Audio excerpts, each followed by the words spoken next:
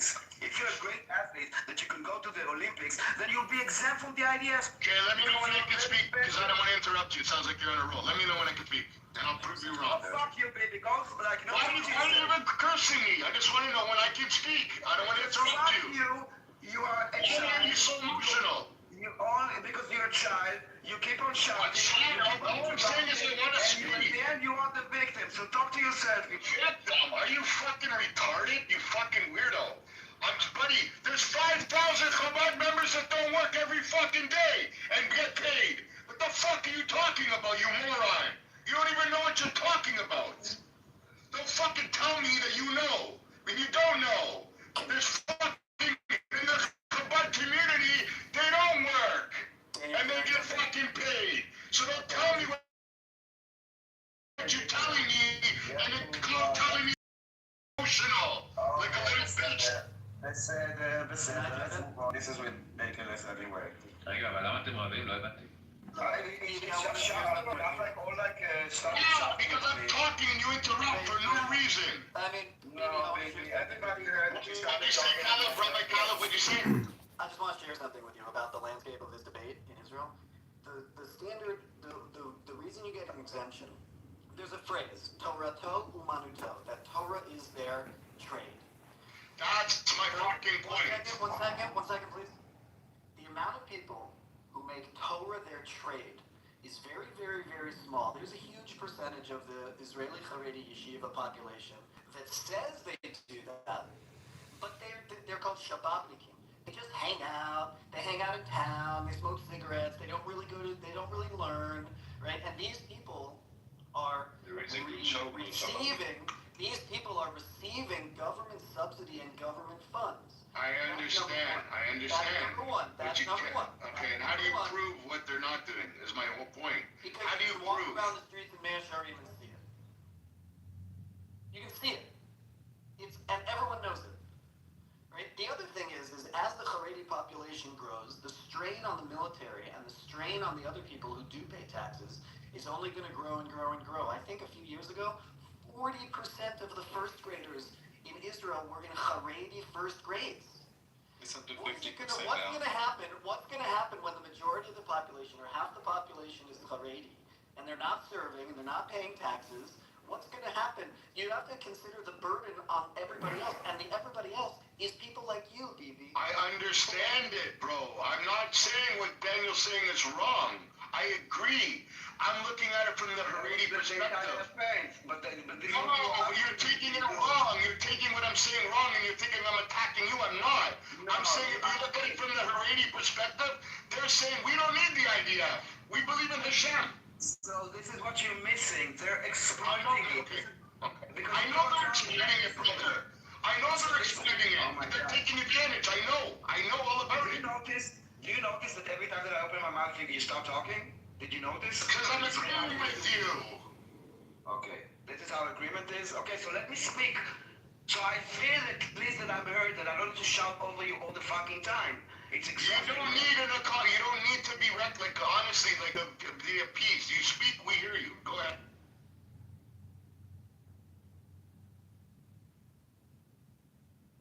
So now you're saying he needs your permission to go ahead. That's it's so fucking weird. Like this guy wants a pat on the back every time he says something. Yes, Daniel, we're listening to you. Yes, Daniel, good job. Yes, no, I don't get it. Emotional day. Get off Clubhouse today, bro. Come back to roll. Let me offer I think he just wants uninterrupted speech for like a couple of minutes. Stop uninterrupted speech every fucking day, bro. Stop talking. Not projecting. Why the fuck would I be projecting? How am I projecting? Enough, Bro, you're saying the most weirdest shit right now. Grow up, enough. My point about arguing with the Arabs. Now, you see, it's like all Jews in this room, and even something that everybody should agree on, which is like the existence and the success of the state of Israel. It turns into World War III. So can you imagine what it looks like from the Arab perspective? So back to Caleb's point, okay, do you really think you can argue with somebody about something like that that's so far apart, and you have people here who agree that it should be someplace safe for Jews to live if they can't agree on how to pay for it, and all of this argument and all of these bad feelings about people that are the same thing. So what does it look like trying to reason with Arabs about reason with them as partners in any sense of statehood or anything? It's like talking astrophysics to a minor, really is. It's just not happening. I want to say to you, I That's racist. think prayer and Torah study does have cosmic effect in the universe. All Jews are obligated in prayer and Torah study. And so what if we, right, so what if, right, why we only say those people are doing it on our behalf? We should all be doing Torah study and praying. And I believe that there's cosmic effect, but we cannot do without our material, physical protection. We can't do without it. And there's a drain on it right now. Yeah, and this, I agree. I know many people who actually grew up in this world, and they left the world because they wanted to serve in the military and they wanted to become more of Israeli society, but they were trained to hate like the system of Israel, and they have a lot of fear that there will be a lot of retribution from their parents or their families. In some cases, some of my friends their parents stopped talking to them for 7 or 10 years or something like that. And they have to find other means and other ways to live. So this is one of a tactic that unfortunately the Haredi community uses to control their people. And I think that as many people as you saw out there, a lot of them were out there because they were told to be. They had no other.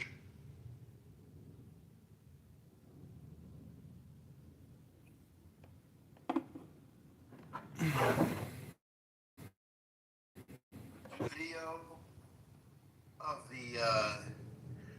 the religious army guy playing the piano in the mall while he was surrounded by all the Haredim in black and white, standing around the piano, listening to him play the piano and sing. It was very funny. Money. Yeah, and she said she would take the money. Please let me quote you. You said, or you can be a whore and take Junset's offer. That's what you said. And she was thinking of taking it, which means that you take Junset's offer. That's whatever. It's close enough. It's close enough. What he's gonna do? Has anyone ever just listened? Have you listened to the Madison Square Garden speech that he did before the election? No, give an example. What you mean? Like he said, trying to make us play propaganda on him. Any of you heard of this before?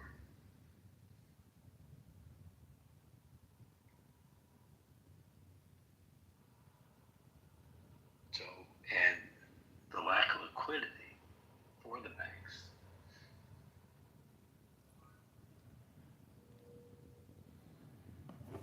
I want to point out that restraint training also includes mirror, that you have and that's why we have mirrors, so people can. Medical issues. You So, are not. Your reflection is a reflection of you. And when you move and when you animate, you can see that in the mirror. But guess what? You can also do. You can destroy that mirror, right? But you're still you. So human beings, the whole world, we can all be destroyed. Source of all cannot be destroyed. And so that's where. But the intention was to create like this. Of course, I know, but that's what I'm saying. Where's our fucking sickle? Where's our brain? Who's? The heads of the yeshivot. Like, why would they do it? Like, come on. Like, do they not feel they have a responsibility to the image of Jews around the world and to the image of Israelis in the world? Do they feel completely insulated from that? With this, I don't agree that we need to do something for the image, because it doesn't. If you think that one guy throwing a bottle as a journalist it will taint the entire Jewish community, that is basically literally anti-Semitism. No, we're not helping. I'm saying we're not helping. It doesn't matter. We would never be perfect, and you could always find someone and use it to paint Jews. This is not the issue. They believe that the leaders, that once those people will go to the IDF, they will lose control of them, and it's about controlling this population. Exactly. All of the videos they say. Here's what they say. And you're partially right. They say they'll go in Haredi and come out secular. They're worried that they will not be Haredi anymore. And part of that is about social control. Part of that is about this very narrow sense of what Judaism is supposed to be and not giving that up. And a lot of it is about money.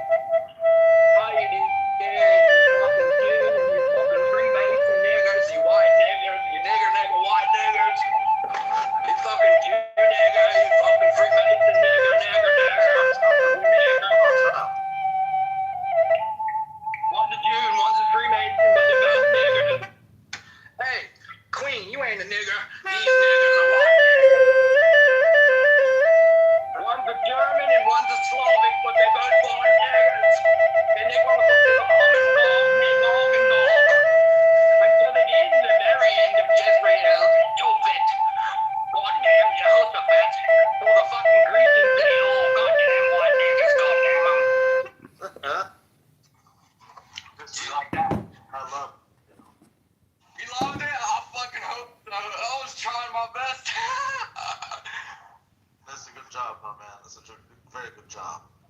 Yo, candidate, I'm in Jordan right now, motherfucker. I just ate shawarma. Good for you. Good for you, my friend. When was the last time you read a book, you piece of shit?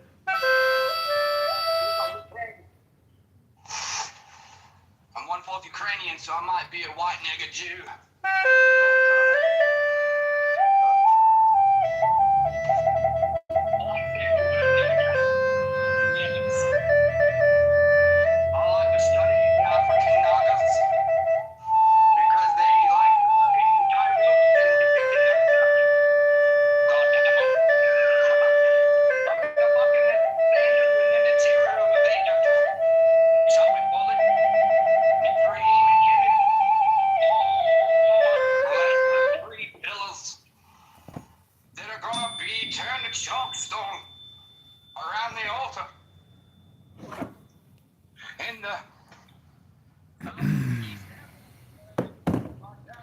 What is it like when you talk in a forest and no one is there to hear you?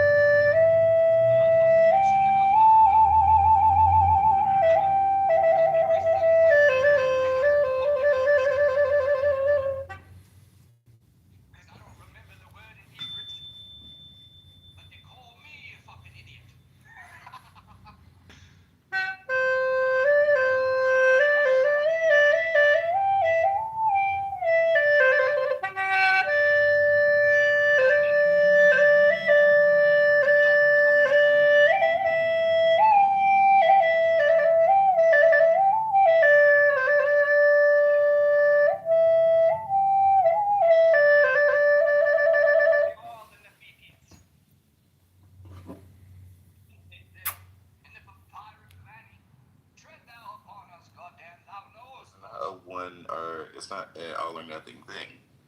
Even my look at Shabbat, no?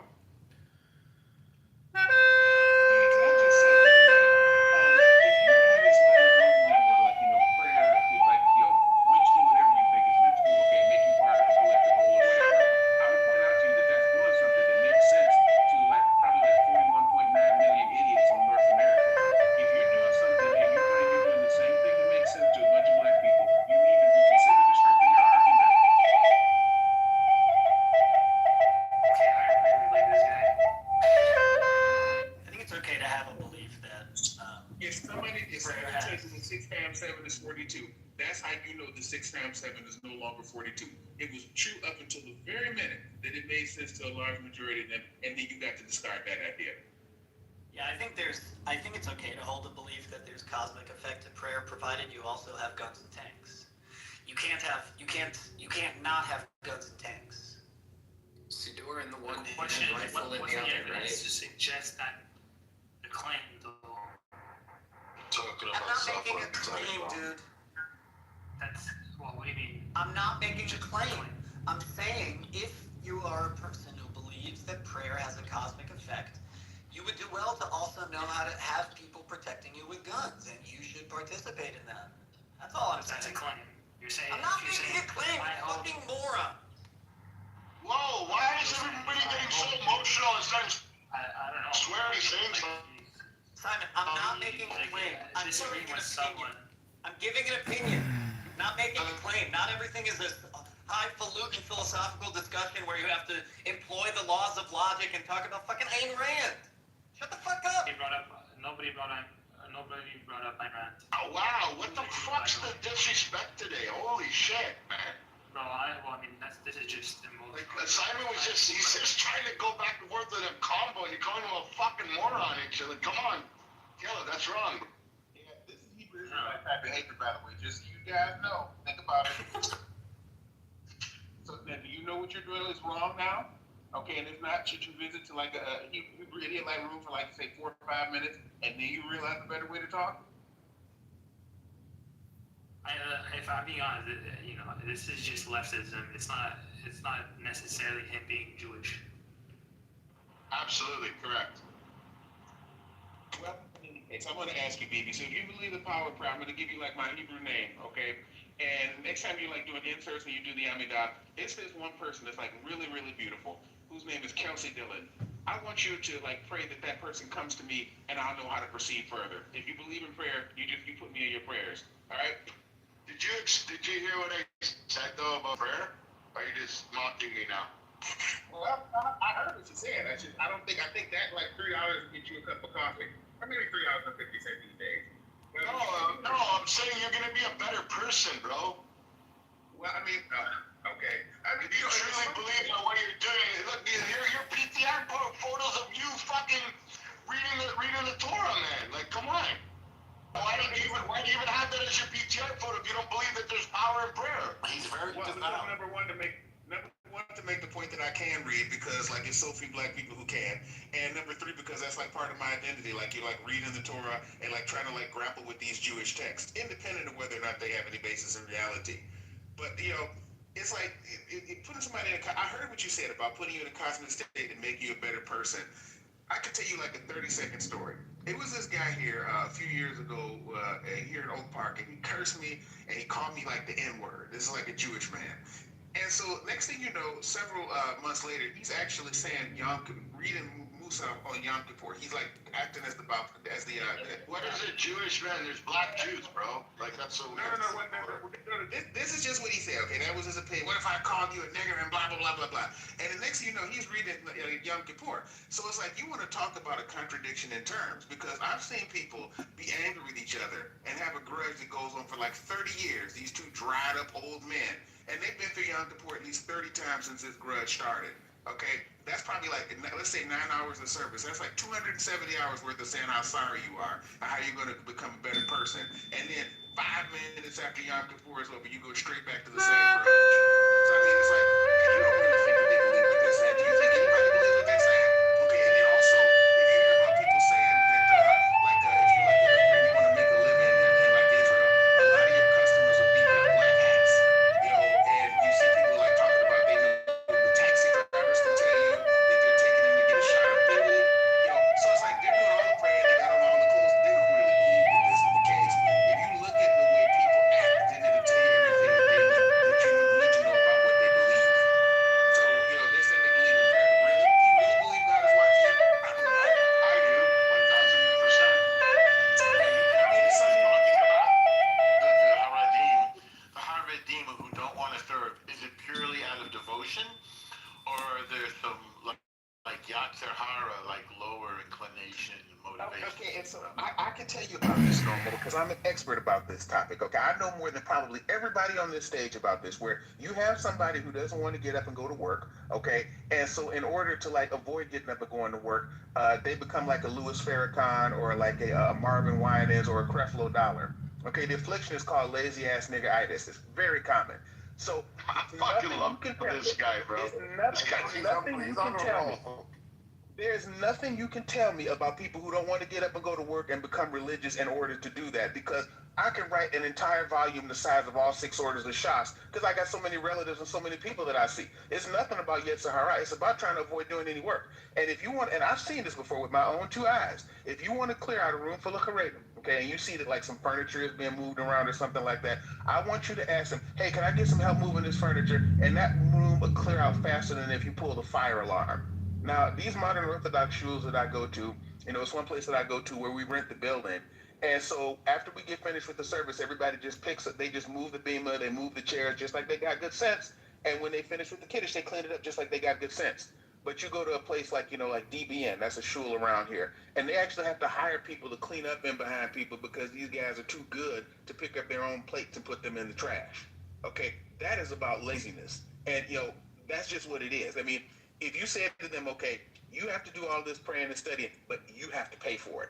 Oh, watch how many fewer religious people there would be. Probably. I think that's called lazy ass getting. That's kind of racist. See, the thing is, when Jewish people are smart, they do it with like panache. Okay, and they're like, like in these kollels around here polishing seats. They have other people paying for their EBT cards, and they're feeding them like food, and they got on like the $1 million clothes and all like that. They do it with panache. Whereas you have like these Negro lights in Detroit, they'll knock over a 7-Eleven, get probably like $75 for it, and spend 3 years in jail for like $75. Dodgers. I mean, you want to steal? Can you be smart about it? And a pack of You're like the Jewish. You're like the Jewish version of like Larry Elder. I fucking love you. Larry Elder. I haven't heard that name in a while. Yeah, Larry Elder's a goat.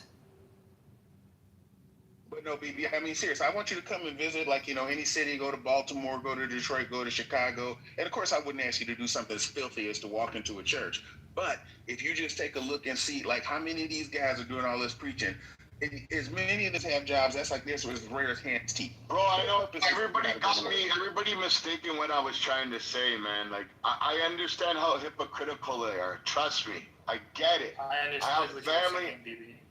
Four celebrities killed by at least somebody. Like, I wasn't trying to be disrespectful. I was like, I'm looking at it from their lens. And so yes, it's true. I agree. So and it's fucked up. They're hypocritical. They're lazy. They take advantage. Like, believe me, I'm my own brother, man. My own brother. I'm like, yo, bro, you're educated. Like, you're always like, wondering where your money is, this and that. Why don't you fucking work? He's like, Hashem will provide. Every Shabbos, bro. Like, just before, like, Shabbos, something happens for me. He's like, look, Hashem provided. I'm like, you're fucking dumb, dude. Like, Hashem gives you free will. Why wouldn't you go into work and make the money so you don't have to worry? And every time something good happens, you classify it as a fucking miracle.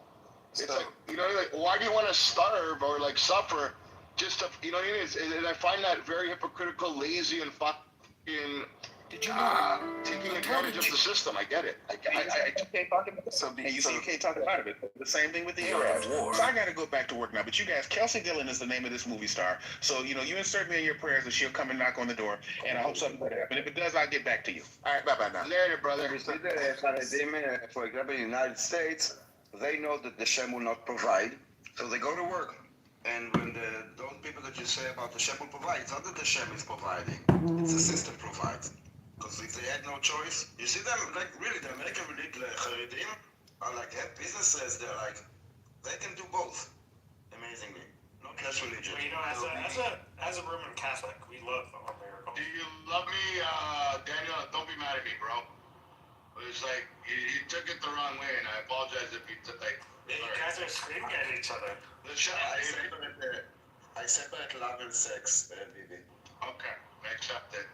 So, you want to choose. If you want me to love you. I'll take it all, bro. All of it. So, Shai, go ahead.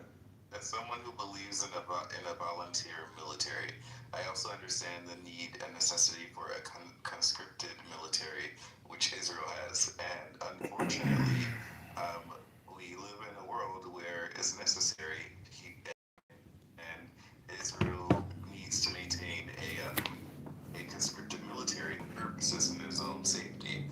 And these people, they can't just have an exemption just because they don't like it. Like, there are probably a lot of people that don't like waking up every morning and going to war and to battle, but that is the function, or the way the military works, and that is the way the country works, and that is part of their national service and the national reality. I think it became even more evident now when you had like the non-religious or like non-Haredim doing like some of them more than 200 reserve day.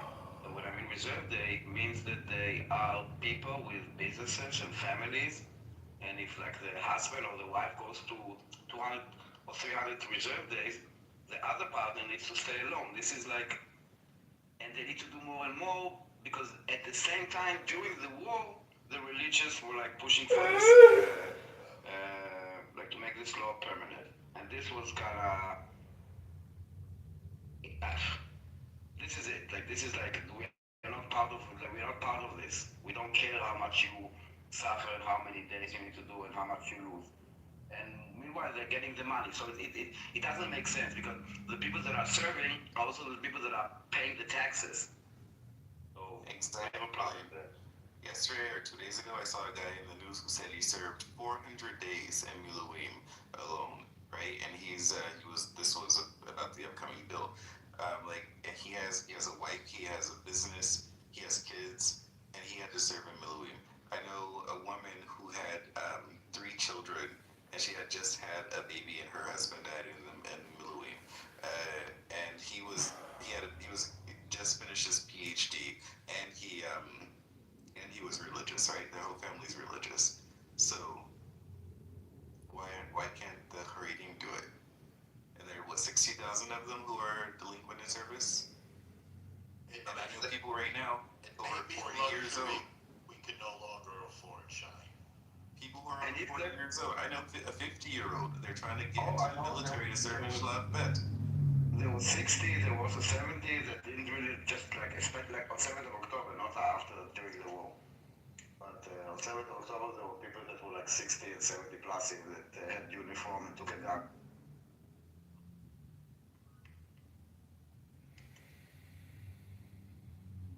Maybe leave.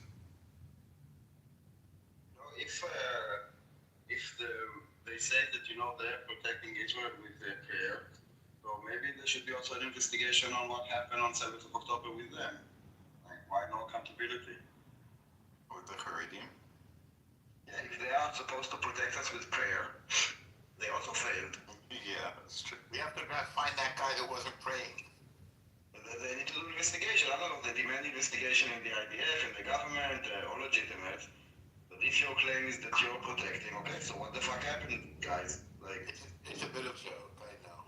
Look, I think that we exist because we feel it's part of our identity. And also, we wanted everybody to be included.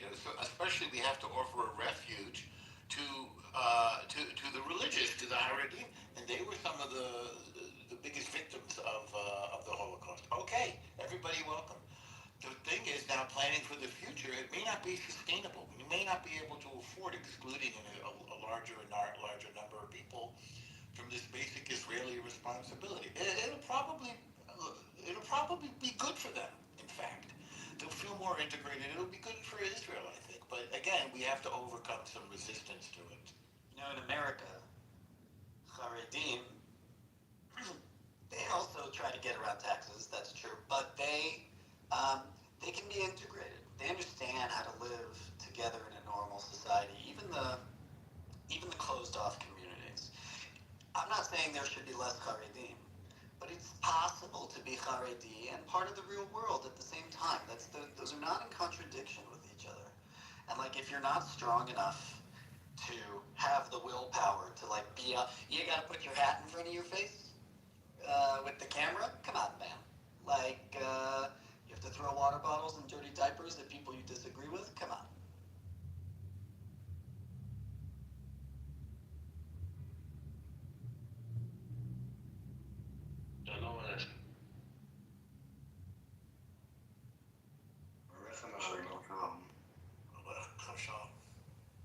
What's going on, guys? What y'all talking about? Shalom. We are talking about the Haredim in Israel serving in the military. Just out of sheer morbid curiosity, just a theoretical question. Back in Vietnam, when they were drafting, how would the Haredim with all this? Were any draft cards sent to Haredim? Now, there were exemptions for religious studies, like priests and rabbis and stuff like that didn't go to Vietnam. And college students. College students, yeah, college students. Haredim weren't college students, but okay, I get the idea. I did stay at the protest, but I went and I walked through it. And I just checked everything out, and I knew what was going to happen before it happened. Because right now on my social media feed, there's all types of videos of police trampling down and beating people up. This is Ariel. Yeah, this is me. Hey, hi. How you doing? Happy New Year. Good. Bullshit. Happy New Year to you as well. And so I knew what was going to happen. So I was just like, nope. I just kept on walking. So, you know that October 7th was going to happen before it happened? Why are you asking? Why am I asking? No. You just say that? No, he was talking about the protest. I thought the protest and that it was going to be messy and he went around them. That's what he was saying. Yeah. So, Eitan, I have a friend who was a conscientious objector, and but he did serve in the Israeli military, and he served as a prison guard. And instead of going out and like doing a combat role, he did a service role. He worked as a prison guard. He did a pretty good service. But it's still like there are roles for people who may be conscientious objectors or whatever in the Israeli military, even to be teachers, even to be spokespeople to like do media, all sorts of things. The Israeli military isn't just fully combative. There are many different roles in the military, but the point is that they're there when they're needed. My rabbi's daughter is over there as a EMT, as like an ambulance person. What's that called again? She's in like Hatsala. Magen David Adom. Magen David Adom. But what's the English word for somebody who does that? EMT or a paramedic if they have more first responder. There's all of that. So, we need to, by the way, here's another thing that would be good for Haradim. We're going to need a lot of therapy and social work and all of that, and I think that's something actually that some of them like to do. So they can do that way. There's many ways to contribute to Israeli society that we would count. But the point is that it's national service. That's the point. All right, can someone help me out with this one? I have a situation where there's a 75-year-old who goes around the city collecting bottles and cans of waters so she can make enough money to feed her Haredi son to study Torah. Does this one Torah much plus there are 75-year-old nuns go and collect cans of beans so they can study Torah? Is there any way to talk reason to this guy? Adarabba, he should be working to support her. That's what I'm saying. This is what's going on. Fifth commandment, Eitan. Commandment. Fifth commandment. Honor thy mother and father. Yeah, I agree with that. I understand that. But how is this going on? Is he sending her out there to collect cans and bottles, or is she doing that of her own free will? It's a default behavior, because if he just sits and studies Torah, he can't make money, so she has to do it. I'm sure he's not saying, go, Mom, go do it. Right, if she's doing it of her own free will, there's no issue. She's doing that because that's what she wants to do. No. Hold on a second. You guys feel about it this time? What? Is this what the Torah teaches that we take our There's two versions of this. Active, telling her to do it, and passively telling her to do it. By not working, he's passively forcing her to do the work. You can actively force someone to do the work, or you can passively force someone to do the work. He forces her passively. Of course, yes, of course. She's doing that of her own free will. That is actually so because people talk about she's being blessed. Do you think the son should let her do it? Me personally, I would. That's her obligation to her son.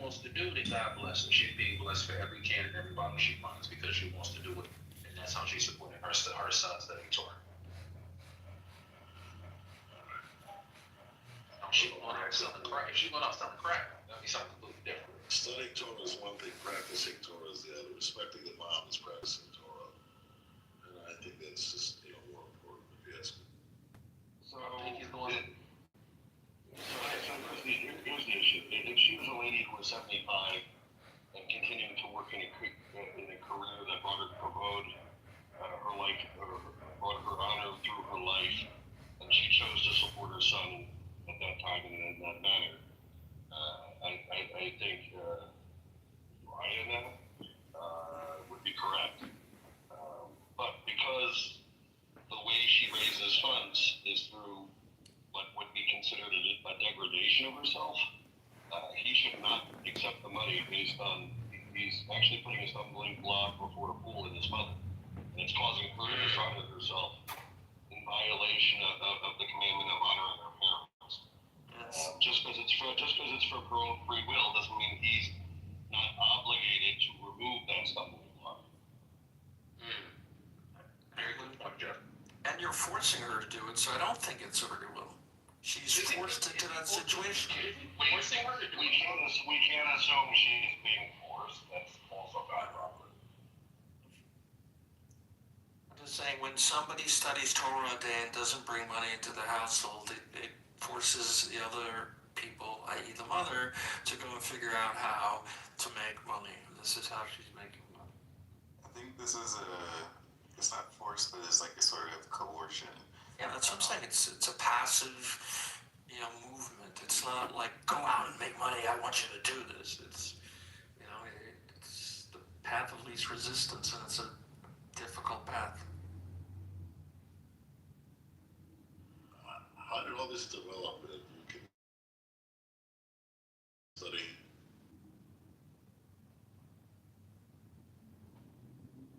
They had jobs. Every rabbi there had a. Sure, they had jobs, but the basis for the not serving in the army comes from a passage around providing for the security of the town. And does everybody have to provide monetarily to to building the wall for protection of the town? And the Talmud, the Chachamim, the Torah scholars are given exemption, and it's called, in the Aramaic, it's Shurba de Rabbanan lo tzricha netiruta. The Torah scholars don't require protection like that. And so since they don't benefit from the protection of the wall, they don't have to, because they have other protection from Torah study, they don't have to contribute to the building of the wall. What about Safra with Saifa? What about it? It specifically is studying and Saifa is fighting. Yeah, but you have to understand that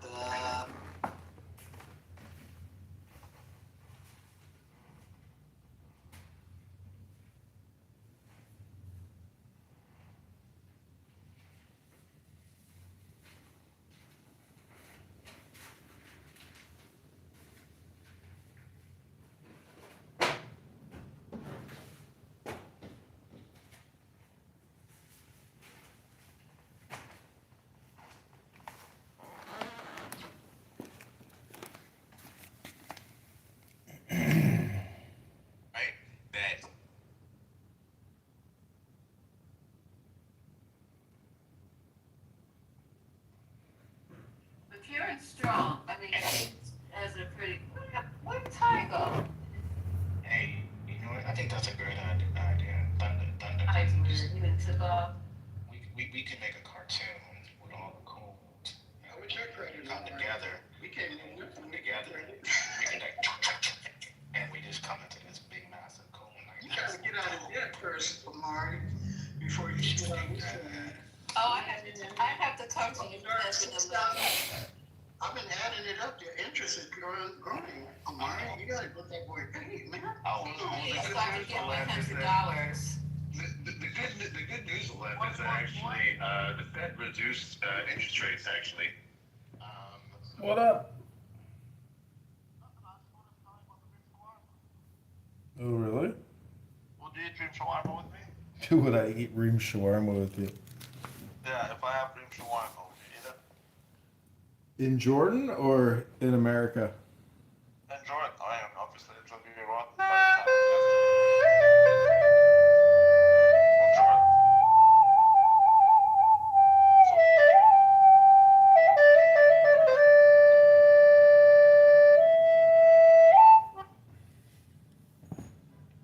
Would you eat dream shawarma with Rabbi in Jordan?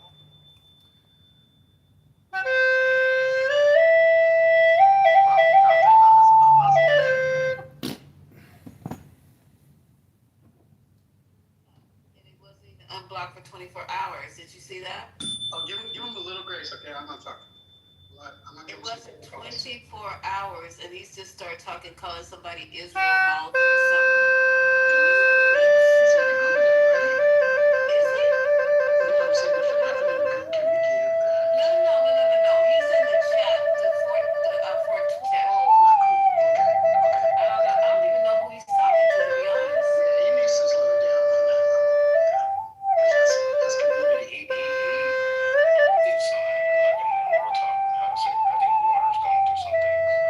There's this other guy named Mountain that's on this app. Oh, we had him last night. Oh, this morning. Mountain. Yeah, Scrub and you go by Scrub Mountain. Those two are something. You can tell like they going through something mentally. Like that's a different type of like Joe. I didn't know nothing about Mountain. He sounds like typical. Everything he was saying. Typical. Didn't he call me a bitch or something? Who called me a bitch this morning? No, that was the libtards. Morning. You were called a B twice by Democrats. In the morning? Yeah. Motherfuckers. We used to get called a B twice by Democrats. Not a damn. You know, you wake up, you pour your cup of coffee, and you just yes. Wow. They might be right about you leftists. The violence is real. I wasn't doing anything but pretending like I was a MAGA. Did you hear Matt and Jeremy? That was JD was in there. Oh, I heard some of it. It woke me out of my sleep. I was like, what is going on? You was dreaming about it. You was dreaming about being a MAGA. I was. Jeremy comes in here. He drops like talks on both sides. Like he tries to be in community with them, and then he's sacrificed for an issue. That just blows from anything. That's something I told before. He got triggered with the way Matt went after him. You know how Matt is. But everything I said, I've had that back and forth with Jeremy a few times, and that's it. I don't have it to the point where you're not coming in and saying I'm not going to be on stage with you. None of that. I mean, you talking about stuff that happened with Matt and Jeremy? Yeah, Jeremy. Yeah, I was feeling bad about that because I like those guys. Both of them. It was brutal. Yeah, that's why we started talking about the Dodgers. You know, Running breaks your joints. But you notice how it's you men. I'm trying to figure out what can I do to help you men. It's the men who can't seem, and we get the bad rap. But you men, you guys, we're gonna have to learn how to do better representation of our community, our men. So I was very heartbroken. I just rolled over. I rolled my comforter over my head. I was like, what the hell is this going on? It's crazy. Breaking news. The U.S. will limit the number of refugees to 7,500 and give priority to white South Africans. No doubt. I don't believe you. That is. Yep, once again, feeding the natives. That's 2 hours ago. Fake-ass nativists. Oh, don't forget to come to the. Only reason this room is open like this is because there's a special programming later on where there's a special guest going to be in Politically Correct, right, Patty? And then, but you can't. It's a racial thing. I'm not sure what that means. So that means that you guys can't be doing your usual, being. I don't know. You know what your usual is. You have to be on your best behavior. We don't want this person to see the worst of us, and we also want them to come back if we need to, do maybe a room 2, part 2, whatever, or a series. So racial, I'm not quite sure what that means, but just be on your best behavior. If you, when I say this to you guys, I'm not being funny or anything or trite. If you're on medication for whatever reason, hypertension or something like that, or maybe you have something that controls your Tourette's, or maybe you have mood swings or something like that, why don't you guys go ahead and pre-medicate yourself, and then that way you won't have to, about getting triggered is the words like to use on Clubhouse, triggered. So, yeah, I think it's going to be great. We never talk about race in these 2 rooms, hardly ever. And I think it's going to be really good in a controlled environment. We might learn something. Is it So everyone is welcome. Is it Tim Wise that's going to speak? Is that the person? Is it Tim Wise? Well, what's that got to do with racial? Rachel? No, racial. Racial. I don't know. I just was wondering who the guest speaker was. Yeah, I thought I heard Tim Weiss, but I thought, well, that doesn't go together when we're talking about, racial and does it? Am I missing something? He has written a lot of books, right? I haven't read them. Yeah, you don't know Tim Wise? No, I said I don't know how racial comes together. Can you explain that to me? How is the racial component to Tim Weiss? Apparently, Tim Weiss Harry put in the chat that he's written, I guess, multiple books around anti-racism. That's why I asked you, do you know who he is? Oh, I might be confusing him with someone else. Can somebody give me a synopsis of who he is?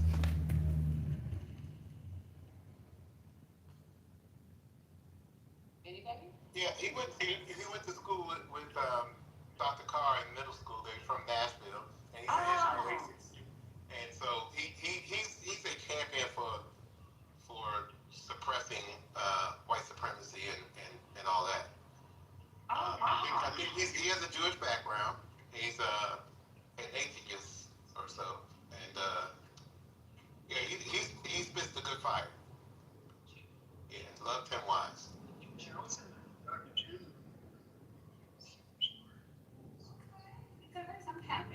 Yeah, he's a super academic, and he knows the facts.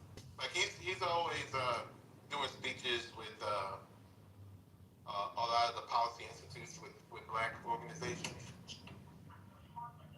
Do you guys want to make up maybe before you come in, make up some questions or something so we can sound like we're prepared and intelligent? I don't think so. I don't think so. Well, no, I've heard it on Karen Hunter show a lot, right? Like he goes on Pete Dominic's podcast a lot. Now I'm a Patreon member. He's hung out with us on Zoom and stuff. Like, no, he's a straight up dude. Now he ain't gonna take no shit from no trolls though. He can't be inviting the trolls in here. Oh, okay. Enter at your own risk, maybe. It should be a control space. Like it should only be like the monster geek. That's how we used to do our rooms. Like you can't bring your regular people. People got to stay in the audience, and then someone watches the chat, and someone acts up, they automatically get booted. And when you have serious speakers, you have to have a control space. Yeah, he's a serious speaker. Yeah, that's how we used to do it. So yeah, hopefully I'll sign some rules out tonight, and so that people could be in their best behavior. Oh, as a matter of fact, guess who I'm going to try to get to come back since we're having a lot of MAGAs on stage lately. I'm going to ask CEO if we can get the attorney who was working on the Epstein case, the one who was assigned to, what was the name of whatever island chain, and she was responsible for that part of it. Maybe we can have her come back and speak on the despicableness. Nothing else despicable, but the despicableness of that whole case, because she was an actual attorney working on the Epstein case, the part that dealt with the island, the people who actually came to the island. So I don't know what happened with all that, but I'd love to get an update. And then we can tell she already knows that we haven't released the files, so. That was very informative. Shut y'all up too to have one of the actual attorneys on the case. Can we also get Alan Dershowitz on there too? Because that would be someone that actually. Alan was. I don't know. Does anybody know anybody that knows him? Because I would love to have him on there. It'd be nice if someone could get Alan up there. Not the other Alan, the one that comes in the room. Yeah, we should start doing that. As a matter of fact. If we raised enough money, we could have a seance person, like, contact Epstein. Oh my God. We gonna be doing that witchcraft over here, bro. We can seance. Can we invite maybe some of the women to come on reach out to some of their social media and see if they wouldn't mind coming talking about it as well. What you guys think? Let's get Angela Rye in here. That too. You guys, I'm serious about that. Yeah, because Let's she be just more said something very. intentional. Yeah, I heard something that she said. Her sidekick. You know, I heard something that was said, and a person made a comment that, you know, disparaging Newsom at this time is just not the thing to do. They had some issue with him not supporting reparations, and you know, I agree that like this is way bigger than Newsom reparations. not support reparations though. This is what I heard so far. I gotta get some more information, but I did see a clip earlier. I'm gonna go grab the clip and I'll put it in the chat so you guys can see. You know, Newsom, they have that thing in California. Alef, you have to tell us about that because I'm not too familiar with what's going on with reparations in California. Yeah, I'm not really caught up on the latest of it either. But what happened? I mean, I know that it went all the way to trying to figure out who was going to get reparations, and then oof, I didn't hear anything else about it. Something happened where didn't Newsom say no go on it or something like that? I don't know. We can dig up. I don't know. I'd have to search that. But you did hear about him suing, right? He's suing Trump. Yes. Suing the administration. Yeah, that's pretty cool. 23 states or something. Yes, that I have heard. Yes. Yes. So, I mean, it's going to be a really good night. So, if you guys have to take a nap, I know how you get sleepy and everything and irritable. So, take a nap and get you a snack so we can be ready. It's going to be a long night.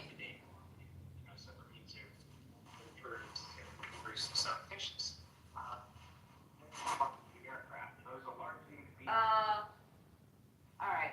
So can someone please tell me I know I asked this question and you guys are taking me as a joke, and then I got into it with Anthony for no reason. TC had to jump in to save Anthony. So it's just it was a bad segment. Do you know why we need to start doing nuclear testing on nuclear stuff that we already tested? No. Yeah, Patty, because the flex is real. I'm scared. I'm really scared because he's not responsible. He's just not a responsible president. I know he doesn't have anything to do with all that. It's like he's not pushing any button or sending anything up. But just the recklessness of it all. When was the last time we tested anything under what president? I was trying to look under that, but back in '92.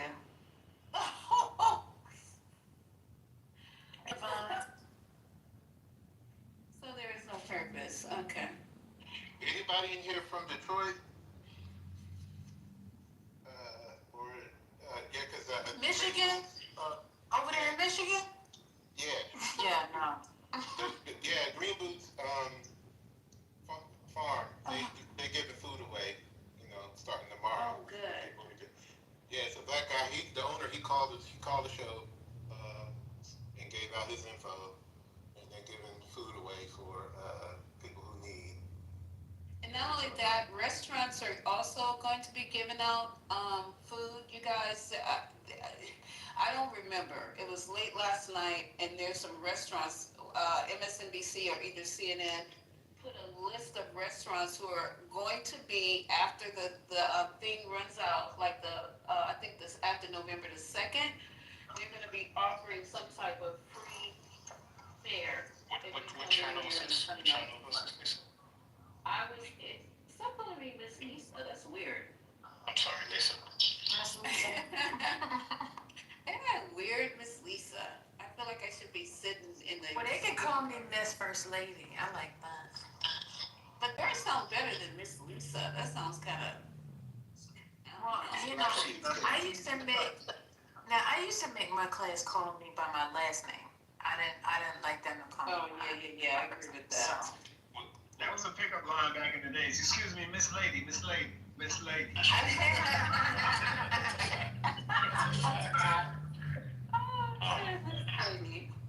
So do you know where you saw that channel where they had the list? It had to be only one. and it's News One, which comes out of New York, and then I also like CNN, and I like 24/7 and MSNBC. So I was but I'm sure if you Google, you should be able to. I'll send that out, so I appreciate that. I'm wondering, yeah, I'm wondering like how they, cause that's a good idea. Hopefully more restaurants will do that. That's good. I like that. Yeah, still throwing away food, right? The only food we throw out every night to restaurants, even the. Little Caesars. I sorry to talk over you. I gave one earlier for those who weren't here. Plentiful.org. Plenty, Plenti. Devon, I still got your link on top. Oh, okay. Oh, yeah. Shout out to the link up top. Yeah, I found that today, guys. Spread the word. They're gonna look out for people. Because you're President Paul.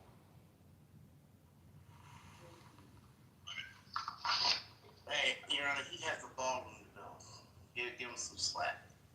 Yes, let the meatball ring.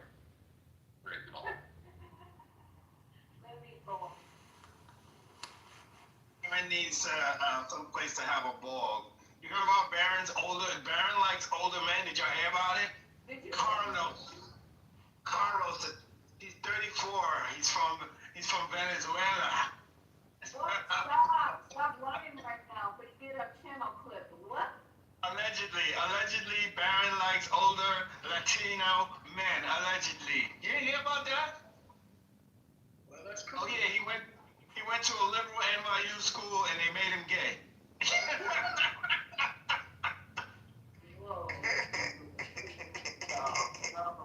Our agenda's finally winning. That's right. That would be irony.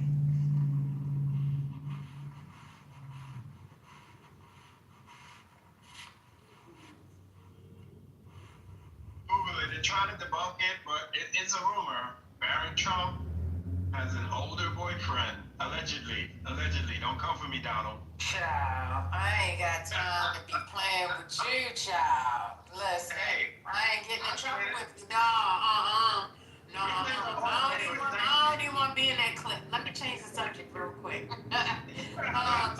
If you are busy tonight, is it Thursday night football? It's Thursday night football, but I won't be listening to you. So you watching football tonight? I watch sports every night. I bet. Don't bet on any sports, Amari, because we know That's the thing. Oh my God, that's the trend. Y'all, the people that listen, the MAGA people, they are addicted to gambling. It's a trend. But they got a system, so I'm sure they win. Exactly. Oh, I heard the story, divine.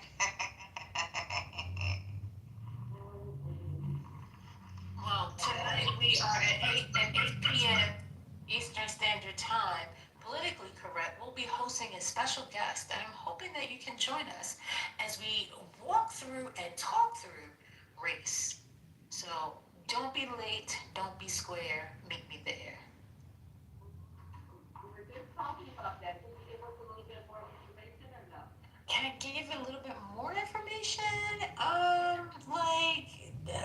More information about the topic, maybe? Okay. Well, first of all, you are listed as a co-host, so if you don't know that, then that's more information.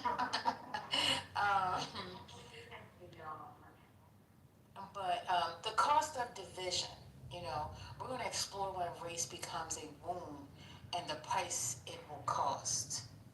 The thought-provoking discussion will dive into the deep social, emotional, and historical impact of racial division.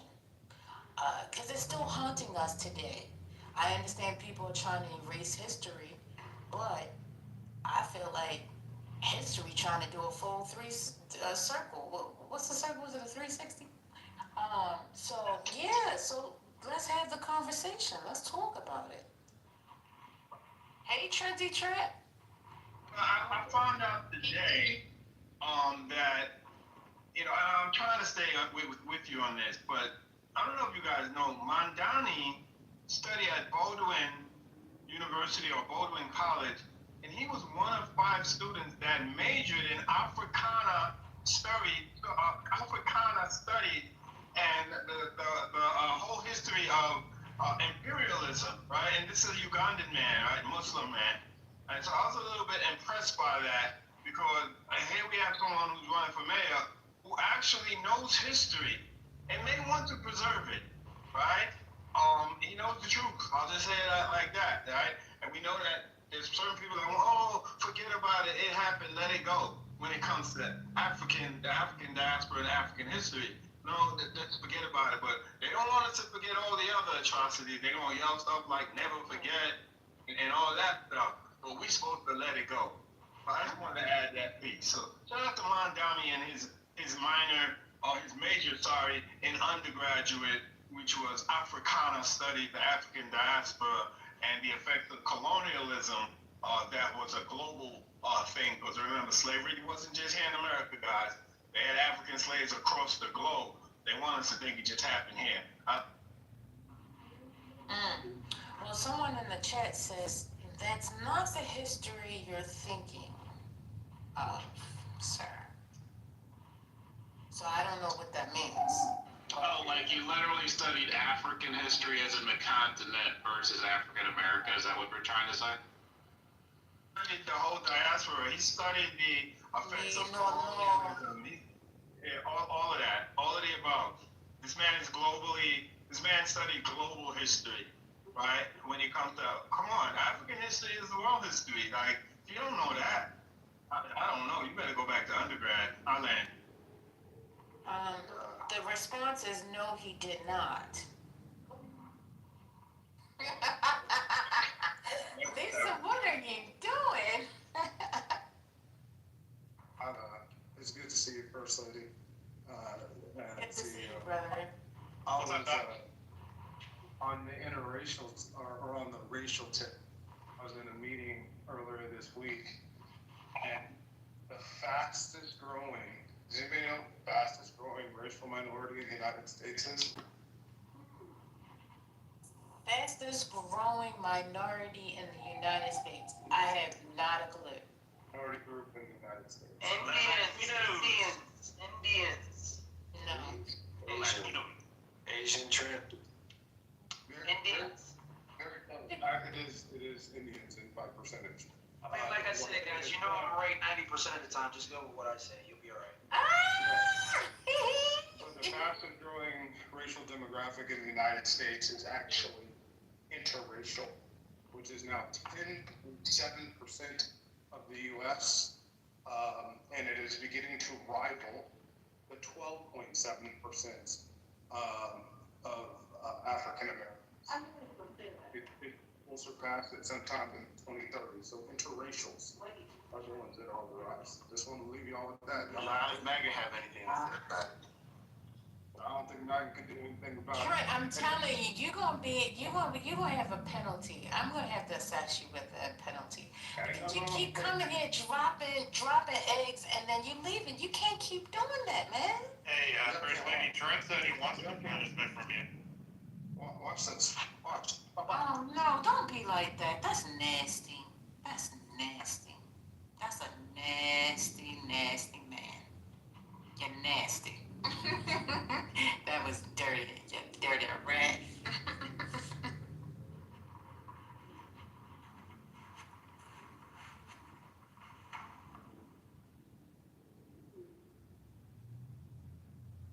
Oh, Nathan, please. It's good to see you, though, Nathan. But please, he was smooth. That wasn't nice. He just come in and just say what he want to say, and then he leave. Like, who does that?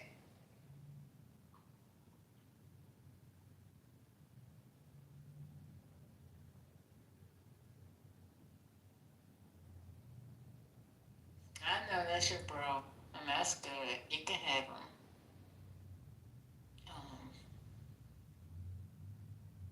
That's a fact. Conversation with the chat, ain't you? Well, ain't nobody else having a conversation, so I'm gonna have a conversation so we ain't gotta hear what's going on in other people's background. Hello? You got a problem with that? See, there you go, pointing out the obvious. Do you have a solution?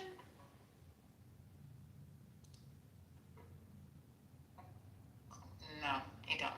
CEO, man. Hey, listen, hit me up in the back chat, bro. I'm at One Liberty right now. I'm just leaving a meeting, and I'm headed back. But if you're in Philly, bro, we should connect. Actually, we could probably do Thursday because I'll be flying back in next week. I don't have. I know we connected on LinkedIn, but I don't have you. I don't even know where to find you. I'll hit you up. All right. You can find me. My name is pretty much the same. You guys gonna have a MAGA conference? Hey, no, cuz, listen. Wait now. Only if you were hosting. Oof. What say you? It would be a MAGA conference if I'm hosting. It would be a progressive conference. A progressive? Hey, TC, You a one of your boys progressive? is looking for help. Is looking for a job. Nathan is looking for a job. Progressive, yeah. Hit him up. Hang out with ML. You gotta know. ML, you're progressively wrong. That's all I know about you. Come from yeah. What they got for me?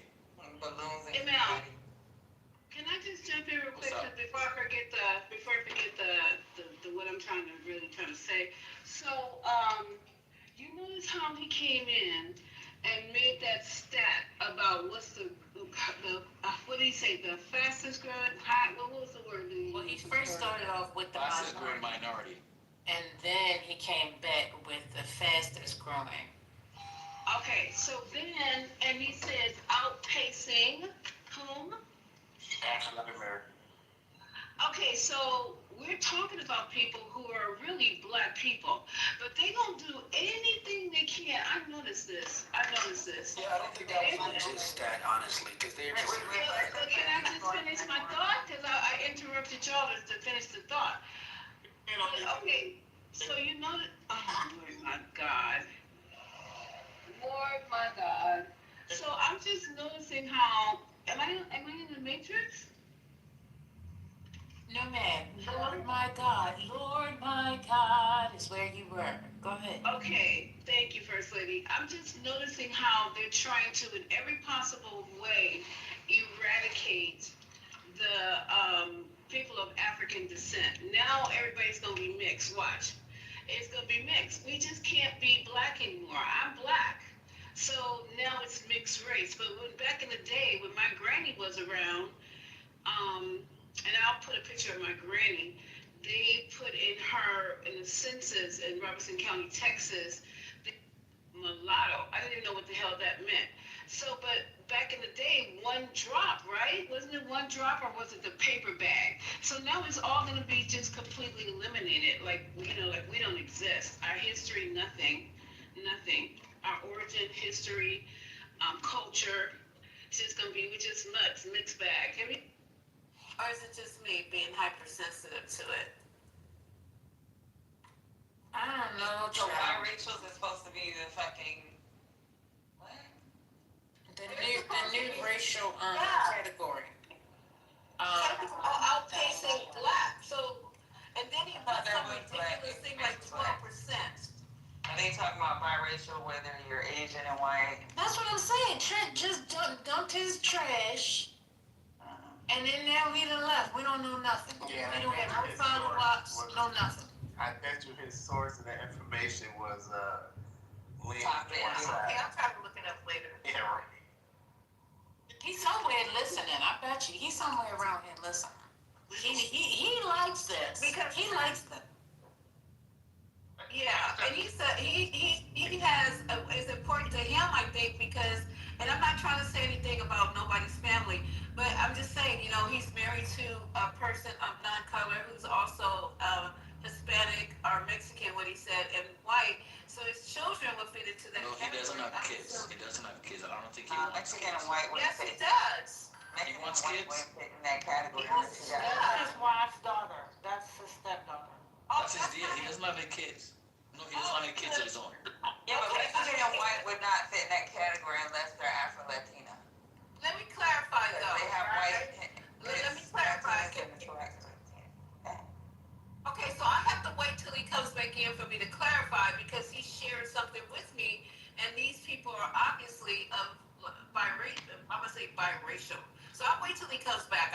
speak on it then. I thought, I don't know what I thought. I thought he had. Yeah, he said that his wife, I think, has a daughter, but it's not his. He doesn't. He says he personally does not have any kids, and he doesn't think he wants any. Okay. All right. I'll wait till he comes back. Yeah, no, wait till he comes back. I think he needs to be on timeout because he can't keep doing this to us. I'm gonna call 911. You guys know. I don't like it. You guys know when you'll put Trent out of a room, when you'll get mad at him. Well, this is an emergency. Hey, man, I don't know what's going on in First Lady in there. They put me out of the room. He calls it all the time. He calls me directly. Okay. I have an answer. I have a possible answer. This is a possible answer. The possible answer is he's referring to people who identify as mixed race or multiple race based on the new census category. Okay.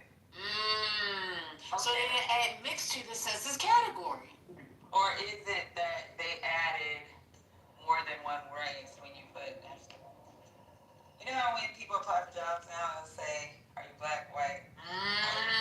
Good question. Oh, yeah, 2 or more races. Yeah, you know, stuff, I always check that too. So make I do too. I'll be checking that. Every black person in America should be checking that. Was two or more races always part of the census?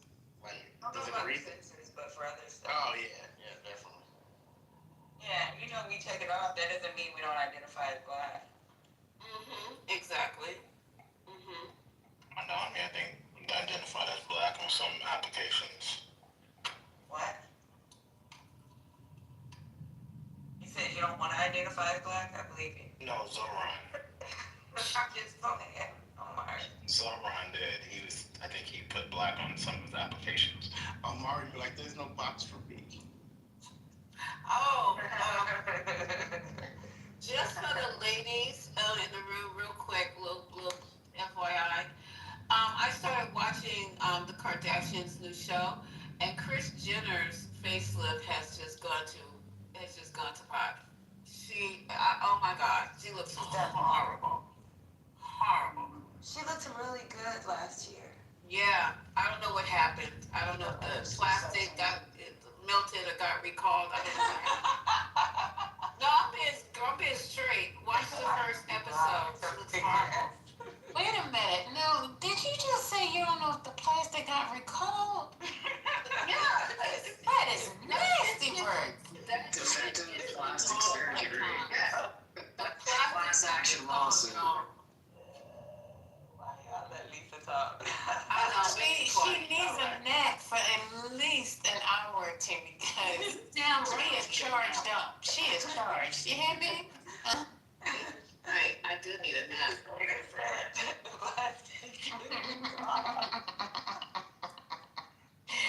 That's crazy. I mean, who mind thinks like this? I don't know. Did you hear that speech this morning that she gave these black men? Yep. Girl, I promise you, girl. I want to go outside and make some signs. Your ass is so much. That shit was good. I was like, let me go make a sign and get my hair in an afro real quick and let the sun shine in that bitch. Because your ass was going off, girl. I'm sorry, that triggered. That shit was good. No, I was triggered, you guys. Certain things just trigger me, and that's one of the top 5. Yeah, but the way you put them words together, girl, that shit was good. Well, when I start drinking again, then y'all gonna be like, oh, hell no. You know, then you're Beyonce. What does that mean? What does that mean, sir? Yes, be drinking. Is that how it goes? Not Did I mess sure. up the words?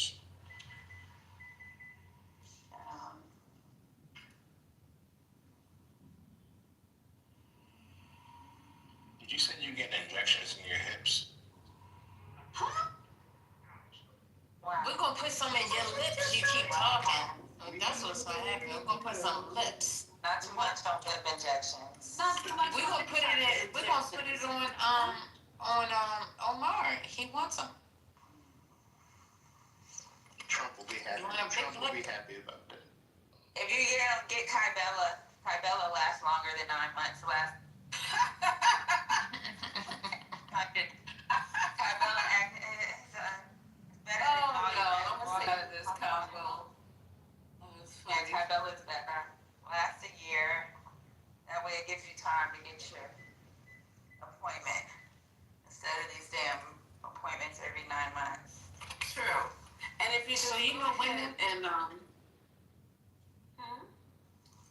That's Patty's recommendation. no, because Coming from the lip injection. his original question was, did you say you were getting something on your hips?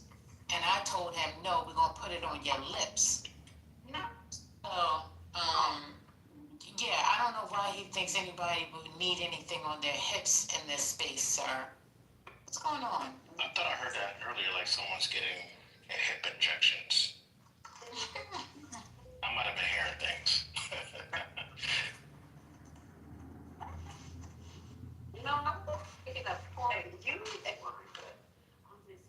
Well, I don't see nothing wrong with hip injections either. Wait, You, y'all in the Matrix or somebody. Is somebody in the Matrix or is it me? That's, I think Lisa's on her phone with somebody. Oh. Okay, well, let me tell you what Miss Georgia Peach said. The DOJ has scrubbed the J6 riot from the court records. What? Get out of here. Shout out to him. He just let a whole bunch of people free and gave them a free pass. What? So essentially, it never happened.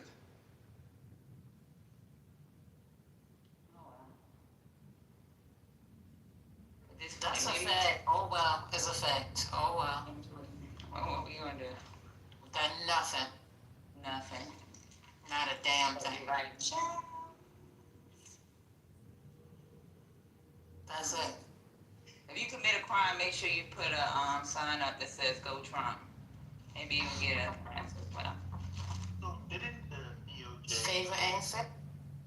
didn't DOJ suspend prosecutors yesterday that had recommended some prison sentence for two J6ers that they said that they were trying to do something to Obama. I can't remember what it is, but they had recommended some prison time. I guess the DOJ folks didn't like it, and they fired those two prosecutors yesterday. This nigga, I swear to God, I'm silly fucking dog.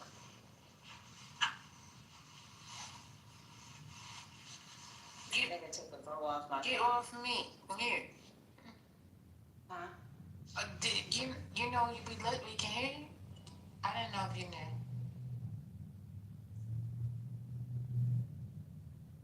What did you say? Who got fired, Ben?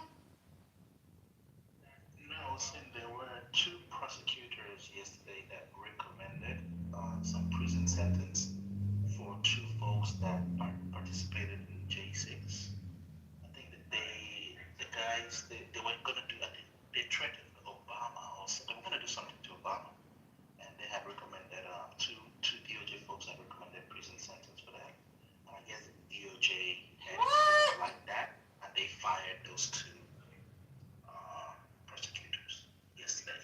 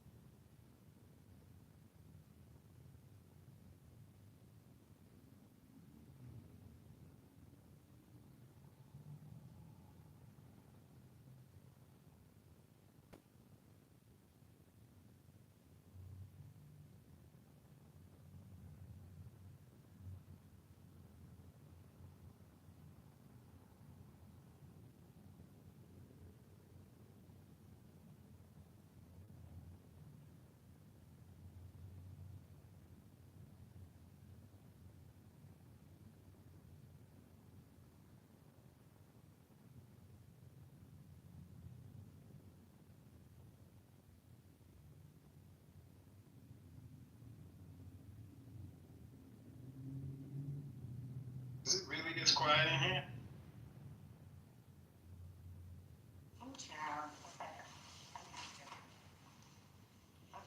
We put the kitties to bed. They were sleeping. You can go get something.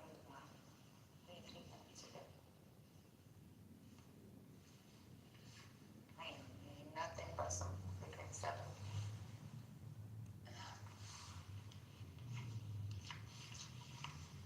Hey, Chef, you're on. Let me look something up. Wait, what's going on? What's going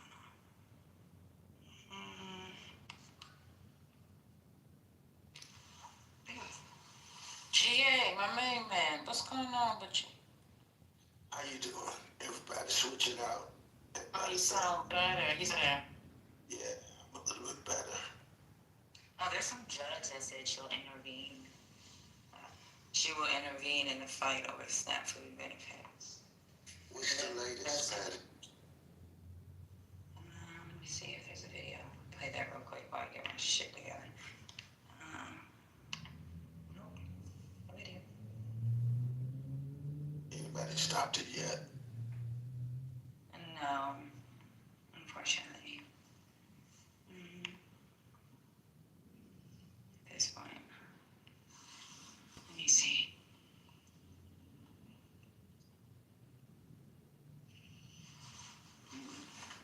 When it start interfering with my hair and nails, we gonna have a problem, y'all. Not playing. Y'all laughing. Oh, what are these young men ass? Let me see. I don't want them Alabama people coming over here to South Carolina. You know, Alabama said that they weren't gonna give anybody. They were shutting everything down. Alabama said that. I don't know about other states, but I saw Alabama. I want them Alabama people coming over here to South Carolina. Y'all cousins, ain't it? No, we ain't related to them people. What do you say? You want the Alabama people coming over? Yeah, we Like they're a different breed. Yeah, we don't want Alabama people coming over here to South Carolina. We don't want that. We don't like them folks. We don't like them folks. We don't like them type of folks.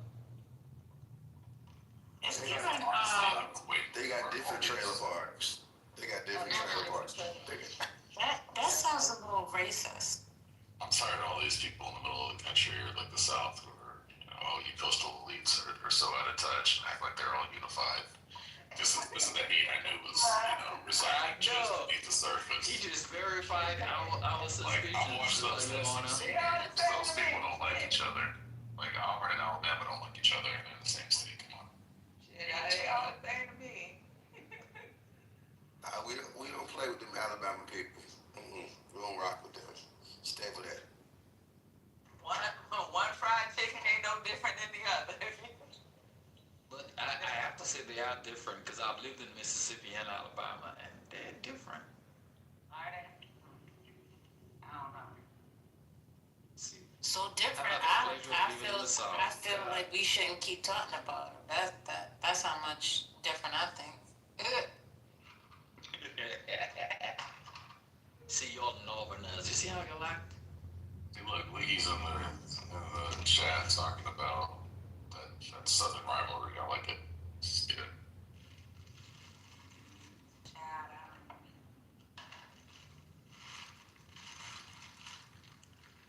So, but what happens if segregation should come about?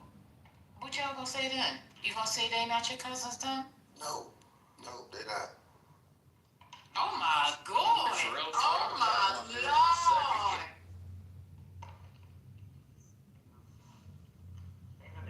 They're not coastal. We sit there and elitists over here on the coast. Oh, y'all elitists? We sit there and elitists, yeah. Okay, I got you. So y'all the East Coast. Southern.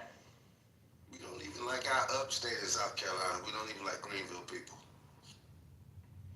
See, that's the real stuff right here. That's just like NorCal can't stand SoCal. Cool place.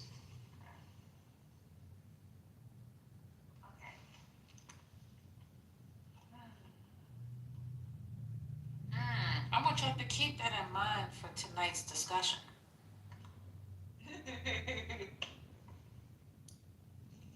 Seriously, this is something else.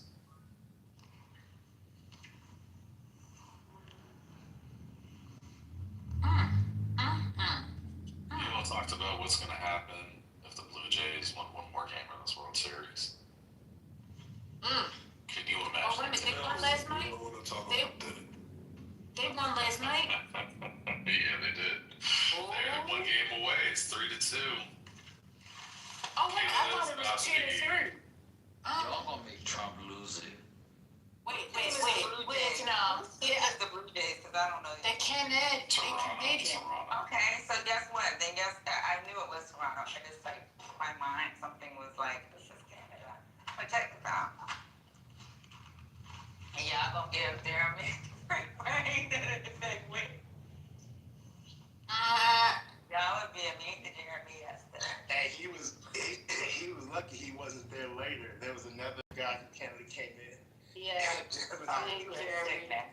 Jim like telling him, we're taking Canada. Oh, he was like, No, he said that shit all the time.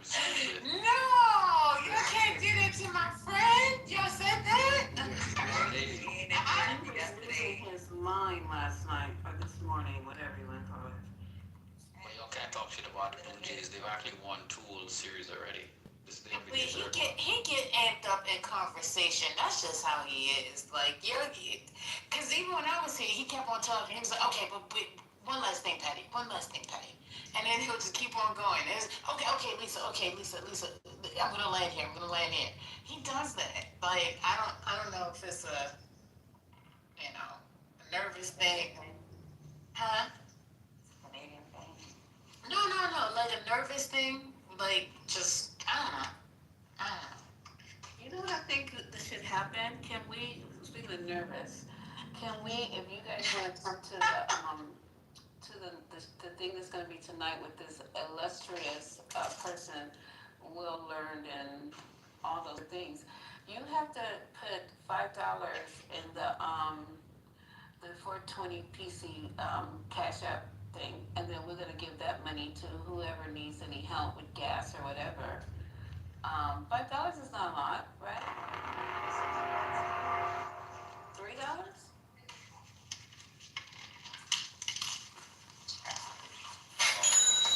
Only thing is, I ain't putting my personal information on it. $5 shouldn't be nothing. That's a fact. Shit. Y'all got these dudes on stage fighting over. How big their bank accounts are. We got a wedding planner that's talking about get like me. Keep it going, sis. Keep going. Go ahead. Give it to got another one that's talking shit about social services, but it says got Section 8 tenants. My God. Keep on preaching. Go ahead, sis.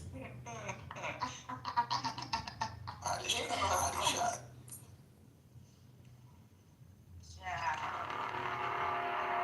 Let me get my ass in this car. Well, at least it was called to be twice more from Democrats. It's high value Negroes. Y'all better have $5. Or 10. Or 20. Whatever the Lord lays on your heart. You got 5, you got 10, you got 20. You got 20, you got 50. That's a fact. We just gonna tier it. If you claim to clubhouse billionaire, you gotta do 50. If you claim to be a millionaire, say 30. Work our way down. Praise the Lord. I like it. Close the doors of the church. Follow the instructions of the ushers. Lock them doors. And when they give 30, you didn't hear what I said. I said 50. You know what you messing. You just Your boy sound real evil right then and there. Oh, Lord. That's what happened. That preacher told that lady that. He said, what did I ask for? She said 2,000. He said, then you 800 short. I said, oh my God, that was nasty. I need y'all to do what I ask. Are you serious? First lady, you gotta see her video. I don't say I gave that man $100,000. Yeah, she responded. She sided with him. She said he was doing right. I was in the wrong line. It's not that serious though. You don't have to embarrass me like that in front of everybody. If I'm giving $1,200, like seriously, don't poo-poo on my $1,200. That was nasty, right? I got 1,000 here in one check from such and such and such and such, and a $200 check. He said, "Now wait a minute." That was nasty. I don't care how you put it. That was not.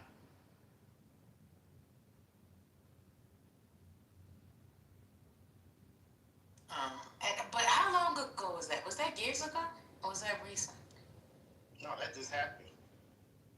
Really? I thought it was a long time ago based off of how they was dressed. I thought that happened back in the 90s. That's Kojic. That's Kojic. No, that's 90s Kojic though. Come on now. She had that white chantilly lace dress on with the head cocked to the side and the pearls, and that suit he had on was quite whole. Come on, let me go find it. Yeah, but after that, he got some.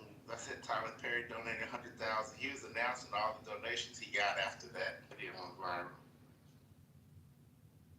Really? Yeah, Tyler Perry donated $100,000.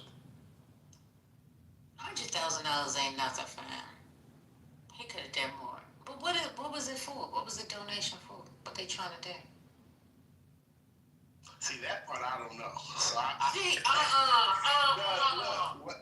I'm saying that is because now people giving $100,000 and they don't know what they ain't talking about what they're putting their money towards. Because that should be part of the message. Internet made it sound like it was for some personal debt. So I'm like, the church. Oh Lord, no. I'm sure the church knows what it's for. I don't know. But we the people want to know. What's going on? You just need to get that $2,000. That's it. No questions asked. The members know. I'm sure the members know. But now they join and put this out here in the street. The people want to know, what is this money for? And why you was chastising that lady over $800. Well, I'm sure his members know what the money is for. And y'all want me to go back to church? I don't think so. That's why I said I believe that they need to treat church like Dave Chappelle concerts, collect all the cell phones. Oh yeah, Quincy was to finish the new sanctuary and support community program. That's nasty work. You gonna turn that lady's $1,200 down and embarrass her in front of everybody because of a fence and building up what?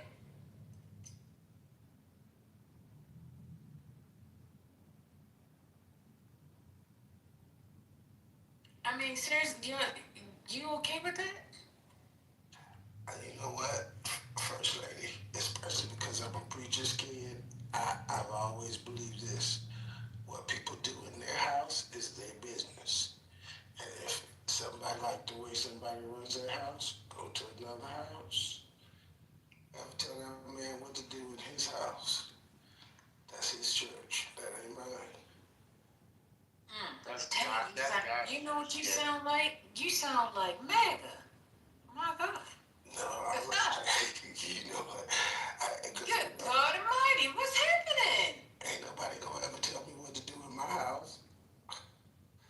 But I didn't ask you whether you should tell them what to do in their house. I'm just saying the fact that what he did in regards to asking and telling her that she got it wrong, I asked you for $2,000 versus $1,200.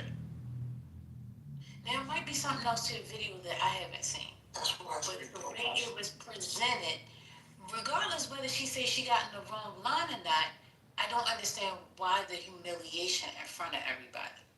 That part to me alone, if acting like that, and the people see you acting like that, then what makes you think that that person won't go to work and think that they can do the same daggone thing? Or go out in the streets and act the same way for somebody to smack the mess out of you? Do you see what I'm saying? Why we gotta smack people though? Because that's what I'm talking about. Like, if you did that on the streets and you embarrass somebody, these people are not equipped for those type of things. But if you showing it that's the type of behavior that you want your congregation to follow, to sit there and embarrass somebody, I don't know what that lady went through to get to 1,200. You could have simply just taken the money and said, okay, next time maybe you get the right line, sis, laugh it off or whatever. But to sit there and tell her, calculating this and doing that, I think that was it was too much. I guess I just don't understand.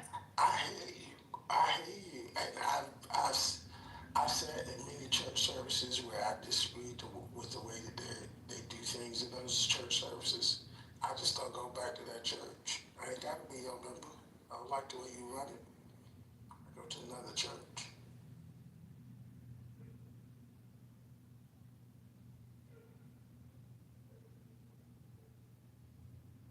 Yeah, I guess you can go to another church.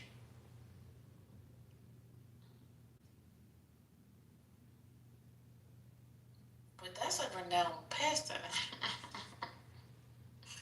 Like, that's the big cheese. You wouldn't consider him up there? Yeah, Perfected is a well-known church, but again, that's one of the personal issues that I have with modern day churches. That's why I would never be a pastor, because I'm like, y'all niggas put everything on the internet. If y'all can't keep stuff in house, then don't come here. That should have never been on the internet. That was house business. First lady, you old enough. You know how our mamas used to tell us, look, whatever happened in this house, stay in this house. Don't go out there broadcasting stuff that happened in this house. I see church the same way. I agree. But hence why you need to be even more careful, because at any point in time you could be judged. And how you might have done things at one point in time you have to evolve to the time that you're in it. Some things you can't control because it's outside of that now. It's gone beyond that. So I don't know. Let me see.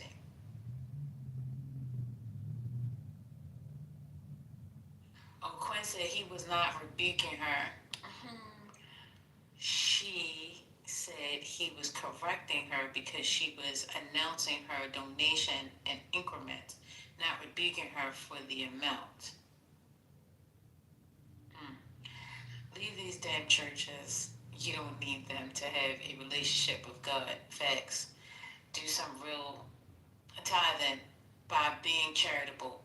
Exactly. I 1,000% agree with you. I don't agree with that. Okay, he doesn't agree. I agree. Like the fact that I attend office free schooling along with the good word. Okay, all right, that's good. Whatever is done there, the world should be able to see. Okay? I ain't putting no man on a pedestal. That's a fact. Don't talk to me like, okay, I'm not gonna read that part. The church shouldn't be proprietary in that way. I mean, right here. Yeah, but why? You talking about so far as in the camera? I think What are you talking about? they mean the Jesus house. Shouldn't matter if the video get it. That's what I'm saying. Shouldn't matter if the video get out. Yeah, that's why I disagree. But that's why I would never be a pastor.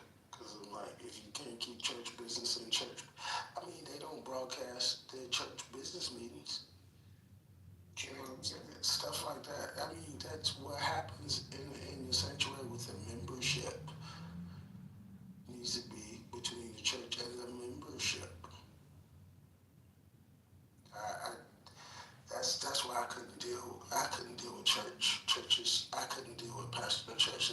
this. I don't know how my mom does it. I don't know how some of my friends do it. I'm like, y'all crazy. I don't trust these niggas. Mm-hmm. He said, but that ain't church business. Y'all defending that was embarrassing, that woman? Is that what we doing? Hey, Gemini, you saw that? Did you see that clip? I seen the clip, but y'all defending the clip. That's what I need to know. I'm not. I'm sitting there saying I think it was crazy how he was sitting up there talking to her like that. Why you need to run that man pockets the way he running the whole congregation pockets? That's what I think. Run the pockets? Run his fucking pockets flat. Because he running the whole church flat and embarrassing people and utilizing public embarrassment as a leveraging tool to try to make you cough up more money. So why y'all would just give that silence? That's all I'm understanding. I do. Yeah, I do that now. Well, I don't personally know what I used to. So here's the thing. You go to a mosque, they got a freaking little box at the door, they got a QR code, and you can give them right. Now, for wealthy, you give 2%. You don't have to get, and nobody knows who gives what. But Patty, right.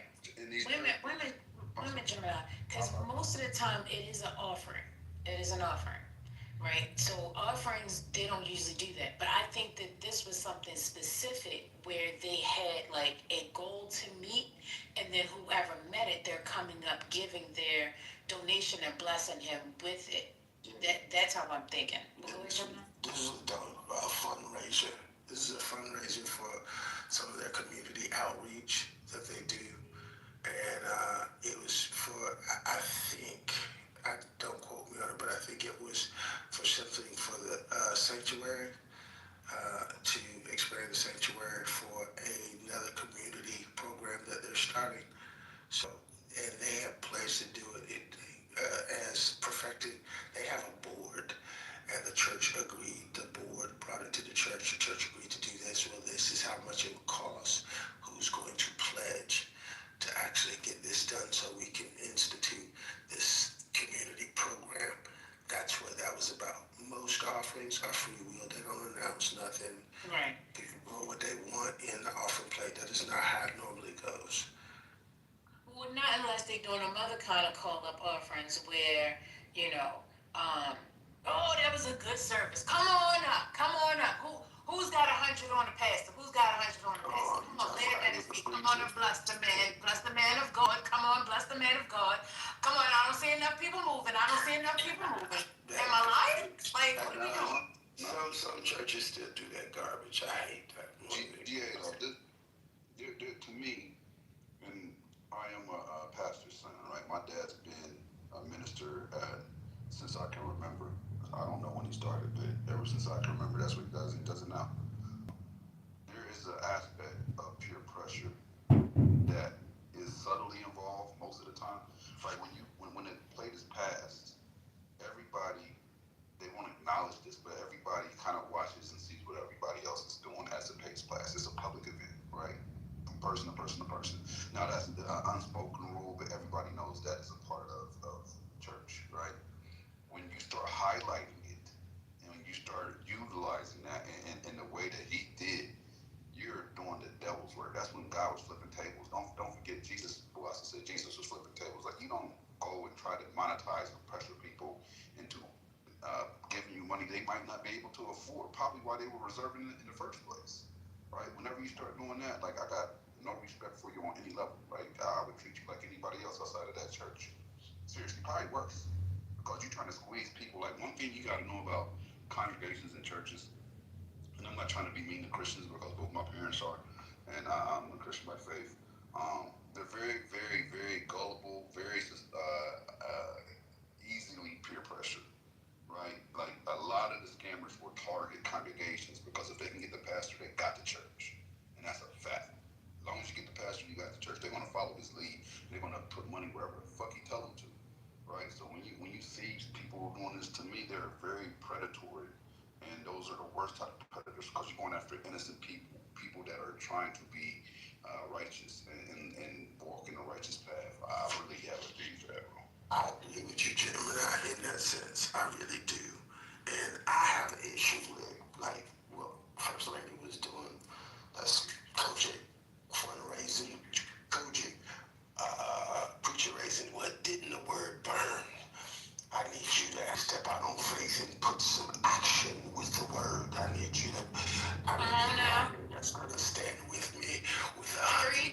$100? How many people are gonna stand with me in faith with $100 if you believe God? You know, that kind of crap. Y'all can tell about it, the church kids. If you sow the seed of $100, if you sow will come back to you within 2 weeks. 2 weeks, just turn around and believe on it. Turn around 3 Well, times before you get home. Your child will come back home from jail. You know, He love that. That's sad. They love that. Is trash garbage to me. I'll get up and walk out on you in a minute. But I will say one thing, because I've been in white churches and I was raised in black church, and I will say this, that white people will actually do events to raise money. Where I have with black churches, they will do something that's community focused, that benefits the community. But they will actually take pledges from people that are in the congregation that's already given offerings, that's already struggling, and say, hey, we want to do this as a church.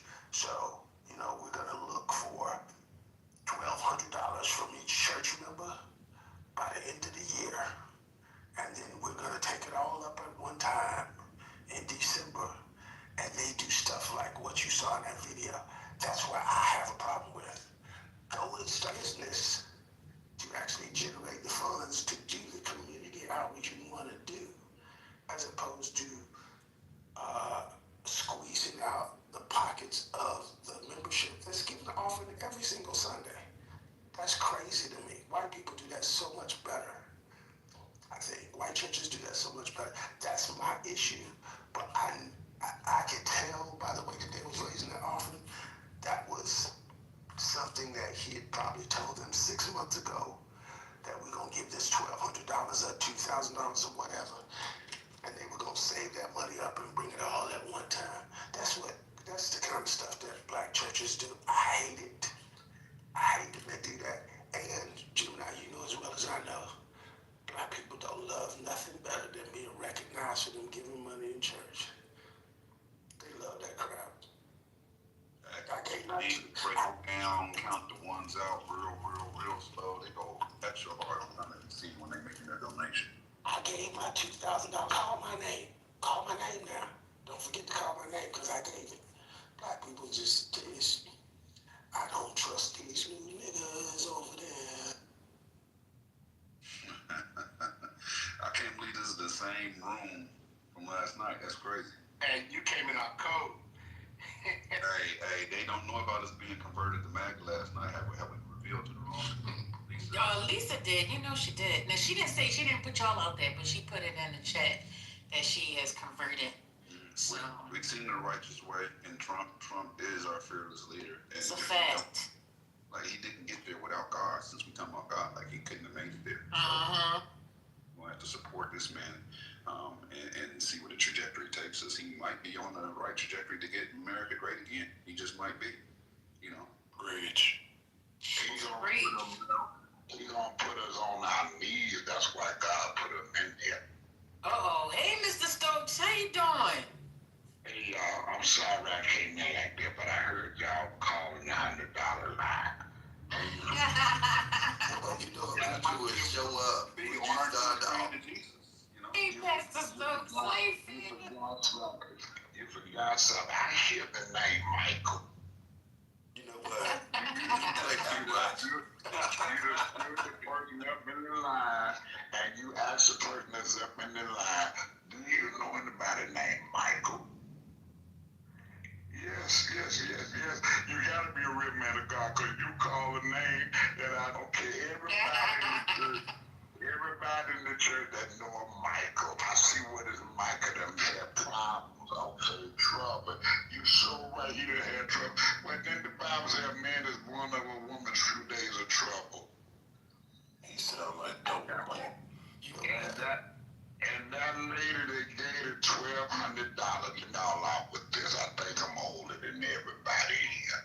If you read your Bible, that was her reward. That's the only reward she'd get, but she gave it openly. Won't no blessing come behind that reward, because she already already did it openly. They didn't give secret receiver open. You know how it go. You give secret, you get an open reward. Okay, so this is where, man, these folks, what it's called, y'all, I took the word pimp off the street, and they done bought it in the church. You just being pimped and don't even have enough sense to realize. My. Yeah, we're being pimped. We're being pimped. And we're stupid. Then you wonder why so much divorce going on in the church. Because these brothers, these preachers know how to pimp the sisters that's got unsaved husbands.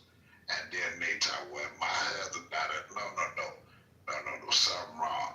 Something is wrong. You can't even go on a fast if you got a saved husband or unsaved husband without that man's permission. I don't care how much consecration your pastor said we going on this week. We want everybody to go on a 7-day fast. And you believe your pastor, but you got to go ask your husband, is it okay for me to go on this consecration with my church? If he said no, I don't care how much he might shy your pastor got.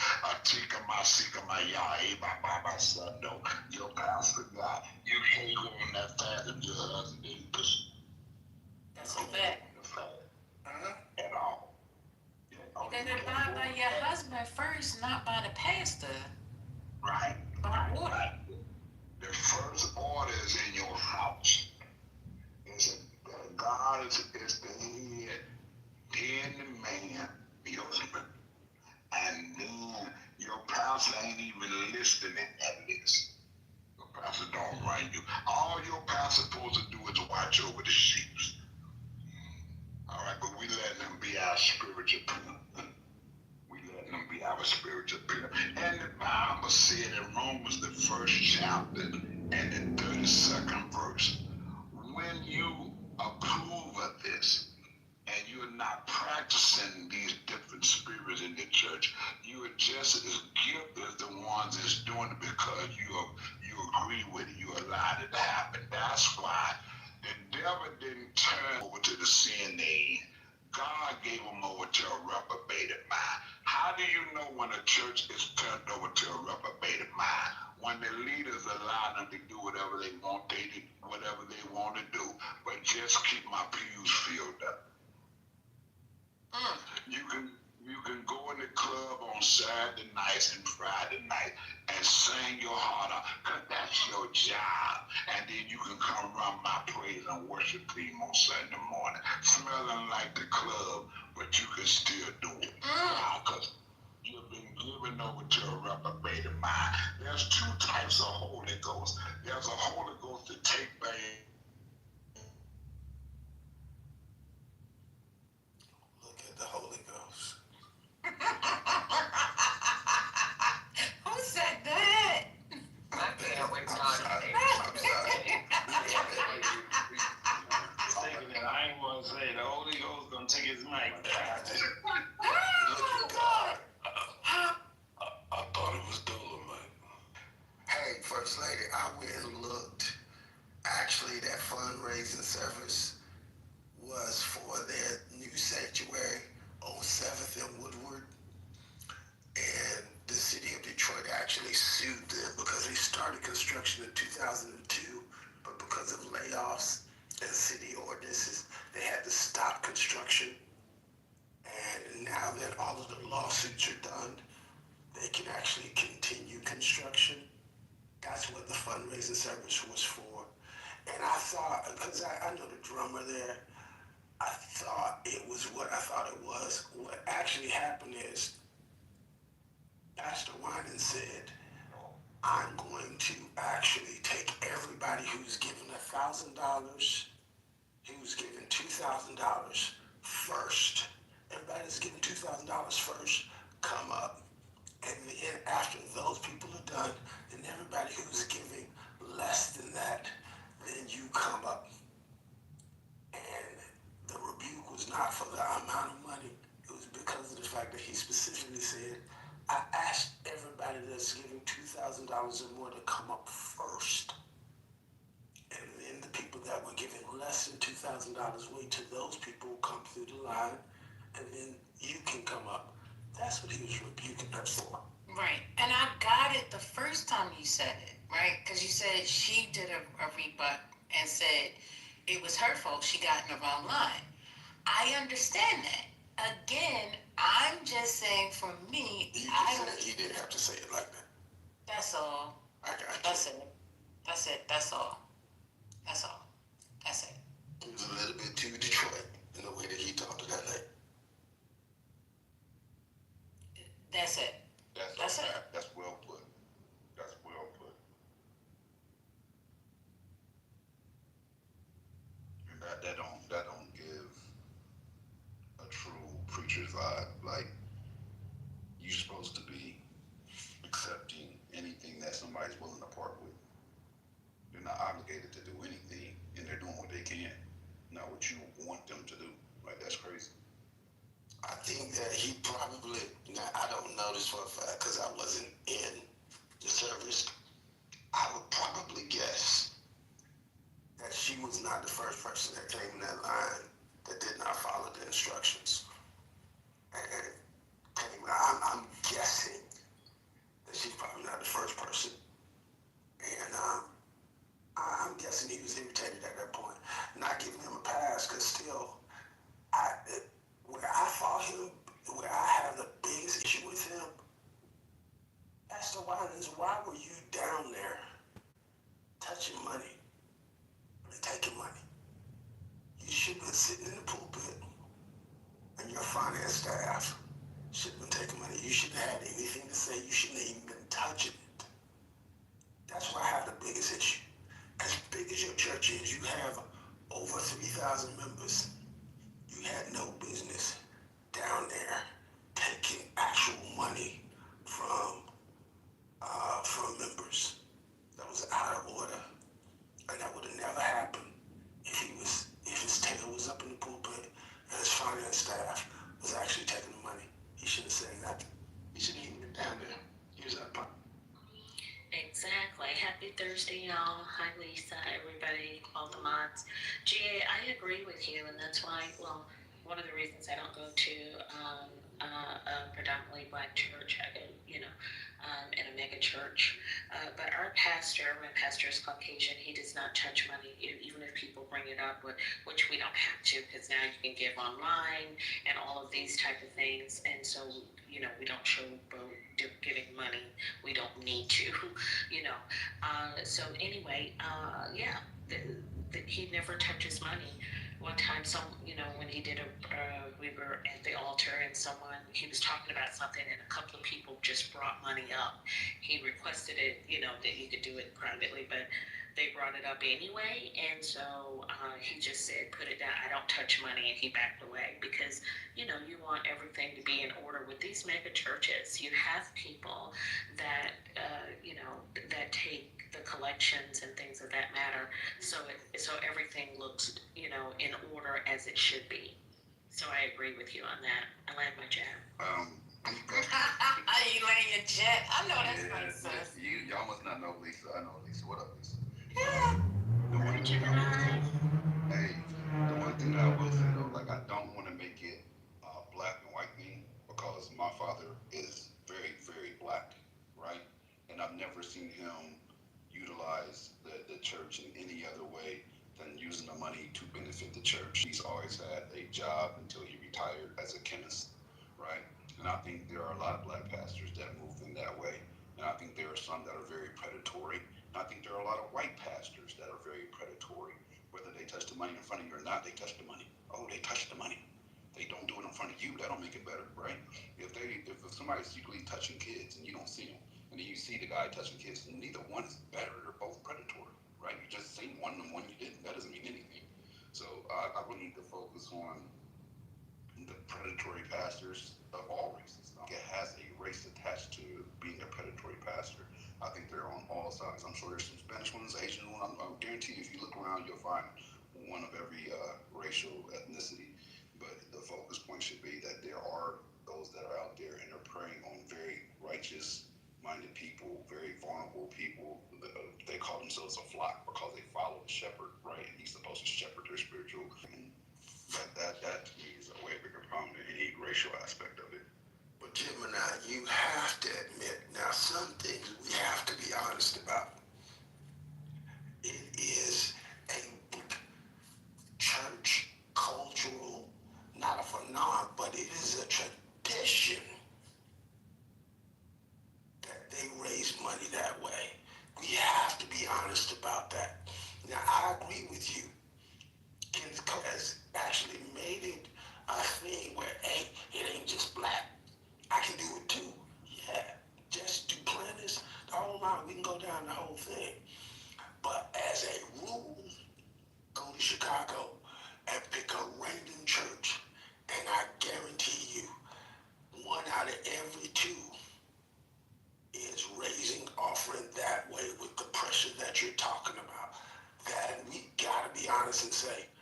black churches especially, and I was a licensed ordained elder in Kojic, but I'll say this with my whole chest. Church of God in Cash is the deal. They know how to do that with that pressure. That we gotta admit, black people have refined that to an art.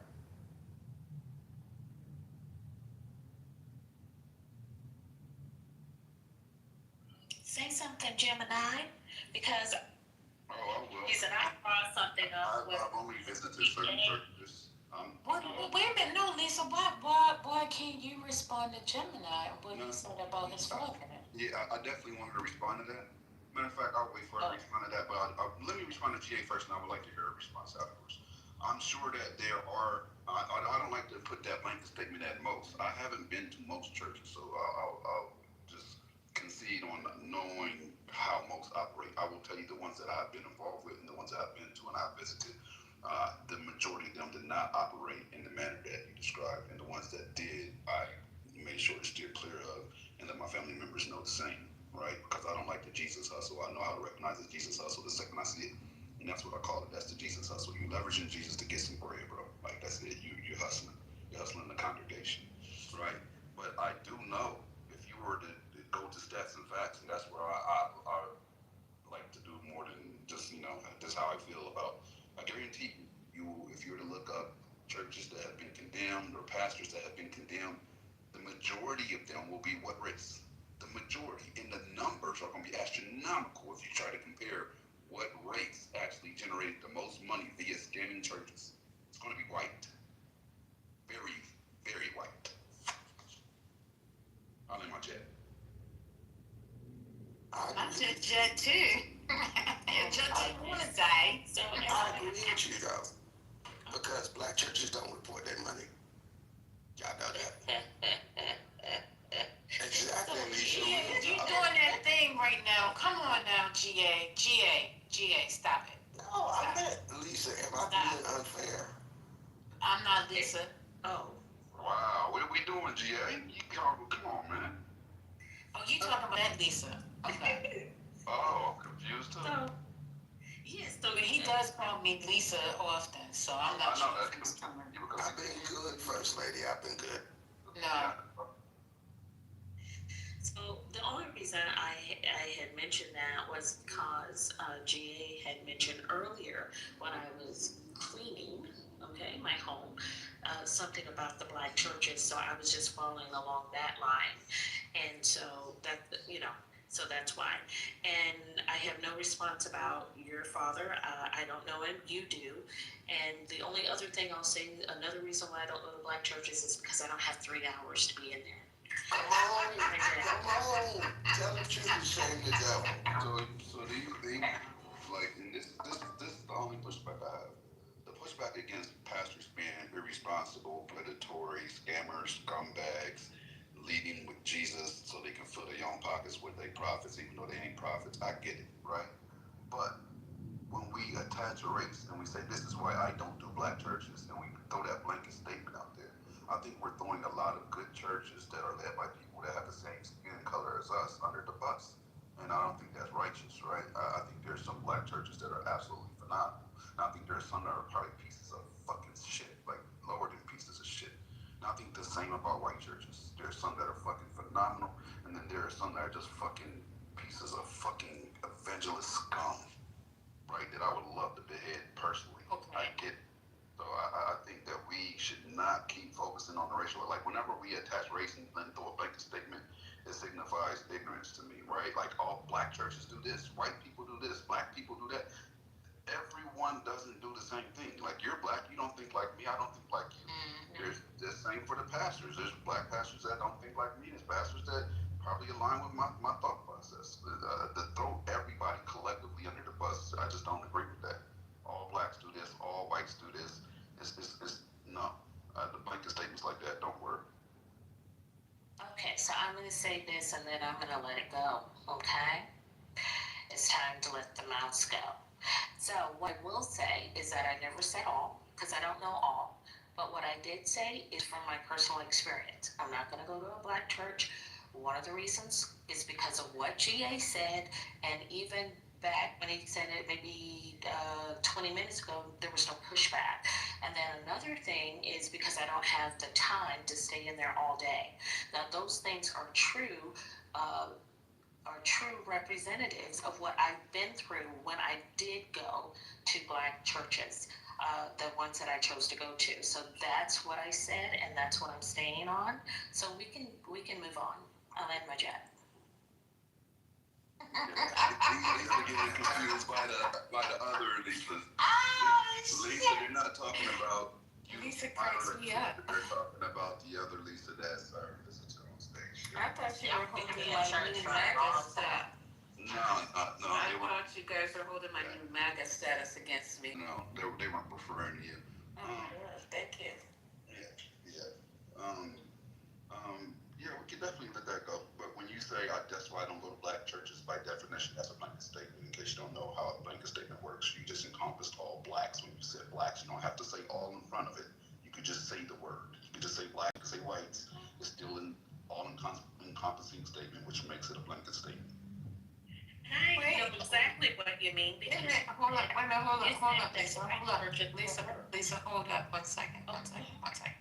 Because you said you was gonna let it go, so I'm not sure why you went over, but I wanted to make an announcement really quickly. Please donate to Mr. Rogers' church. It is at www.coons.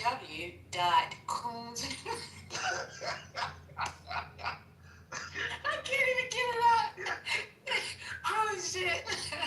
Oh man, Roger, you crazy for that one. I'm sorry, continue. You can't even finish it. That's a shame. I can't.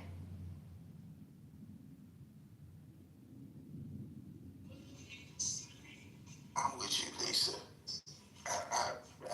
The church I go to, we in by 10, we out by 11:30. I'm at brunch by 12. I can't do it. Exactly. I can't do it. But you don't go to you go to a white church, GA? I go to a predominantly white church, yeah. What? Yeah, I can't do it. Get out of here! I can't do it. What? I know. You know, it's really not a black-white. This is crazy because they're not all the same. You know, all black churches. That's what's killing me like this. I don't even know how you So Right, dude, shut up. There's something radical. It's such a radical concept. I've been to so many black churches, and there's so much diversity there. You know, that I couldn't even. It's almost like you just didn't leave the block of black churches. You went to 2 or 3 on the same block. Roger, GA, Roger said you need to be arrested. Hey, find me a black church that their service is an hour and a half. I'm there, Doc. GA, that would be a disservice to what I know is you and your intellect. I know you could find a black church that you would be happy with, that you would respect. You know what I mean? It's just a matter of whether or not you just want to do it. You know, and I can understand that just being a That was an accident on purpose. I know. I was gonna try to say, but I say I had enough of GA today. Go to the. Yeah, second reunion, man. I don't agree. I had to get off my little hobby horse here when I heard that. That was a good conversation, but we only got, let's see, how many hours away? 2.5 hours before 8 p.m. Eastern Standard Time. And at that time, our special guest will be here. And we will have a wonderful conversation. I hope y'all can join. I hope I can see you there. Am I gonna see you there, GA? GA, you got the plane oil, the gas and stuff, cause I don't know, it's looking like, that time might come a little faster than later. What you think? It's ready. First, I was doing some research based on our conversations, and it was kind of interesting. I started looking at the #1 countries to live abroad as a U.S. citizen or a former U.S. citizen, and turns out that Panama is in the top 5. I was interested. It's kind of interesting. Really? Mm-hmm. Yeah, Panama is super dope. Actually, point South Carolina. He is really good. His name's Jermaine Reese. He's been going viral on fucking TikTok. He rap? But he's got some really good songs. He rap or he sing? He sings. His song named Girlfriend has been going like really all over the place, and I was listening to his album. It's really nice. What's his name again? Hold on. I'll play some of the songs. This is one of the songs. Need you to please me, 'cause I don't plan on leaving. Come on, girl. Stay more wide. Nobody looking at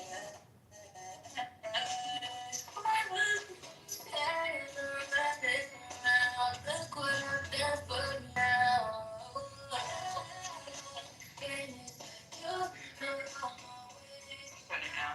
But yo, his album is fire.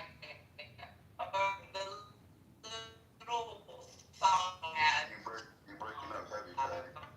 He got like 4 songs. Some songs. Can you put his name in the Songs chat? are fire. He got like 4 little songs. Country dude too. Can you put his name in the chat so I can check him out, please? Okay. I'm driving, but it's Jermaine Reese. Never mind. Just say it again. Common spelling. Say it again. His name again? Jermaine Reese. JermaineReese. Thank you.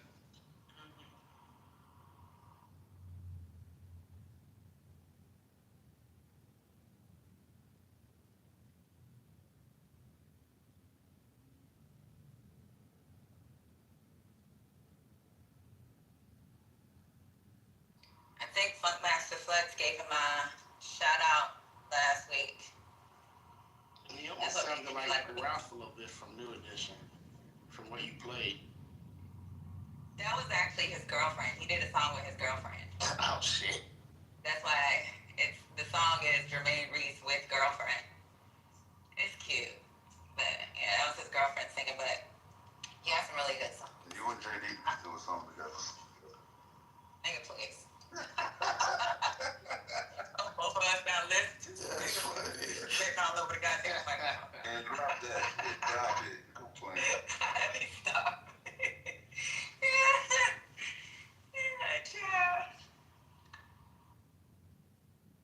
Anybody listen to JID?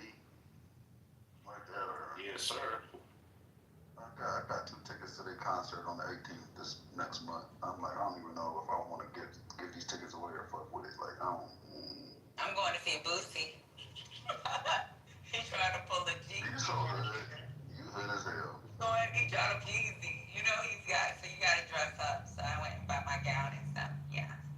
Boosie, you gotta dress up for Boosie? I thought you just gotta wear bulletproof vests. That's it. No, he's doing it like, you know how Jeezy did with the yeah, like the black tie and figure. I know what you're talking about. He's doing one too. I was like, how the fuck you do a black tie? I said, okay, whatever. But yeah. You know he just got convicted by the Fed, so he's trying to get his money before he go do his fair time. He out of here. For real? Wow. Yeah, he already convicted. He just waiting on sentencing. Talking about Bootsy Collins. Yeah. Who? Damn. We talking about Bootsy Badass, bruh. Man, times have changed. You know the squirrel? Bootsy Badass. Behind 9. Yeah, Bootsy. I think celebrities used to be able to get away with a lot more back in the day. They can't get away with nothing now. Man, they still get away with a lot of shit. And, man, the justice system is still very much pay to play right now. And if you got a bag, you can get away with a lot more than people understand. And that's happening. They got a bag and influence. Believe me, they're getting away with a lot more than we hear about. We just hear about the slip-ups and the ones that's unavoidable because it's in the public light. But there's a lot of shit that gets swept under the rug. So much that it's hard to even describe to you, bro. So basically, you're saying they gotta pay up first, right? They gotta pay extra, pay ahead of time, and then commit the crime. No, ahead of time. Just gotta have the money on time, every time. In LA, you can buy your way out of 99% of what you get into.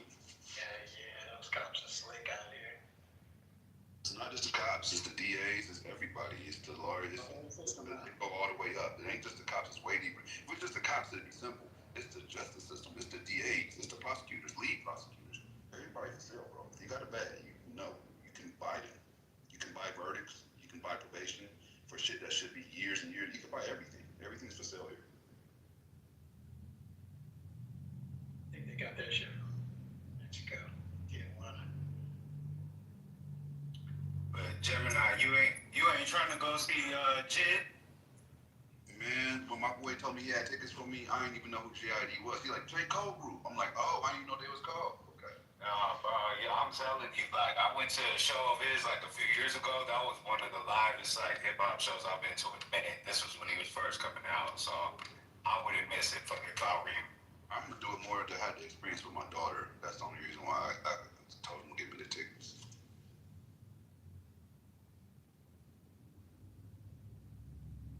I might give them both to her, but I might go with her. I don't even know. Yeah, I'll definitely check it out.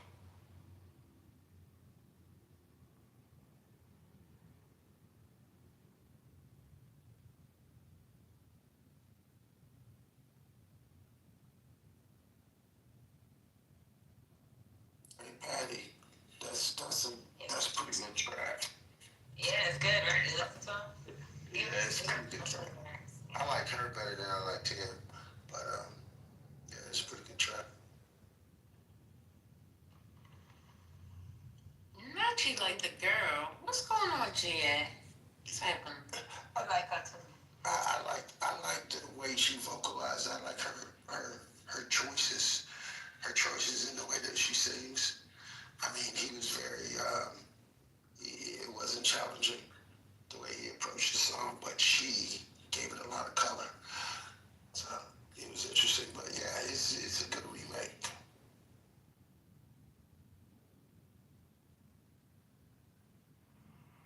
You know it's not a remake, they just used the beat, huh? I was gonna say, I don't think that's his girlfriend. I think that just might be the artist's next girlfriend. Oh, is it? Yeah, it's a big girlfriend, that's all I thought. Yeah. I was gonna ask y'all though, did y'all see that the cop that killed Sonia Massey got found guilty of murder?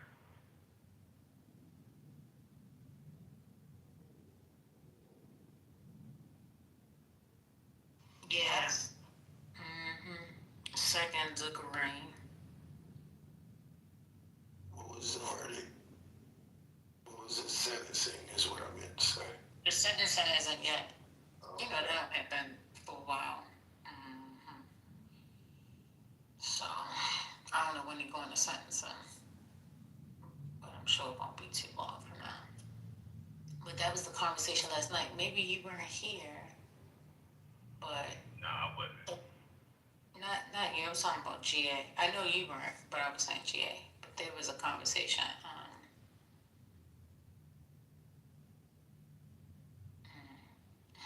Not.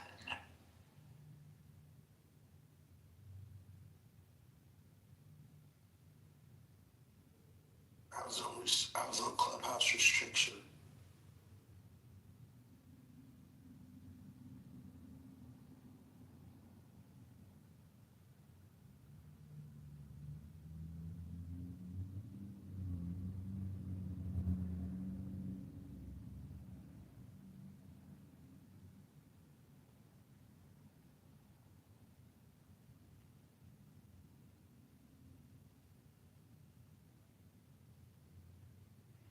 White ice is colder.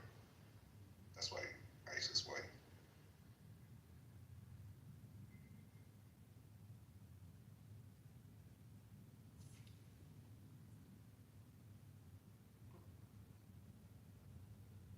What is that supposed to mean? Just a casual observation. White ice is colder. Ask MAGA. But how do you get the ice white? Is it snow? I mean, what color is ice? Clear. It's whitish in appearance. Mm.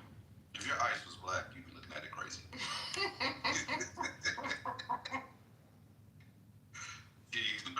What's wrong with black ice? What's going on? What's happening? Why can't it be black ice? In this world, black is negative, white is positive. That's how it works. You know that. Yeah, isn't black ice really dangerous? crisis when you wreck your car. Oh, this is nasty work. Do you see how y'all doing? This is nasty. Hey, Mimi, what's good, sis? Just finishing up trimming my client's hair. Just did some tape-in extensions. Waiting on the next. That's good stuff right there. Listening to y'all. Yeah. Tell her, she met, I always say her name wrong, so I'm probably gonna say Kamala. I say Kamala. Is it Kamala, Kamala? I don't know how you're supposed to say it. You get it wrong every time. But anyway, Mimi did her hair. Kamala. Mimi did her hair. She walked in with a crew of hood bitches. I did her hair when she was running for president, when she was running against Biden. Do you guys y'all seen those clips of that new interview she got? Yep. Oh my God, I don't know. I think she should not do that right now. What y'all think? Am I tripping? I'm with you, sis. I haven't seen the clips. Can somebody give me a description if y'all don't mind? She talking big shit. She's on BBC. What she's supposed to be, but she's with a white man. No. That's not nice. She's on the BBC interview, and the lady starts bringing back the fact that she said, I'm not done. And she said, what does that mean? And then she started talking about her nieces, something or whatever. But long story short, she pretty much was saying, like, I'm not finished. And she said, well, is that possible that you might run in 2028? She was pretty much like, we'll see. So. That's the right answer. She's talking about Biden. Can y'all play some clips? Do you mind? There's a clip that's going around with her talking about Biden and how he sabotaged her, and something about the debate, and he called her and told her something. It was a clip, so I should have shared it. I just really couldn't listen. So I'm like, girl, like, chill out right now. We not in a position for you to be talking like this. For his life, but First Lady, would you mind putting a couple of the clips? And First Lady, here's the thing. She's supposed to say she's considering running because it keeps her relevant. If she was like, nah, then she would go back and...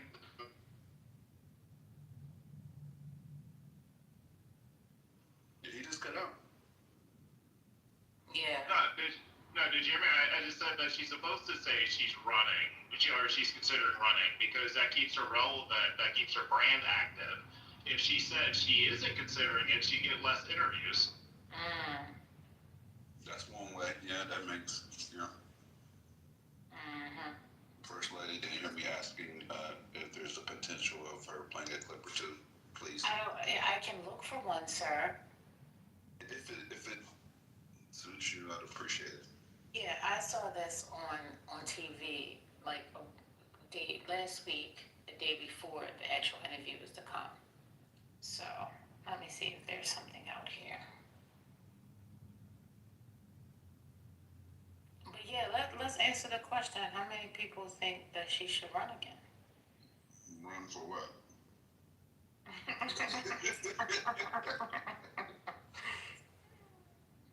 For office. To be yeah, that's one way to get Secret Service back around.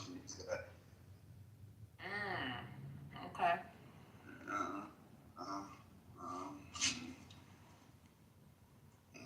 If she's running against Trump, I would vote for her again, but other than that, no.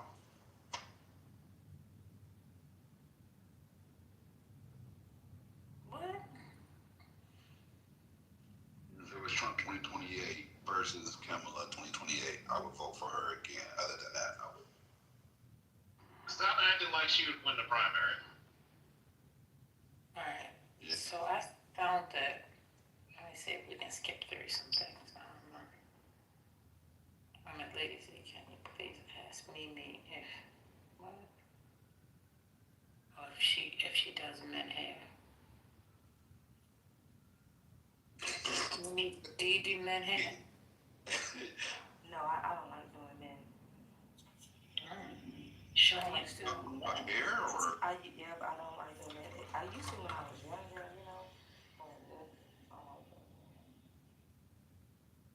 But are men bad tippers or? No, they don't. There's so much data. We'll be building models all night. But they cancel a lot. They don't. It's like they don't consider. They be thinking I'm on my head. I don't know. I just don't. It ain't enough money and it's too much time. They got big heads and. Women do seem like they pay a lot more for their hair, though. Yeah, but you know, you the only. Your son is the only dude I did. Yeah, you only did him because he was your son. You know that. I just did it because that's fine. And you don't wind up doing that, but that's why I went. But he a little boy. I found the clip. Did you want to listen or? We waiting on you, man. Yeah. Do you feel that President Biden and his team torpedoed your chances of a fair chance at winning the election? Well, as I've written, the buck stops with me in terms of my campaign. It always did, and I take full responsibility for what I did, and that's part of why I wrote the book, is to talk about the reflections that I've had on those 107 days, what I thought were strengths, but what I also thought could have been better. And, I wrote the book for many reasons, and primarily, this election in the U.S. was unprecedented. Listen, relationships are complicated. That's why I don't. We had a president of the United States running for re-election and decides not to run 3.5 months before the election. The sitting vice president then takes up the mantle, running against a former president of the United States who had been running for 10 years, with 107 days to go.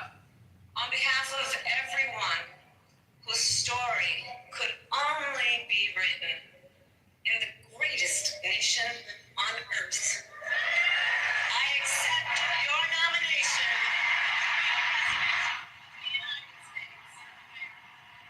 It is important to also note that it turned out to be the closest presidential election in the 21st century in the United States, and it was important to me to write this book because it is a part of American history. And I was absolutely intent on making sure my voice would be present when history reflects those 107 days. The reason that you ended up in that situation, and you say very clearly in the book, essentially you didn't have time. You didn't have time to make the campaign your own. You didn't have time to show the public what you could believe you could really do. And you also say President Biden pulling out should not have been a choice for an individual ego or an individual's ambition. Do you feel that you were deliberately kept in the dark about what was going on and how much he was struggling behind the scenes? What I have written is what I believe, which is, one, we needed more time. There's no question about that. Two, there were many factors that contributed to the outcome of that election. But being mindful of the fact that there were extraordinary people who were involved in those 107 days in building up an inordinate amount for the time that we had, enthusiasm and, dare I say, joy around the possibility for our country. And that comes across, but the context here, I think, at this historical moment you talk about is so important because there had been months of speculation around the world, here in the UK too, even in April, long before President Biden pulled out. We asked Nancy Pelosi what was going wrong. This was a huge subject of discussion. And you write that President Biden didn't raise his frailty with you, and you write that you didn't really raise it with him. That's extraordinary to read in your account. Well, let's be more precise. That talks about widespread concern. Are very salient and address the highest priorities of the American people. 107 days was clearly not enough time to do all of that. And what leaps off every page is you threw yourself into those 107 days. Indeed, I did. And my team did too. I have an extraordinary team. In fact, I've dedicated my book to my team. From the first day I got the call from President Biden on a Sunday afternoon while I was in my sweats, also reflected right on that for probably a decade, Democrats have been losing certain sectors of society, and there's work that we need to get done. One of the reasons that I ran on the issue of child care, of Medicare, basically health coverage for home health care for people, for example, who are raising young children and taking care of their parents, One of the reasons I ran on a perspective that we need to make housing more affordable. So I was offering a $25,000 down credit for first-time home buyers. I ran on an agenda that was about going after price gouging, corporations taking advantage of working people. But why didn't it connect with working people? Well, it did connect with working people, but clearly there was more work to be done. But why? Because we needed more time to talk with more people, and we have to understand the context, which is that if you look at the trends that had been in play, probably at least since, if not before 2016, you were seeing for the Democratic Party that there was a shift taking place among the demographics you have mentioned. And that's work that needs to be done, and that's work that I and others are working on to remind people that it has always been the Democratic Party that has stood for working people. And the work we need to do going forward is also, frankly, to provide the contrast. Because right now we have a president in the Oval Office who is building a ballroom for his rich friends while he is depriving working people of health care during this government shutdown period. Let's talk then about that.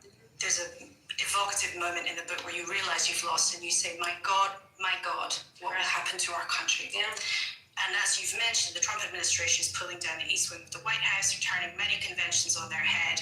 There's a shutdown in the federal government. In the campaign, you said Donald Trump was a fascist. Do you think he's running a fascist authoritarian government? I was asked if he was a fascist, and I said yes. And the reason is that I look at what is happening right now. And again, it is what I predicted. He said he would weaponize the Department of Justice. He has done exactly that. He has used the United States Department of Justice, which should be an independent agency that makes decisions based on fact and law and not personal vengeance of the President of the United States. But this is how he has conducted himself, so much so that recently he has dared to suggest that the United States Department of Justice, which is an agency of the people of America, funded by their tax dollars, should give him $200 and X number of million because of a prosecution and an investigation that he rightly deserved. You look at what has happened in terms of how he has weaponized, for example, the federal agencies around going after political satirists. His skin is so thin, he couldn't endure criticism from a joke and attempted to shut down an entire media organization in the process. And you are critical of billionaires and other institutions bowing down, capitulation. There are not all, but there are many. And you that have capitulated since day one, who are bending the knee at the foot of a tyrant. I believe for many reasons, including they want to be next to power, because they want to perhaps have a merger approved or avoid an investigation. And it is a crying shame that when push comes to shove, we can't count on the titans of industry to at least posture in a way that is about maintaining the guardrails around a democracy and democratic systems. What then of foreign leaders? I just wonder, what did you feel when you heard that Keir Starmer had presented an invitation from the King to Donald Trump in the view of the world's media, in the guilt of the Oval Office? Did you think that was cheesy, or did it make you feel queasy, or was it obsequious? You know, is there a risk that foreign leaders are being played by Donald Trump because they have to show they're close to power? I do believe that Donald Trump, as I said on the debate stage before the election, and I maintain it to be true, has shown his very nature. In the foreign stage, he has proven over a long period of time that he invites favor and flattery. And what I said on the debate stage, like everything else I said and predicted, continues to be true. So you would make that warning to foreign leaders to be careful what they wish for by getting too close. But foreign leaders will do as they think is right for their country. And yet, Donald Trump has made progress of a sorts in the Middle East that President Biden and you, I know you worked hard on this, failed to make. Do you praise the achievements he's made in terms of seeming to move the Gaza-Israel conflict towards resolution? Listen, I think that, first of all, I'm very, very happy that we now have a situation where the hostages are out. There's still more work to be done. I think credit should be given where credit is due, whether it be Egypt, Qatar, or this administration and this president. There is good work that happened, but there's a whole lot more to do. And as you can see, when we're talking about in particular, one, the fragility of the ceasefire, two, equally important, and something I've been working on since October 8th, what is the plan for the day after? Which includes the security, the governance, and the rebuilding of Gaza. Let's talk then about what's next for you, and also what's changed in your life since then. Donald Trump stripped you of your Secret Service protection at a time when there had been attempts on his life. Of course, there have been other political killings in the US, most notably recently the killing of Charlie Kirk. Has Donald Trump's decision put you in danger? I feel safe. Why do you think he did it? You'll have to ask him. Oh, you must have thought about it. You have to ask him. I don't pretend to know why people do what they do on a daily basis.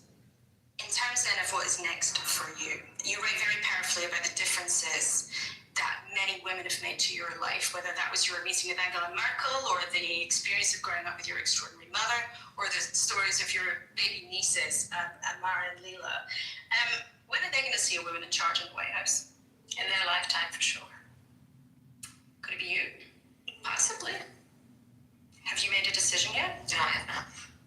What about running again as someone else's vice president, or maybe being part of another ticket? If Gavin Newsom, your fellow Californian, said, hey, come and be my Secretary of State, would you consider that?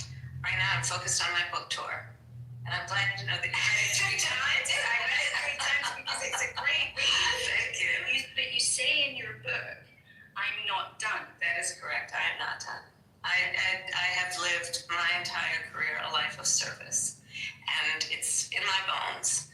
And there are many ways to serve. I have not decided yet what I will do in the future beyond what I'm doing right now, which is meeting with many people. Obviously, right now I'm in the UK, but otherwise I've been spending a lot of time in our country. Most recently, I was spending an incredible amount of time in the South. I was in Georgia, North Carolina, and Alabama, and talking with people and mostly listening, and I'm enjoying doing that. I think that people want to be heard right now.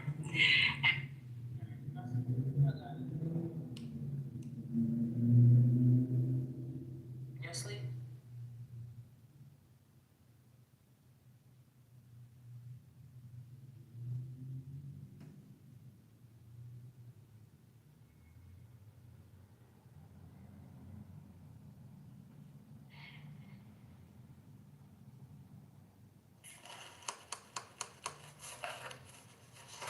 Why are you always tapping the phone? I didn't do that this time, sir. I'm sorry, my apologies. You just like that pastor that said that just Don't got do sent that, back from don't 12 do that. I Richmond. already apologized. That's exactly what that was like. Oh my Lord, you like the pastor. Lord. That's not what he asked you for. Exactly. That's not what he asked you for. He asked you for 2,000. So, First Lady, wasn't she in the wrong? She should have been up there, right? I'm just trying to understand. She was trying to front like she was in the $2,000 line. Like, don't be trying to act like you got the 2,000. Wait for the 1,000 number to come out. And you felt as though that needed to be announced in front of everybody? I mean, they talk about correction in the Bible, First Lady. You don't think that as a grown adult there's a way to correct something without humiliating them?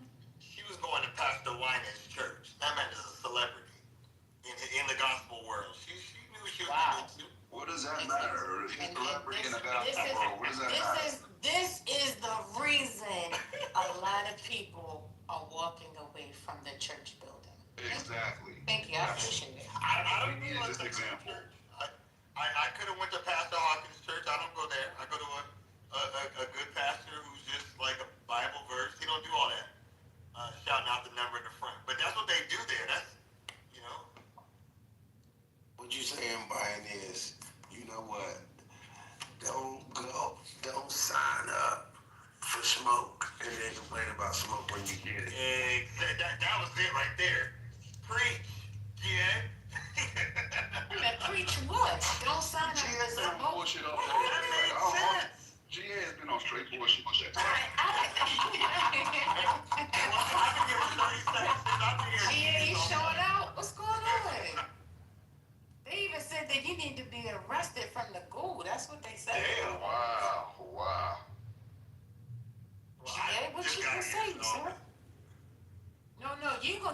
Pastor T, let me check the chat.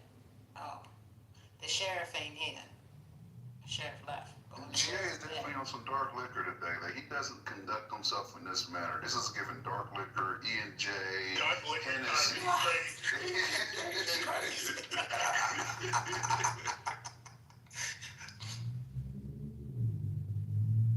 That's better than being on cheap dark liquor time, though. I know E&J is pretty cheap, bro. E&J is about cheap as it get, right? Yeah, that's a fact. That's a fact. And it come out their pores. When somebody be drinking E&J all the time, you can smell it on their body. Like, it come out their pores. That's like that V-top. Jerk. Well, what women? Don't did they start making flavors of that? What's the I one wouldn't that know. cognac? Oh, red. It's got like apple something. Are you thinking of Crown Royal? Crown Royale. Crown Royale. Now, it comes with a reusable bag, so that's nice. That's actually You gotta put your change in the purple bag. Hey, I'm gonna put this out here. She got her baby barrettes in there and everything. That's nasty work. That's Nasty. Everybody got Barrett's in the Erkinger bag. In the Crown Royale bag. Didn't they used to come like a purple bag? Yeah, they came. It's like a velour. It's like velour. Yeah. It's a nice purple velour bag. The little bag makes you feel like you're doing something besides being a wino. You can put one of them little small baby knives in there too. Nah, that's Not a baby. That's your change purse. That's what Just Mr. put on Earl the put his change in. Exactly. All the quarters and the nickels and the pennies. What's You wrong? stand out in front of the Safeway talking, I wanna- hey girl. I want to put this out there. Hey, Don't you, let me put something in your pocket. What you got a light bill on me helping with? Hold on. What you got, light bill? That sounds like an old uncle. I do want to say this, though, for the entrepreneurs, this is something I've been doing for a long time. I'm gonna put this positive energy out there one time and come back around. Set financial goals for your week. That sounds fucking unrealistic. And you don't be surprised. And make moves towards it. You can't just set those goals. Don't be surprised when you hit it Wednesday, Thursday. Like, I do that shit all the time. I'll set something that seems unrealistic and I'll nail that shit. Because it's in your mind now. Like, you programmed yourself. It's like, they have this study that shows when you wake up and say, today is a great day. Like, you've already programmed your mind to see the positive side of that day. And more than likely, the day will move in that way, right? And that's the way your perception of that day will be. And I know that sounds crazy, but I do this with money all the time. I'm not just saying you can just think about it and manifest it. You have to take actionable steps towards that manifestation. But I'm saying that shit fucking works. Like, I've been nailing this shit. This shit works. Ran over. Pass the offering plate. And don't come up short on the offering plate, please. Close the doors. hey Jim, when Does anybody else do that, or is that just me? Has anybody else done that and seen it? I know, I do that for a month or for a quarter. I can't do that for a week, Jim, and I don't close business that quickly. Yeah. Hey, Jim, I used to do it daily. I used to put a sticky note in my car back in the day when I used to go out to do business deals, and my number was $520 a day. I needed to make $520.98 a day. That would equal on a 40-hour work week. That would equal $1 million that year. That's what that was my sticky note every single morning.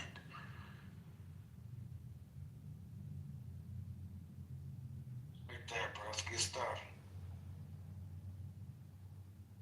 I don't want to see it on the stage, but check your back channel, GA. And that shit real. Yeah, that's golden right there, bro. That's not all the time, but it hit. Yeah. It definitely hits.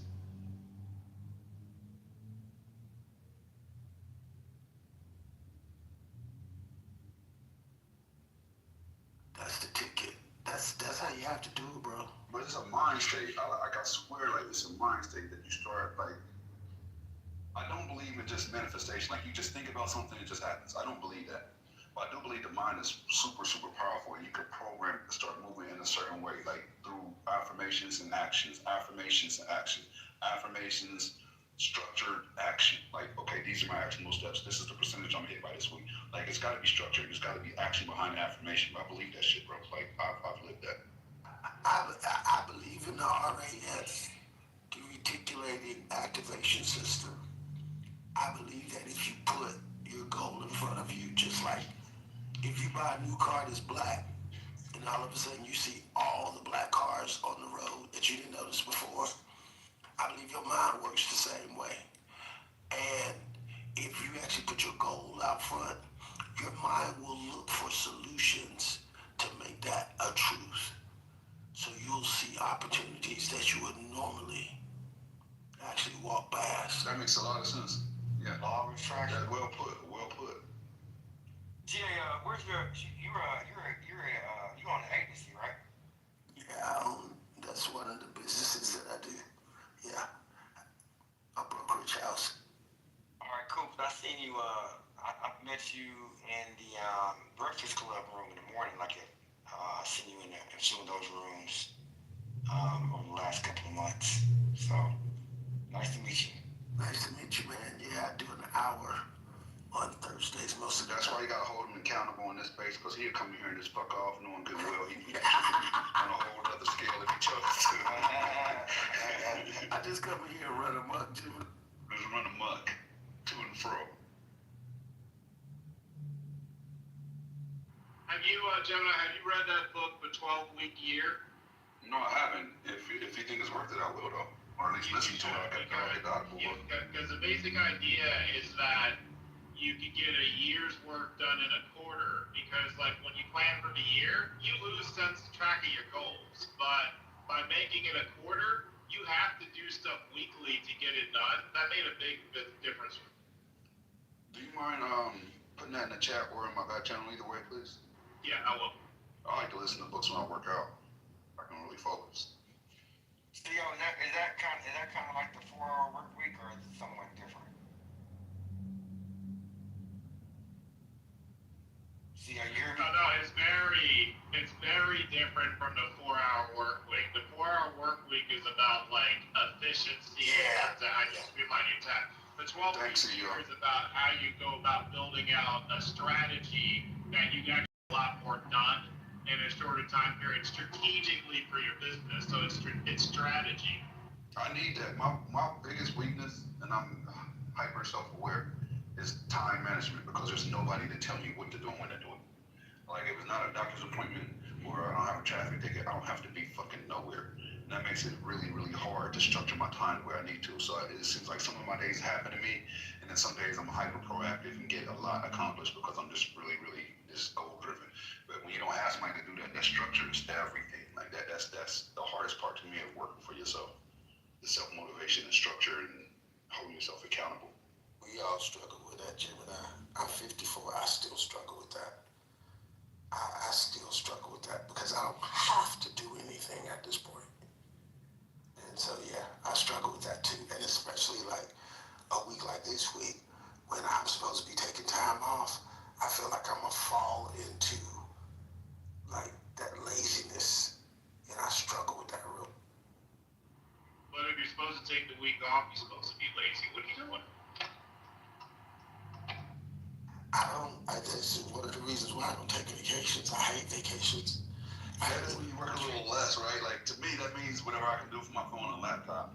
Right, exactly. I'm still gonna be doing something though. I don't take vacations, man. So anytime it's a good time to also just think more creatively. So GA, you should just like focus on creative things as opposed to tasks, you know? Okay. Yeah, I'm sorry. It kind of cut me off, man, with all due respect. But Oh, I didn't hear you. Yeah, it's not intentional, dude. We just have to go ahead, bro. We want to hear you. No. I mean, it's not about me. No, I was just kind of building with you guys, because like I don't take vacations, man. Because like no matter where we go, I kind of want to find out what's going on. I want to get the local newspaper. I want to read it. My wife wants to go and sit on the beach and chill. I don't take vacations, man. I don't know how to relax, you know. I will tell you this, when I was really first getting my business off the ground, I really hit my first high point. I was like hyperactive about it. Like I was super excited. I was generating a shit ton of cash. I hadn't touched that kind of money previously. And so I went into turbo time and I started having chest pains and I thought I was having heart issues, right? Even though I'm in shape, why am I having chest pains? So I went to the doctor and they sent me, I did an echocardiogram, and that came back clean. They did a stress echocardiogram. That's where you get on the treadmill and they do it, and that came back clean. And then when we got back to the office, he's like, let me tell you something. He goes, you know what? You remind me of my youngest, richest client. I was like, hell yeah. He's like, nah, he's dead. He's like, what you need, I really can't prescribe. He said, you see, my medicine that I use, that, he pointed at a picture on the wall. And it was him and the son on the back of a fishing boat. And he goes, that is the medication you need. Like, you can literally work yourself to the point where your body is not going to be able to maintain the pace that you're trying to do right now. You know, and he started trying to get me on Xanax and stuff. I'm like, I don't want to do the pills, but I will try to start delegating my time differently. And at that point, I think another thing that was playing a role as I had just. I knew you were on Xanny. No, I'm not. I'm just I like, can move around. But I'm definitely not. I started reading about the long term that can cause dementia and different things long term. You should look into the effects of Xanax. I'm like a health nut, and I don't want my body to deteriorate prematurely. So I was checking everything out. When the doctor gave me pills, I Google effects and look at that shit up. Like, I'm not just taking it because they told me to. But at that time, I just got custody of my son too. So I had custody of my son and my daughter during that time period. And I think that combined with my work ethic was just like, fuck. Like, that shit just hit me hard. That shit hit me real hard. So you gotta be careful as far as balancing. And that's another thing I show with being a content creator. You're supposed to have a healthy balance of content creation and content consumption. Right? And Clubhouse tips me into consumption more than creation.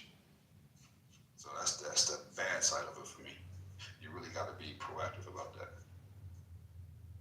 They try to put me on. So my wife, she's a nurse practitioner, man. So when I was like sleeping, I like sleep 2-3 hours, man. I'm up at it, you know. So they try to put me on like Seroquel. I took that shit. I'm sorry, I mean, cuss. I took that stuff. It don't matter if you cut, bro. 50 milligrams. Bro, I felt like a zombie the next day. Yeah, I'm like, nice. That's how I felt when I tried the Xanax he gave me, man. I'm ready to stay in the bed, sleepy. Like, I'm a very motivated, active, energy, up early type of person. Like to get my first workout in early. You know what I mean? Do my cardio early so I don't catch a pump right before I go to sleep. Do my weights late. Like, man, like that shit, nah. I can't maintain my lifestyle and be on that pill. That wasn't an option for me. I told them to kiss my behind. They tried to give me everything to get me to sleep. And I deal with numbers all day. There is no way in the world I can take that crap and deal with numbers. But I have seen studies that show, like, when you're talking about your sleep, like, they start showing, like, the circadian rhythm and the hours where your body reset, and that you're, like, 50 to 60%, like, more likely to have a cardiac event if you don't adhere to certain sleep patterns, meaning, like, a full 6, 7, 8 hours. Starting to go to sleep between, I think it's 8 and 1, 8 p.m. and 1 p.m., 1 a.m. I mean. Yeah, cause like when you were talking about what your doctor said, man, and I was like, when you talked, he said when his wealthiest client, he said you reminded me of his wealthiest client. You know, like two people that I respected a lot, man, were Johnny Cochran and Reginald Lewis, man. And both those guys died of brain aneurysms. I mean, those guys essentially worked themselves to death. And so, man, we have to slow down. One of my friends I was talking to her today, her dad owns a company in something right outside Atlanta. He had like some type of brain something, and dude will not sit down. And I'm like, man, you need to get your dad to relax. He's gonna kill himself, you know. He just gotta be on the go. And he's like, and the doctor told me, you need to be on full, like, you don't need to do nothing. But the guy, he's just like a dude that built 2-3 companies out from the ground up. And his whole life and whole identity is tied to his work. And he's, you know, hard himself to do, but it's just like, you know, you gotta slow down. You gotta slow down. If you don't slow down on your own, yeah, something to slow you down for. So, so yourself that you can't sleep more than 6 hours or whatever, one thing you can do is if you take magnesium glycinate taurine, and what's the other one? Glycine. It helps you get a higher percentage of REM sleep and deep sleep, so it's the equivalent of sleeping more. What does? It's magnesium glycinate, taurine, and glycine. The three of them together. Look that up. Say that again, because I'm about to Magnesium glycinate. That's the first one. Glycine and taurine. How you spelling taurine? I got the rest. Taurine.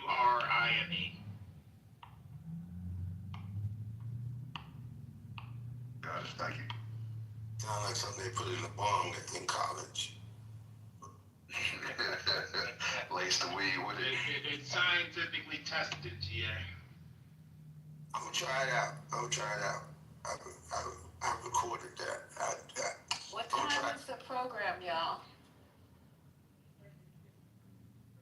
Do I have the time to go get something to eat? Who is the special guest? Yes, you have time to go and eat. It's Tim Weiss. I've had all kind of questions. Okay, so wait a minute. What's going on? If I say it's a special guest and I didn't reveal it, then it means it's a special guest. I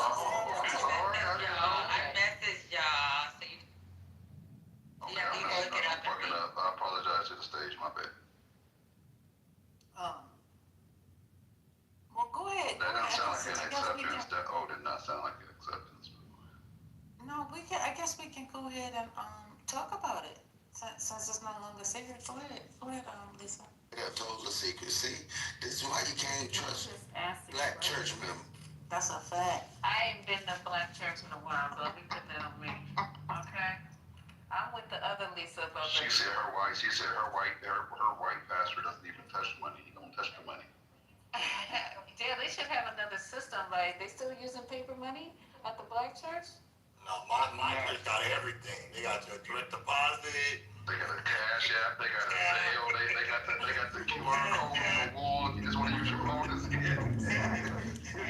They got the swipe machine. Take Bitcoin. You gotta wait to take Bitcoin. Now they got a crypto account. The church crypto account is crazy. The church got a crypto account, y'all. The church crypto account is a new one. That's wild. But the church look good now. Our church look good now. It ain't going to his car. You ain't been to black church until your black church got an ATM in the lot. ATM in the lot. Yeah, they do. No, Gemini. First AME has one in the lobby, has several. Really? Yeah, and they had it before it was a thing. There's one in the valley. I forget. It's right there, right in, I think that's North Ridge right there. And they're huge. It felt like I was at the super Walmart center of churches. Like, it was a campus. They had ATMs. They had all kinds of church Bibles. They were selling Bibles. There was everything you can imagine for sale. Meals, memorabilia, Bibles, ATMs. I was just like, then I started reading about the church, how they were covering up a bunch of child molestation and telling the members not to contact law enforcement to notify the leading members of the congregation instead of law enforcement so it can be handled internally. Like, that whole shit was crazy. Yikes. Gemini, Brooklyn Baptist in Columbia, South Carolina, they got a whole credit union, bro. Oh, that's good. You know what? And this is what a lot of people don't follow me on this, but I think Chris is the biggest pimp of pimps, right? Like, she's pimping the fuck out of her daughters, and she knows how to use the finances. Like, she's a fucking financial genius. Like, a lot of people underrate her. She has her own church, and she has a lot of the profits rolling through there in different ways. And you're like, why would she want that? Because it's tax-free. Every fucking thing she does to that church is tax-free. She don't give a damn about that church. It is a financial vehicle that she could use legitimately and legally. And she does that. Like, I don't think there's many people in the reality celebrity space that is operating on the level that she is, which is why her daughters are hitting billionaire status back to back. Like, that is not an accident. Kris Jenner. Yeah, she has a church, bro. And that church is a financial beast.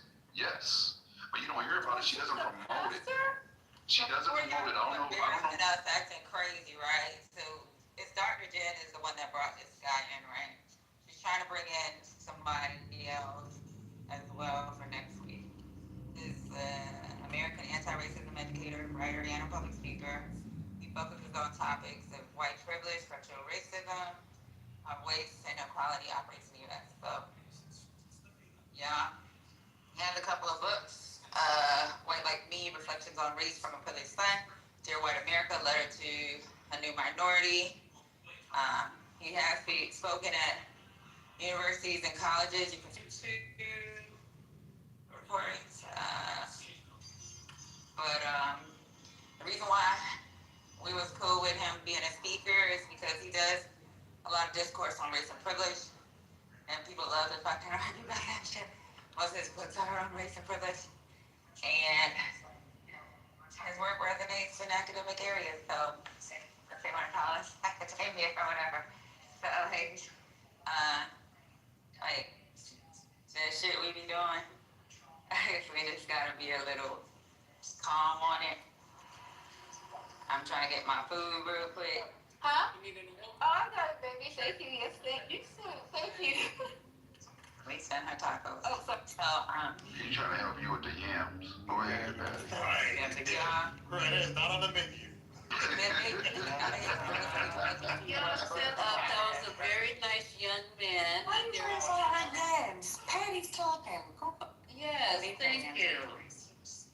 But like out of his books, we could probably like figure out which one we want to use as one of our readings after we do the one that everybody chose, and then we'll use him for the next Saturday and Sunday book club shit.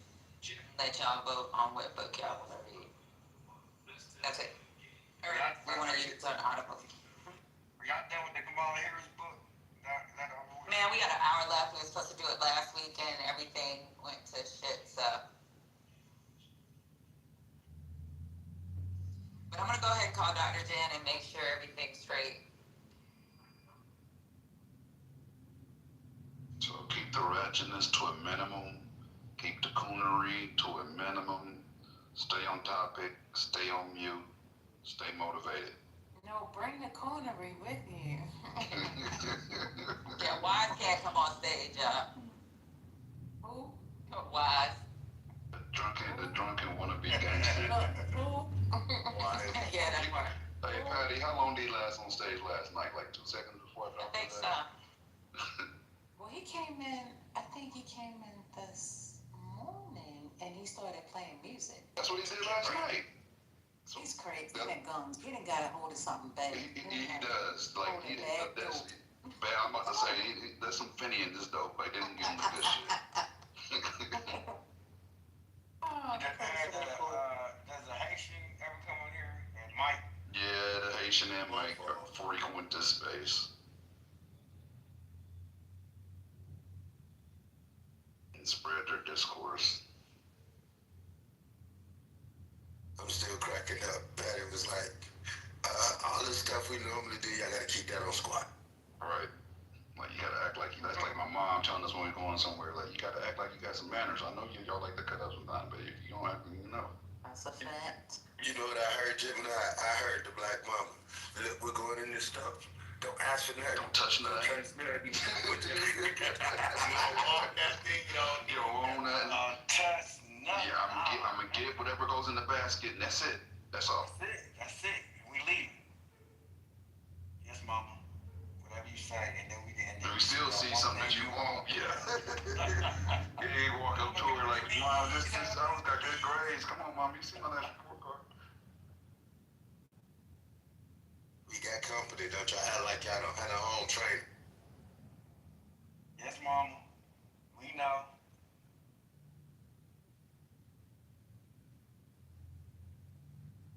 And my mom was a beast on that. Like, she's the oldest of 6 kids, so she was already used to doing that with her brothers and sisters because her mom worked a lot, so she was big mama to her brothers and sisters.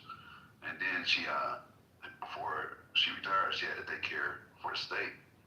So she used to have me looking like we was a roll of ducks. You know, the ducks be walking around with all their little...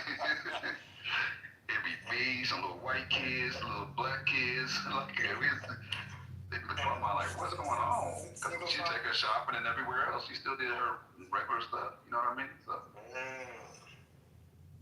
Okay, she said he's good to go. It's 8 o'clock. No changes. Great. I think that's one of the reasons why I'm not racist like that. Even though I lived in a mostly black neighborhood, like because she was a daycare provider for the state, there was always kids of all races at my house. So I was used to that. Man, Steve was my best friend. My mom said, Mom, why can I have to move somebody here like Steve? She said, no, boy. Why can I not blow my bangs up like Steve blows his bangs up?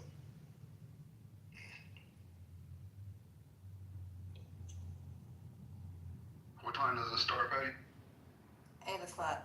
Wait a minute, you want Uncle Steve's bangs? Is that I was gonna let that slide. You weren't gonna let that. You're not gonna let that slide because you burned. No, I couldn't. I'm talking about 5, 6 years old. I'm like, 5, 6. You go swimming.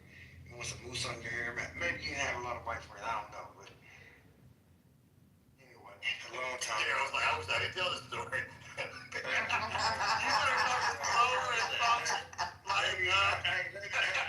Let's just kill it. Right, he's trying to back up out of the conversation. Not a Homer Simpson. And you know what? I thought it was over with, and then She waited. She gave a dramatic pause and then circled back.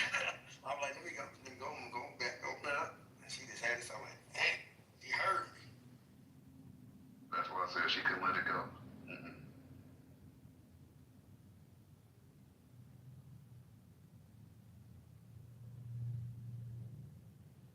I just got that little title, so it's oh snap, food stamps are gone. That's good.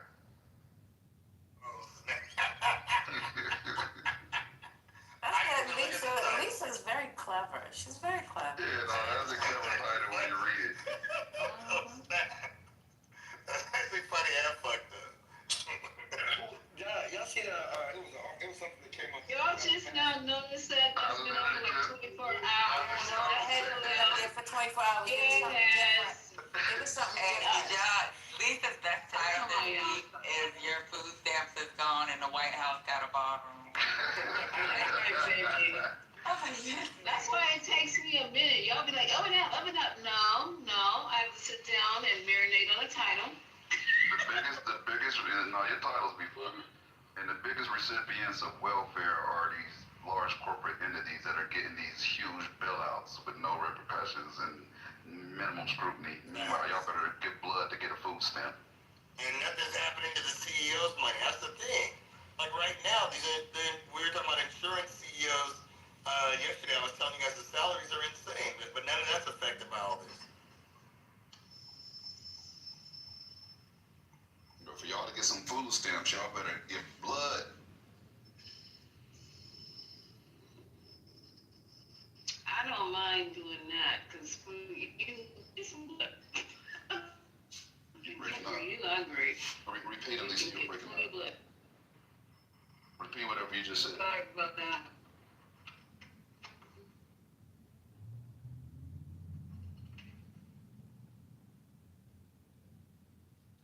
If this doesn't get cleared up by next month, in the next 2 days, by tomorrow, it's going to be serious crime.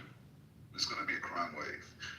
I think there's going to be a lot of robberies. There's going to be a lot of purse snatching. There's going to be a lot of crimes that wouldn't have happened otherwise. When people get hungry, the wolves going to eat one way or another. They either going to eat off the plate or eat off your plate, but they eating.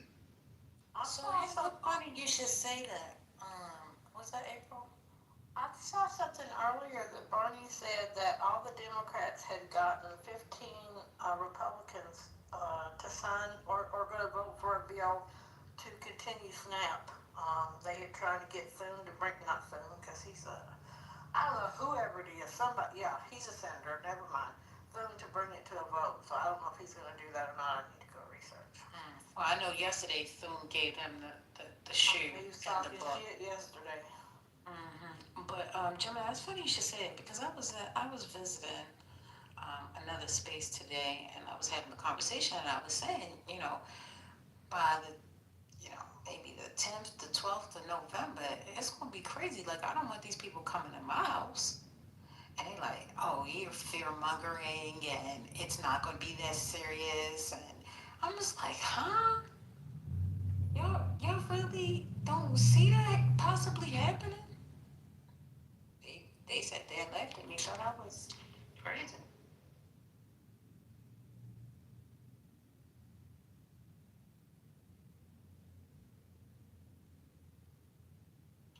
God bless these children. God bless these children.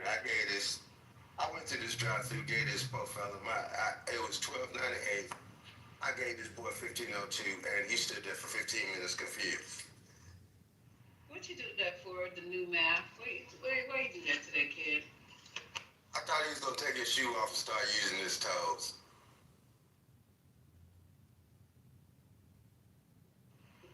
That's funny because that happened a lot when the power went out in New York that time, and these kids could not count. It was literally, just take the whole thing because it was only a matter of some pennies. I don't remember why they couldn't count up. If it's like 57 or some shit like that, you're gonna rock their world. It's crazy. You ever have when they gave you more money? They was like, here, just take it. Yes. Give you the money. Yes. Oh wait, breaking news about you need to roll this up. Okay, Justice Department is investigating fraud allegations in Black Lives Matter movement. AP source says. Okay, Trump coming after y'all.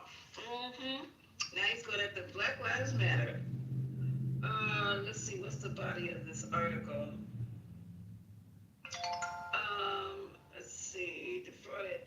The Justice Department is investigating whether leaders in Black Lives Matter movement defrauded donors who contributed tens of millions of dollars during the racial justice protests in 2020, according to multiple people familiar with the situation. Federal law enforcement officials have issued subpoenas, at least one search warrant as part of investigation into Black Lives Matter Global Network Foundation Incorporated and other Black-led organizations that help spark national recognition on systemic racism. Wow. Yeah, so you guys have to go pull it. It's on the AP. We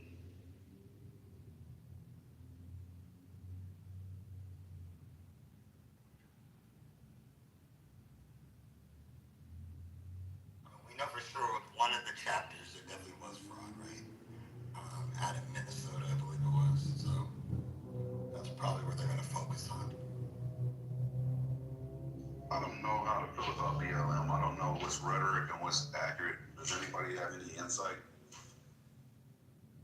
I mean, the biggest problem I have is the resistance existed before Black Lives Matter, and then Black Lives Matter was a statement that turned into multiple organizations. But everything was painted as Black Lives Matter, right? They're like, oh, that's Black Lives Matter, that's Black Lives Matter. No, it's not. Every time a black group was outside, it's the same way they say like Antifa. I'm gonna say Antifa, yeah. Organized group. Yeah, they really made Antifa into what it is by keep calling it that, you know. But for the core founding group members of BLM, like, has that been mostly legitimate? Have they been misappropriating funds? And because I've heard them buying homes and this and that, and then I've heard that they were misappropriating funds, taking funds and using them for personal use. But I don't know, because they will do anything to tarnish a image of a corporation that doesn't suit their liking, right? Which BLM obviously would fall into that category. So I always wonder, is this just rhetoric? And I never did any research to find out, is this just rhetoric? Is there substance to it? Are these people really being activists and moving in our best interest, or are they just filtering funds to there to do whatever the fuck they want and then do the bare minimum? So in that one particular chapter, they were doing both. They was paying high salaries and buying illustrious gifts, and they were doing a lot for the community. But that was one particular chapter. I can look it up in just a second, which one it was, but I believe it was Minnesota, where that incident happened, where the woman had bought like 2 homes. Her defense of it was, yeah, I'm paying myself a salary, I'm paying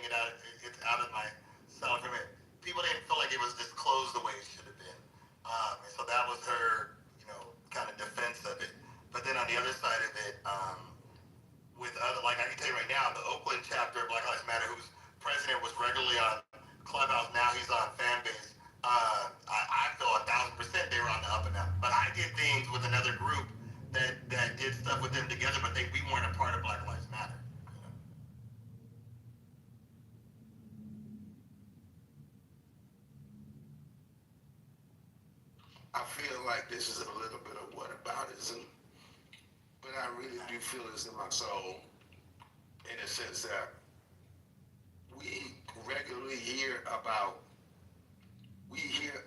people that do this in other ethnicities all the time. They set up the foundation to rip off money and fund it. And we're just like, okay, they're crooks, whatever. And we just move on. But when it comes to us, man, it's like, hang them, fillet them, kill them at the stake. And I'm like, can we just wait a minute to see what actually happened? I don't know. Because they gotta take. I'm with you on that, GA. I'm with you on. Yeah, we have to be more supportive of the scammers. I'm with y'all. No, come on now. That's not what he's saying. He's saying that it's funny how a certain group of people get away with the bull crap. Right. And hello, I didn't say that. You said it. That's all he said. So it's like these people, you know, yeah. I follow you.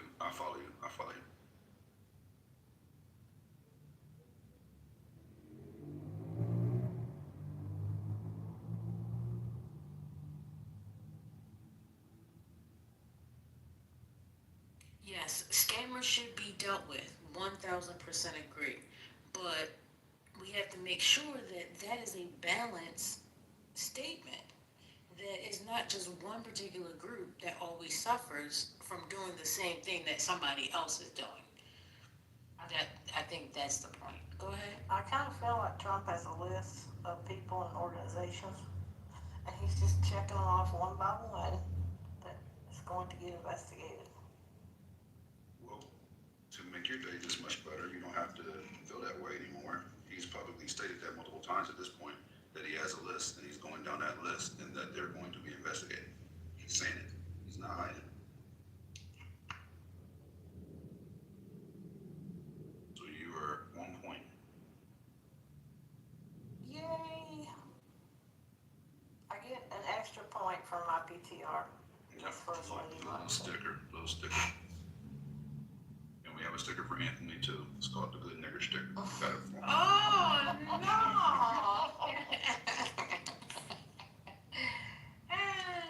That's nasty, bro. Is he a good nigga? No, it's from the MAGA side. It's given by MAGA. Wait a minute. Let me go.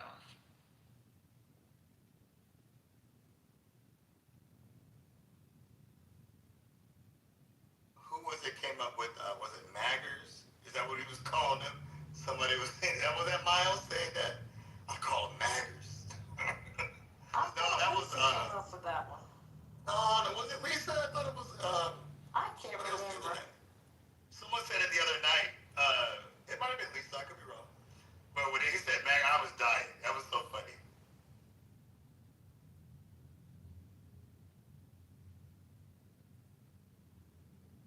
Who was that? That was good. Maggers.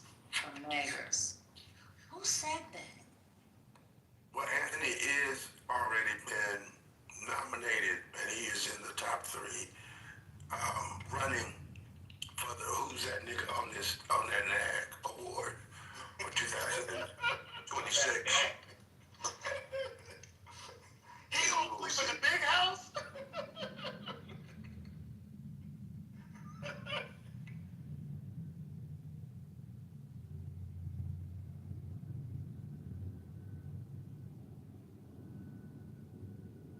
We should give out awards at the end of the year.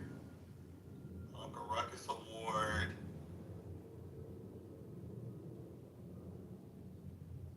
I don't feel like celebrating them. That would probably embolden them further. That's true. Like, oh, the award they gave me. I meant it for our entertainment, but you're right. They could turn it around. Yeah, I understand completely. I'm just shucking and jiving it. So it's got to be Anthony. I'm gonna put Omari right underneath that. But they have different categories. You can get shucking and jiving. TC is on the top of my list for the rest of the year. So whatever. Well, after you told me what he called you, yeah, he's got to be like, yeah. That, as long as it's negative, I'm going for TC at the top. TC gets the black person. TC is more dangerous because he's articulate, which gives some validity to his rhetoric if you don't listen closely and realize he's a fucking idiot. Like, he's the first time I realized it can be an articulate idiot. Those, I didn't think they coexisted. I thought those would be two separate I'm entities, so but sad no. about TC though. TC did not used to be that way. It's really sad. I don't know what his game is now. I don't. People are like, oh yeah, this that. But he's been at this a long time. This hasn't just been a stunt. And it's different. It hits different with him because I'm like, I know he knows better, but he doesn't act better. Yeah, I kind of thought he was an idiot even when he was on our side. I just didn't say much. Well, Patty, you actually put me up on it because I thought he was intelligent, but then I started realizing there's a difference between being articulate and intelligent. Like, you could be articulate and still have no substance and just make a lot of bullshit sound good. Right. You know? He would argue at DTN, and I'd be like, no, that's not right. And I'd have to message him in the background. Mm-hmm. And he will stick to his guns, and I was like, no, he ain't gonna ride that horse into the motherfucking ground like that. He gonna be on that horse when it goes down. That ship is not going down without him standing on the tip before it goes underneath. Like, that's it. That's why I said his guns as a Democrat, so I just let him rock. But when you flip flop, that really make you weird. My bad, GA. Go ahead.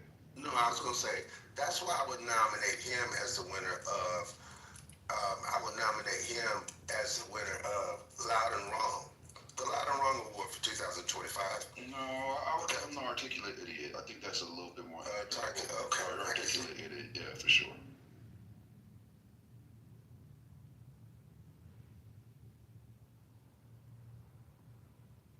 But the Loud and Wrong, he's a good candidate for both categories. And it's a toss up. I still say Omarion wins the Sambo Award. About time you came up with that burner, Anthony. What's up?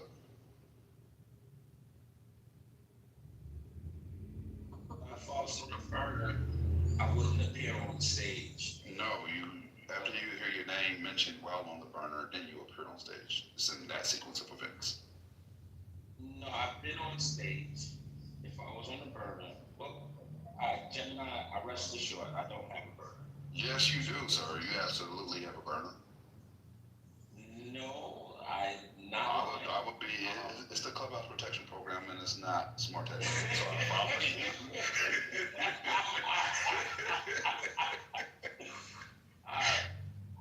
Listen, it's all good, Ken. But yeah, man. I mean, well, did somebody ping you in, or did you just feel like the osmosis that you needed to be in the space at this time? No comment, First Lady. Gotcha. No, but go ahead. You said you were glad to be in the number with Gemini. Is that what you said? Glad to be. He said he's glad to be in your presence.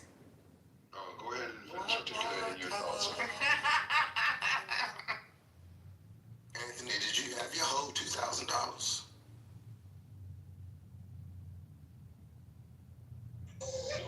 $2,000. What are we talking about, GA? He might not have seen. That might not be on his algorithm. It may not. It was a black church. It was a black church, not just a black church. Oh, that. Okay, yeah. That was crazy. I think she gave like $1,400, $1,400. 12. Oh, 1,200. Okay. Didn't he say a couple of days later that Tyler Perry sent him a gang of money? 100,000. So listen, man. You know about that church situation. We don't even. You missed it.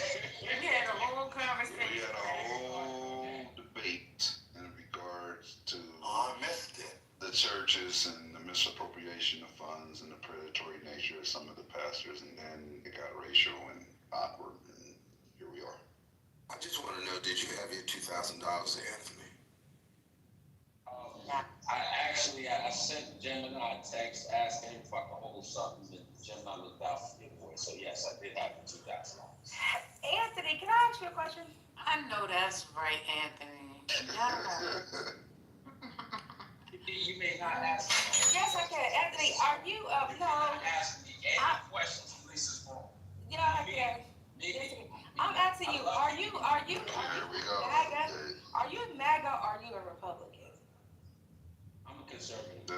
saying as a But you're not. Republican But anymore. are you MAGA though? Do you consider yourself MAGA? I don't consider myself Okay, that's all I want to ask. Mimi, That's why I heard somebody say that, and I was like, Mimi, if you want to be accurate, and I know Anthony very Yeah. well, he is not purebred MAGA, MAGA, yeah. but he is MAGA adjacent, right? Yeah, because someone was like, "You're MAGA," and I was like, I'm thinking that he ain't MAGA. He was just a.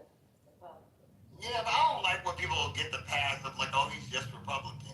Like, cause you signing on with what they doing. If you're Republican, you're supporting what MAGA's doing. That's where the adjacent portion comes in, Brian, right? do you think I ever get a pass in this room? Oh, yeah. Definitely you get a pass in this room, Anthony. Definitely you get a pass in this room, Anthony. In Lisa's room, yes, you get a whole, you Wait, got one a sec. golden pass. Wait to know, Anthony. You got a pass last night with Brian. What's happening? Brian, tell Lisa him. make sure he is well taken care of. You get a major, you be beamed up in here sometimes. First lady knows. First lady already knows. That's why I don't be like, I try not to crash down in First Lady's rooms or Lisa's rooms for the same reason, because I like the respect I get in those rooms. But as long as you know, like, I'm not even tripping. Like, okay, cool. If we was in like a sports, like, you know, one of the rooms that I run, the sports net room, I would have been cussed Anthony out. But like in this space, you definitely get a pass. And hold on, to make it even more accurate, yesterday or the day before yesterday, y'all have to tell me which time is accurate. First Lady was pushing back saying that he was getting cut off and he wasn't getting a chance to complete his thought. Right. Yeah, Anthony, you thought I was gonna ask you, tell you that hair growth oil is on its way. I would never tell anybody about the hair growth oil that shit. No. You gotta heat it up. It don't work if it's not heated. Not heated. Y'all right. Gotta heat it. And the other thing you're not gonna like, you're gonna have to wear a do-rag for a while. I can't stand it. You stay close to the scalp. Okay, that's where I draw the line. I would love to see a picture. I would love to Put Anthony in a do-rag. Yes. That'd be Put him in a do-rag. Make America great again, do-rag. Oh, that'd be good, That Anthony. would be so funny, Anthony. Yeah. And I dare you to do a PTR on a do-rag one time. A red one. A MAGA do-rag would be everything. I'll put some money on that. I bet you can sell those though, MAGA do-rags. You can sell MAGA do-rags. This is not at this point. That's a good idea. That's a Make fact. America great again and have weight. Now, you know what? I'm about to put that Don't on let Amazon. Trump hear that. I'll add that to my Amazon. Right, I bet you can sell If it. I see Trump or what up, Oh, it's going on the website. It'll be there in 24 hours. Yeah, MAGA I turn around do-rags is a good idea. I don't care what nobody say. that's a great idea.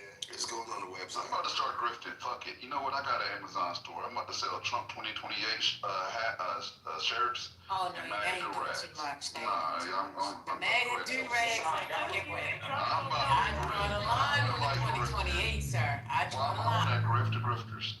Hey, Gemini, I've been doing it since Trump ran against Hillary. I take that bag of money. Yes, I do. I take it. They're going to buy it from somebody else. They don't buy it from me. So that's the same reason I sell crap. I said it all the time. Hey, Gemini, you gonna pay for your racism. You gonna pay me for your bigotry. Yes. They'll have it on Prime, too. I want it right to your door. Oh, my God. Exactly. Y'all think any store discriminates against homosexual money, heterosexual money, MAGA money, the Democrat money? They don't care? No, I'm not saying not to go and get the money. I'm just saying that messaging, I wouldn't want to promote that. I wouldn't want to put that in the atmosphere. You're the person that spoke about affirmations earlier today, sir. Why you gonna do that? Well, I was leaving it alone, but then you challenged me, and then I'm just affirming their money in my pocket. I'm not affirming their belief. That's They're foolishness. That's their selling your affirmation. community out. How? That is not Now selling. we about to put you in a cool category. Cool MAGA. That's not true. So if I'm selling Trump 2028, I'm collecting their money and utilizing them, redistributing well. I'm fine with it. Jesus is good to me. He said he's robbing it. First lady, let me ask you, is it okay if I... First lady can sing. Should I take... with it, but she can. Can I take MAGA money and donate it to the Harris campaign like I did? Is that okay? messaging. I don't care about you taking the money. That's not the problem. But I What's the donated to messaging? the Harris campaign. I'm asking, what's the messaging, sir? The message is we're running MAGA pockets. Right. No, that's no. You know what? We're gonna watch Sinners together, all of us. You know, somebody said that, and I think we need to watch Sinners again as a group. I've watched it 2 or 3 times. I'll watch it again. That's one of my favorite movies. Okay, because what y'all saying right now, I need you to think about it. Think about what you're saying. I don't make my decisions based on the movie, though. It ain't the movie. Oh my God, I wish I could hit you upside your head. I'm That's the trying. violence that Democrats like to just run to. Like, that's the first thought. It's just violence. Yeah, well, but that's the thing. I know how to control it.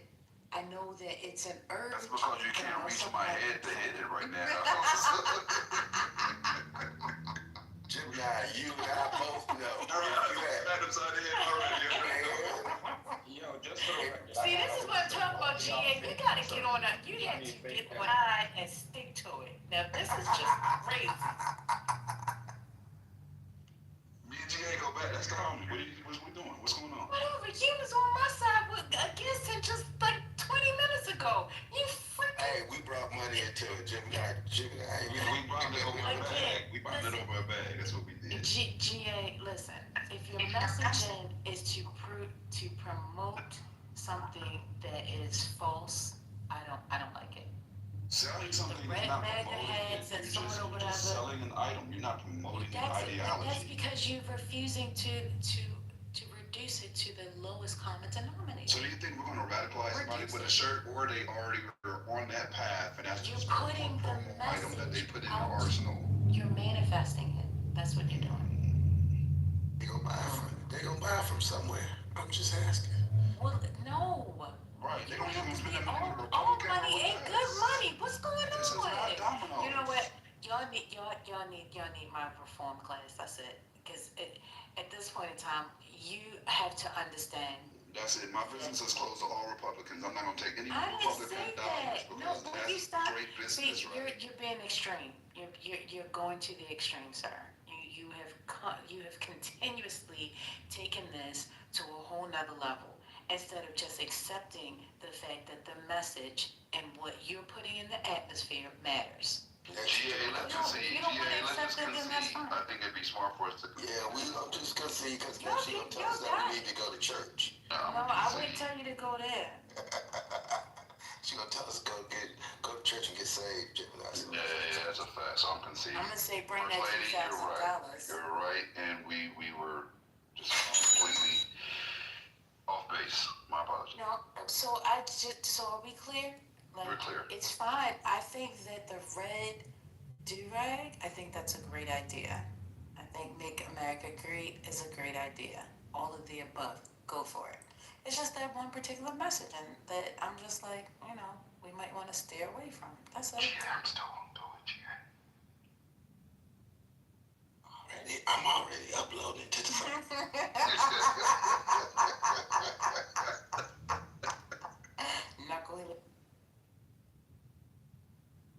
Well, guys, we're almost at the top of the hour. It is 6:52 p.m. And in about, I'd say, an hour and 8 minutes, we will be heading over for a field trip to Politically Correct. We have a special guest that will be joining us tonight. We will have a discussion about race. So if you haven't already, Patty gave that information. Go ahead and check out Tim Wise. Check out some of his books if you want to ask him some questions. As we continue throughout the rest of this year, we will have maybe one of his books because that did make the charts for us to read.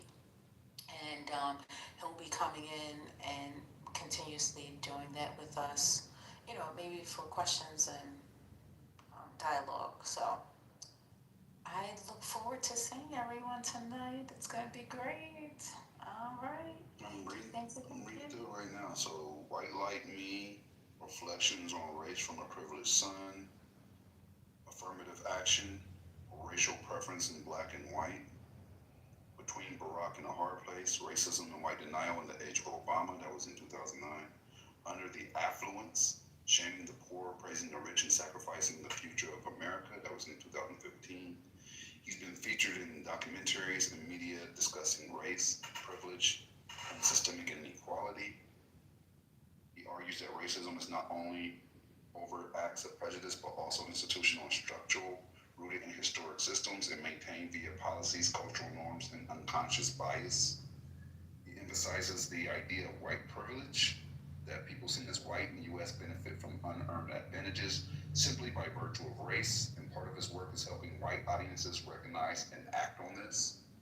He critiques the notion that America is, quote, post-racial, end of quote, i.e., that race no longer matters, and argues that appearing, quote unquote, colorblind can mask ongoing inequities. So that's a little bit about him.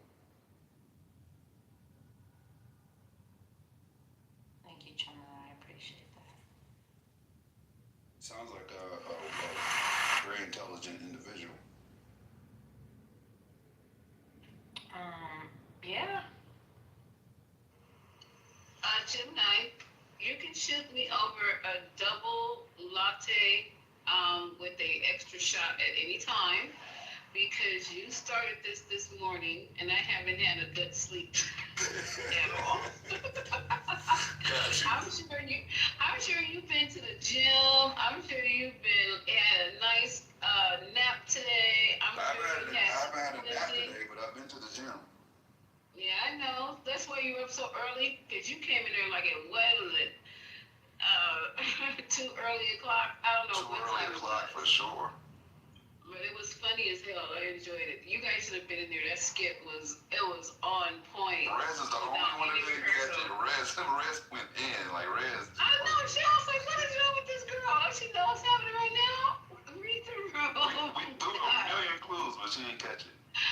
Oh, that was just too good. We should just do one of those rooms with the title, and then just have us in there pretending like we MAGAs. That was just too fucking funny. Yeah, I was you last night, Anthony. I was channeling my inner Anthony.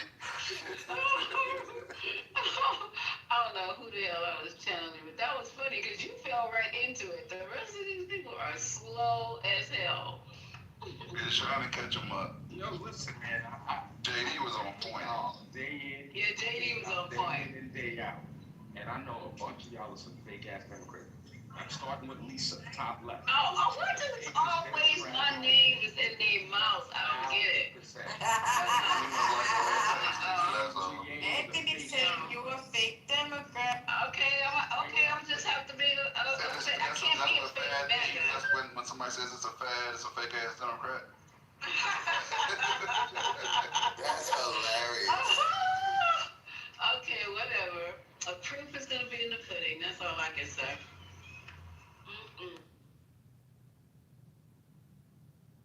See, the only problem I have is when there are just blatantly irrefutable items on the table that I know Anthony or TC or any given MAGA, I'm not saying they're MAGAs, could understand. Like they're definitely competent and capable of understanding and interpreting the information in the correct manner, but they will automatically just apply the MAGA glasses and view it from that light just to stay consistent instead of being actually real and having a true conversation. I think the conversation off of Clubhouse would be quite different because they recognize some of the aspects of MAGA and the racism and the injustice of systemic racism, the impact of systemic racism, the ongoing impact of systemic racism, how it's still currently impacting us right now, right? Because there haven't been enough done to offset it, and it's still being implemented in a lot more discrete methods.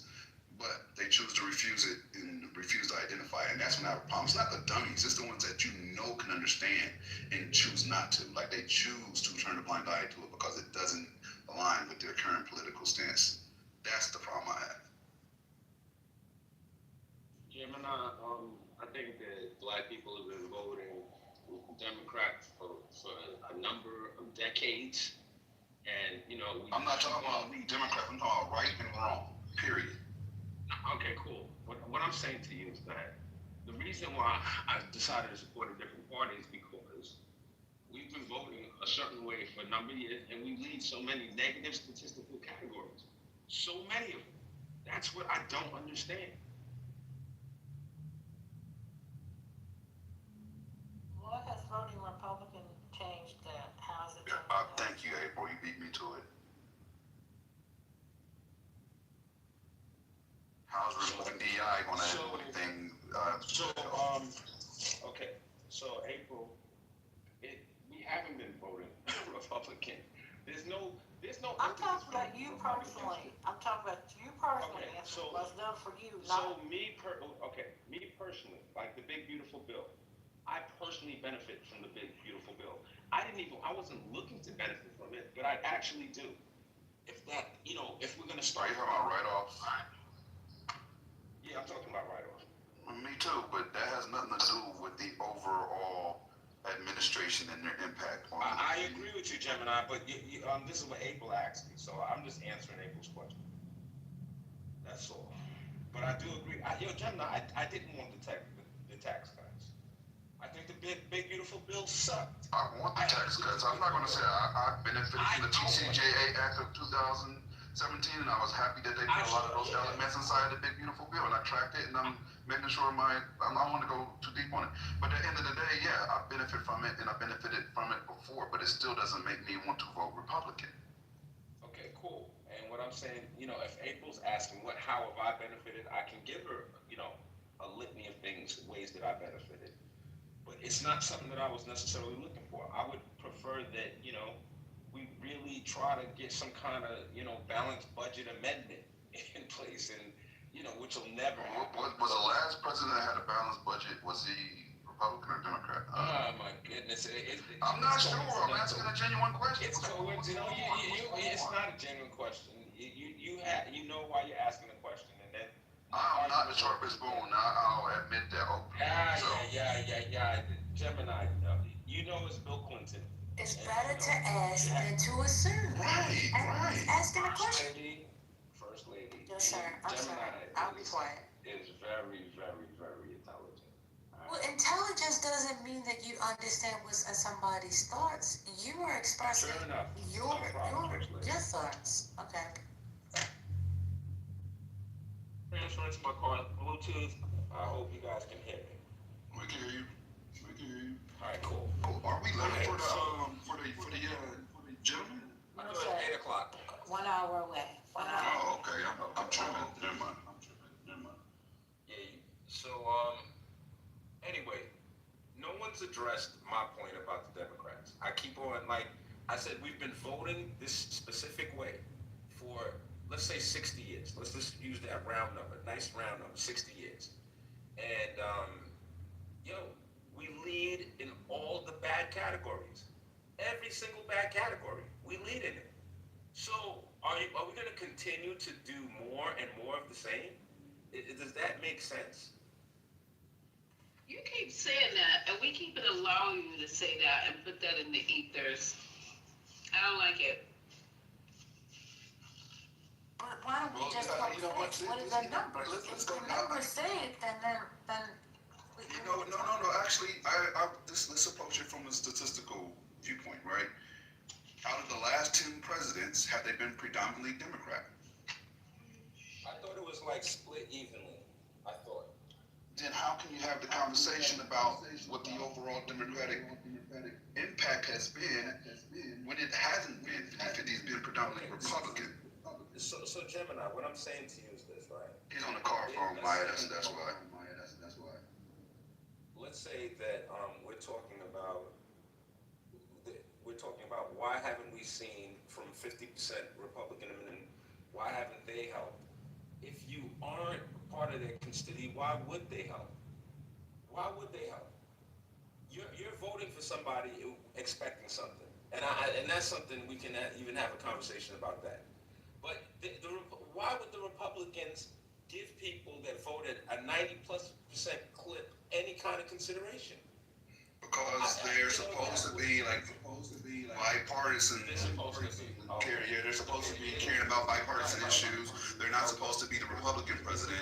They're supposed to be the president of the United States, an overall entity that's being monitored and controlled by him during that time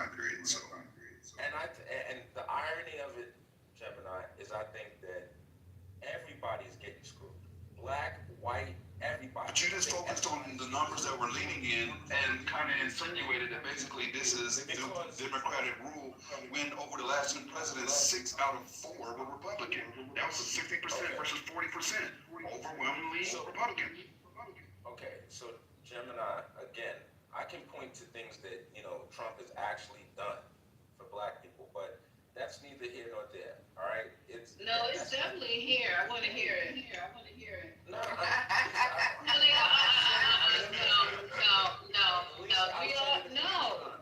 No, well, just do it 1,000,001. Do it 1,000,001. I'm slow. Remember, I'm an adolescent. I kill. See how they do? Wait till you begin with a hard name. Come on. I didn't say that I didn't say you were adolescent. No, come on, let's go. Juvenile. Okay, so same thing. A juvenile is an adolescent. A juvenile is an adolescent, sir. A juvenile is an adolescent. They're synonymous, A right? juvenile is an adolescent, sir. Yeah, a juvenile is an adolescent. So run it through one more time. Let's hear what Trump has done for black people. That's simple request, sir. Okay. Trump has pardoned a whole bunch of black people. Trump has made it easier to get a bunch of, in his first term, he worked out a project that got a bunch of black dudes home from jail, for drug crimes. Trump has donated a gang of money to HBCUs. All right, these are the few things. That wasn't a few. That was two. That was three separate things. What's the okay? Number one is getting blacks out of prison. I said pardoning is one. 2, creating that program. Oh, pardoning. How many people did he pardon? He pardoned a gang of black people that he had no gang. business to pardon. A gang. Of and how many black people are in prison? Why pardon Lil Wayne? Why pardon Why? That does nothing to our community. You know why? I can tell you why. Your echo is killing me. Black men. I'm sorry. Appeal to some of the blacks that are going to look at him like, okay, well, he can't be racist because, right? Now that statement exists only because he picks high-profile black men to pardon. Yeah, you all high-profile criminality. Y'all are always trying to associate my people with criminality, laziness, crime, uneducationness. I'm sick and tired of it. First of all, he's done nothing to uplift our community, nothing whatsoever. Oh wait, that echo is killing me right now. Yeah, when you're not talking, mute up, Anthony. Then come back off. That way that echo isn't there. Go ahead, Lisa. Everything he's talking about is associated with crime. The pardoning, the people letting out of prison, and then let's go back to that. Let's not let him wiggle out of that one, because the ones who he's talking about the First Step Act. Those people, if you go look at the recidivism rate for those people, just about everybody's back home. And I mean back in prison when I say home. Then they weren't educated. They weren't given the opportunity to be able to get back into the community, any type of click smoothly at all. No education, no job training, no nothing. Just let them out of jail to go to Big Mama. And then from Big Mama, they couldn't afford to keep paying for the light. All she asked was the light bill to be paid. They couldn't do that, so they started doing what they know how to do, which is crime. And it's not their fault. That's what they do. That's what they've been doing. So what else has he done that's uplifted the black community so well? Like you guys, you so marginal. You love trying to make me marginal, but you're not gonna make me and my people marginal. I want to know what he's done that's created excellence in the black community. Other than that, I don't want to hear this shit no more. All right. So what do you think that? Go ahead. Let me let you answer. No. Time out, right? No, yeah, I'm muting up. All right, cool. Thanks a lot, Gemini. Since I'm being put in the spot, right, I would like you to tell me what Joe Biden did for black people. I'd like you to tell me what Barack No, answer the question. You're deflecting. No. All right, let me settle this. I'm in the middle. Let me find the middle. Wait a minute, hold up, Anthony. One second. I'll make it real quick. Anthony, this is what his perception is of what he's done for the black people. You may not receive it, but that's his idea. So You're right, he's I don't asking receive it. for a, something else, an example, so that he might be able to search back in his bag. So I'm not saying that they need to give you one, but Oh no, he too old to be trying to get me to help him. And it says canned answers. So you gonna can your answers and use the same ones. It's up to you to upgrade them. It's not for me to help you enhance your same old canned ass answers. Not doing it. Lisa, I understand that you can't do it. I understand there's Okay, literally so a there you go. limitation. You getting ready to get a Lisa ass whooping. Don't tell me what the fuck Lisa, I I'm need to not do. running from no Lisa ass whooping. She got her own brand of ass whooping. You don't even know that. She said Lisa ass whooping. I've never I'm disrespected not you, Lisa. running for it. There you go with that disrespect. I've never That's disrespected another you, Lisa. one. That's another little slick ass move that I've you try never to do. disrespected When I you, start Lisa. coming after you, you'll start talking about disrespect. I haven't disrespected you I've yet, never Anthony, disrespected and you you, don't Lisa. have to run from me You said because I'm about not running giving me a to Lisa you. ass So you whooping. don't have to worry about that. I asked you a simple ass question and it's been turned into a fucking debate. I asked you a simple ass question. Okay, so Lisa, what happens, right, is there's this thing called communication. And you were not satisfied with my answers. Anthony, So I don't want to talk about it no more. I'm done. Okay, cool. So we're done. Let's We're be done. over this. Let's be over We're this. done. If people So should we're be done. able to peep you by now. Okay, Lisa, If they don't you peep said that we they were don't know done. you, Lisa. I said I'm done, but I can still talk. Okay, cool. So Anthony, I posted a 30-minute video for them. I put it all together for Don't them. ask me what Biden did. We talking about what Trump did. So Biden hasn't done that. I put it all together. We were talking about Biden food. Anthony, give me a second. Well, what has Biden done for black people? Listen, But that's not, no, don't you do it, April. I'm not Don't you doing do it. it because all they want to do is. Don't give him that information, April. I can't do it. We know you can. Don't. I'm saying please don't. We know you can. She can't do it. Always trying to deflect, never stay on topic, always trying to hit you back with a question after you ask them a question. Well, I do have the Mac ass. And then they have the tag team. Lisa, Marvin that came off mic because he had the tag team. They can't even work alone. They have to be supervised. I know y'all not talking about tag teaming anybody. Clock that. Hey, look. I'm calling the kettle black. We was better black bagger than these. We were better, we were definitely better black maggots. JP and I are better black maggots. I challenge any one of y'all to a room, a debate room. I challenge any one of y'all. I would dust any one of y'all in the debate room. Any one of y'all. You take away the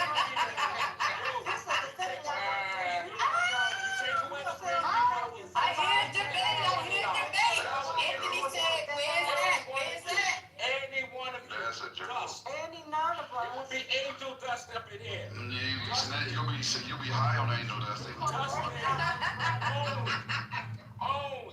Hey, bring water back. Omari, I have a question for you. Okay, all right.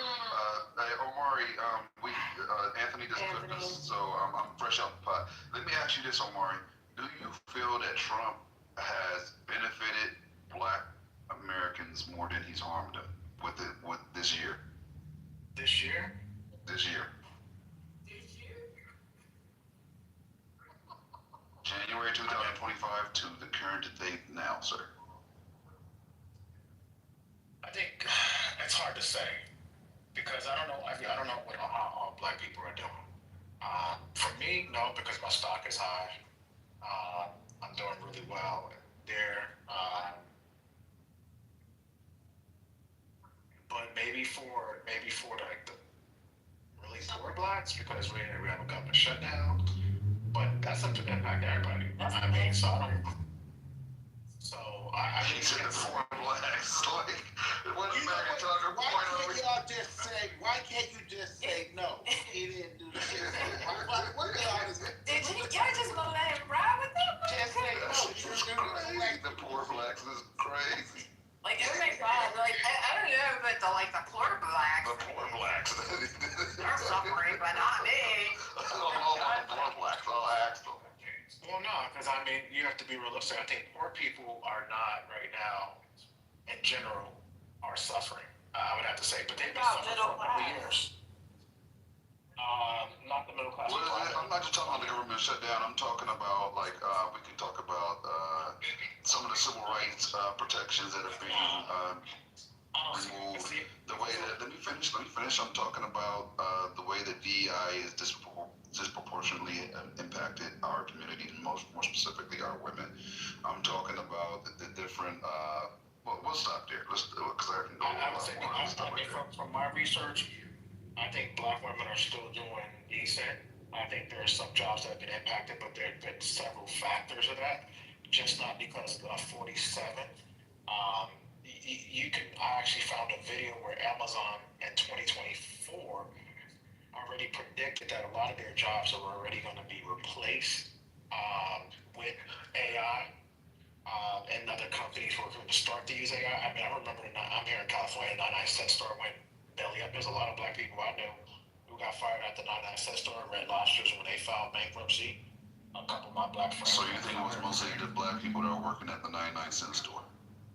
Well, are you being serious? Are you being serious right now? You're talking about black people crazy. Do you hear this shit? I never seen no black person at the no black people working at the 99-cent store or Red Lobster, man. We're in California too. We're in California. No, we in California too. No, yes, dude. Don't you know? No. The hell? Did he say senseless? You know what? The people that might actually believe. Like, let me explain to you guys. Man. When you go to a Red Lobster out here, which I go, or to a 99-cent store, which is now Dollar Tree, right? There's a lot of Dollar Tree still around, even though the 99-cent store closed. There is not predominantly black staff. You don't see Hispanic. That's about it. Like, what We are we don't work talking those about? type of jobs. So that's a lie in the West Coast. You just making that up. 260,000 black military members are not getting paid. Does the military get paid in the past couple of days that I'm over? No. Black Democrats. 260,000. We've got family that's still in, and no, they're not. Military, okay? There's 260,000 black military members, okay? That need their damn check, which is crazy. They're not getting, I ain't even gonna start talking about the black people who are essential in the federal government who aren't getting paid. That's the thing I don't understand. Like, And you think that shit don't hurt people, you're fucking. I thought essential workers, and somebody clarify this for me. Go ahead, JD. What you about to say? No, I just say black unemployment rose from 6 to 7.5%. Damn. This year. That's significant. What I was about to ask is this, like, and somebody explain this to me. This is a genuine question. I'm not asking because I already know. I genuinely don't know. Like, isn't there essential workers that are supposed to get paid no matter what, and we're supposed to have their salaries subsidized, so no matter what, it doesn't impact them? Like, I thought that was a thing. No, essential has to work without pay. People who are furloughed will get, supposedly in the past, will get paid later. Contractors, they're not guaranteed to get anything at all. It goes that way. Like air traffic controllers, Homeland Security. I don't know about ICE because I know Trump took stuff from another pot to pay them. You know how he does. I'm trying to think. I know, essential government workers, those who aren't sent home and have to work, mainly in security positions, like I said, the air traffic controllers, Homeland Security, which I don't think, like I said, ICE, that's a different portion, and I don't know if the border guards, if they get paid. I'd have to go look at that, but they're, the essential people that can't, which I think that, I'll go look that up, because Anthony's gonna tell me I can't say nothing that Biden did for black people. I ain't even. Don't. I could go through. I know you could. We all know you could. We know that. Let me play Matt and ask you the question. I'll help them out. They definitely need to be supplemented in this moment, JD. They need some real Mac. Don't phone a friend. Yeah, they about to do some fake cosplay. Go ahead, let's hear it. Okay. All right. You know, JD literally said that the Supreme Court decisions are just local. We don't need any. Shut up. He did not say that. I'm not that JD. What I'm gonna do is start shit with my son on the stage. Yeah, but I'm not with that shit. See, I'm working right now. Y'all about to act me at. Please don't make me act crazy at work. Please don't. Yeah. Lucky got my tumble over there. Boy, you crazy, bro. I love those specific units of measurement, though, First Lady. A gang and a bunch. A gang is so old school. I did pull out my ruler and did look it up, and I was looking for this. You gotta have the digital. You gotta have the digital ruler. You get a gang. Yeah, you don't actually stretch it. It actually has a digital beam, and that you can set it to gang, and that's how you. Yeah. Okay. Thank you. Thank you. GA. You don't. None of us know about that one. Measure measurements in inches, like 5 inches. That's how they feel they had big bits. That's it. So you know one of the questions, it's been 10 months, right? If you look in the 420 chat, you know, and I'm glad I found this video because, man, I've been looking. Hold up, Sean. Y'all just be spamming. Hold up. I hate that chat. That should be blowing up my notifications. That's the only reason I turn off my fucking Clubhouse notifications is y'all spam that damn chat. That's a fact. Anthony, if you watch the video, you got 30 minutes of what he did. I'm watching it right now. He's cooking. So Amari, do me a solid, my G. I'm about to leave. All right. When they open the next room, I want to see what the speaker got to say. If you can shoot me the link to the room. You can ask me anything. I got you, fam. All right, y'all take your romance privately. Yo, I love you. These dudes are funny. They definitely sword fight. Yeah.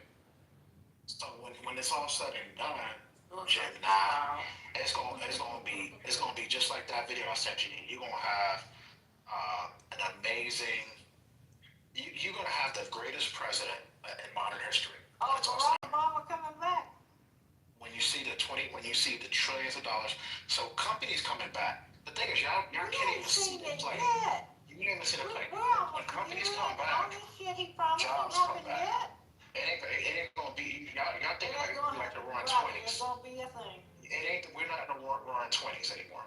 But they're gonna be jobs coming back. You can't compete against automation and unfettered immigration. And most common sense people understand that. You're not making any sense right now. But you guys want all the immigration in the world. You want all the automation. How you know? Who said we want all the immigration in the world? Where'd you hear that? You say all. You want unlimited immigration. Who's y'all? Who are you talking about? You, JD. You want to never heard me say that. You want to paint your skin white. When I have up there, you want to be white so bad. Hold up. You always come on stage and say that. Every time you're on stage, I think I even heard JD said, "JD, my job. Let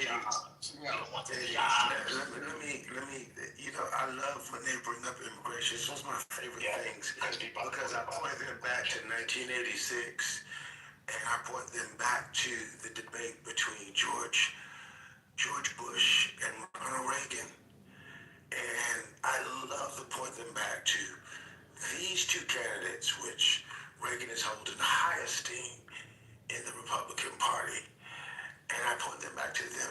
When both of them on stage in their debate had a more liberal immigration stance than any Democratic president I've ever heard. George Bush actually said on stage, what we need to do is import immigrants.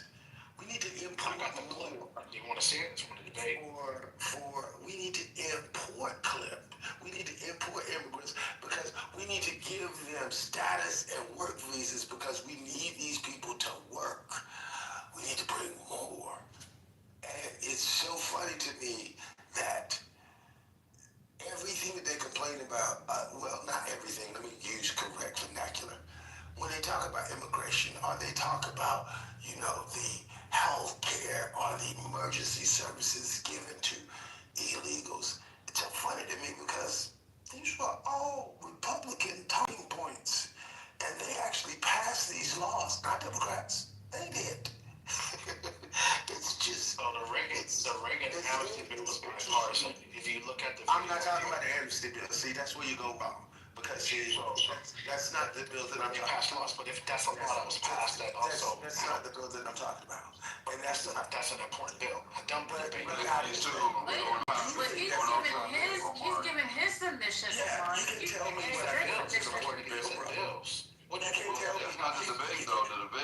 Well, the particular bill he's referencing, you're trying to reference. Right. What particular bill? What's the name of that bill? It's $1.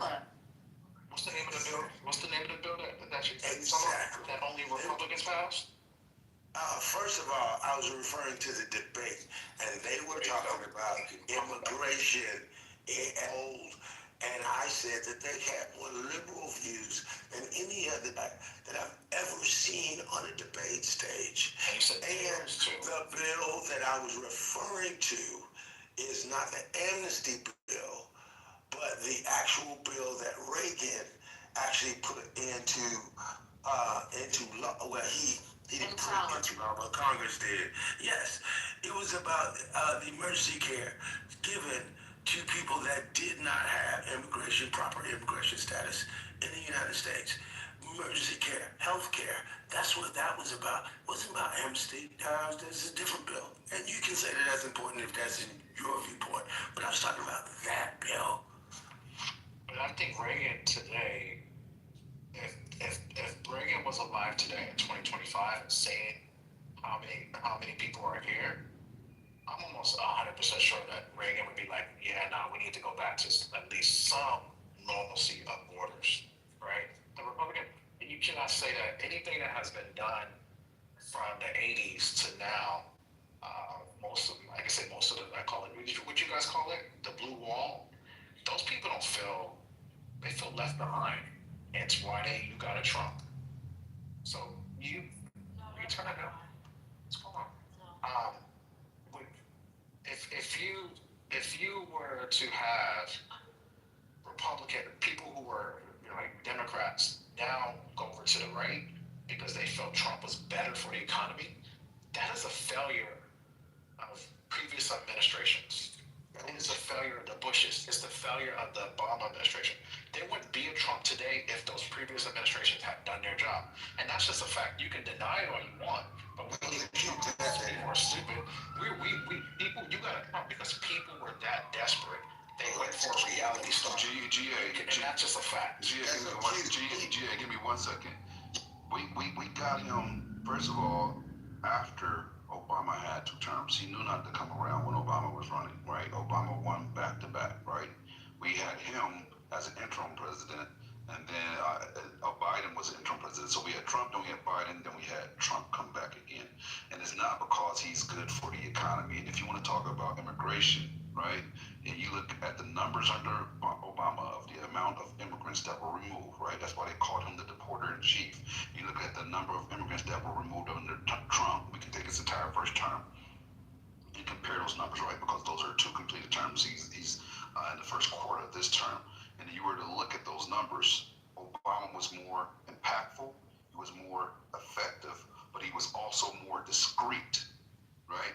Which is why a lot of people didn't realize that it happened in that way until after the fact, because he didn't need to go around doing a bunch of self-promo to try to convince dumbass MAGAs that he's actually doing it. He did the work more than he did the promo of the work, right? But if you look at the actual numbers, the numbers reflect he was a lot more effective, and his targeted demographic was actually hit. He wasn't getting random people. He was hitting the criminal element that he was targeting, which is a lot more than we can say about Trump currently. You said that was a lot to say that really had to do with it. Has everything to do with who was more impactful and who was effective. Because you're saying because immigration was so bad that it's because Obama and them failed. And Obama was kind of slick with his numbers too, because what he did count was count people that actually met at the border. So again, if people felt so warm and fuzzy about the Barack Obama years, and we're not talking about just the people in this room, we're talking about the entire nation, because we live in the United States of America, then Hillary would have been president. No, stop. What you're not going to do is say something that's stupid. That's the stupidest thing I've ever heard you say, Amaria. That's the dumbest thing ever. We felt warm and fuzzy about Barack Obama, and if he could have run for 3rd term, he would have won. That's a dumb statement. First of all, she was a woman. I was about to say, it should have been the first woman president ever. That's the dumbest thing ever. You're trying to break history, and you're trying to compare somebody that would break historical records. Like, there's never been a woman president yet, right? We just had our first woman VP. So with that being said, this is not just because of performance of past Democratic presidents. It's actually people being very resistant to change, to having a woman take the reins. And That played a she huge was role. a strong fucking woman. She's been in the fucking papers since she was fucking 19 years old. Her first valedictorian speech was on the cover of fucking Life magazine. She went against her own governor. She was the president of fucking Young Democratic Party, started off with the Young Republican Party.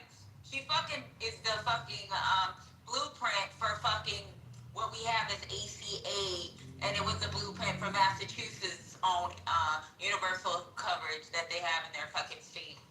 She fucking met with women dignitaries. She did more than any motherfucking president that's been within the last 40 fucking years. When it comes to policy, when it comes to foreign policy, you cannot fuck with a goddamn Clinton. So, Yeah, I think that is a correct analysis. Marshall, hold on, Marshall, because you're a candidate. Because he just didn't take out Clinton. He took out Jebby Jab. He defeated the Bushes. Well, that's not hard. Jeb wasn't retarded. He defeated Ted Cruz. And don't forget, before the election, before the primary, GA, calm down, bro. Don't get triggered. I'm not triggered. I'm just saying. You sound triggered. You sound very triggered. Relax. I'm not triggered. I got a horrible voice. But you're flexing Ted Cruz. All right, let's just let him finish so he don't think you're being triggered. Go ahead, Lobo. We got 5 seconds. Jeb Bush was expected to be the person that was going to go up against him and wipe the floor with him. Period. So he just didn't beat Democrats. He beat every established Republican as well. That's how much the American people disliked y'all. And that's the fact. Yeah, but that wasn't Patty's point. Patty's point was that she had the experience. That's cool. It didn't matter to the people. That's what matters to. It didn't matter because motherfuckers like you exist. They don't understand politics. They don't give a fuck about their future. They vote against their own interests. Because there's people like you that exist, that's the reason why we weren't able to fucking have a Hillary Clinton. That's the reason why we weren't able to have a Kamala Harris. This is the reason why Trump is in office. Because motherfuckers love branding and they love fucking celebrity status. And they don't even give a fuck about their own well-being.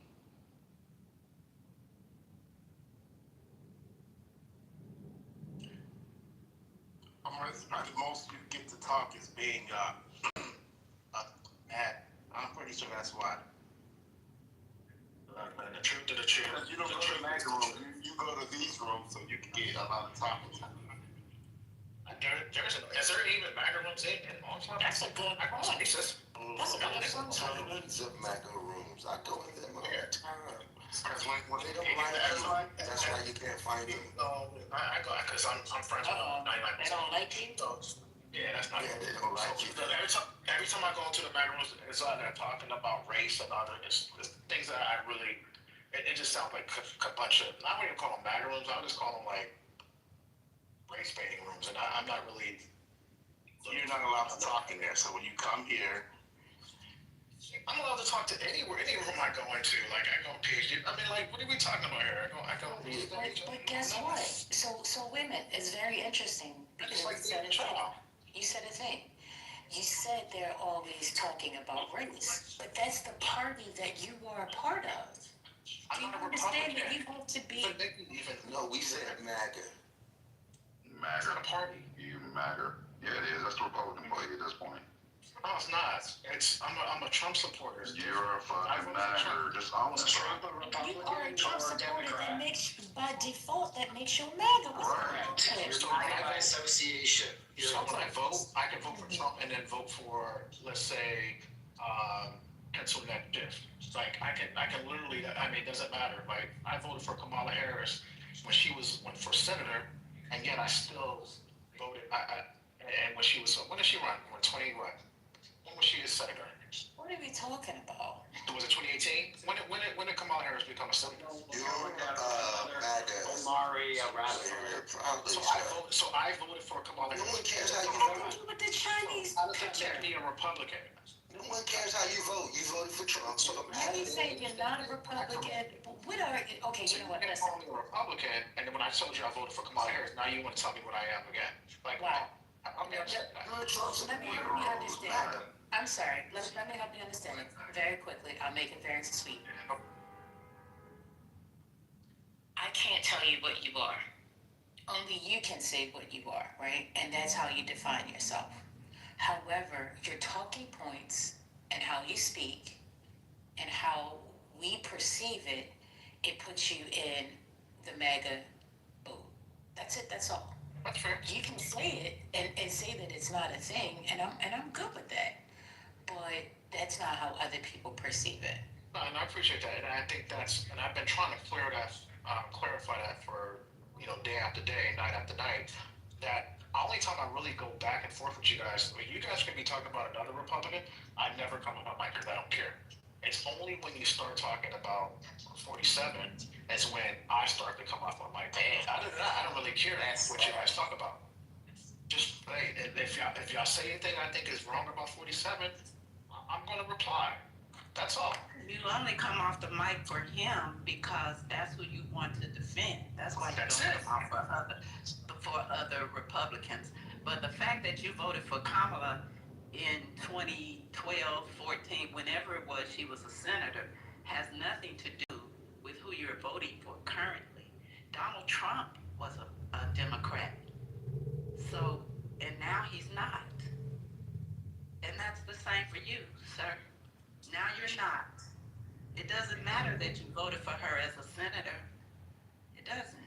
And Deborah, I can't find the difference between him and MAGA. Like, I'm trying to think, what's the difference between this man and another MAGA? Ain't nothing come to mind. JD, there is no difference. The definition of MAGA is I support Trump. That's the definition of MAGA. He came up with the. You forgot a key point. It's not just that. It's I support Trump no matter what. No matter what, yeah. No matter what is the key part. Yeah. No matter That's what. MAGA. No matter what. It's MAGA. And Trump identifies as MAGA. So if you're a Trump supporter, you're MAGA. Duh. Let me just get clarification real quick. Are you a Christian, or you don't subscribe to? I mean, I grew up Baptist, but I'm not a Christian. I mean, I grew up Baptist, but we don't go to church. Okay. Do you believe in Christianity? I believe in Christ, yes. Okay. So, do you believe in the Bible, or? No, I haven't read the Bible since I was probably 10. Literally. Okay. Do you refer to the Bible as like a guideline? Do you refer to the Bible as like a guideline, or do you take the essence of the Bible as like a guideline for the moral compass? Yeah, I mean, the golden like the 10 Commandments. Would you agree? No. Thou shalt not steal, thou shalt not kill, thou shalt not covet, none of that. When the Bible is talking to me, it's just common sense. Thou shalt not steal. These are all. You know, these are all like the things that Trump subscribes to, right? The reason why I'm so because there is a scripture that says a double-minded man is unstable in all his ways, and you saying that. Say it again like that. Would you say? Can you say that again? I might write it in the chat. Okay, I'll give you the scripture so you can go ahead and pull it up. Thank you. You can go ahead and download the Bible on your phone, and then you can look it up. But yeah, no, I was saying that it's amazing to me to hear you say, hey, listen, I'm going to support 47 no matter what. But don't think that you are MAGA. That part is baffling to me because he represents MAGA. That's what he stands for. That's what he ran on. So you supporting him period makes you automatically in that number. By default. And she's talking about James 1:8. A double-minded man is unstable in all his ways. That's what she's talking about. Come on through, Deacon Board. Come on now. Can I get an amen? Amen. Hello? Hello, nerd. Hello, Pew.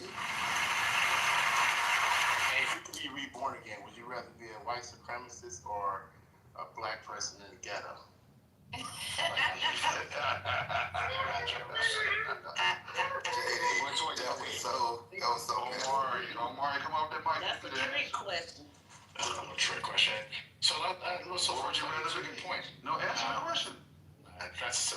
No, it's So, not. First Lady, Oh, okay, you're gonna duck it. Okay. so First Lady, what if I said because you support Democrats, does that make you automatically a socialist or commie, right? Which a lot of people on my side associate leftists with being socialists and communists.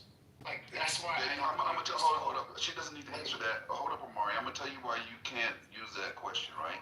Because Trump wears MAGA hats everywhere he goes. He openly endorses that. There's no question about it. There's not a lot of people view him in that manner. He is self-identifying as MAGA, right?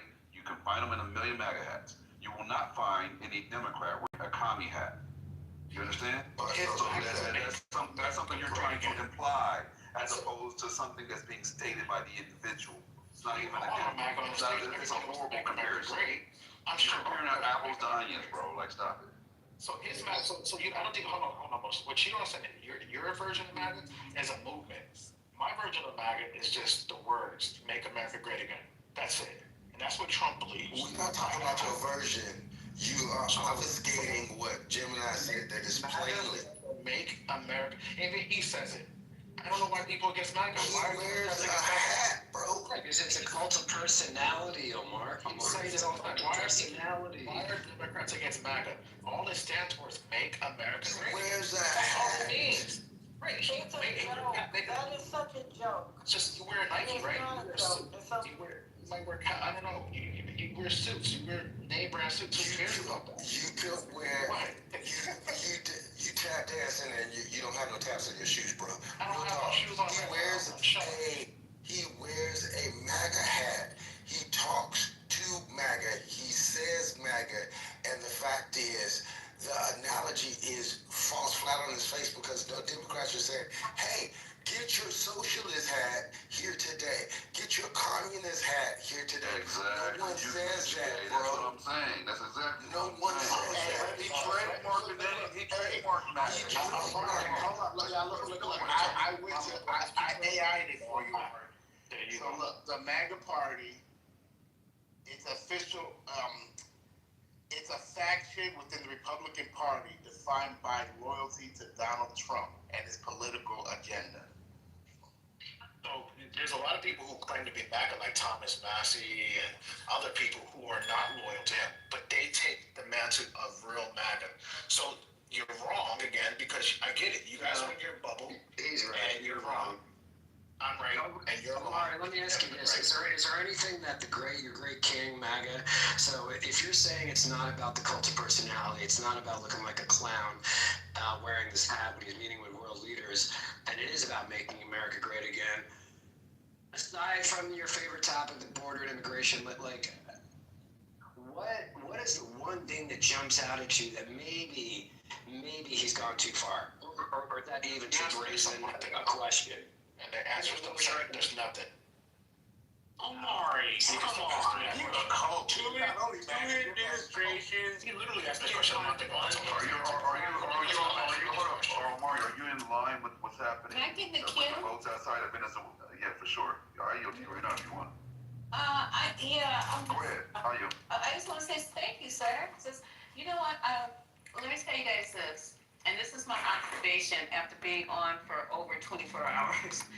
Let me tell you who's the smartest MAGA or the smartest of them all. It's Amari. Amari has centered himself for almost 24 hours, and he got you guys having him as the star of the 420 show. We are calling his name, we're centering him, we're talking about him, we're rubbing against him, we're hugging. It's just amazing. I was like, wait a minute, what have I learned in 24 hours? I learned that the smartest MAGA on this app is Amari. He's getting more attention than he even gets in his own house. And it's not your fault, Amari. You're doing what you do. I didn't even talk yesterday. Well. Next Patty and she didn't even talk yesterday. Was I talking in the room? Talking in the room? Now. You've been talking for 24 hours. No, thank you. Look, but it's brilliant though. I'm not mad at him. I'm just letting you guys know that you know how they come in here and go, oh, why you got him on stage? But they continuously talk to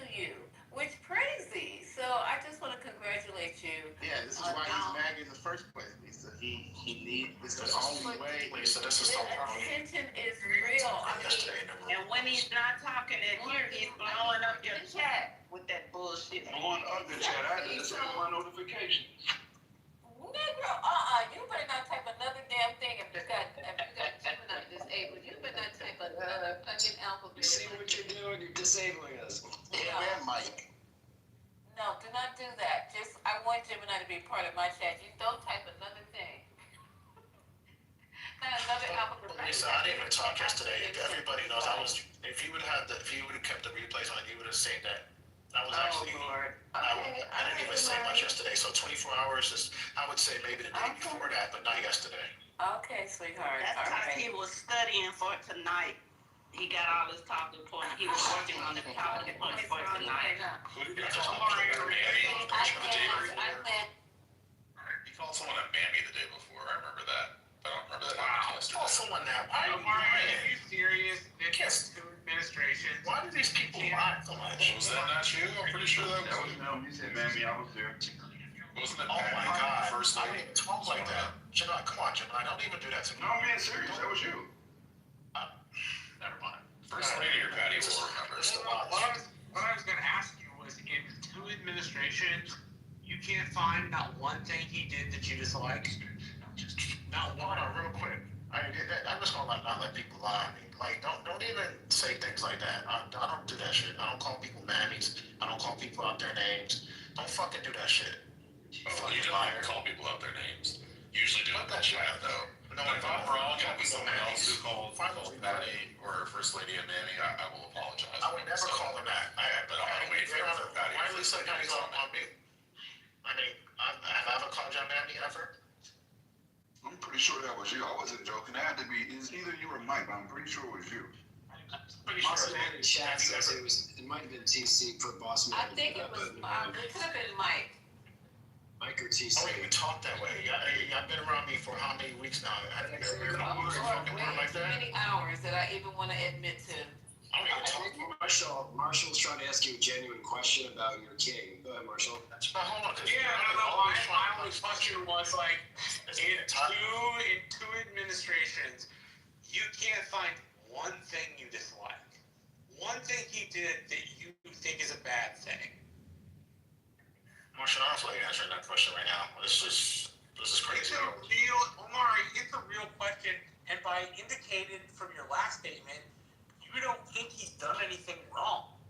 And if you don't think he's done anything wrong, and you're wed to that, then you're wed to this idea of a leader that can't possibly fuck up. All leaders fuck up. They all do. From George Washington to Donald Trump. They all fuck up. So the only real question is like, what is it that you disagree with? I'm not asking Before you answer that, Omari, I want you to I'm not asking you to like betray your principles. I'm simply No, Marshall, you stated it well, but I want him to understand this, and this is important, right? From a business aspect, I want you to think about this, Omari. Right? They have what they call brand blindness. What that means is you're so true to the brand that you are blind to anything that is negative about the brand, and that means you can never improve. Like that is a that's a suicidal mission, right? Once you get on that path. So if you can't be objective and look at something objectively, and see the pros and the cons and weigh them out, that means that your logic has just left. Like you don't have any logic to apply to the scenario anymore. That is when the cult aspect comes in, right? A realistic approach would be, I see this negative aspect, I see these positive aspects, I feel like the positive outweighs the negative, and that is why I am still pro insert whatever the fuck we're talking about.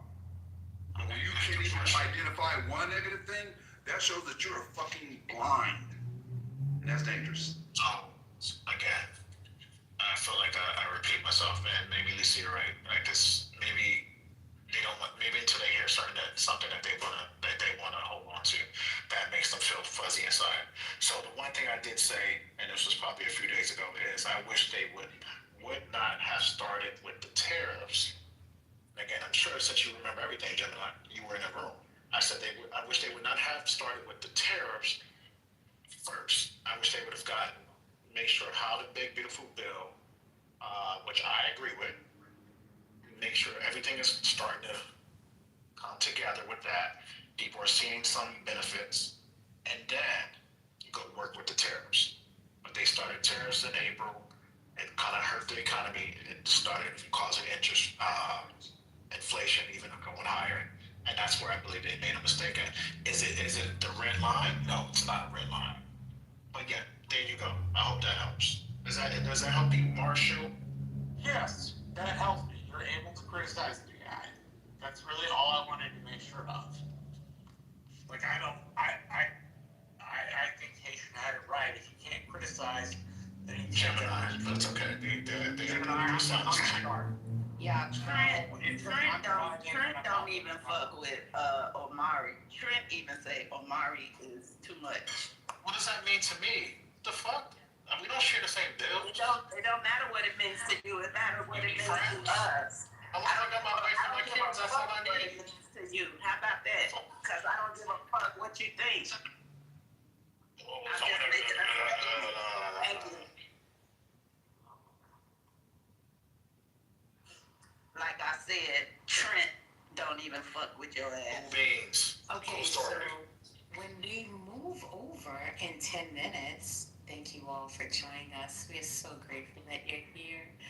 If you haven't already joined Misa's 420 Lounge, please go ahead and click the link above and join in for great topics, great conversation. We are going to be visiting Politically Correct today. We're taking a field trip. Yeah. Are you excited? Very much so. Very much so. All right. I'm excited as well. You are, Lisa? Yeah. OMG. I'm so pumped. Oh my God. We have music ready. I mean, like, I really want to make this a good night. And hopefully this is something, let me just say, I am hoping and I'm wishing that everyone, at least one person, gets something out of this tonight, okay? I'm hoping that seeds can be planted, that minds can be changed, that hearts can be feeling again. I need somebody's heart to open up. Do you understand me? So we're going to have a great time tonight. All that cussing and fussing and stuff, You know, leave that at You your got a shooter, I'm shooting. Like, we're not doing that today. I'm just gonna shoot. Exactly. I agree. JD, you there? Okay, JD's on the phone. We're gonna, put people in the Google ASAP. We're not gonna put up with it. For those that are in the number of modding, if that should happen, don't even recognize it, don't pay it attention, just, do the necessary. Turn the chat off. Turn the chat I'm just shooting that 400 yards in the front. Doesn't the chat help the room in the algorithm? Yeah, it does. It does. Oh, it does? Yeah, it does. Oh, okay. That's what you say. I'm coming over. Let them chat, they're gonna blow up, I'll be come on back. stage and go crazy. You only have to be invited. You can always delete any stupid comments too in the chat. I'll watch in the chat as much as possible and try to moderate it so that there's not anything too crazy being said. I mean, this is a serious room, so people should take it serious. So His resume is very impressive. talking Like, I about was just right looking now? through it earlier. He has a very impressive resume. I'm saying, like, when people, people should know how to behave. People should be adults, hopefully. I mean, People shouldn't vote for Trump, but we don't know what people are going to do. God, You know? what is this? This is creepy. Stop. It very much it is. Like, people actually did this. Whoever they want to, man. Like, y'all can't keep doing that. Like, I'm not gonna take. Talking about. Lisa, like, people can vote. Like, if you wanted to vote for Madonna, like, it's cool. They can. People can jump off buildings. I'm just saying that's not the smartest decision to do. I mean, they're allowed to do it. But you're an American citizen. You have the right to vote.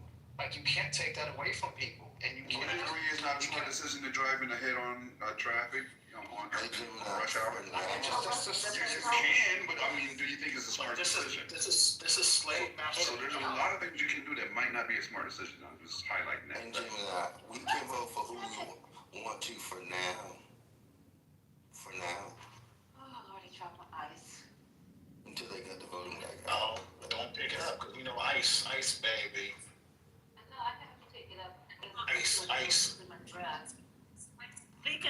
voting, I heard this evening that Schiff and the Democratic Party they're supposed to be law enforcement out next for the elections. Thank God they're going to be having some law enforcement out overseeing the elections. Which one? I feel like it was on the East Coast, like New Jersey and possibly Virginia. It won't hurt. But wherever they are is good, right? They requested it. They feel like they need it based on what they're hearing on the street about some cheating and shit going on. Oh, they're gonna try to. Oh. Well, police are gonna be Supposed to have monitoring the drop box. some legitimate law enforcement now, and hopefully, they won't. ICE won't show up and think they're involved. But I'll get back to you when I hear some more on it. Not the Imperial Guard. Get them law enforcement.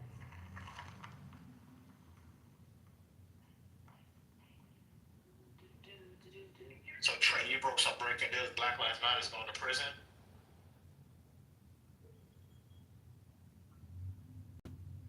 What's First Lady at? She's not here. Go ahead, Trey. You get a chance to talk. What's First Lady's not here? Did you guys talk about there's a judge waiting to make a decision to make Trump come up off the money to to support people who don't have food, to support the SNAP programs? Did y'all hear about that? No, say that again, David. What did you say? They're waiting on a decision from a judge to give up the money that's set aside for SNAP and other programs that are not being supported right now. A judge is making a decision on that. Oh, got it. Hey, there was something I saw. It was written on okay, here it is. This was written on, where did this come from? It says SNAP, OSF General Counsel provided a letter to the USDA on May 23rd stating that there is a bona fide need to obligate benefits for October, the first month of the fiscal year during the prior month, September, thereby guaranteeing that the benefits funds are available for program operations, even in the event of a government shutdown at the beginning of the fiscal year. So that last part I just read, Trump's administration removed it. So there were funds available, even in the event of a government shutdown, all the way up to the beginning of this next fiscal year, or whatever, however that. And those are the funds I'm referring to, JD. Yeah, that's what I'm thinking. That's why when you said that, that's what made me laugh. So they tried to hide the funds and remove the lingo. Because that's how much they hate people who are hungry. Like, you know what I mean? Like, we shouldn't even talk about it in abstract terms. They're like, we absolutely want to take food out of the mouths of the hungry, so we're going to go out of our way to do that.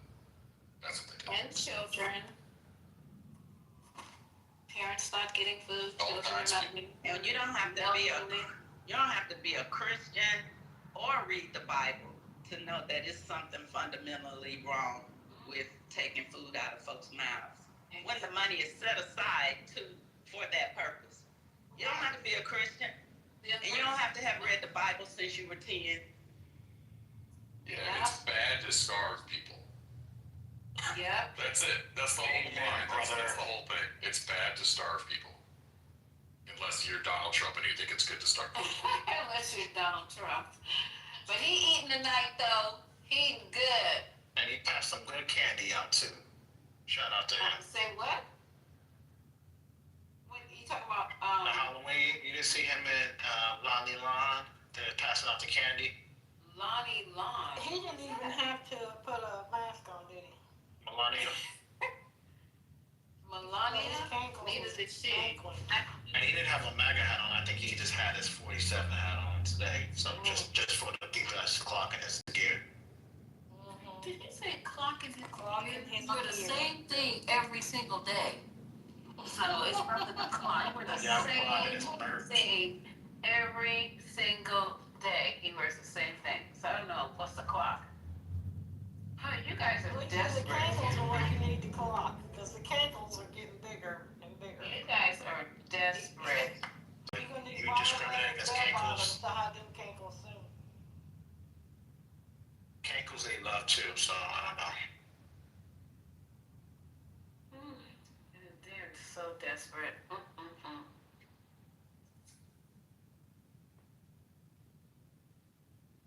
But those cankles still the Jon Snow of America. I don't know if you could suck any harder, but maybe try. You done enough sucking. Just kiss the tip.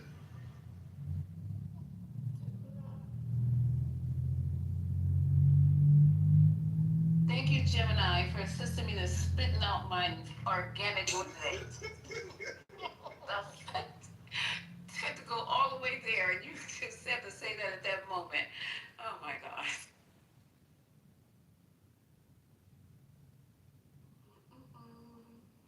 Are you gonna play the Turning Point USA No. in tomorrow's room?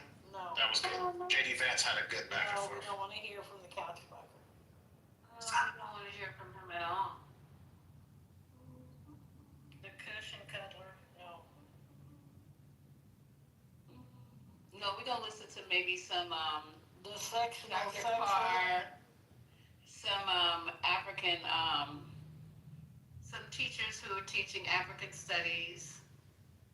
That's what we're gonna listen to. I really I look forward to hearing what this gentleman has to say. Me too. The room is open when we go in. Oh, let's go. Oh, I'm about to pull up. Let me Is go there at a the link? top. Is it at the top? Is there a link? No, let me go get it. Yeah, we should wait and transfer traffic. Y'all should definitely transfer the traffic. So Gemini, do you got a clarity of like my position now, like so that we don't have to keep asking the questions anymore, the same old questions? You, JD? No, that we only touched on a couple points, but on those points, I got clarity. Yeah. Okay, cool. That's not really our overall conversation. Is Yeah, no. Next time, maybe this week, you know, we'll take this. Link is at the top. Go now. I'm gonna shut the door. Wait a minute. Wait one little I'm waiting. second. You go. I'll stay here. Wait, I gotta do something. I'm not by the phone. Don't do it yet. Get yourself over here. I'm trying to. Hold up, guys. I like that new picture, Lisa. Very nice. I have lipstick on. Okay, hold on. Let me get the link.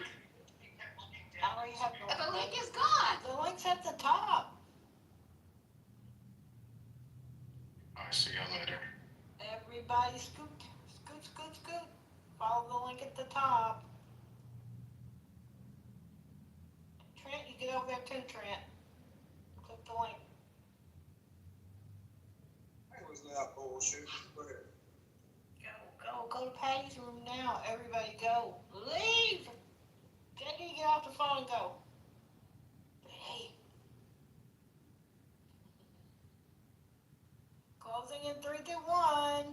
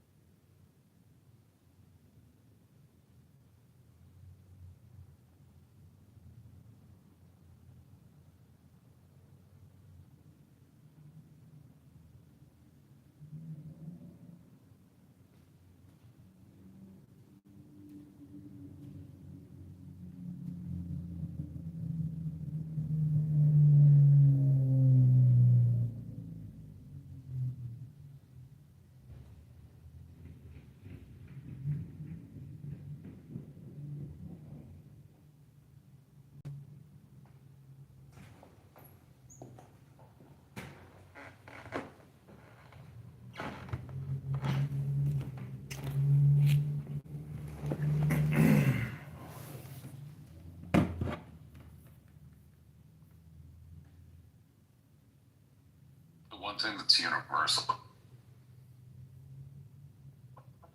And propaganda, so you can't say I'm an election observer and also definitely vote for Prop 50. Yeah, totally. In fact, the voter can't do that either. In most states, there's a perimeter. It's usually between 1,500 feet, or I'm sorry, 1,500 yards, where you can't. Fucking faggots are talking about election judging? Holy shit. Your Honor, is there still time in California to volunteer to support election mechanics? That's like whatever. Probably, especially if you happen to be a lawyer. It's usually really easy to sign up as a lawyer.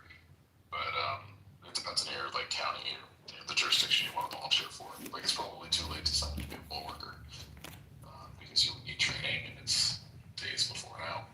But for some of those other volunteer roles, it's often easier.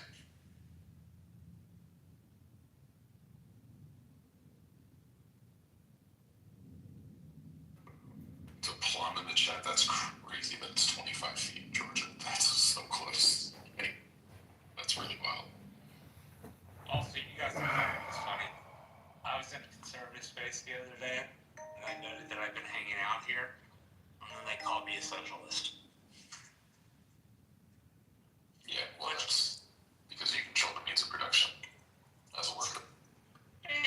Marshall, where did you say you were? Where did you say you were, Marshall? I was in a more Republican-leaning room, and the person that was there said that I was a socialist. Because I hang out in these rooms with all of these wonderful people. Guilty by association, Marshall. I mean, if they ever think I'm communist, then I might as well be communist. I'm not abandoning these people. I like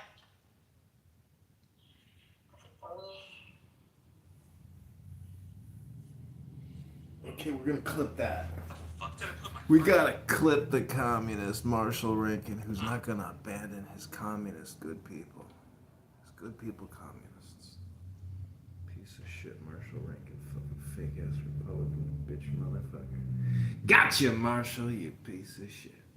The pizza man. Speaking of communists, did I read that right? That there's a 1-year tariff truce between China?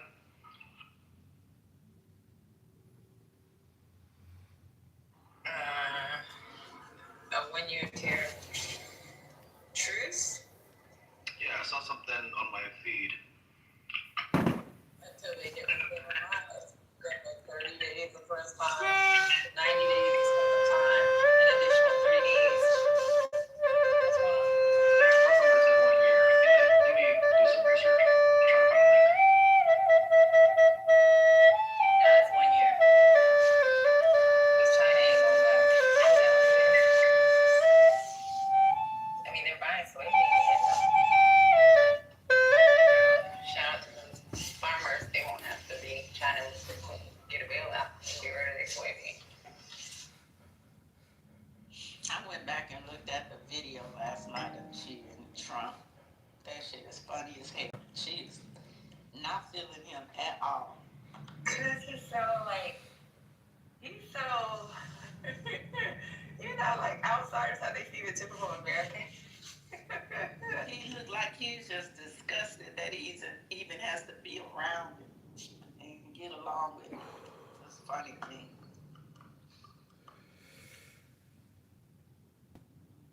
Yeah, them they were talking about last night. Lisa was big. She was like, he just standing there.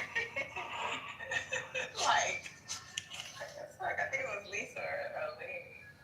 Like he just standing there. His face was. Now, if it weren't for Lisa and First Lady, I wouldn't have even watched it probably. I wasn't watching last night. But this morning, that shit was funny. It's crazy. He said that a 10 on a scale of 0 to 10, it was a 12 meeting. I'm like, he need to stop it. Was a 12 for him. That's what I'm saying. It didn't look like a 12 for G. That shit funny, yeah. That shit is funny. see what we got.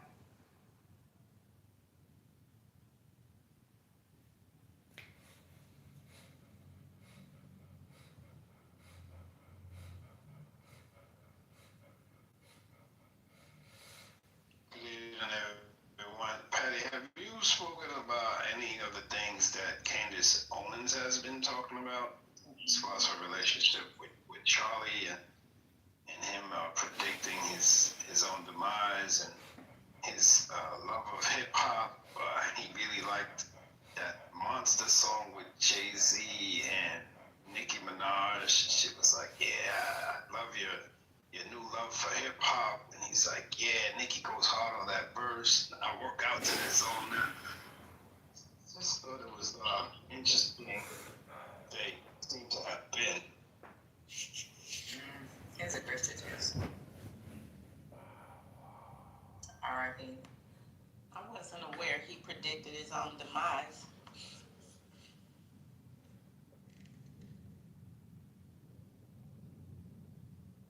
What did he say?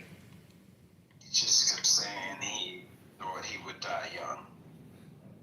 Kept selling her. I think I'm gonna die young. I think I'm gonna die young. Gotcha.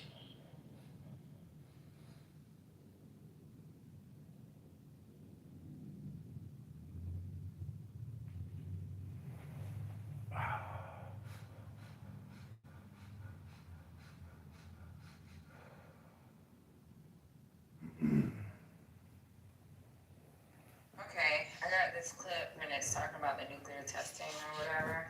Not sure what he meant by nuclear testing. Hopefully he's talking about the vehicle that we use for the nuclear weapons. We haven't actually tested a nuclear weapon since the 90s, early 90s. Let me go ahead and play this clip. 1992 is what I was told. Yeah. Do you know, Patty, do you know Anson, former nuclear submarine captain? He's on the app, he's an older gentleman, but he managed the last nuclear production site, was responsible for paring it down. Great winds, great something or other. I'm forgetting the name of, but if you haven't ever met him, I'd love to introduce you. You guys would get along with the house on fire. Cool. Hold on, let me go ahead and play this. Nuclear weapons testing, something it hasn't done in more than 30 years. The president was pressed why now, and the U.S. and China tonight in their new agreement for a year. Here's Rachel Scott. Tonight, the White House was pressed to explain President Trump's surprise announcement that the U.S. will resume testing nuclear weapons for the first time in more than 30 years. The president revealing his plan just minutes before his meeting with Chinese President Xi Jinping, posting, because of other countries' testing programs, I've instructed the Department of War to start testing our nuclear weapons on an equal basis. That process will begin immediately. On Air Force One, he was asked, why now? That had to do with others. They seem to all be nuclear testing. We have more nuclear weapons than anybody. We don't do testing. We halted it many years ago. But with others doing testing, I think it's appropriate that we do also. Russia tested a nuclear-capable torpedo on Tuesday and a nuclear-capable missile last week. But those tests did not involve detonating actual nuclear weapons. The U.S. has conducted similar long-range missile tests for years. The president did not indicate how this new plan would be different. Tonight, Vice President J.D. Vance offering no details.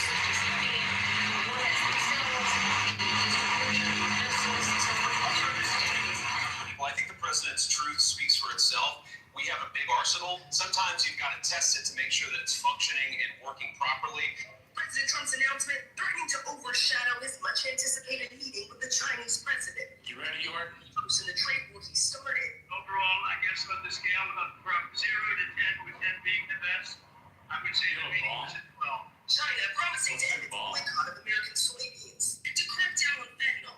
In exchange, President Trump lowering tariffs on Chinese goods coming into the U.S. from 57% to still a hefty 47%. China also agreeing to lift restrictions on selling U.S. crucial rare earth minerals necessary to power everything from smartphones to cars, but only for 1 year. Tonight, Russia responding to President Trump's plan for nuclear testing, saying what they carried out was not a nuclear test in any way. Currently, the United States and Russia have a moratorium on nuclear testing. Tonight, the Kremlin saying if someone violates that moratorium, Russia will respond accordingly, David. All right, Rachel Scott, who's been traveling with the president. Come on home, Rachel. Thank you. President Trump says.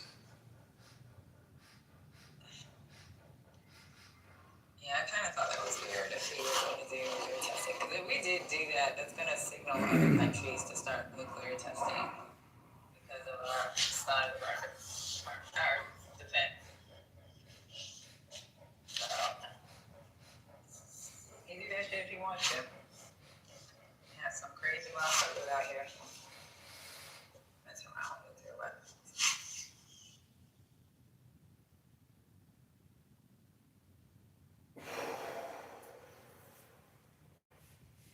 What's going on, Brian? Testing means actually, What's up, y'all? actually detonating nuclear weapons, right? Right. I think it just depends, right? Because you can say you're testing your the vehicles for the nuclear weapon. Make sure they launch properly, or, you know what I'm saying?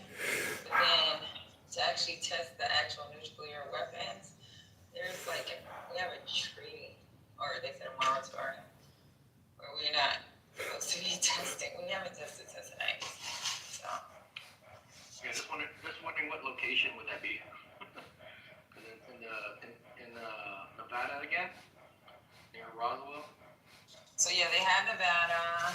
I do know in the past, and a lot of people do know about this, like the Micronesian Islands, where we paid them millions of dollars because of cancer and shit like that they got going on in their country, or in their island. And we're actually looking at using them as a staging space for future weapons. So we have access. Yeah. So when that happens, do they have to alert our allies to be like, hey, just a heads up, we're gonna be doing this? I think they should, but I think it's really stupid if they Body they do. Right. No, I think they should, but under Trump, I don't know how that goes. No, they have to. For him to even make a fucking threat, a fucking even doing that, it's like he's just going against all rules.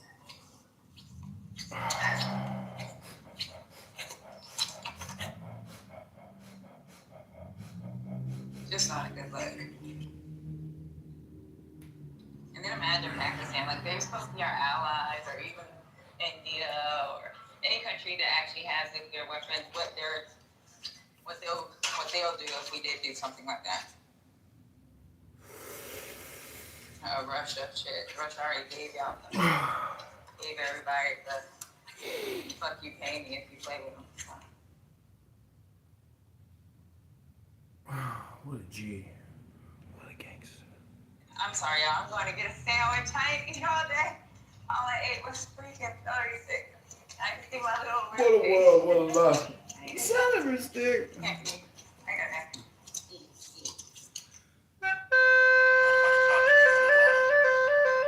No, I'm going to go get me a sandwich and a salad so I can eat.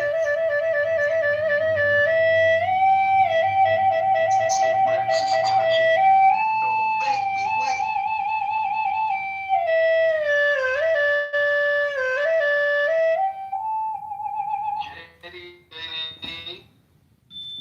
Man, we need one of them rabble rousers in here. Let's go ping one of them dudes that get on our nerves. We can fight.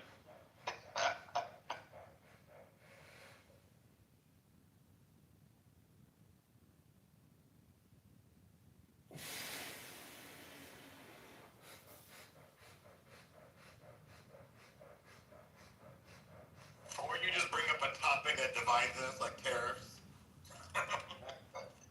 Last night I said Montani, and then it went and from That's been the biggest hot I don't really know much about the New York politics, so I should be staying on mute. But that has been interesting convo. Good job for Congress, Becca. This is a good job. You guys know Mandela also grew up in South Africa, and I think that framed a lot of his messaging. He grew up on University of Cape Town campus because his parents taught there. I didn't know that until I was in South Africa last month, and then actually somebody was telling me that. he went to undergrad here, and his major was Africana Studies. I was talking about that earlier. At least was Yeah, he grew up in Africa. But he went to He grew up in Cape Town. yeah, but he went to Literally undergrad in here Africa. in the U.S. He went to But he was born undergrad in here Africa also. Yeah, he went to Bowdoin University, and he was one of 5 students that majored in Africana Studies.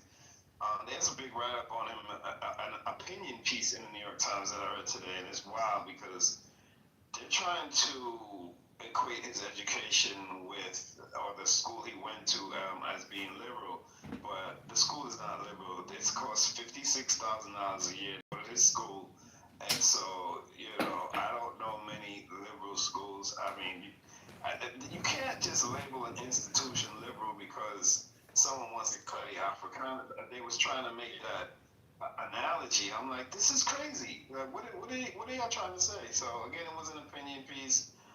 He's definitely getting slandered by certain writers. And he started the Palestinian group that grew. There's just a lot around this guy. We'll see what happens in the election, and see how far he can go with trying to run New York. Because it looks like he's gonna win. But I've been saying it for weeks. Cuomo is slowly gaining traction, but those are just polls. So you know what's funny? Fox News had a section where they literally said, "Look at these crowds. It's not a multiracial crowd. He's only pulling certain people." Fox News was saying that. They were saying the man need to DEI his crowds, according to them. That was wild when they said that. Like, look at his crowds. He's only pulling from a certain sector of the city. He's not pulling everybody. I started laughing so much when I heard that. I was like, y'all don't make any sense now. Because y'all wasn't saying when you look at Trump's crowd and you saw what? TC, Anthony, and Omari. That's all you saw up in there. Well, I think they kind of fear him in a way because when you start to look at, like you said, his parents, how he was raised, his culture, and then becoming Americanized and truly understanding history, it's like, oh shoot, what if he does win? What is he going to do? Is he going to be, the good mayor of New York that listens to what everyone tells him to do, or is he really going to try to go against the grain and truly try to make change, which is going to be hard. It's going to be really hard for him, or is he just going to do more of the same and be your typical Democrat? I don't know.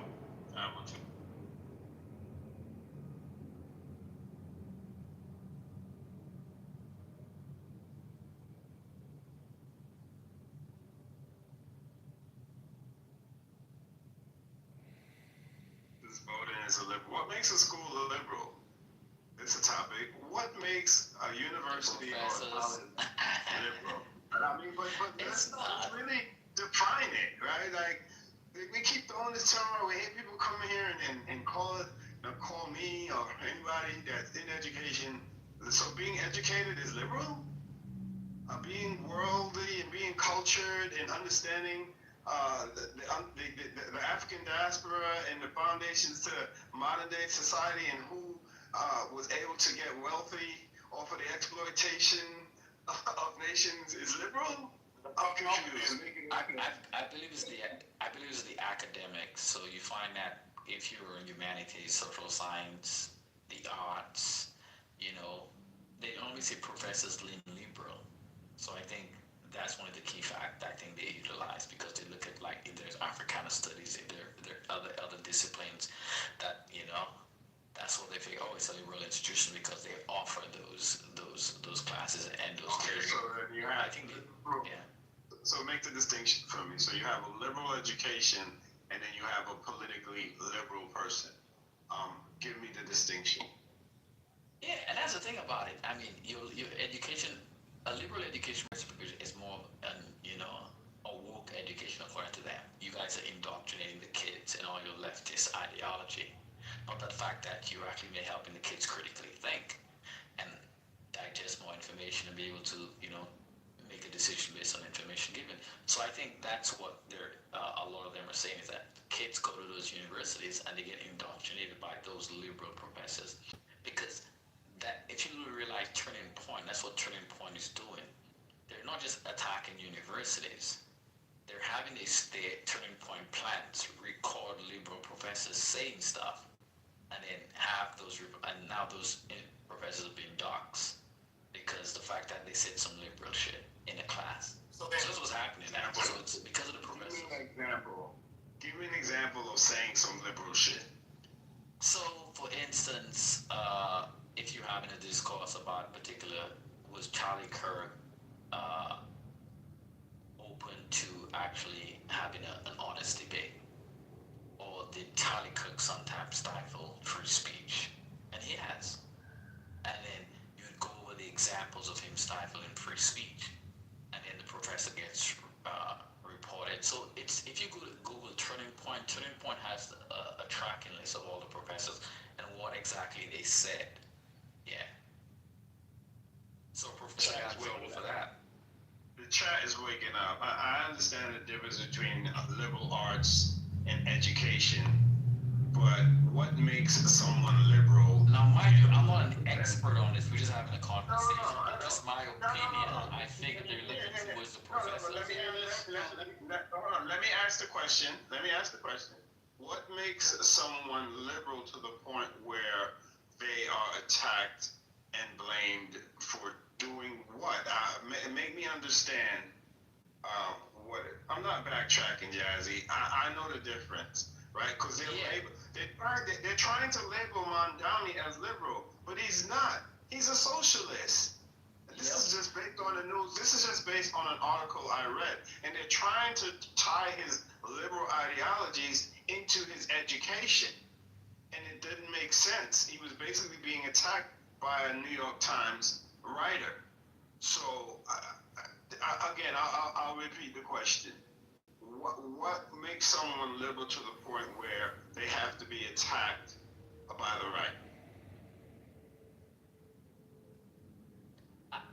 It is in an academic setting. I think they, like I said, they look at the programs, they look at the different training programs within a university. Say, for instance, if they have a DEI program, they have a pronoun policy, you know, if they have training on equity and stuff like that. All those, they highlight all those stuff as what makes it. So it's a hodgepodge of things, not in condition to, like I said, the students reporting on the professors.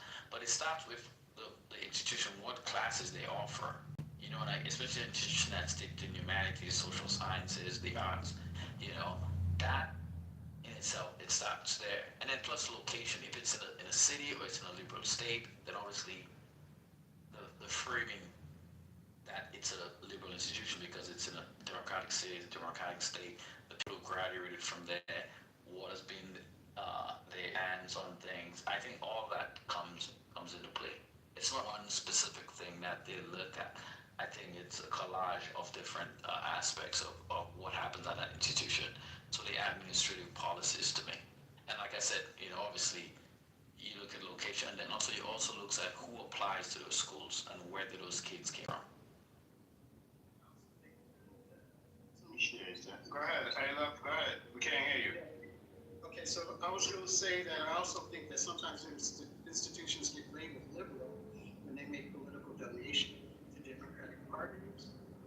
And when they have camp tests like UC Berkeley, when they have sort of a reputation for having a tolerance for dissent, you know, and that may be extended further into classes that actually, like Emil was saying, debate these issues openly.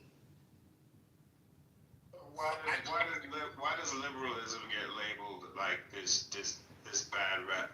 Because we want our students to protest, right? We want our students to protest on college campuses have been happening since, I don't know, forever, before I was born. That's just what's turgid in the Republican Party, our MAGA movement. That doesn't really have anything to do with alignment, I think. I think that's just their reactions on, you know, how they're trying to use tactics and disinformation, misinformation, you know, labeling and everything else. I don't think it's indicative of identity. It's strategic, right? I mean, the bottom line is they're changing the vocabulary that we've used for decades to make it match what they want. To me, left and liberal were not synonymous because I feel like I'm a Democrat, but I'm conservative, right? I'm a conservative Democrat. I'm not a far left Democrat. I mean, a far left Democrat or an extremely, change maker Democrat. I like traditional values, but I'm also on the Democrat side on most things. So I think that what they've done is they've tried to villainize free thought, villainize change, villainize outside the box thinking to make it to feed to people's fears.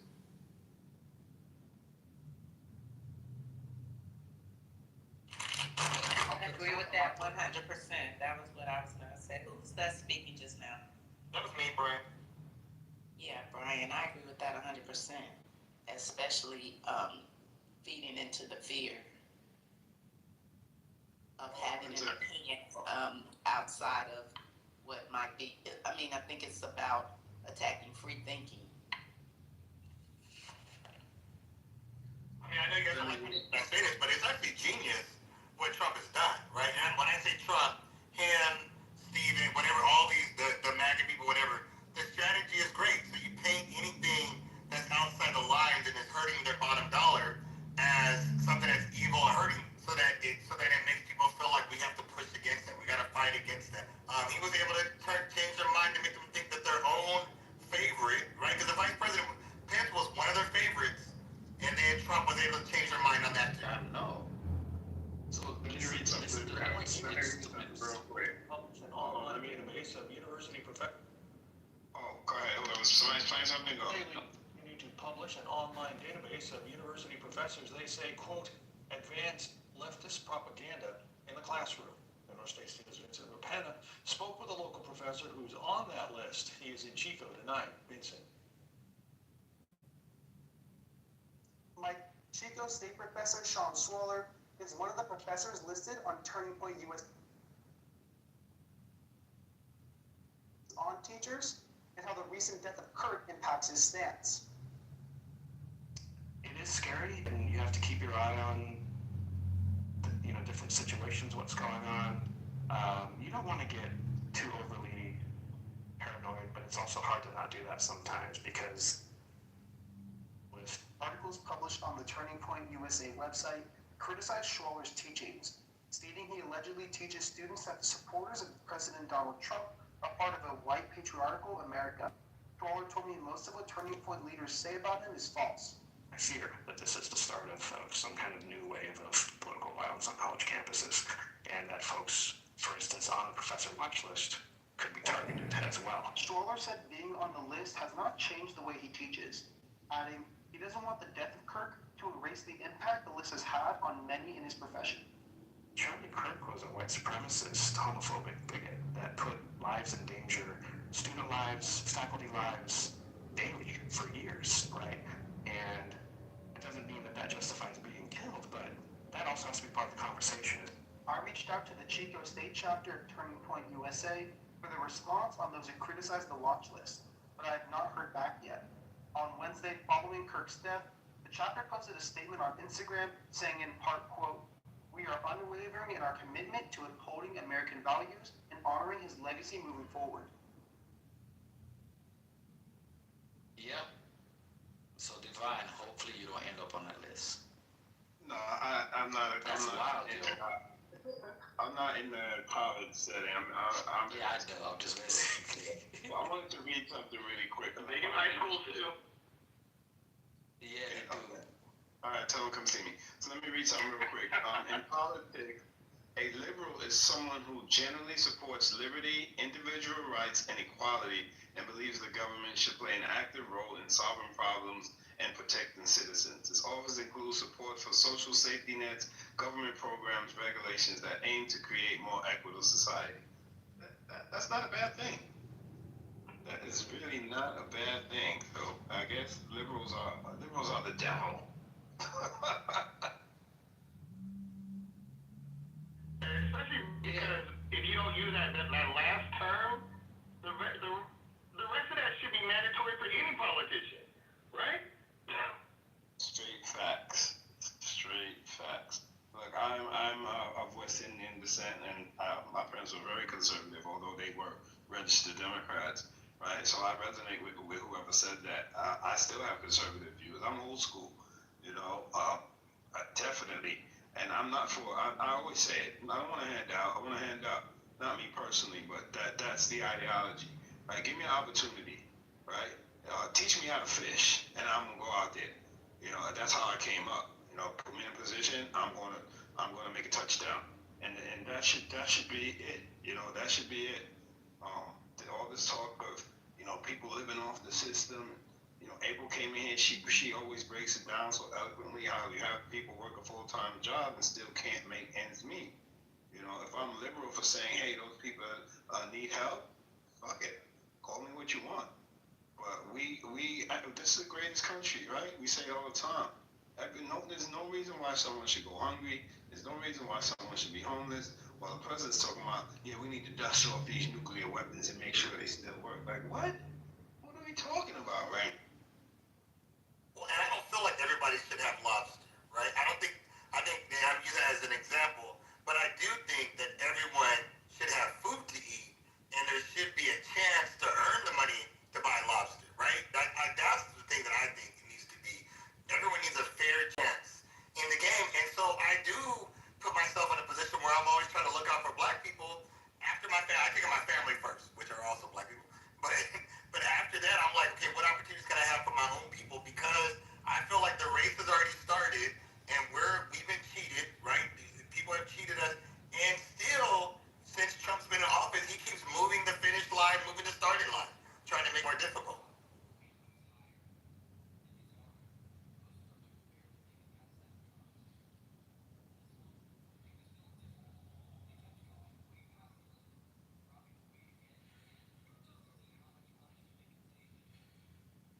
I also think the Democrats or liberals, whatever you want to call them, have been pretty true to what they stand for. Is the conservative party that has moved, because a lot of conservatives are not MAGA or aligned with what the GOP is doing now. I think somebody talked about Nicole Wallace earlier. There are a lot of Nicole Wallaces out there now who just, you know, believe in helping people. You know, being a conservative shouldn't automatically mean that you're mean and not want to help other people or think other people should get what they need to live daily. So they have moved the goalposts.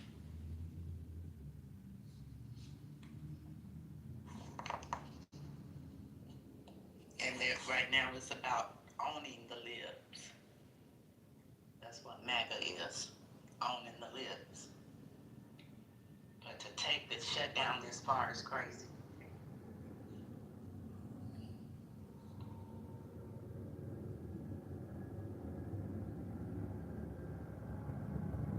While blaming it on the Democrats when they're in charge of every aspect of government right now.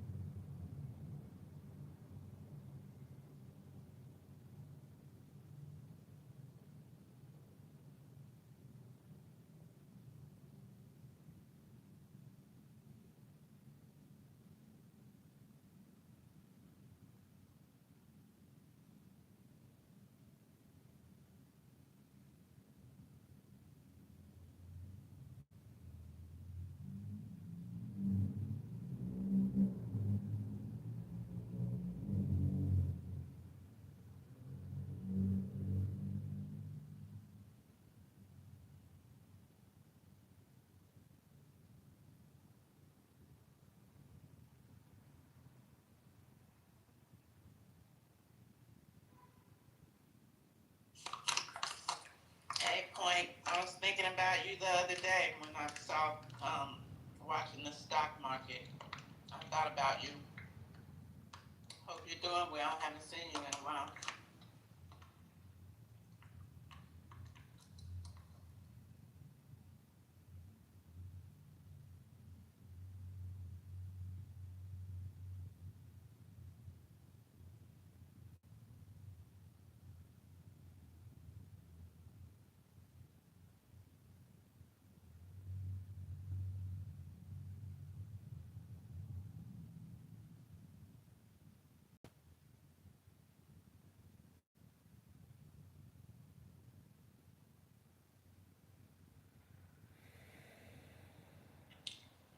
What's everybody on a break? What's going on?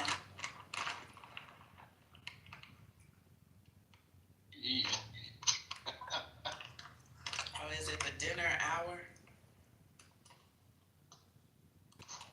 Hey, you guys want to That means y'all are all sitting down with your families having dinner, right? No, it's 9 already. I ate dinner like 30. I'm trying to eat. I haven't ate all day. You're eating too late, Patty. You're eating way too late. That's right, Patty. I remember you were eating, but did everybody else go eat too? Y'all need to eat earlier than that, before 6. No, I be so busy. I be forgetting. I don't know. My mind kind of.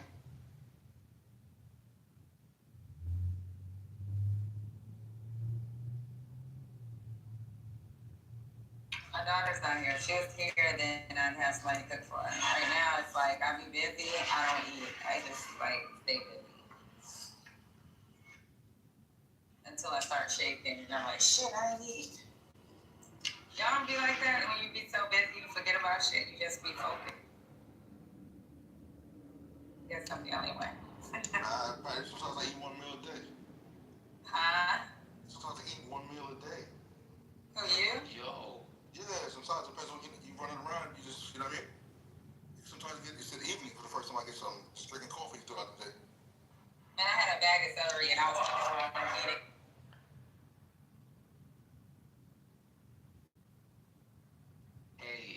Hey, you guys saw what the right is panicking on? Because Don Lemon said that Megyn Kelly looks trans. It looks clockable. And you're freaking out, y'all. Because, you know, he's been going after her. He said one time he went to a dinner with all the newscasters. And her husband was taking his husband out. Yo, he's been going hard at her, yo. He did not say that. Really? He did. He says your husband, you need to tell your husband to stop checking out my husband. Oh, wow. Leave my husband alone. What he said. You heard monkeys still on the loose? Anyone know? I heard one, and you know, that story is crazy because first they said the monkeys have infectious diseases in them. And then they said, no, we made a mistake. The monkeys do not have infectious diseases, but they was killing them. Yeah, bullshit. They got some fucking diseases in them.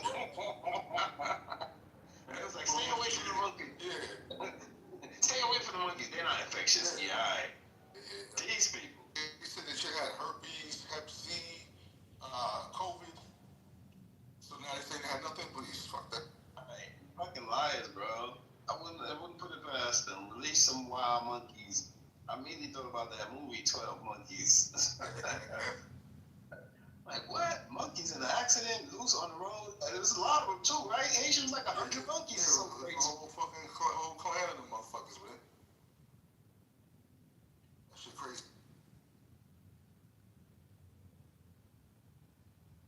Yo, whatever. Y'all talking about the 12 Monkeys, the movie?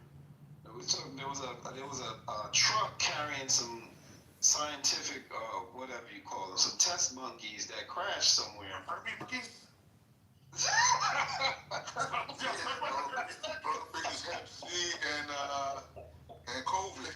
Nigga, we about to have COVID too on this bitch, bro. Like for real. But bro, they came back and said they made a mistake. The monkeys were not carrying disease. So which one is it? They fucking lied, bro. They lied. They was like, shit, we told them the truth. Nah, backtrack that bitch. Backtrack her. Yo, it's fucked up when you can't believe nothing you hear from the government. Right. What they say, but they said believe nothing you hear and half of what you read. Yep, that's for real. Hey, do y'all know that there's a salmonella outbreak and you should throw away all your eggs? I don't eat eggs. I'm gonna finish the ones in my fridge, but I ain't gonna buy no more. You've been eating them anyway, right? I'm just saying. Eggs is expensive. What the fuck you expect me to do?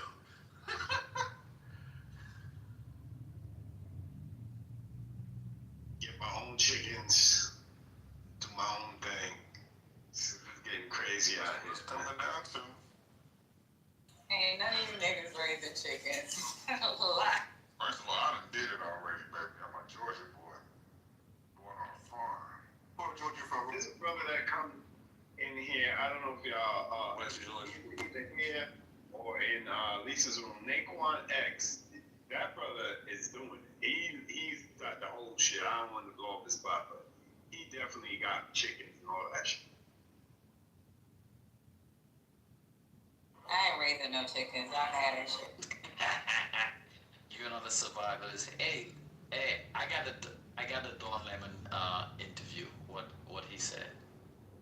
You're on Listen to this one. He was on a podcast. It's funny. About time. But let me go ahead and watch it, and then I'll give you guys my full analysis. So here we go, you guys. What are you talking about? What are you talking about, man? You can kill. That's how it started. Bro. Alright, real question though. Is Megyn Kelly chopped? I don't know what it means. Is she chopped? I don't know what it's chopped. I've heard it, but I don't know what that means. What does chopped mean? You're gonna get mad at me, dude. I don't know if I want this here. What does chopped mean? Chop means like not hot. Yeah, she's chopped. You put it in a work from That used to be a box, so now she's a podcast.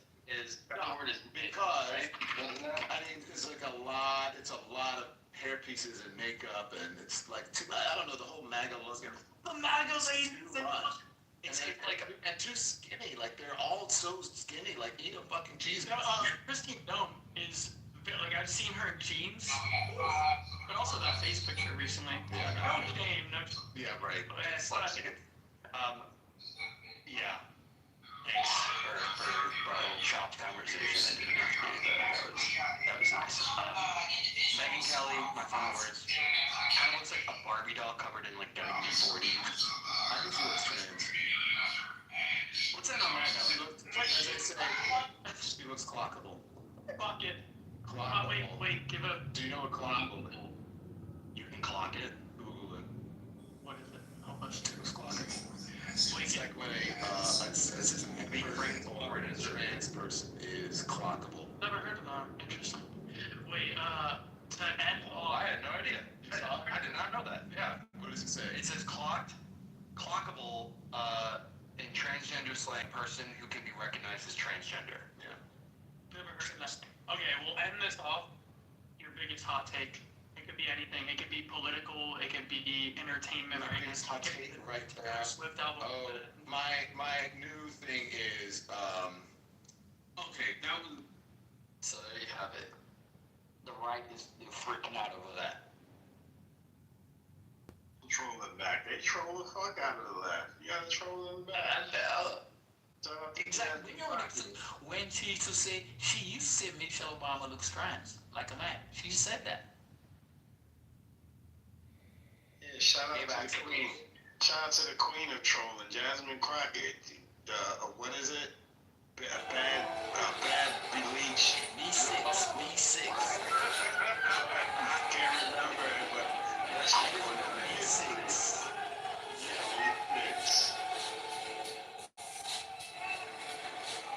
Yeah, I don't know names they just out of Michelle Obama at first, like she looks like an ape, and all this stuff. You know what's funny? Like yesterday we were talking online and talking about this Congress. We all know that he's gay. It's not an issue. It's not something we bring up. I don't bring up mental, straight. It's like they have this fixation with sexuality.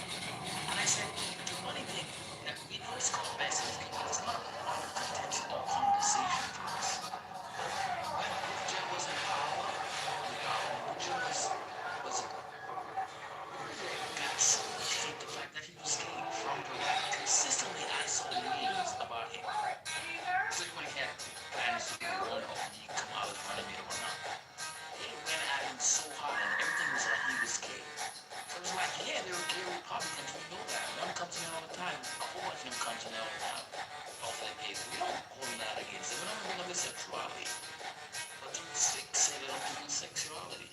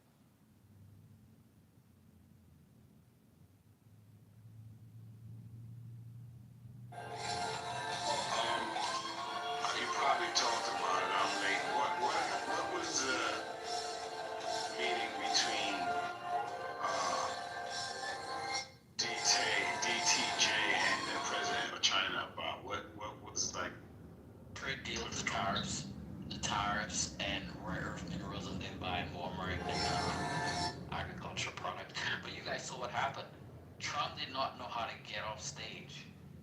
He had another dementia moment. Your movement? Yes, he got a D moment again. But it's like, it's the left is not making a big deal. You know how much they have this shit in a loop. Every time Biden had a mishap, Fox and all the other one just played that shit over and over again. And now Trump, in one trip, has a couple of D moments. And it's not being echoed on the left. They're not making light of it like the right was consistently making light of Biden's age and mishaps.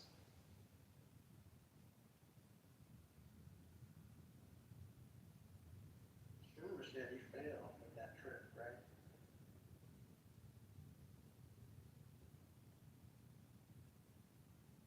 Yeah, Democrats too high road for me.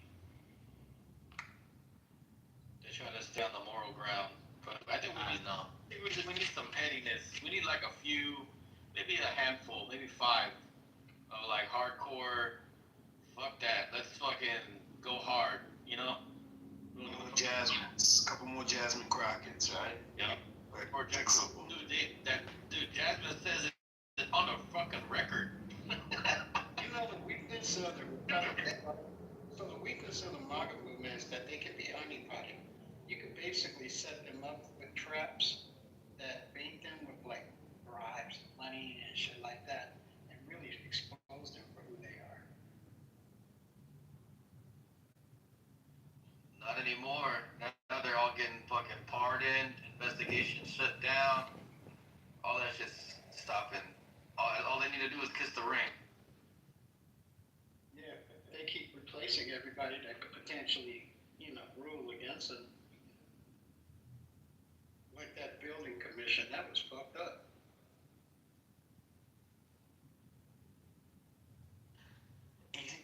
Easiest way to get a permit. You fire everybody in the permit office.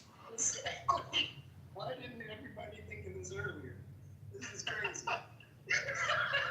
This shit is, if there's one brilliant thing about this, it's just cutting through the bureaucracy, right? The red tape. You know, all those norms America had that Trump is just fucking piercing and saying, fuck it, it's not a law, it's a norm. Fuck it, I'm not doing this shit. The first Democratic Congress that has control of all 3 branches should definitely pass every fucking thing should be enshrined in law. There shouldn't be any fucking norms.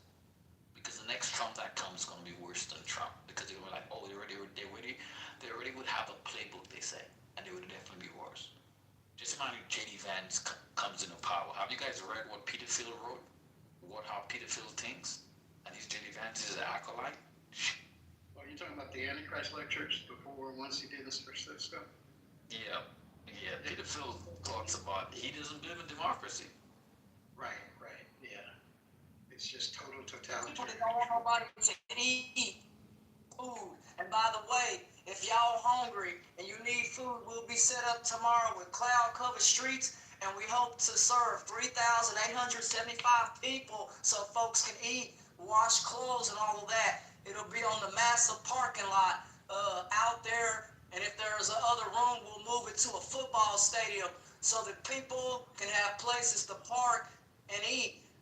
There's no excuse for people to starve and go hungry. We have reached out to endowments because we're not going to depend on the government to feed people. So endowments have stepped up to try to help feed folks and get them what they need. Thanksgiving meals, turkeys. We hope to pass out 865 turkeys to folks and got trucks and stuff loaded today so that all these people, the numbers I mentioned, will be able to have food on their table. So we'll be set up with cloud-covered streets if you need to wash clothes, fold anything like that, blankets, anything like that, let us know, and we'll wash that stuff for you, put it in the big washing machines and send it off. So, yeah, we want folks to eat and have dry clothes. So we'll be there tomorrow from 9 o'clock Central till 2 o'clock in the afternoon. So you guys are more welcome to come on down to 3000 Galvez. We'll be passing out food, clothes, and everything else that you need for that. And if you need to sign up for utility assistance, community action partners, Dallas Fort Worth, we'll also help you keep the lights on. It's gonna get cold, and we'll switch that over for you so you'll stay warm as temperatures start to plummet out here, and we'll move the homeless and people into buildings so they will stay warm and not freeze to death as temperatures drop out here. So if you need assistance, call 211 Texas today, and we'll help get you the assistance, food, and medical care that you need. We'll work right alongside 211 Texas so y'all can eat. So I hope y'all enjoy what we're putting together, and I think you guys will be able to have some food tomorrow. So we'll see you there Friday, and we'll set up for you. Shout out to Ashton. Food. Hang on, we'll give you a gift card for the folks who didn't get a box. They will be able to get gift cards in case they do run out of food. You can go and get food somewhere. So those are all options for you. But stop by Cloud Cover Streets, and we'll help you wash clothes and get those clothes dried for you tomorrow.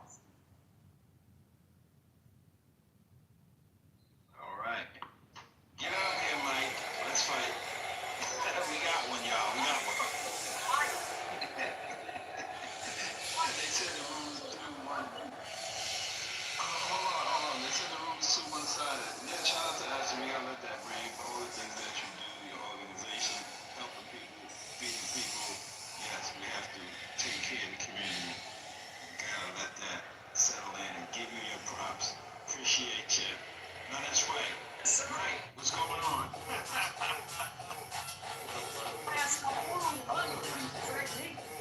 Yeah, I don't really understand the whole fight, but you know, good evening everybody, good evening everybody in the room.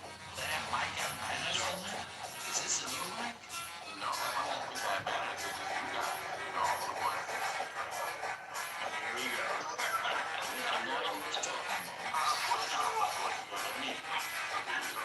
But no, you know, the situation is very serious, you know, political issues aside, I just don't really understand why it's so hard to get your donuts not open, man. I mean, there's a lot of people out there that's not going to be able to get food. A lot of people out there that's going to be, you know, it's a situation that I expected. The amount of phone calls that I got here today about this particular subject, man, it's crazy. You know, I mean, I'm counting my phone. You know, I work, I think, in my business that I do, but, man, I see that there's over 40 million people in the world. So, I don't want to talk about this. Is that a seat mic? What is it? It's the same mic. I know that you guys It's the same mic.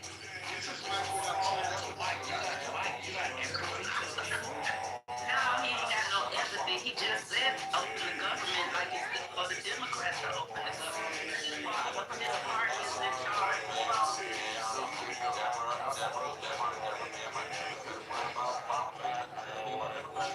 You didn't have to. Sit down and get the government open. Yeah, we have the Republicans, we have the Democrats. Well, then that would be new if you saying it's both sides. But you know, keyword on both. Both is both. So you know, Yeah, of course it's both, but the Republicans are in charge though.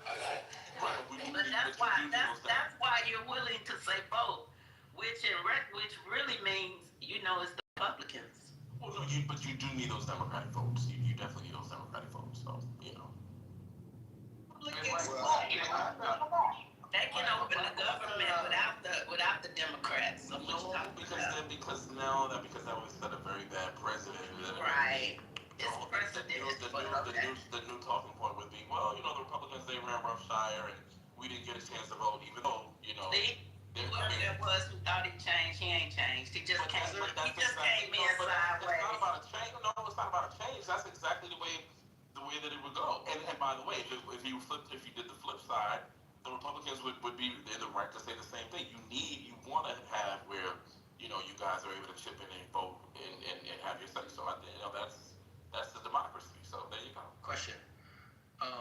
There's a reserve that's about what, $6 billion, enough for maybe a month or so of SNAP benefits. Yes, it's way more than that. But go ahead. I was just gonna bring that up. Go ahead. Yes, go. Yeah, there's a reserve that the Republicans can easily release, so that way it can relieve some of this, you know, the SNAP benefits and relieve some of the stress going through this government shutdown. This is actually allocated and earmarked just for government shutdowns. And they don't need the Democrats to move this forward. So they can easily release that. So why wouldn't they? The $6 billion question. This is hard. He on mute now. I've been looking at that. He's Googling it, maybe. He just learned about it. I've been looking at that for days. I brought it up in here several nights in a row about the earmark money, the emergency fund that SNAP has. It's there. It's been sitting, and guess what? It gets bigger. So I think it's more than the 6. I don't know the exact dollar amount, but it's more than enough. It can be released, as you said, Jeremy, without any partisan, whatever I say, but the Republicans won't let it happen. Now that is just nasty work. It's just cruel and mean.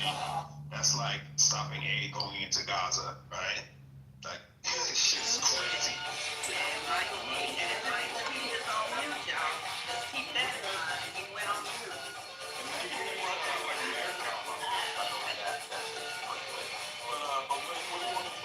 Well, you ain't nothing you could do to make me percolate, but And you know that's a lie, man. You know that's a lie. you can make me throw up. Make me throw up. Don't you realize that? Make me throw up.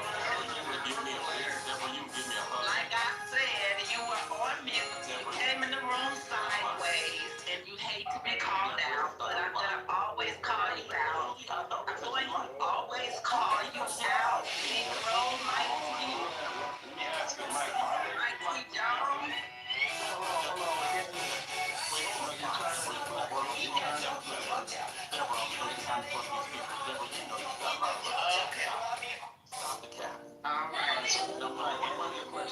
What is the question?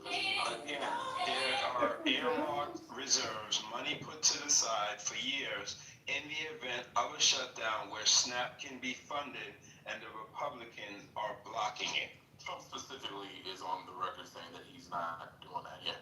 From what I understand, yeah, it's a Okay, I didn't say Trump. I didn't say Trump. I said, but I did read somewhere here the last couple of days where he mentioned, I don't know if it was that specifically, but he was like, no, it's strictly whatever has to happen has to go through the bill. That's the only way that Sure.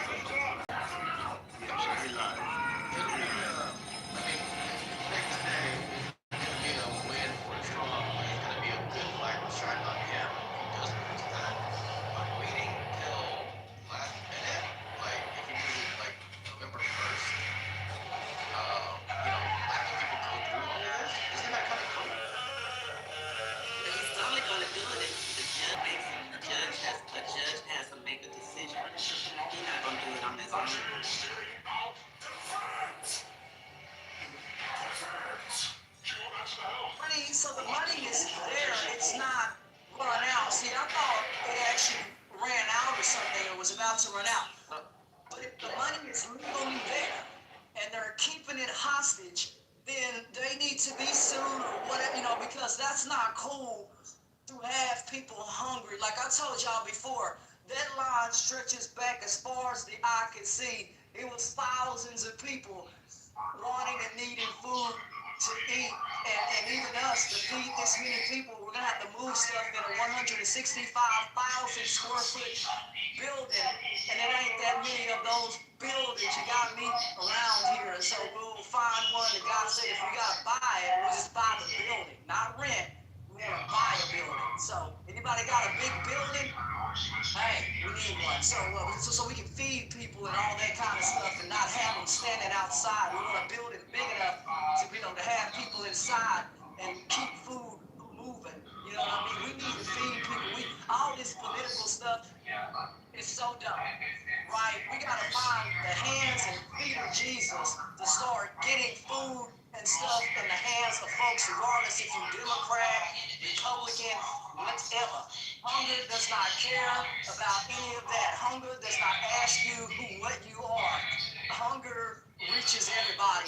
Doesn't matter. You're one paycheck away from not having a meal, amen, on your table. So folks can be the hands and feet of Jesus and start helping people that may need it, whether that be somebody who's poor, like the dude in Walmart that I helped that had a hole on the side of his pants the other day. Bought him brand new clothes. Of course, the security guard kept staring at me, but whatever. I bought the guy a bunch of clothes and food and all that. And the security guard told me, you don't know him. No, I don't. But I know that no one in here is helping either. So I helped him out and all that stuff. And the security guard, he kept looking at me as I was walking around buying stuff. Thing is, we got to help people, not just stand there and look at them. And I think a lot of times in society, instead of helping people, we just sit there and record them, laugh at them, or whatever else, without knowing their situation, or just assume that these folks want to be out here and homeless. Nope, that dude said, when my folks died, I lost the house. So some people ain't out here doing drugs and whatever else some Republicans think. Not all Republicans, but a lot of Republicans think that folks are out here just doing drugs and don't want to work. This stuff is not true. Okay? And if you're not out here, that's a fact. And if you're not out here being the hands and feet of Jesus, and you're not in the Count the Homeless Initiative program, and you don't know what's going on the ground, stop listening to what's on TV or internet or any of that. Go out here and start talking to people like Beautiful Feet, Massive Project out here. They're out here helping people get food tonight so that they can eat. They passed out 1,100 plates and fed people tonight. And they was packed to the ceiling. They're just packed around so people can eat. And we'll make sure you eat. So make sure you come on by. Beautiful Feet will help you, or we got you. We'll make sure y'all eat tomorrow and on the 1st. So come on by and we'll help you out. But you're not telling people the name of your church. You keep saying, come on by. Rockford Baptist Church. We'll be helping y'all with that.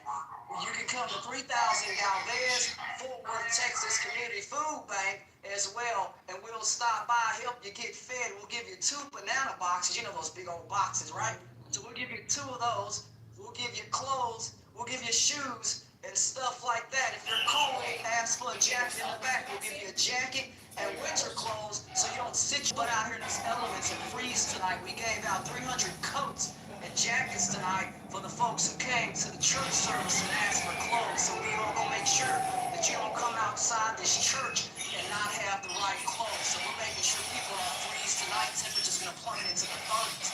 So these folks will be warm coming out of our doors. So if you need something, please come by 3000 Galvez, Fort Worth, Texas, or Broadway Baptist Church, 305 West Broadway. We'll help you clean your clothes and get those clothes to you and make sure they are dry so you're not coming out here with pneumonia. We'll make sure that stuff is dry before you put the clothes back on. Let us know. We'll get it taken care of. I wanted to read something really quick. It says the Trump administration recently claimed that SNAP benefits are not available for November because SNAP's contingency funds are not legally available to cover regular benefits. This stands in opposition to the law and prior practice, including by the Trump administration itself. The administration uses legal transfer authority, the same authority it already used to provide additional funds, including WIC, to the supplemental contingency reserve, which alone are not enough to fund families' full benefits for November. The administration must use all available options to fund November benefits for about 1 in 8 people in the U.S. who need SNAP to afford their grocery bill. So they've done this before. Plain language of the law. Prior Trump administration practice, including as recently as a few weeks ago, the Agricultural Department, USDA, voucher funding plan, which the agency was central on the website. So they took down the fact that they were able to do this from the USDA website. The first Trump administration's understanding, as communicated repeatedly in multiple USDA documents and confirmed by the Government Accountability Office, that contingency funds could be used for SNAP benefits in the 2018-19 shutdown. Previous administrations understand that contingency funds could be used for SNAP benefits during a shutdown. So there it is right there, guys. They even tried to hide it by removing it from their website, that there are contingency funds in the event of a government shutdown to fund SNAP.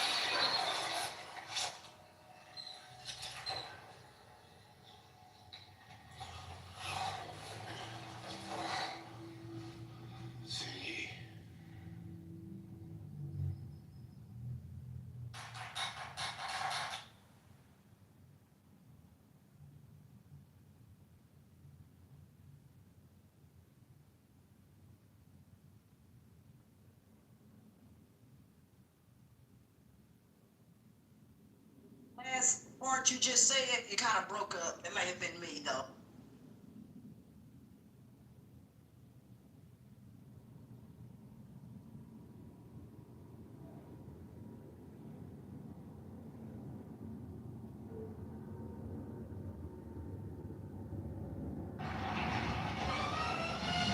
So I said that SNAP has contingency funds, and Trump even did it during the last shutdown in 2018 through 2019.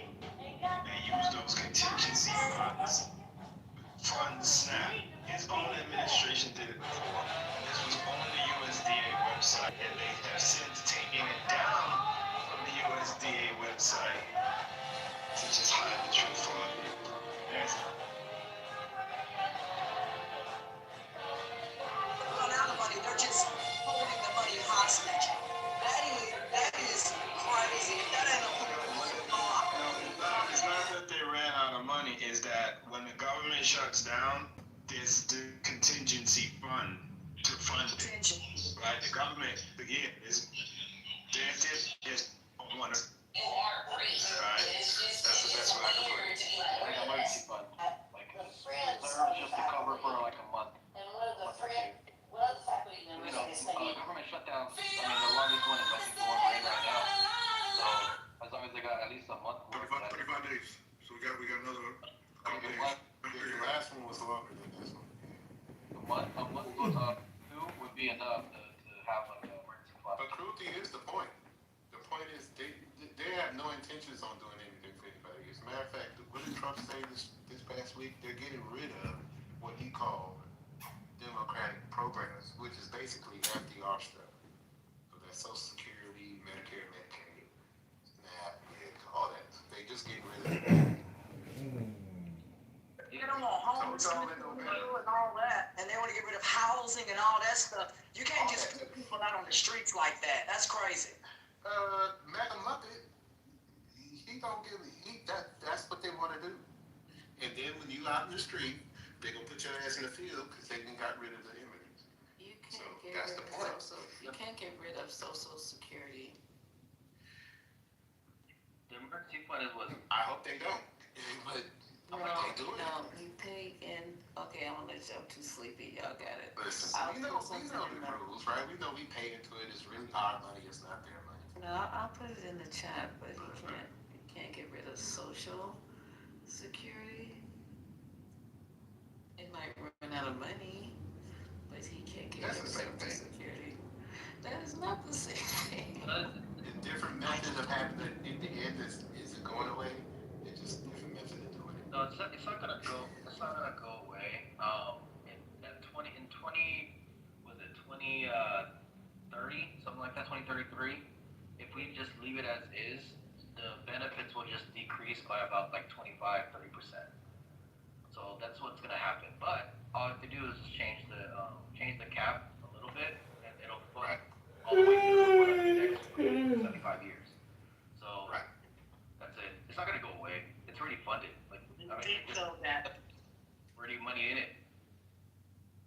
Part of this, though, is according to their 2025 plan, the goal is to dismantle the government. So basically dismantle it down to the studs, because they know that if they dismantle, they lay off. If they purposely don't fund anything, then they will, when the Democrats eventually do come back into power, they won't be able to, within 4 years, be able to put any of this back together, and they'll have their people in place, and they'll have their judges in place. So in essence, they'll be able to, just dismantle everything. And then their goal is, as they nibble back into power, is to basically continue to tear things down. But this first thing has to happen so they can tear everything down to the bones. The whole plan is based on the fact that they will get thrown out within 18 months of taking power.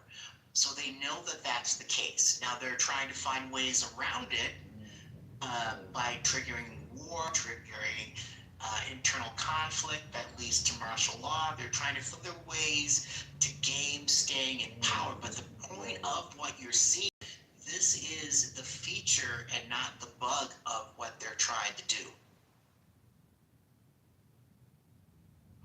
Then if I agree, and then if Democrats regain power, they will blame it all on the Democrats that things are not working. It'll be the Dems' fault. Exactly. It always is. Because that's nothing new. Every time the Democrats are in power, they don't get to stay long enough to correct things. They have to keep coming back and starting over. Did y'all hear that call this morning on Earth and the truck driver said that white lady blamed the shutdown on him. And that man was like, y'all don't even know you. You a stranger to me. But he's like, no, you voted for this, and you about to suffer. To the death, they don't blame black people. And I saw the greatest analysis of SNAP beneficiaries in the country. And it used the top 100, they did it by counties. And then they did it by the total population in the counties and the percentage of the people in the county who receive SNAP benefits. And in order to get to a big metropolitan, big city talking point area, you had to go all the way down to like 89, which would be the Bronx. And the Bronx still had one of the lowest percentages at like 31%. But these 98% white counties are just dirt, dusty ass poor all over the country. And they're receiving SNAP benefits by pointing the finger at places like Los Angeles and DC, which aren't even on the list. I think the only big cities on the list was Baltimore and the Bronx. No other big city in the country is on the list. It's the top 100. If you hate people of color, particularly black people and Hispanic people, that much, then the hate drives your voting behavior and it drives what you're doing. It has nothing at all to do with what's good for you. These are folks that are willing to harm themselves in order to harm us, which it doesn't make sense, but that's how some of these folks think. This is why if you're a black person and you receive SNAP, don't get on the media. Don't put your face on the internet. Don't make a comment online. Because that's what they use. I saw a post this morning about that. They were trying to use pictures of a black woman and blaming all the recipients that are going to suffer on them. I'm like, no, it's y'all. It's you and your cousins, me, mom, and mama. That we can do is deny them any and all media. If all they hear from our community is we're working, we're staying employed, we're going to the store and we're shopping, right? And then their whole narrative of who they think we are is broken. And then they start fighting amongst themselves. But they won't fight amongst themselves until we deny them what they want, which is us being on TV, us being in marches, saying about how unfair this is, putting our bodies on the line for everything. No more of us being the Democrats' foot soldiers anymore. If they need to figure this one out on their own, white folks started it. White folks need to find a way to fix their problem that they created.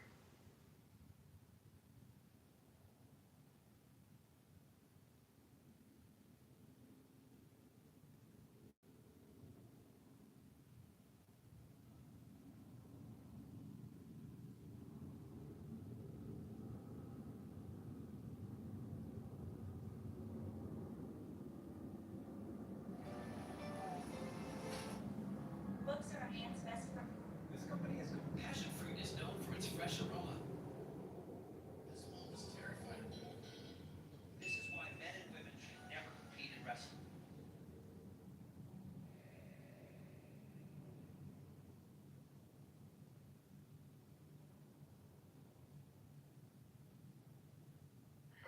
is going to increase by $1,000 because I'm a pedophile.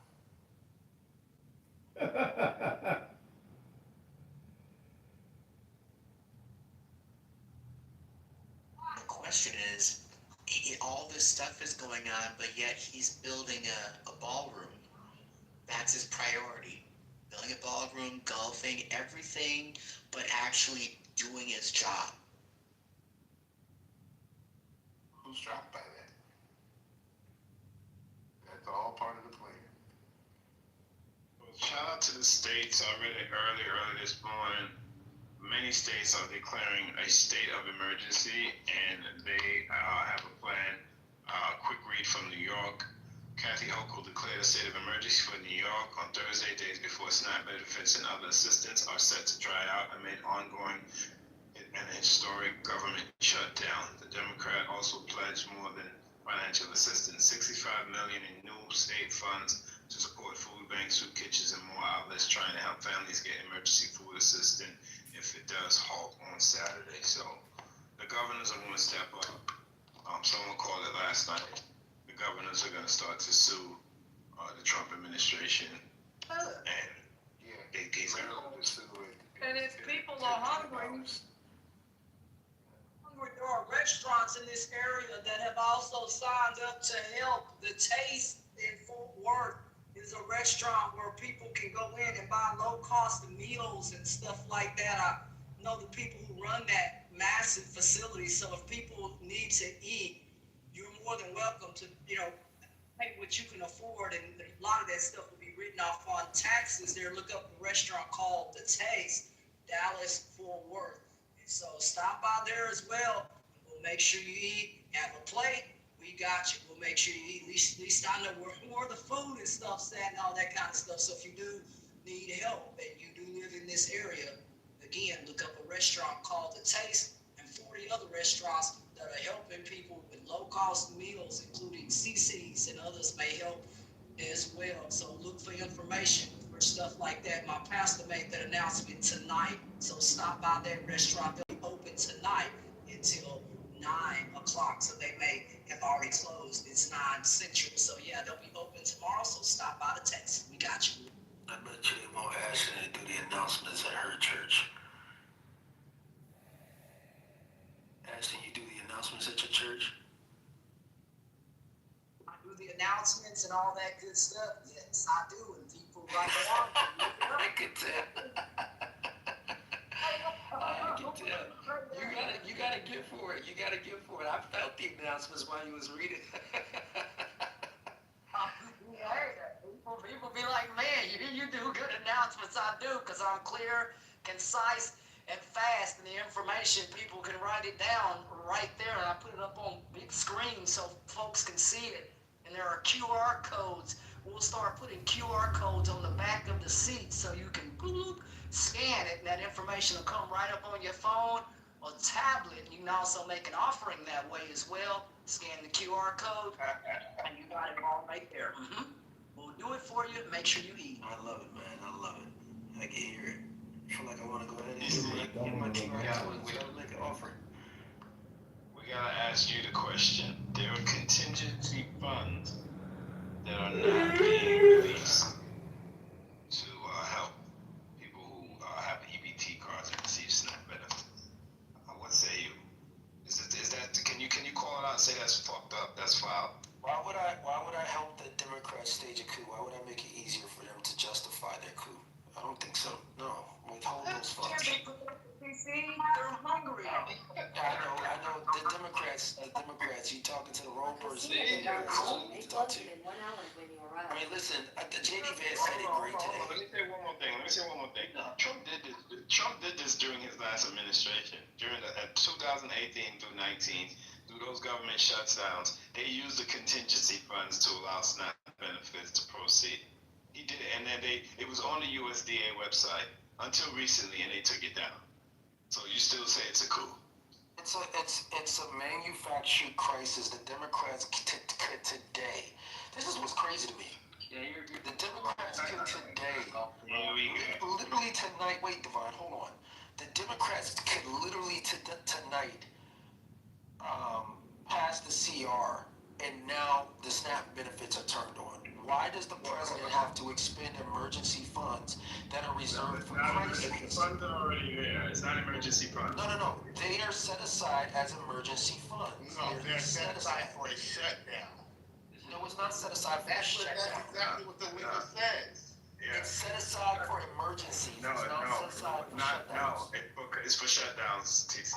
It is for shutdowns. All right, let me see the government text. Where does it say that it? I don't want to hear the article. I read it already. I read it already. Put the link in the chat. I want to see the government site that says this is a set aside for government shutdowns. They took it down.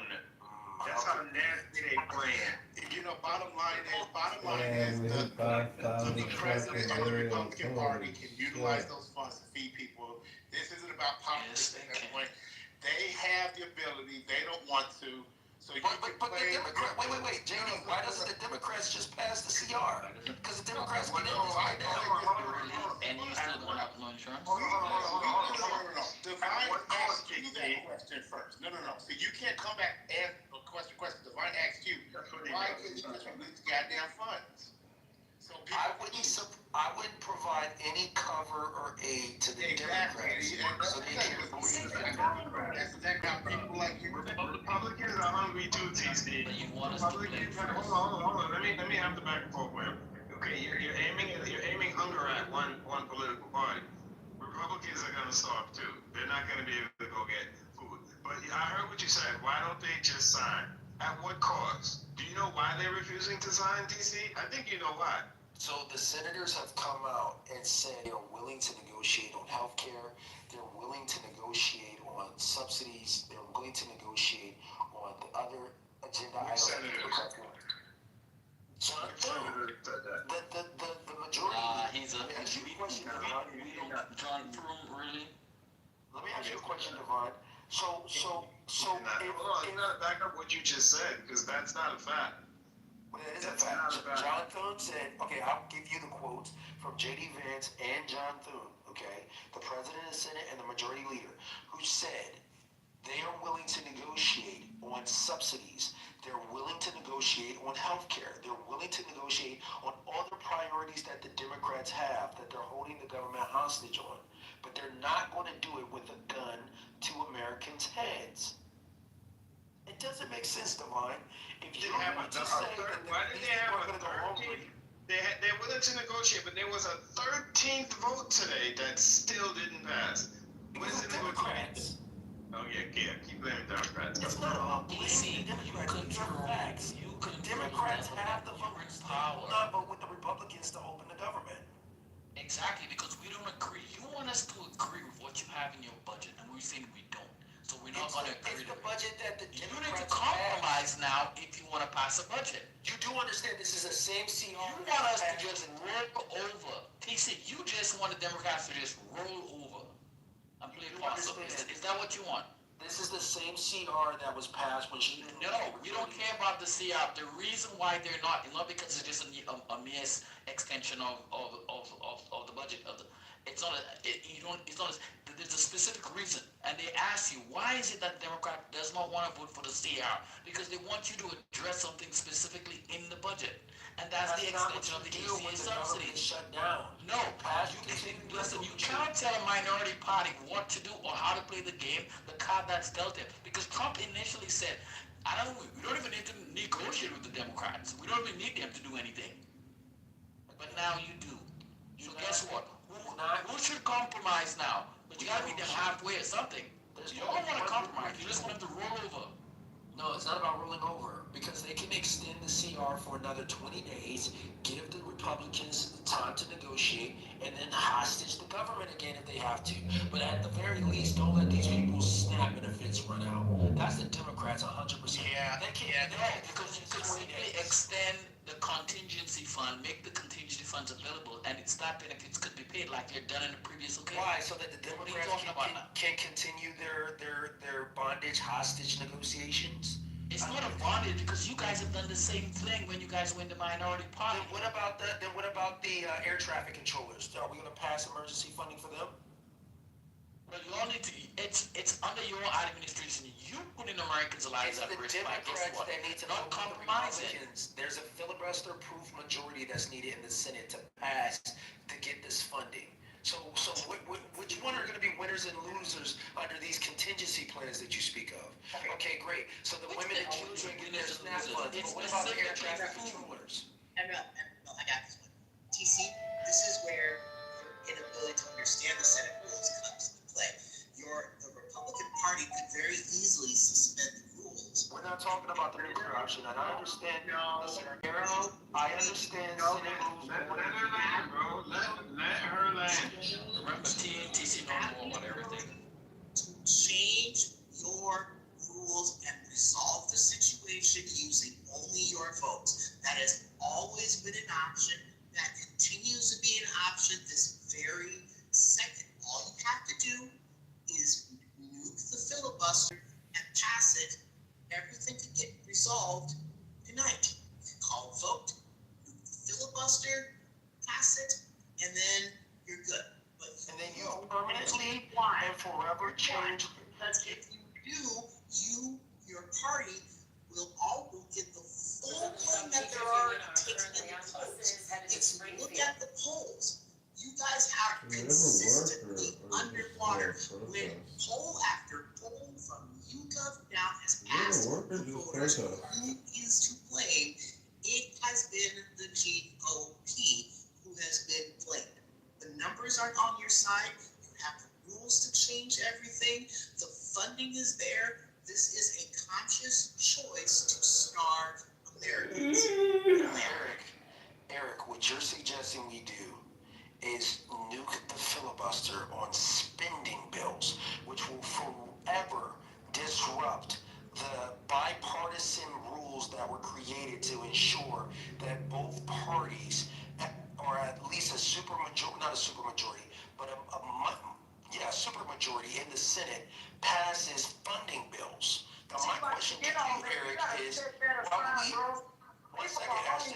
one second, Ashton. You have to talk to the Democrats about that. That's not the Republicans. The Republicans are trying to open the government. Who are you trying to convince that us or yourself? You're trying to convince yourself. I want a response from Eric, if you don't mind. Eric, why would you completely dismantle the rules that would force the parties to work together to pass funding bills forever in the Senate?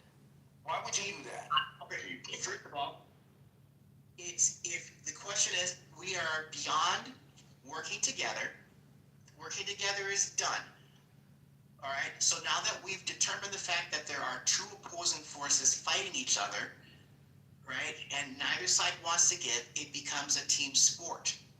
If I were still a Republican operative, and thank God this president has beaten every last DNA of conservatism out of me, I would have advised Thune to just nuke it and pass it. Make life easier. The notion of bipartisanship is dead. This is a totally different environment, a new deal. This country is shifting in a radically different direction where it's every party for themselves with no negotiation. So this is what Thomas Jefferson warned against. This is what Thomas Jefferson warned against, okay? The tyranny of the majority. You already have a majority in the House. The deliberative body, the upper chamber, is supposed to be able to work things out on a bipartisan basis, which is why you have the filibuster in the Senate. And so if you do away with the filibuster, you've essentially rendered this country under the tyranny of the majority, which is exactly what Thomas Jefferson warned against. If I was a senator under John Thune, the Republican Party, Republican majority in the Senate, I would vote down a resolution to suspend the filibuster and suspend the rules. What you want is capitulation by the minority party, and that's what you want. You want the Democrats to capitulate and to give up. I prefer the word compromise. It's not a compromise. A compromise is when both sides get something. In this case, both sides can't get something. Why do you think that both sides can't get something? There has not been one single trend in this this Congress of Mike Johnson or Thune negotiating with anybody. It has been rammed through, and now they're stuck. My attitude is blow up the filibuster. Remember, it was not ran through. Remember how you remember how the big beautiful bill got passed? Okay, through reconciliation, but it was a negotiation between the Democrats and the Republicans to make sure that those tax credits and those tax breaks didn't expire. Remember how the pause the vote so that we can negotiate with all these Republicans. Remember how the Congress just passed and the Senate just passed on a bipartisan basis to push back against Donald Trump's tariffs against Brazil? That was bipartisan. That literally just happened a couple days ago. TC, my attitude is, at this point, you guys caused it. You guys are burning it down. You're the arsonist. We're going to stand back and watch the house burn. Because guess what? They're not going to blame the victim. Oh, so you guys are being anarchists. Blame the arsonist. See, this is the virtue of the Democratic Party now. So the Democratic Party is no longer the party of the people.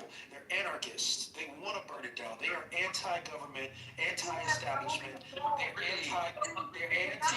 You listen to yourself. You listen to yourself. I don't think you listen to yourself. You absolutely make you make no sense, CT. One day you say, Patty? TC. I don't know if you can acceleration. No one is being heard with everyone talking at once. It's not edification for anyone. You said multiple times, and it all came off the mic, I believe, when the other gentleman did. Can you please let somebody else speak for a moment? Appreciate it.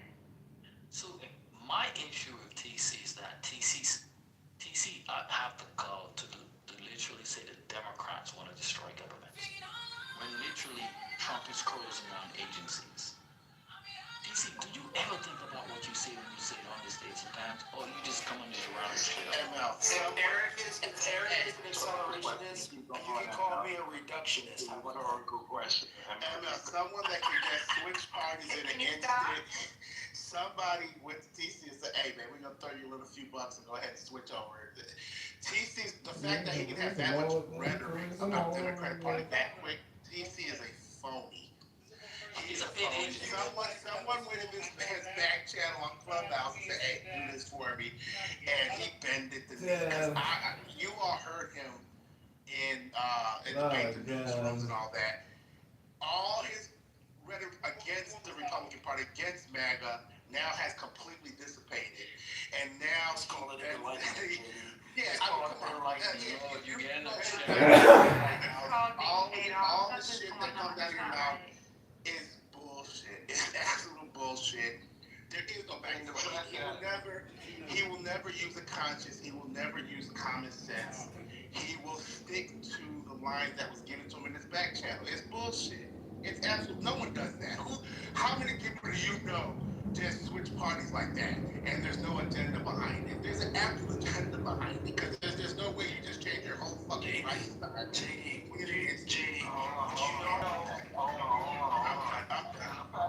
Yeah, the fact that, someone could come here and talk about the party that even gave you the rights that you have today, the opportunities that you have today, right? If it wasn't for certain bipartisan laws that being passed, I mean, we wouldn't even be sitting here right now having this conversation. It's just crazy to me how some people come on these stages and clap for their oppressor. Clap for people that wouldn't pee on you if you was fucking. I'm not talking about.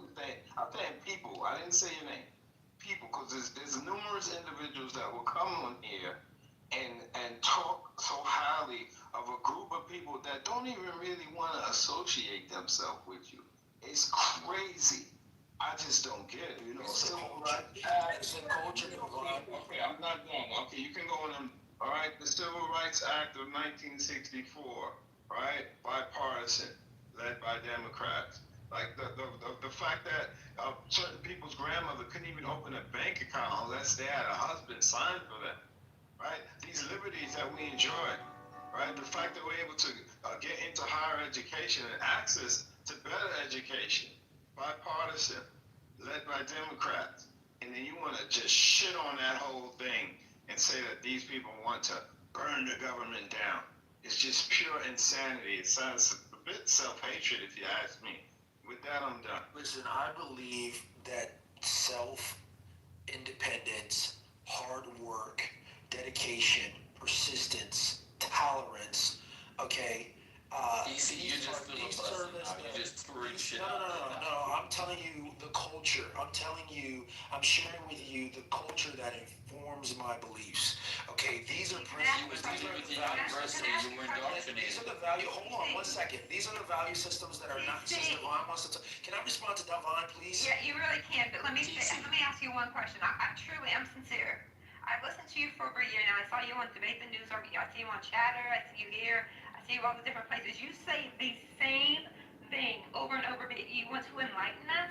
You say the same thing repeatedly. You do not debate the way that you used to. When you were for the Democrats and you were on the Democratic Party, you were more effective. I guess I'll say. Do you ever listen to yourself? Go back and listen to replays. Sir, just listen to me for a second. I'm saying this to you with sincerity. You are saying the same thing, and you are the center of this room right now when the mic should be passed around. And it's not being because you're just barking. You're just saying the same thing over and over. My God, it kills a room. Let someone else talk. Let's bring up another topic. You have beat this horse to fucking death, and it's lived, and it's been beat to death again. Just please stop. Well, I don't have a problem going on mute, but what I will do is I will. You literally have a problem going on mute. I'll defend my position. I've been on mute a long time. We know. I literally came into the room to learn something different. Breaking news. Oh my God. Okay, so now, there's a big social media, I don't know if it's a rumor or whatever it is, that once this thing, they stop getting their benefits on the 2nd, that people are just going to start running into Walmart and start running out with food. So Walmart is addressing media rumors that it will close stores when SNAP benefits lapse. Oh, hold on. I don't want that. Hold on, you guys. So they're actually pushing back against the false social rumors, claiming that it will close the stores. It says that what it's going to do, they will continue to be open for business, and like curbside. Yeah, and hold on, see, the bookies meant threat towards Walmart. Hold on, y'all, I just lost my space, dang it.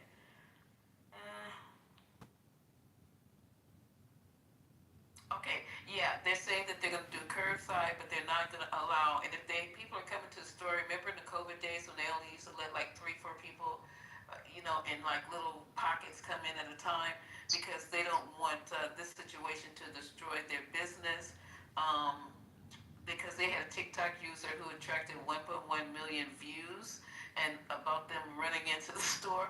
I would be concerned too. This is not only bad to promote running in the stores and running out with groceries, it's also very dangerous to be in them stampedes. If you've been in those Black Friday stampedes, this would be worse. Just to have people running in, throwing in groceries in a basket, and trying to run out. So I don't advocate for that, because they're like, what's her name? Her church is feeding. Plus, she said there's restaurants who are offering to do table foods at the end of the day. If there's going to be that kind of situation where we can't get, we meaning all of us, then they probably will give you the food. To tell you something, and it's really the truth, the food that is approaching expiration, and there's nothing wrong with the food that's approaching the store expiration, that food every single night is gathered together, and they can easily give that food out. There are a lot of things that they can do for free to help people.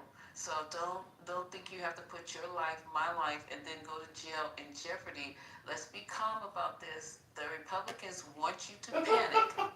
They want chaos. You know why? Because Donald Trump has started a little militia within the National Guard, and what they're going to do is respond to crowd control. They're being trained to go out immediately and respond to sparks and little things going on within cities. In any city, like a rapid response thing. Yeah, So, it's 500 you guys. per state, Lisa. Yes, sir. I saw that. Did you see that? Yeah. So be careful. My wife told me earlier that women are being told do not go to the supermarket alone because there's threats of, get that single mom, get her food, rob her. When I told my boss I'm gonna go by himself, he's older. Wow, that's pretty sad. I'm like, nah, let me know. You know what I'm saying? Hey, now you know all these optics is the reason Trump got, voted out the first time because of what happened during the pandemic. And the crazy thing is, that was all caused by a pandemic. Yeah, his poor handling of it, but we all know it was a pandemic, right? It was unprecedented. Now here we have a person in administration who is causing this fucking havoc. Like, this shit's looking worse than the pandemic. And the thing is, it's 100% preventable, and it's 100% being, put into motion by one fucking party. So, it's a fucking mess. And like I said, if you can actually sit back and think that what the fuck is going on is okay, like I said, I'm not even gonna mention his name.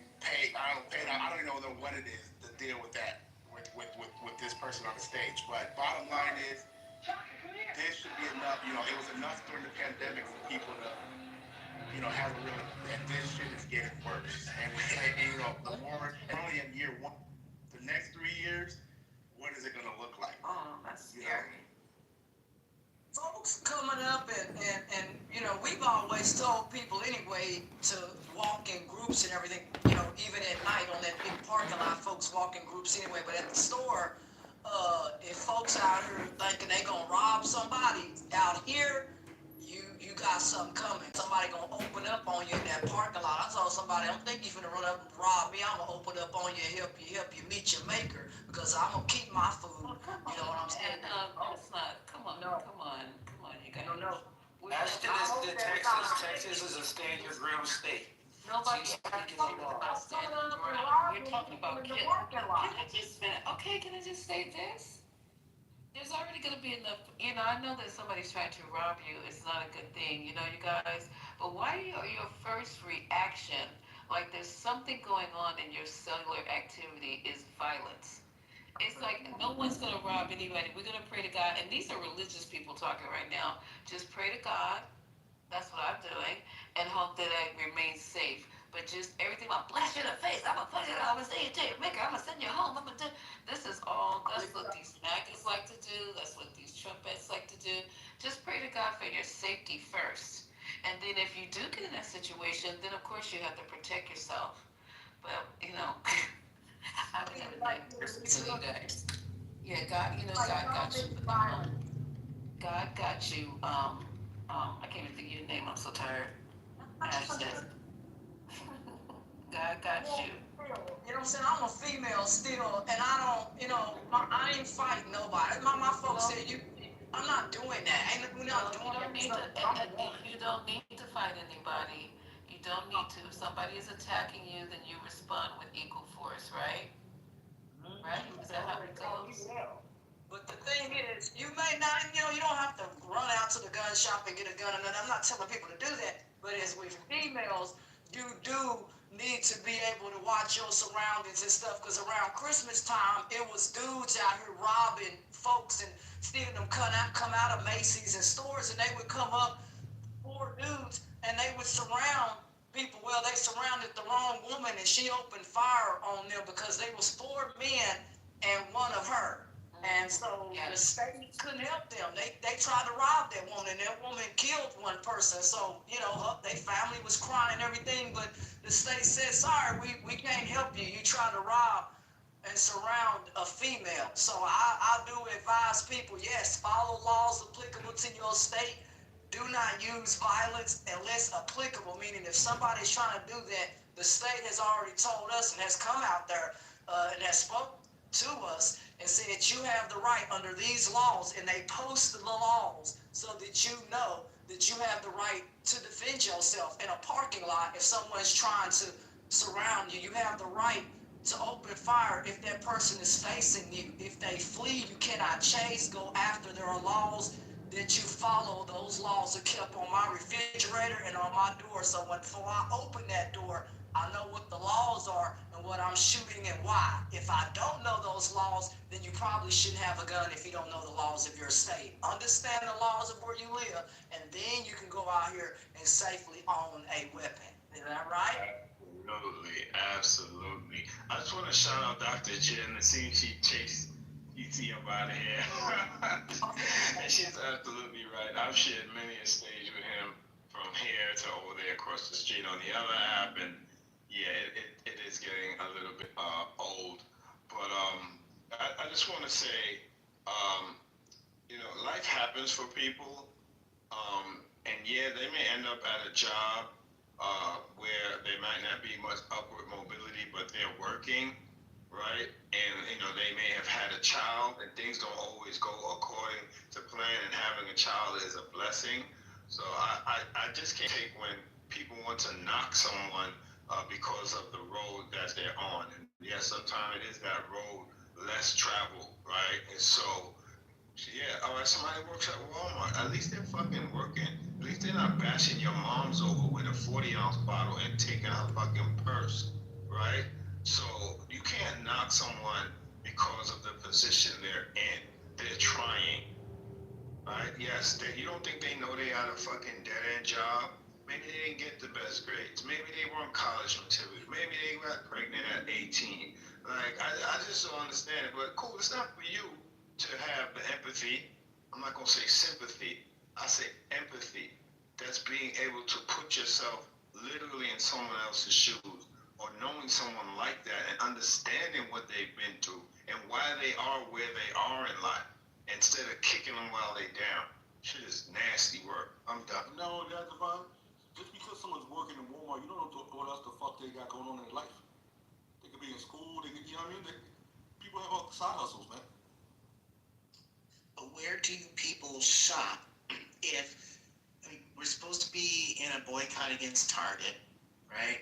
If Walmart may not be a safe space to do shopping, right? And we're supposed to be boycotting Amazon, so that we're limiting the income they're getting in. Like, at a certain point, where are we supposed to go shopping? Because at some point, you have to go to the store. I get paid tomorrow. I gotta go grocery shopping. Where am I going?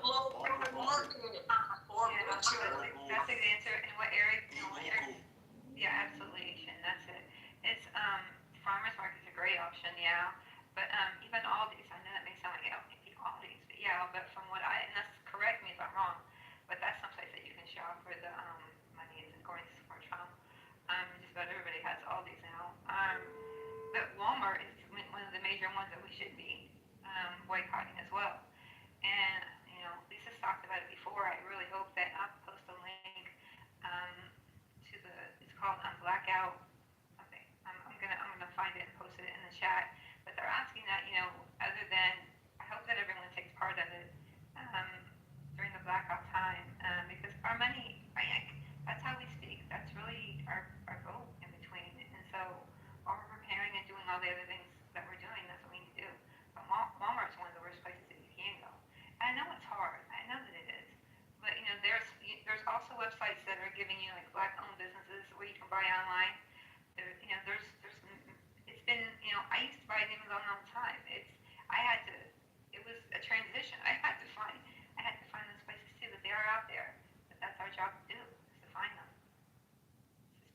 Local. I mean, you have local butchers. You have people who cobblers and all. They're rare, but they're out there. It's out here. During the pandemic, I was able to find a butcher. I was able to find a farm to buy eggs when people had the issue. Something happened with eggs or something. I don't remember what it was, but eggs were low and whatever else. So I went local, and I have all those folks still in my directory, and I just buy local, so I don't have to, shop at a Walmart or and Aldi's and all that. And if you're in states where they have large farming, you may be able to go to the actual farm on Saturdays and Sundays, and they'll give you a big brown bag, and whatever you can fit in those brown bags, they weigh it and they sell it to you right there off the farm, from potatoes, tomatoes, you name it. Okay, so that stuff is out there. Get on up there on Saturday mornings and Sundays and get what you need. Onions, radishes, and all that is up there. Opalee also has a massive farm. If folks want to come on up there, pick some stuff and put it in your bag, that is also available for you. Or if you need one small plot, you can also grow small plots of food and things like that. So there are ways that we make sure that you have. Our church is looking at buying a lot of land so people can have plots and things like that. You know, even grow vertically indoors. They talked about buying shipping containers and welding those together so people can have food year-round and grow in that hydroponic type way of doing stuff. So we're trying to come up with innovative ways for folks to eat, but we need the space and we need the land. And if we can get that 155,000 square foot building, now we're cooking with something, and we'll be able to feed a lot of people, and we'll need a lot of land, about 50 acres, and we'll be able to put lots of plots on that land so y'all can eat. That is our goal, is to make sure we have farm to fresh food on the table, and I think this is the way to do it so that everybody can have food growing right in your backyard, right there. Here we feed you, we eat, make sure you eat. Ain't nobody who went hungry around us. We do make sure you have. I live in Minnesota, so we are at the end of our growing season. Our harvest is in, and so from this point on, we don't have that regular harvest now coming in like we do during the summer, where there's regular sweet corn and tomatoes and strawberries and those types of things. Those are, that product now is in, and our fields put to bed. Move it indoors. So you didn't move the harvest, you didn't move the stuff indoors in a massive building so you can grow it inside. Okay, that's not how farming works up here in Minnesota. We do have indoor farming, but primarily it's fish. So we grow a lot of fish indoors. Old silos and stuff are converted into, to basically grow fish. That's kind of what we do here during the winter. Is you'll see fish, you'll see chicken, you'll see turkey. Of course, we always have cows going on up here. But our main products, we don't. You can't do many of our products indoors. They have to be done outdoor scale. We do have bushel. I'm in Minnesota too. We do have bushel point tomatoes. That is true. That's grown indoor year round. Well, there's also that lettuce company too. I'm sorry? There's a lettuce company that grows what they call living lettuce. So basically, it's grown hydroponically. They contain it. You buy the plants. You got two options. You can just eat it, or you can put it in water, hopefully with some nutrient liquid in there, and it'll consistently grow.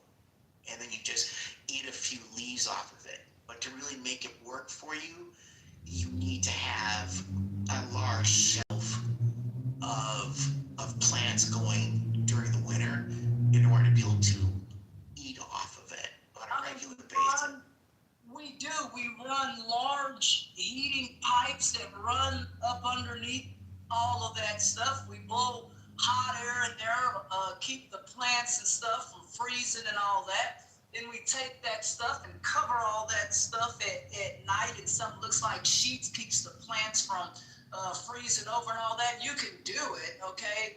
And temperatures here have gotten as cold as 2 degrees, and the stuff did okay when we blew that hot heat into that area there. And then on top of that, we had a massive greenhouse that covered all of that in the shipping container. So that doubles what, keeps the heat double in there. So I don't know what buildings or what y'all are using. We have to change the way you do that if you're trying to feed a lot more people. Have to buy a greenhouse or a massive 155,000 square foot building. If you got something like that, I think you can really make it happen. I don't know what y'all have up there in Minnesota, but find a very large building. You'll need something 2 stories so you can grow something upstairs, and downstairs can be used for something else. But yeah, however you want to set it up, that's the size building you're gonna need. I think Michael can vouch for this. It gets a little colder than 2 degrees up here. Like we're our numbers go negative, like really negative. In June. I spent a lot of time in Minneapolis because I was at Princess Place all the time in Chanhassen. I literally went out in June one time after an after party. It was like 3 or 4 in the morning, and I saw my breath when I spoke. That's how cool it was. But Ashton, I completely, I hear you, but not everyone does have that ability. What you do have the ability to do, however, is find out, like local stores, whatever, even smaller chains, if they, who owns them, who they're being run by, where the monies are going. I have the link in the chat where you can find that. There's a place called Sprouts. Don't like it. I'm figuring out who they, because I used to go to, I fully admit, I was a Whole Foods girl. And when Amazon took it over, it went to, it's not been the same sense. The food's not the same. It's a little lousy. Stop. What? You know Amazon, Lisa? I'm just confessing it. I don't shop It's at true. Whole Foods, but I don't know what you guys are missing out on. What's missing? Whole Foods went to crap. What after Amazon bought it? That's your personal opinion, but okay. So you really don't see a difference in the produce or anything? Well, not where I shop, but it could be possible. But they also have I'm just trying to help people with the food because I'm just trying to figure out how we're gonna do an upstairs, downstairs warehouse with growing. I don't think we'll be able to accomplish that in the amount of time. Maybe down the road in the future, we need to start doing that. But as of the next 30 days or so, you know that Whole Foods has So I know somebody Whole Foods has a baby store called what is their brand name? What is the 365? Yes. Have you seen the 365 stores? I have not, no. Okay, so they have it's their brand store, right?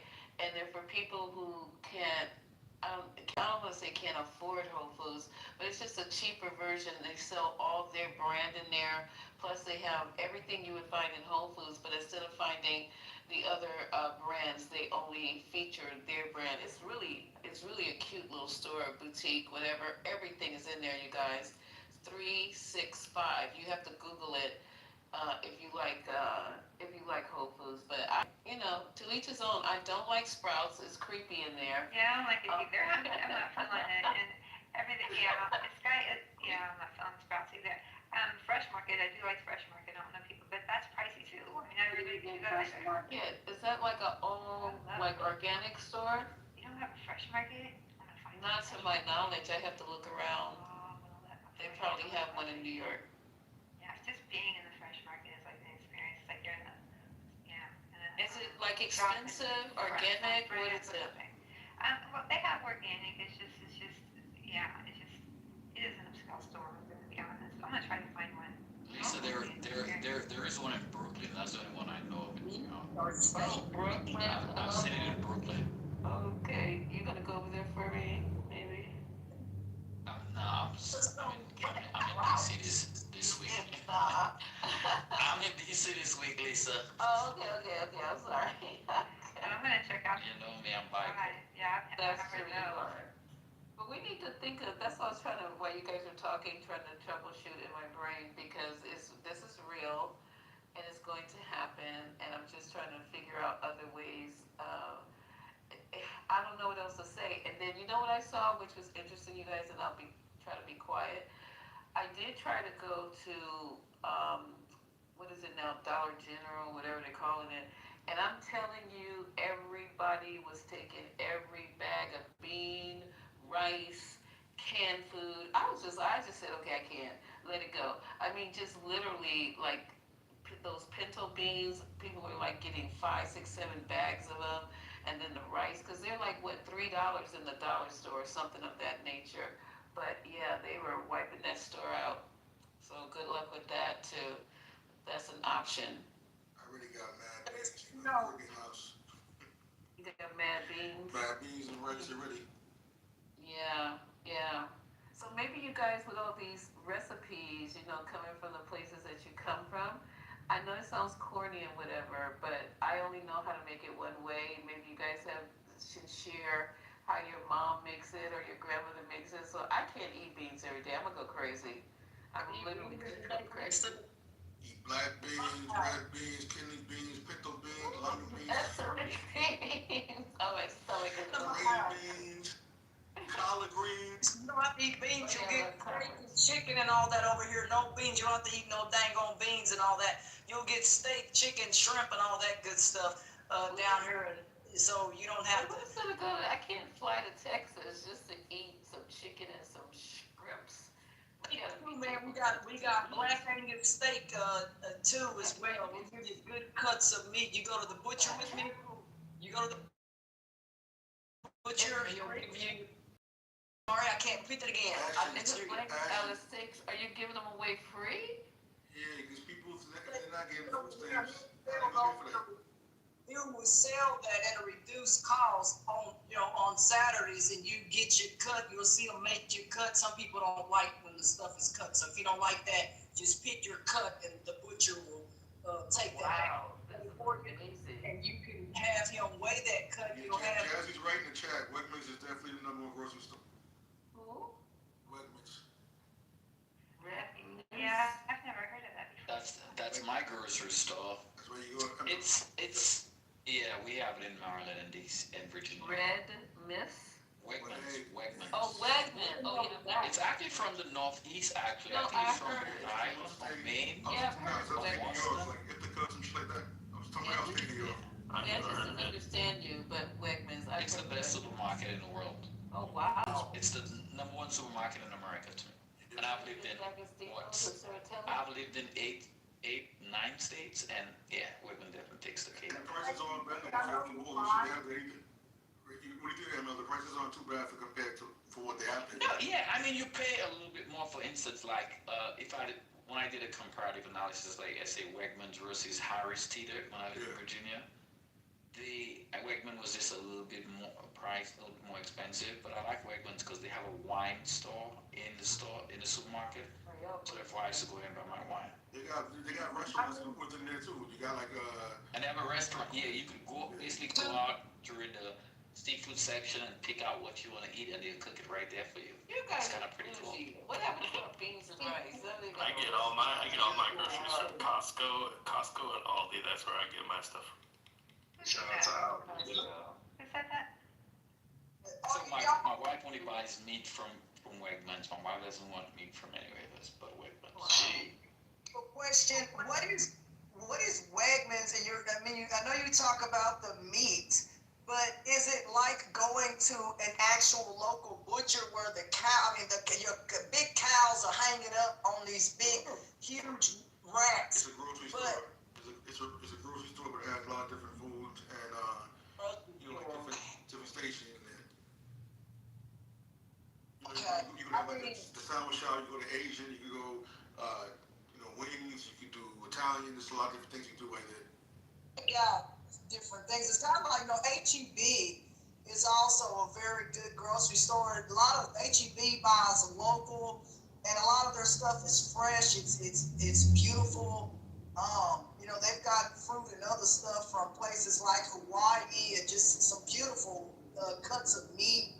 They get from our state here and parts of New York have good meat up in New York as well. So parts of this country, instead of eating dang on beans, see if you can get some meat and things like that. Your black Angus steak is a really nice cut of meat. Get that. Actually, people are are not getting paid right now, and people that get the food stamps are gonna lose the food stamps. I So know. who's gonna buy these steaks? Who can afford that? I can't afford the Black Angus right now because regular steak at Whole Foods is $27 a pound. So how am I gonna do Black Angus? Well, hey, one I person think Ashton, get a bite, everybody else gets to smell the plate. Ashton is a secret billionaire. Something. the butcher down the street, down the corner back here, he cuts the meat up here on Sundays. How they gonna pay Ashton? She said it's free. Hey, She said I it's free. mean, I don't know. It's cheaper to buy local, it seems to me. And I do buy a lot of meat local. In most states should have some kind of butcher. Some states should have something that is local. Even a cobbler. I needed custom shoes made.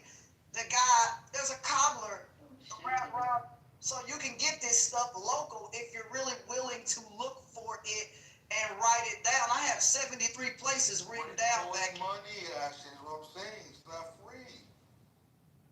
No, sweetheart, it's not free, but it's certainly better than getting stuff from Walmart. Have you seen I could not be getting custom shoes, y'all, till we get over Black. Dr. Jen was trying to tell you guys about Black Christmas. None of us should be. Well, it's up to you guys, personal, whatever. But the whole goal is not to shop at all. Thanksgiving all the way to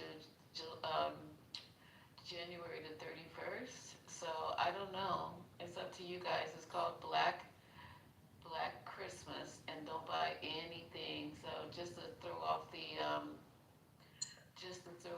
big box stores and the projection of what they think they're gonna make, because there was a projection. I'm gonna be quiet. There was a projection that last year the average family spent $800 and something odd dollars, and this year they're projecting that the average family is going to spend $1,200. I don't know where they're coming up with that because I'm not even spending $2.50. So I don't know where they're coming up with these projections. I got turkey on layaway. I've got like 8 or 9 left. You said 8 or 9 pages left? Oh, that's hilarious. I don't see nothing wrong with that, brother. Nothing. Turkey on layaway. Instead of buying nothing, how about buying from local independent stores? But if you don't have any money, don't feel bad if you don't have any money. Don't stress yourself through your credit cards. But if you have the means, yeah, why not? Local, small business, yeah, that'd be cool. You go in there, the people in those small businesses, their name, they even give you a discount. One business gave me $100 gift card because I shopped there how many times, and they punched this card, whatever it is. Yeah, shoot, it's not bad.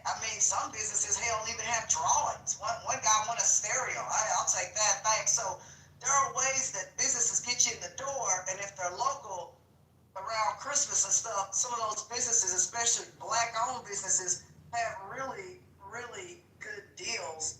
Johnny's Chicken and Waffles, they had a really good deal around Christmas. Buy one plate, get one free or something like that. So there are ways that local restaurants and businesses are trying to get you in the door. And I told one guy, I'm glad you got me in the door. He was a cobbler, and so he made some shoes, some insoles that I needed for my foot because I had surgery.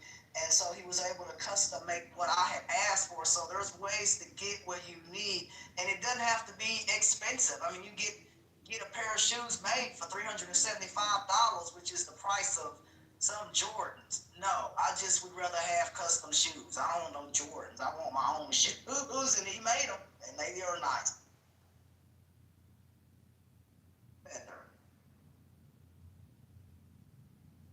I wish I had $375 to spend on shoes. But dude, you said $1. Well, I didn't hear you. What'd you say? I said I wish I had $375 to spend on shoes.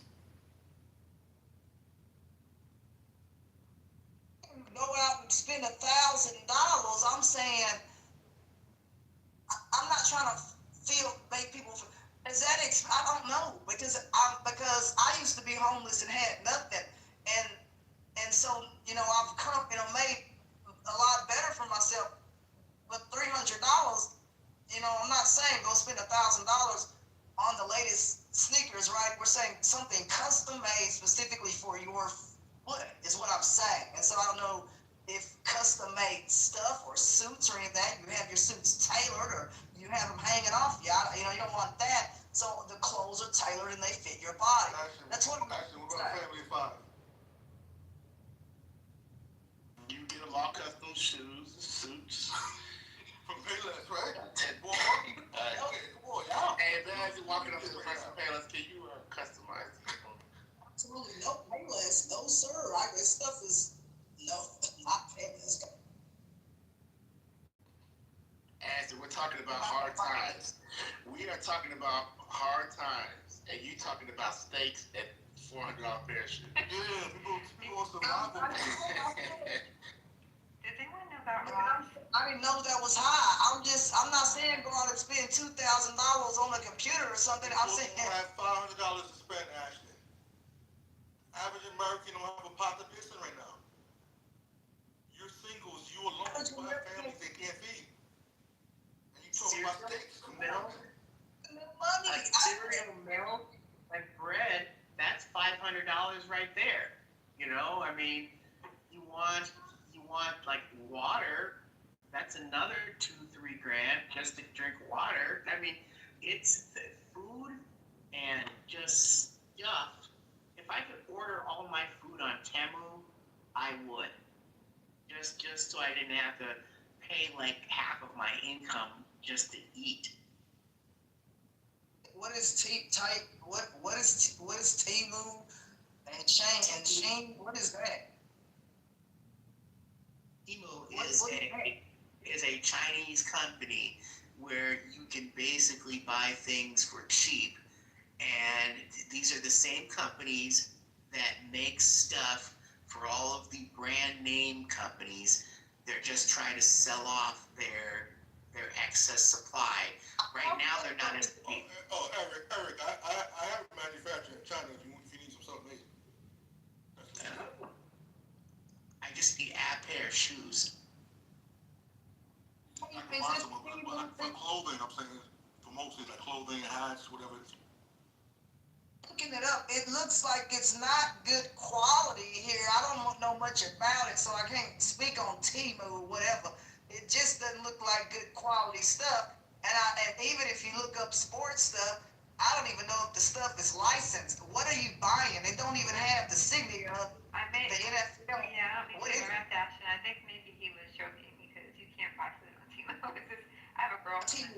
I'm sorry. Yeah, she's well. It's like he said. This is really low price products, and I have a girlfriend that buys things on there all the time just for the fun of it. Because I know you spend a will, get a discount. I have no idea, but she buys things on there. They're not high quality. The majority of them are that, from what I understand. But I think he was making a joke with that. So.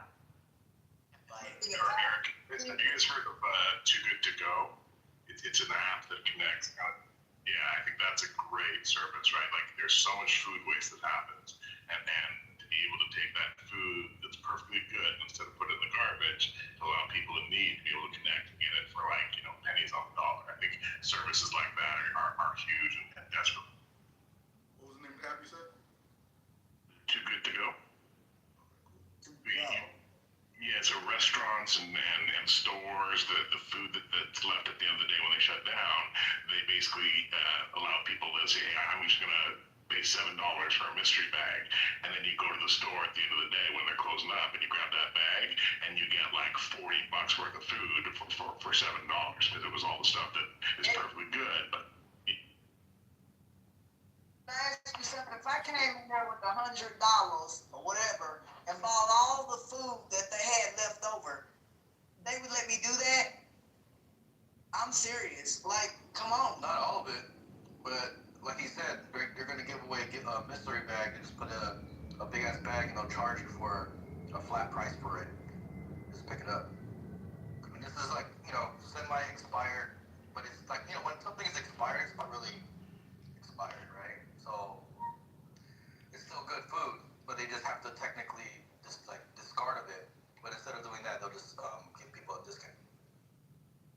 it's even like, some of it's a bakery shop, right, with all the stuff they bake that day, but they don't sell the old stuff. So they give it away at pennies of the dollars, or a restaurant that still has, a whole bunch of chicken or whatever. So it's not even like, necessarily expired stuff. It's stuff that was made that day fresh, but it's just that the store's closing, so they'd rather get, 10 cents on the dollar than throw it out. And more often than not, there are tons of food that's being thrown out across, North America every day. So I think apps like that are just a brilliant idea, because not only do you get rid of the food waste, but you're also, providing, totally quality food to people. There was a local Chinese restaurant that I used to go to last place I lived, and at 8 o'clock, right like 30 minutes before they actually closed, they would just give it to you for hella cheap, or even just like make you a plate, just like, hey, just take it, just like if you're a regular there, they just want to help you out. So yeah, be friendly, man, be friendly. And there is something to be said about that, Jeremy, because just real quick, actually, I'm sorry. I used to get, when I used to work, I was working at a private practice, but I also worked at, it's called Behavioral Support Services, but I would get food, and they would give it to some companies won't, because there's a liability issue, but they will give, there were a lot of companies that would give food, and it was, even like, some of it was a day old, what have you, but it was food. And so if you want to donate and you don't have the money to come out of your pocket, think about calling places and just asking them if their day old food, if they'll let you pick it up and take it to a food shelter or where have you. So it doesn't necessarily have to come out of your pocket if you don't have the resources to do that, because I understand not everyone can do that. So I just want to throw that out there as well. It's a real thing. They'll do it. Yeah, there's some companies, I know, like some McDonald's are part of, and I'm sure other fast food restaurants, they get rid of their waste every day. Kind of nasty process, but I saw a couple videos on it. So they'll literally grab the waste, and they put it in plastic bags, they freeze it, and then the company that comes and picks it up, they bring it to a homeless shelter, but they grind it. They literally mix it all up, so there'll be like eggs and, biscuits and muffins. It is that, but I mean, hey, people gotta eat. That's not a problem. That's what they grind it up into like a mush, and they serve it, but I mean, still, it's good food. It's not how you and I would eat it, but This is a scramble. there you go. We're not gonna start. Look here, man. Can I say something to you? That sounds like something straight up out of prison. That ain't never gonna be served at our door. Y'all realize not everyone got it like we're not. that. Hey, I'm just. When we're talking. Hold on. We're not eating, brother. This isn't fair. You're taking food sloshed together as if people are pigs. That is not an order. Ask you. I got it. I got it, but you're taking that out of context. So people are hungry. I don't know exact reason why they do it. There's a reason they do it. So I don't know the exact reason why they do that. It may just be it preserves it, but I don't know.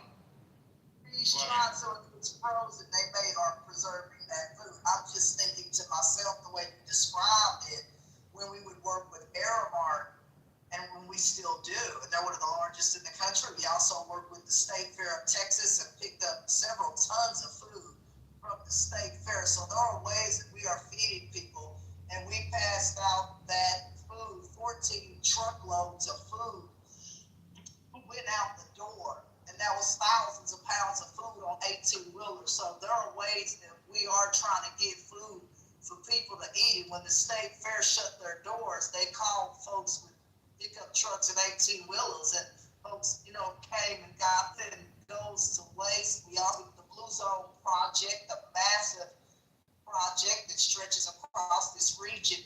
They are also making sure that people eat. It is horrible that everything is a political game. I've even given money so that people can have something to eat, right?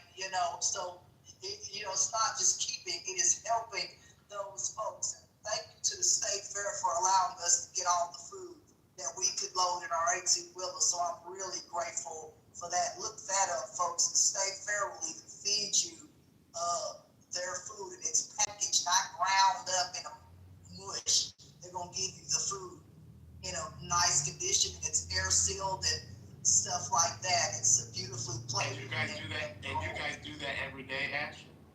So people can come there every day and do that. Well, we come and pick up the food when the state fair concludes. They have table. You can look it up. I got that. But I'm saying, do you guys do that every single day? We have a center there at the food bank. Community Action Partners also partners with the utilities and community food bank, 3,000 gal beds. We do that Monday through Thursday from 9 to 1 o'clock. Monday through Thursday from 9 to 1 o'clock. So, and then on Fridays is the day that we reload all the shelves. So yeah, we do that consistently almost every day. Yes, sir. Monday through Friday. And then let me stop, because you're doing a good thing. I was going to take it to a level I don't need to. So, no, yeah, appreciate it. We're making sure people eat, and the folks who need that food, we make sure it doesn't go to waste. That food is also dated with the correct dates and stamped so that people know exactly what they're getting, and the food that is not good. Of course, that food is ground up and sent over to farms, and that's fed to pigs. We're not feeding mixed up food to people. That food is sent off to animals. We feed people the good stuff the animals get, what they should eat. We're not going to do that to you, all right? Damn, man, you dragging them. Damn. Hey, people, hey, you know what? It sounds terrible, to us, and I would wish better that people wouldn't have to eat that, but hey, that's what's going down. The vision of it, brother. I never ever thought that is what America, I'm dead serious, bro. I never thought that that's what's being fed to people. That stuff, I'm serious. We send to the pig farm down here. We would never, ever, under no circumstances in our 75 years have we ever fed people stuff like that. And if people are eating stuff like that, then they need to, check out Funky Town Fridges. That lady has stepped up to try to help feed people. She will also be feeding people in the parking lot. She's trying to find a high school or somewhere that will let her set up, and she's going to open up refrigerators around the city in conjunction with Tarrant Area Food Bank and Feeding America. Those folks will be putting food in the refrigerators for people who really need to eat. And it's called Funky Town Fridge. Look her up and she'll make sure you eat.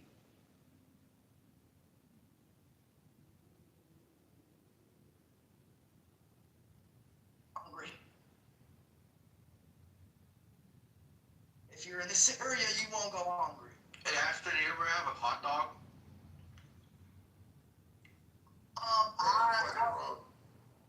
I'm sorry, sir. Sausage, McNuggets.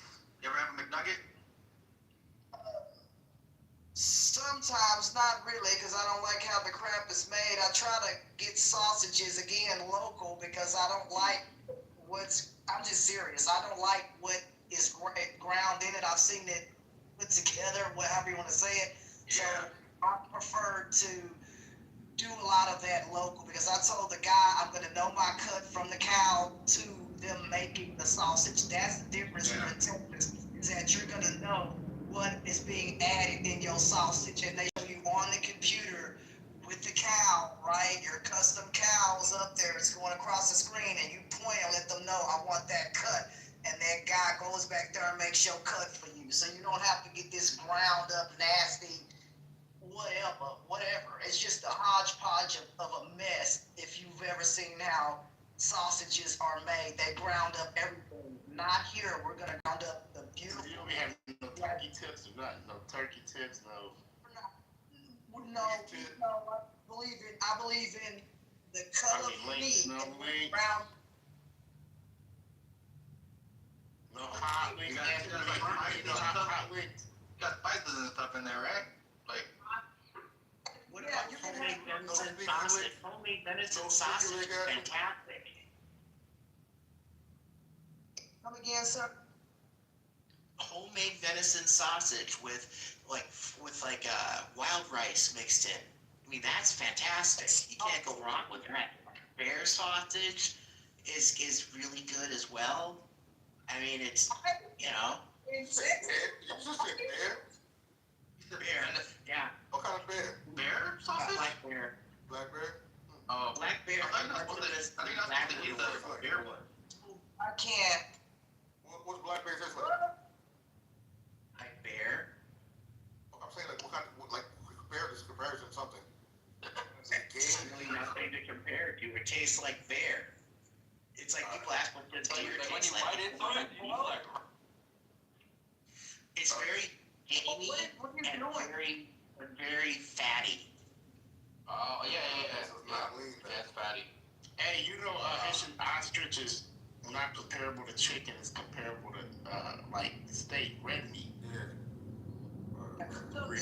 So when you eat bear, do you have to render off the fat? So when, I don't know how this works, but if the guy's making his cut, does he have to then steer or render off the fat? Like when I tell them to make that cut, they cut that at an angle to really take that fat off.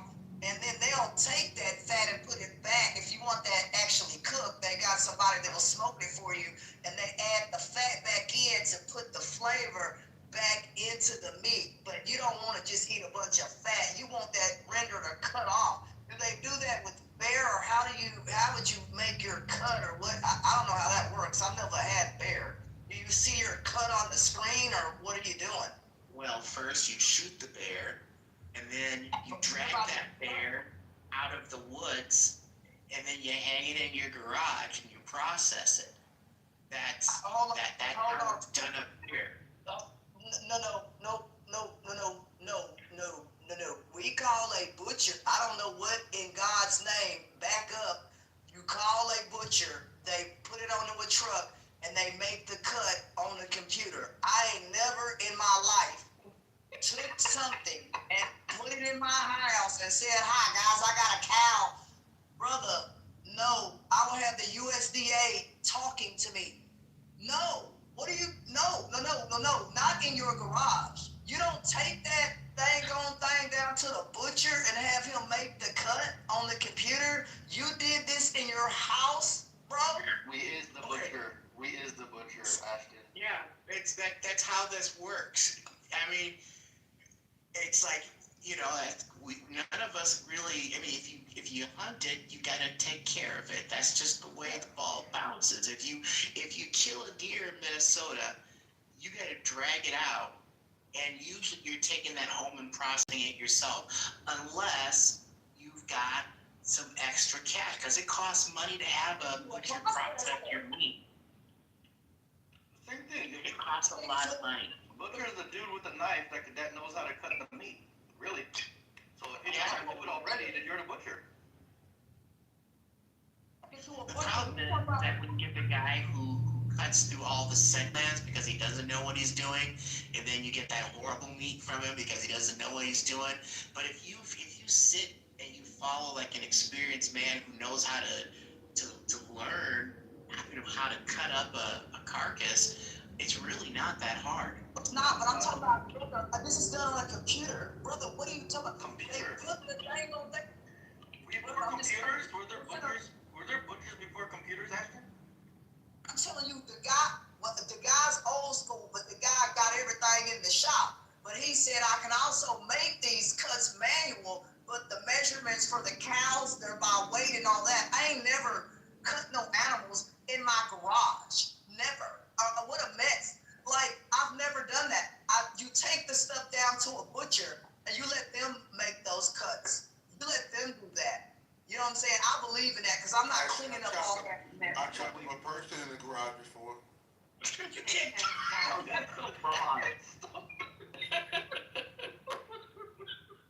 I mean, we Allegedly. We go hunting, and you know, we actually cut it up at the campsite, so you know we don't have to worry about the mess. That stuff's all the blood and everything it goes back into the nature. So we don't waste time bringing it back. back to the freaking garage, but sometimes we do if we have time. But it, the less time the better, obviously, because you don't want it sitting there. So you got to put it, Bringing it back is because it's cold. Yeah, usually it's super cold. As long as you don't leave it in the park, it's okay. Yeah. You leave the guts out in the woods, right? What you're bringing back is you're bringing back certain types of. It's like fishing, actually. You take your fish to the butcher to have him clean your fish, or do you clean your fish yourself? Like my wife, any of my kids can dress a fish with no issues. That I've done all that stuff, but I'm saying I just love the fact that you can take that stuff on down to somewhere and it's not smelling up your house and all that stuff. You have these folks cut this stuff, whatever it is, fish, whatever. They say, look, this is what we do, and you just take it to them and you don't have a mess to clean up. I just believe in efficiency. I believe in precision, and when they make my cuts, it's done with precision and everything. And so I don't have to worry about dealing with whatever y'all talking about, and you talking about hanging up a bear or some animal in a garage where I'm taking it to a sterile place. It's cold in that room. It's almost like at operating temperatures when they cut the meat. It's like a freezer in there. Your garage, I'm just gonna tell you, it's not a conducive space to me to make cuts. You need to make those cuts precisely in the freezer because those cuts come out beautifully and flat versus trying to cut a warm cut. It's a little bit different and the meat can come out jagged almost on the cut. It's a lot better frozen. It's almost like cutting marble. They cut that marble with a water saw and it comes out less jagged edges because that water is so cold. The same with meat. You want to cut that, he can cut that meat with water even. He's got a bandsaw. Sucker cuts just like water. He cuts that meat all with water. No, not even a saw. Why? Because it doesn't have. I have a sawzall and a hacksaw and a knife. That's more than enough to butcher any animal. All I need is a machete, Ashley. Machete. I mean, sanitary, but it's not as sanitary as using this like water jet to cut the meat. Chopping up the meat with a machete, like. And a box cutter. And a box cutter.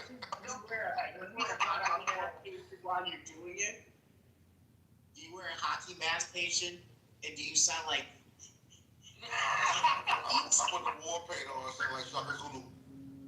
Like, hold the leg, hold the leg.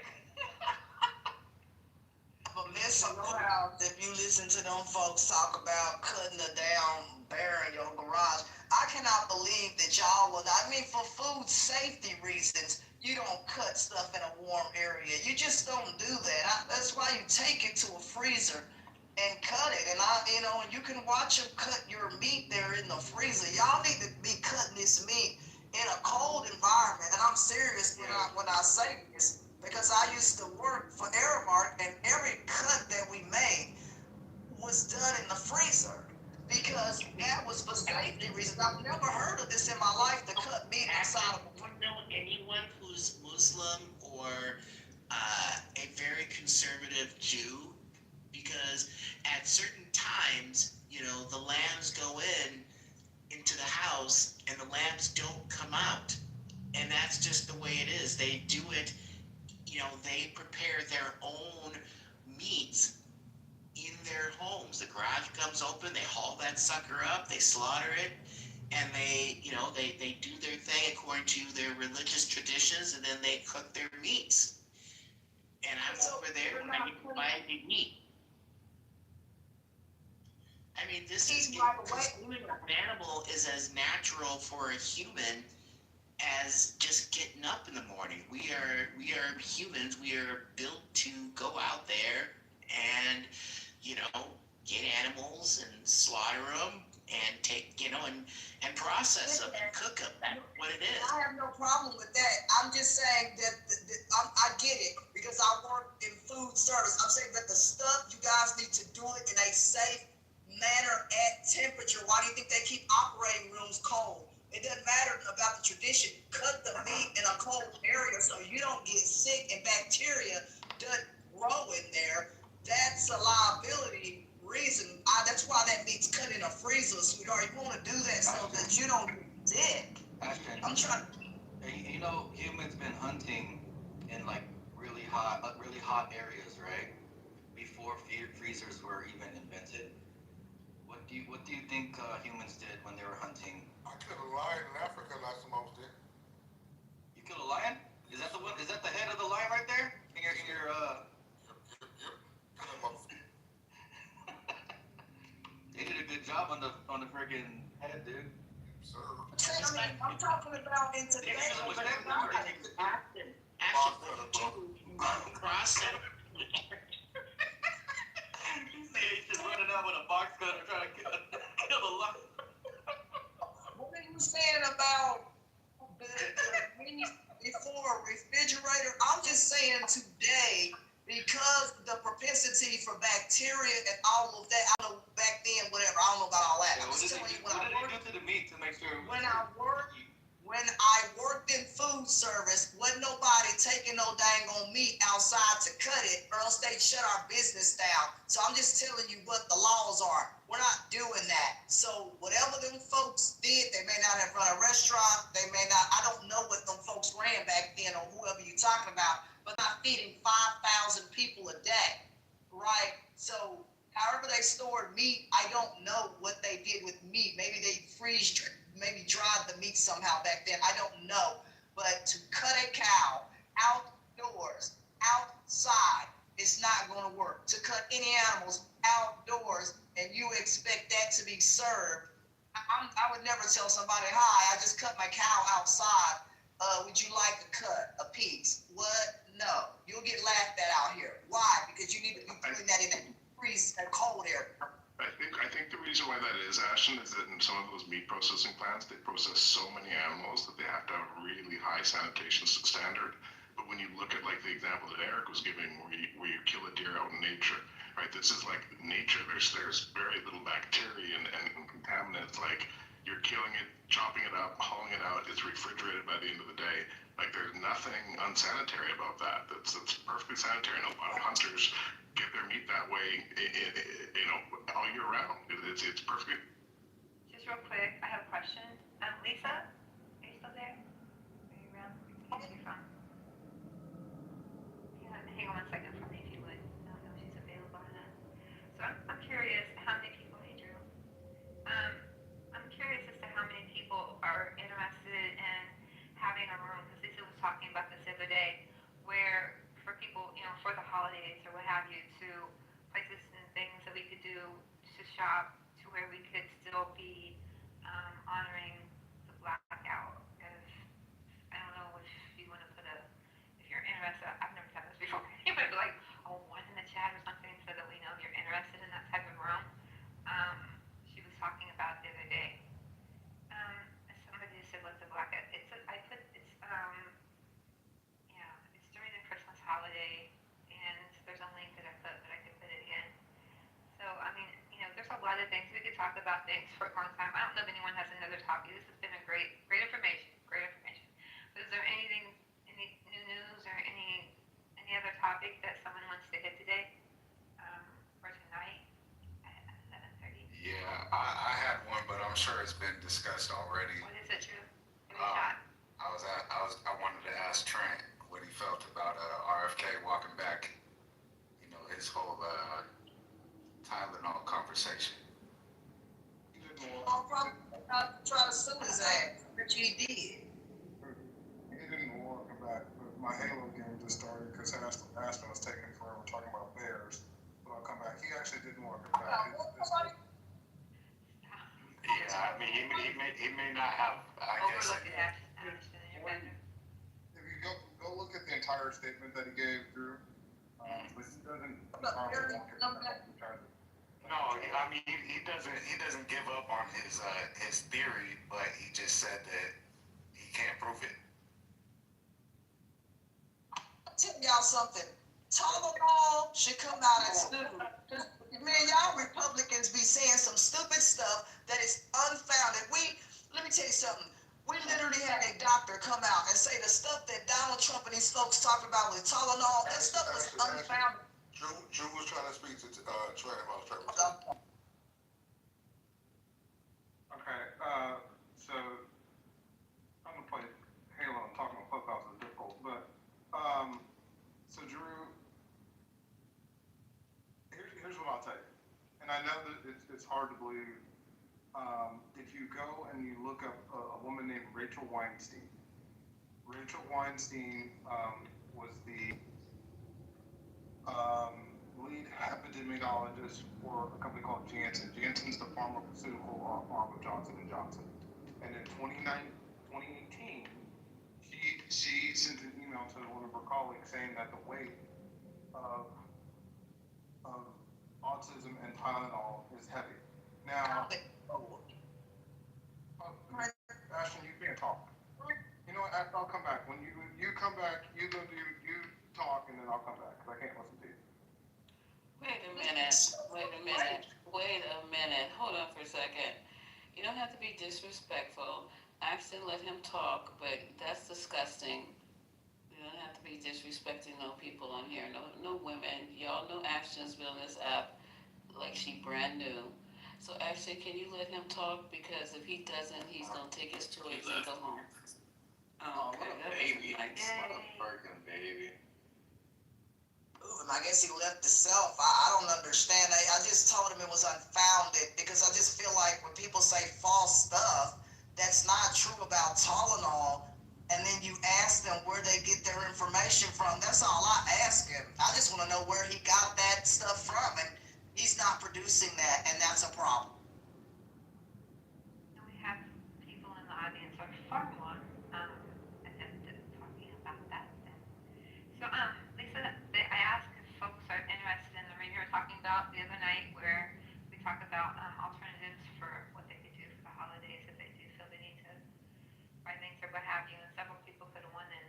So, saying yes, in case you're interested. Cool. Thank you, guys. Yeah. I'm just listening here. I'm just laying here in the dark listening to you guys. Let's check it out. Well, no, you mentioned running a room like that the other night, so that's why I was bringing it up. No, I thought somebody else was going to do it.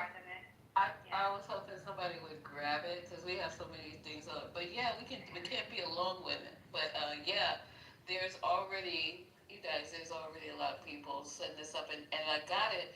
Maybe I could just do Dr. Carr. He's the one who started it, so maybe I'll just run the first 30 minutes of him talking about it, and then you guys can probably understand it better when he explains it to you and it sounds more feasible. I can do that tomorrow if y'all want to. Only like a 30-minute little spot. I have a question for whoever wants to ask this, wants to answer this. How soon is too soon to put up a Christmas tree?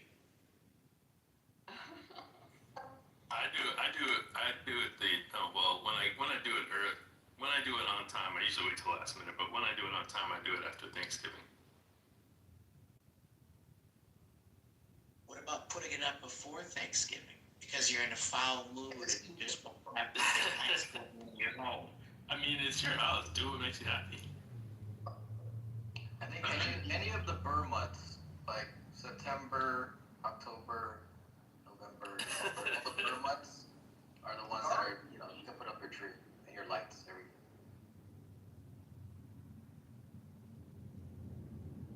I'm not gonna be out here stringing nobody's lights. I'm gonna call this Mexican guy that I always use anyway. He good. I told him, hang up that stuff anyway. He said, cool. I'm not doing that. I'm sorry. I'm not gonna be on no roof stringing up no lights. Sorry. Up here, if you put up lights, you got to do it in September or October because you can't be putting up lights in November or December up here. No way. I think the best day to put it up is December 26th.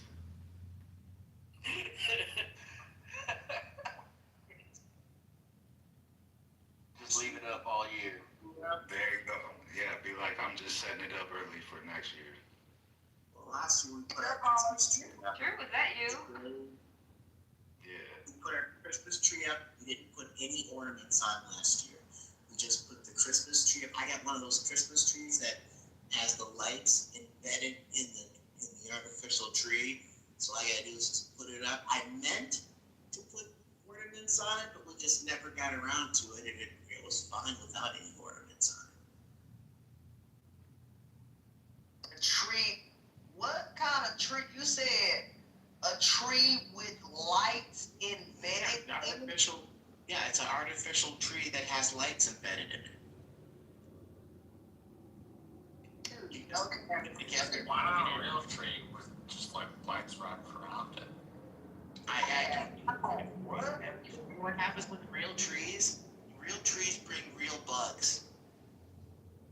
Oh, we always do. I've never had an issue with bugs. Never had bugs with no real tree. You gotta water the tree, make sure the stem of the tree is inside of water, hello, so the tree don't dry out and die. If you take care of the tree properly and you just spray the leaves with a little bit of moisture there, then you good to go. Then you don't have problems with bugs, and just put a little mothballs around the tree, and then you're good to go.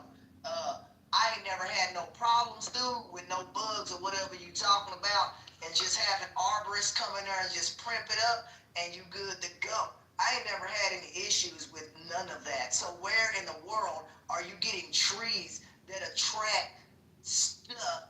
You should have, and the real trees smell good. Them old plastic trees, nothing. You can't smell a dang on thing but plastic. Who wants that? Get a real tree and take care of a real tree, okay? And they're just as nice as a, I don't know, some whatever tree. I ain't never seen no tree with lights embedded in it. I wrap the lights around the tree and like decorating it. A real tree. Go get one of those. Over to Lisa. Lisa, artificial or real tree? Artificial or real tree?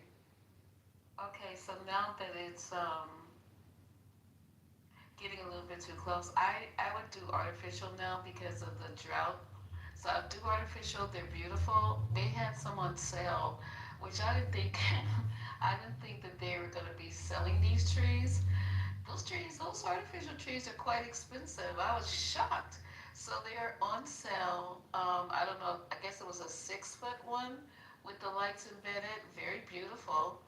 It was on sale for $300. And they have music too on them. What? Oh, that's nice. I'll do that one. I'll do artificial. And some of them have different colors too. Like there's a dial on it, you can change the colors, have a different pattern. And then the real ones annoying if you ask the real ones annoying too. That sounds beautiful again. I didn't know all that. And they were literally selling out of them. $300? I was like, damn. $100 is I think about it. How much are real trees nowadays? I don't know. Where I am, it's anywhere from $50 to $100. For how big of a tree do you can get for $50 though? I get about 7-8 feet. What? But see, I live in a land of trees, so you know. We pay about 100 every year, maybe 150, and we can get something like 5 foot by 9 foot. Wow, no, when he said $50, you guys almost set up straight. That is, whoa. For 9 feet? You know, again, in Minnesota, we live in the middle of a forest. You know, there are 2 major forests here. So, and we have a lot of tree farmers in the area. So, the scouts are always selling trees, and if you wait to the last minute, you can probably get one for as low as $20. Wow, you guys, okay, I'm down for that. If I can find a live one, but then also I know you guys are gonna say what happens after the program to mulch them is the nice program. When they mulch them, sometimes they mulch them and give it back to you, and sometimes they mulch them and take them to the park and spread it. So yeah, my county turns them into mulch, and you get all the mulch That's really super sweet. The mulch, Lisa, and they put it back in the yards. A lot of, our church takes that mulch and uses it for the flower beds and stuff like that. So a lot of the real trees that we use, we just ground them up and reuse all that stuff. Nothing, goes to waste. But I always use real trees, but I just don't understand how the guy saying that he got bugs and all this other stuff. He said his tree gave him bugs. He's not taking care of the tree properly, because I've never had bugs or other issues. Brother, where in the world did you get the tree? That's what I kept asking you. And why does the tree have bugs all of a sudden? It's outside where the bugs are. That's where trees live. Is outside with the bugs. Before they bring the tree to you, you gotta have them treat the wood. Did you ask for somebody to treat the tree before they brought it in the house? You never took the tree anywhere to get treated or sprayed. No. No, these are Boy Scouts. I'm not gonna ask a Boy Scout, hey guys, where did you get these trees treated? I mean, they're scouts. They go to the woods and trees, they drag them out, and they sell them to people. These are just boys. I think one of the reasons I don't get bugs is I usually get the trees after it gets cold and there's snow and stuff. I think that's why I don't get bugs, because I get them from the Boy Scouts too. Super cheap. Yeah. So regularly. No, I got them from an arborist. I normally get the trees from an arborist. They take them to a massive building and they treat them. So I've never, I don't know, maybe I'm shopping different. I don't know. I just never heard of this issue with bugs with trees, because as long as the arborist treats that tree, you shouldn't have any issues with it. It comes with instructions on how to water it and all that. What type of tree you would need to hold up in the season, like here in Texas. Yeah, they give you all kinds of instructions, so I've never had issues like this, sir. Little baking soda can also keep away bugs and stuff, too. You gotta move up here to God's country, Ashton, where everything is pure. The air is pure. Get outside in the middle of January. It's a beautiful thing. It's just, So you say God's country, what the temperatures though up there? What you talking about? It's 20 degrees below zero. It's perfectly silent. It's perfect. You know why it's that way, right? When it gets bad being there, French used to say that when he lived there, he stayed there because it keeps all the bad people, and I'm like, it keeps everybody out. Is that what you said, bro? I ain't finna be swimming in that. You best to come on down here to sunny USA, Texas. We still swimming right now. I ain't doing that. I love your accent. Texas. I love you, Ashton. I know swimming, 20 degrees. You can miss me with that, bro. Like, what kind of fun is that? My butt cold, bro. Ashton, you never skated on the lake? No, I've skated at the Galleria at the mall because they got food upstairs, but no, not on the lake. I'm sorry, there's no food on the lake. So Ashton, you have not lived until you have driven a car on a lake. Oh, no. I had my aunt in a car with me, and I didn't think about it at the time, and I needed to take a shortcut home. And the shortcut was across Lake Minnetonka, and because they have, during the winter, we have like these roads that go across the lakes so that you can get from one part of the lake to the other quicker. And so I thought, I'll just drop off on the lake and drive across, and it freaked out my poor aunt from Maryland because, we just drive. I'm thinking of it having Minnesota, and that's just what you do to get from one point A to point B in the winter. It never occurred to me that other people don't drive on frozen lakes in the middle of the winter, but apparently they don't. It always surprises me how little ice you need to support a car too. It's like I think it's like 8 to 12 inches of ice is all you need to support a car. Say something to y'all. Can I say something? I hope men aren't offended. That's probably why y'all's lives are shorter What the hell?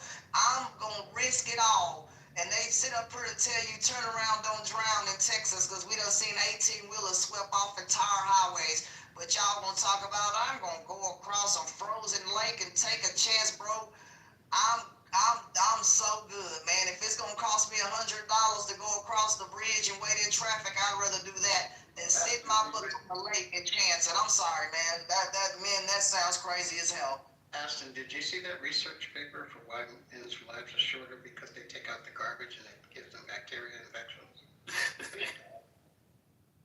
So I just looked it up, and actually, Minnesota has a much higher life expectancy rate than Texas.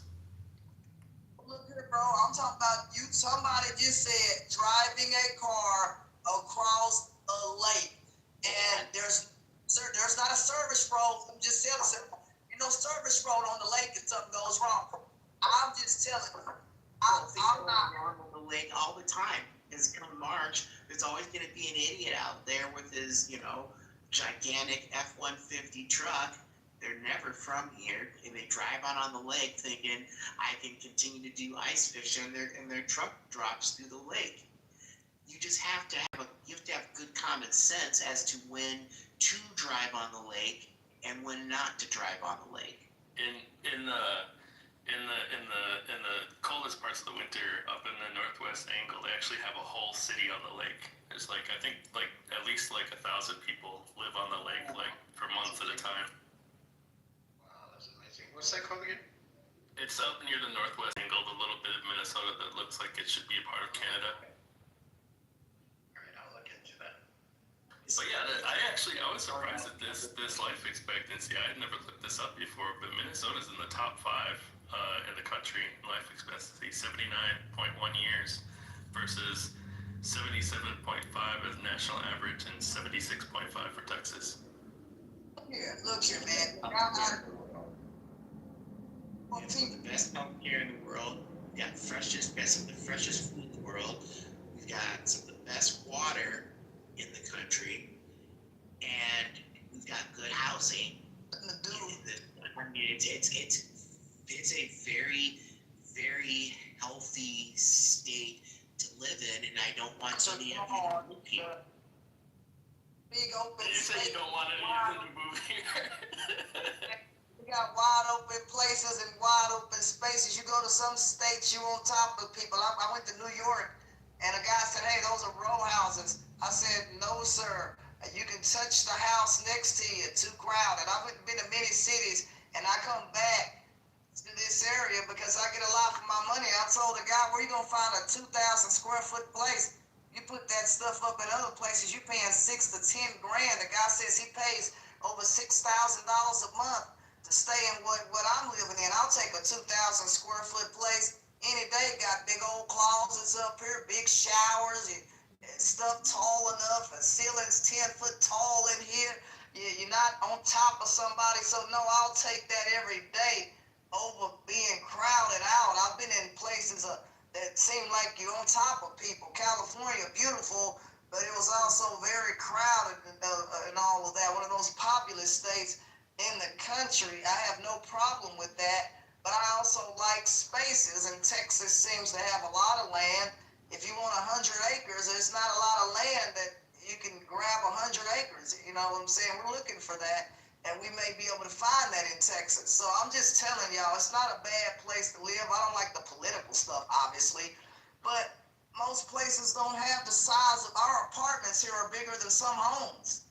Who's going to complain about living in a 2,000 square foot place?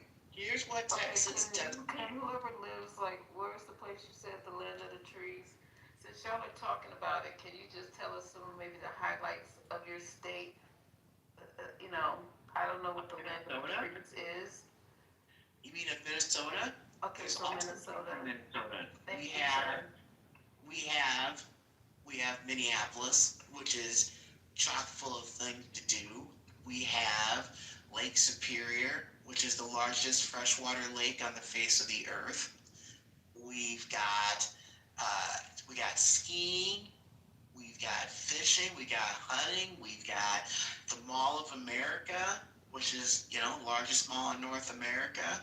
We have the Minnesota State Fair, which is the coolest state fair It's the best. on the face of the earth. It's the biggest one Yeah. too. Texas tries to claim that theirs is bigger, but their fair goes over like I think it's like 3 weeks, and ours is only like 10 days, and we get more attendance per day. And the food's better. Yeah. And we have the best music scene in the country. Our park system is rated one of the best in the country as well. You see everybody out doing things all the time. So it's more like a family oriented, like it's not like a city vibe, it's more like a suburban kind of vibe there? No, Yes, there's both. Our worst community in Minnesota is probably 8,000 times better than the worst cities in this country. Like, if you're from Detroit and you come and stay in our worst neighborhood in Minneapolis, you're gonna feel like you're living in a suburb. It's a boring, white state. We also have more theater seats per capita of anywhere in the country except for New York. Correct. Also have the stinking cold. And to me, it just doesn't lend for much to do. I guess you go skiing or enjoy that. I just don't find myself saying, hi, I'm going to enjoy 10 below zero temperatures today. You folks are going to have to stay indoors. That's what all I could hear over the radio when I was in Lancaster, Ohio. If it's cold today, make sure you cover your face. I'm like, what the fuck? This is crazy. So I remember telling this dude, I said, bro, can I get the fastest piece of transportation the hell up out of here? He said, it'll cost you $1,500. I said, $1,500, I'm out of here. That dude was driving like an old man to the airport. I said, brother, you guys can step on me. It was so cold in Lancaster, Ohio. I swear to God, I told this dude, here's your $1,500. That dude gave me my ticket. I caught the fastest piece of transportation was a damn plane. And we get in the air, they talk about an hour later. The airport is closing down because I said, I'm glad I'm getting the hell up out of here. I will never, ever do that kind of cold. Good luck to those who live in Minnesota, but I'm telling you, if y'all are ever on a trip with me and it gets cold like that, $1,500, and we're out of there. I will never, ever be in that kind of cold. I don't know how it's fun. I did not enjoy it at all. It was not. Cold is great. You just have to acclimatize to it. Like for me, the worst thing I go down to seminary a couple times a year, and it's always when it's cold. So it's cold here, but then I drive from winter into summer down there in Missouri and Kansas, and so you're down there and it's 70, 80 degrees, and then I had to drive all the way back into winter again, where we could still be in March having snowstorms and dips below zero. It does a number on your system. So I prefer to stay in the cold if we can possibly stay in the cold here. We're only really, really cold 2 weeks a year. And when I say really, really cold, we're talking 20, 30 below zero, not including the wind chills. But that's only for 2 weeks. That's why when I saw the temperature, I told my friend, I said, brother, if you don't want to be up there, and this was in New York, I said, I get your plane ticket up out of there. He said, please, I don't like being here. It was so cold. That dude was on the phone. He said, man, I want out of here.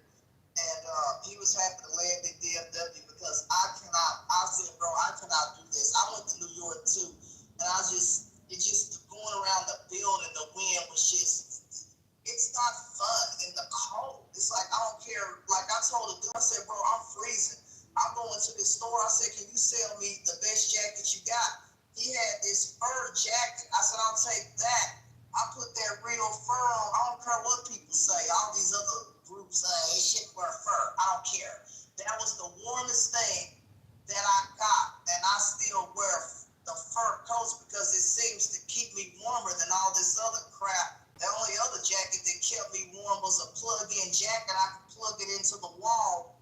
The the suit would keep warm, but this fur coat, man, there's no matching real fur and what God created. That coat kept me warm up there in New York in the heavy cold. It kept that wind off of me. So don't knock real fur coats because they do hold up for real. And it kept me from literally freezing because the jackets I bought was from this region. I had on 3 jackets and I was still cold. And I was shivering when I went into that department store. And that dude was like, we have a jacket. It'll be this cost. I said, bro, I don't care about the cost. I'm cold.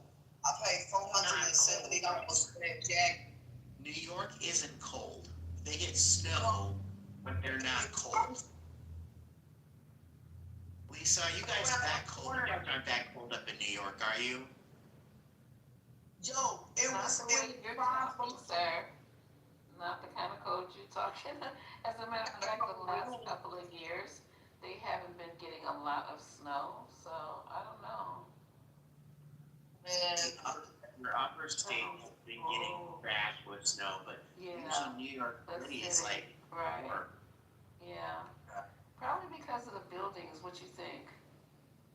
Yeah, well, and the heat island, like we get a heat island effect too. Usually storms will split and go around the cities instead of going.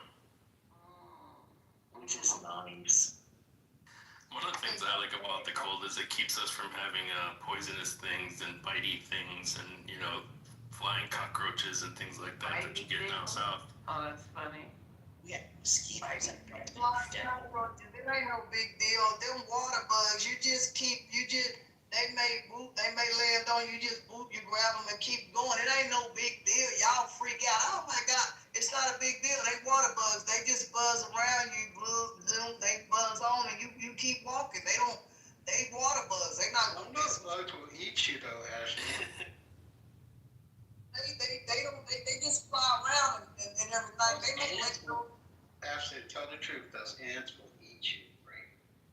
Ants, but if you're not an idiot and put your hand in the pile, that's on you. But if you haven't been out there, you can step in the anthill and then they'll eat you. I was in Florida and I had fire ants bite me in my sleep in an apartment building. Well, they'll get you. They're painful as hell too.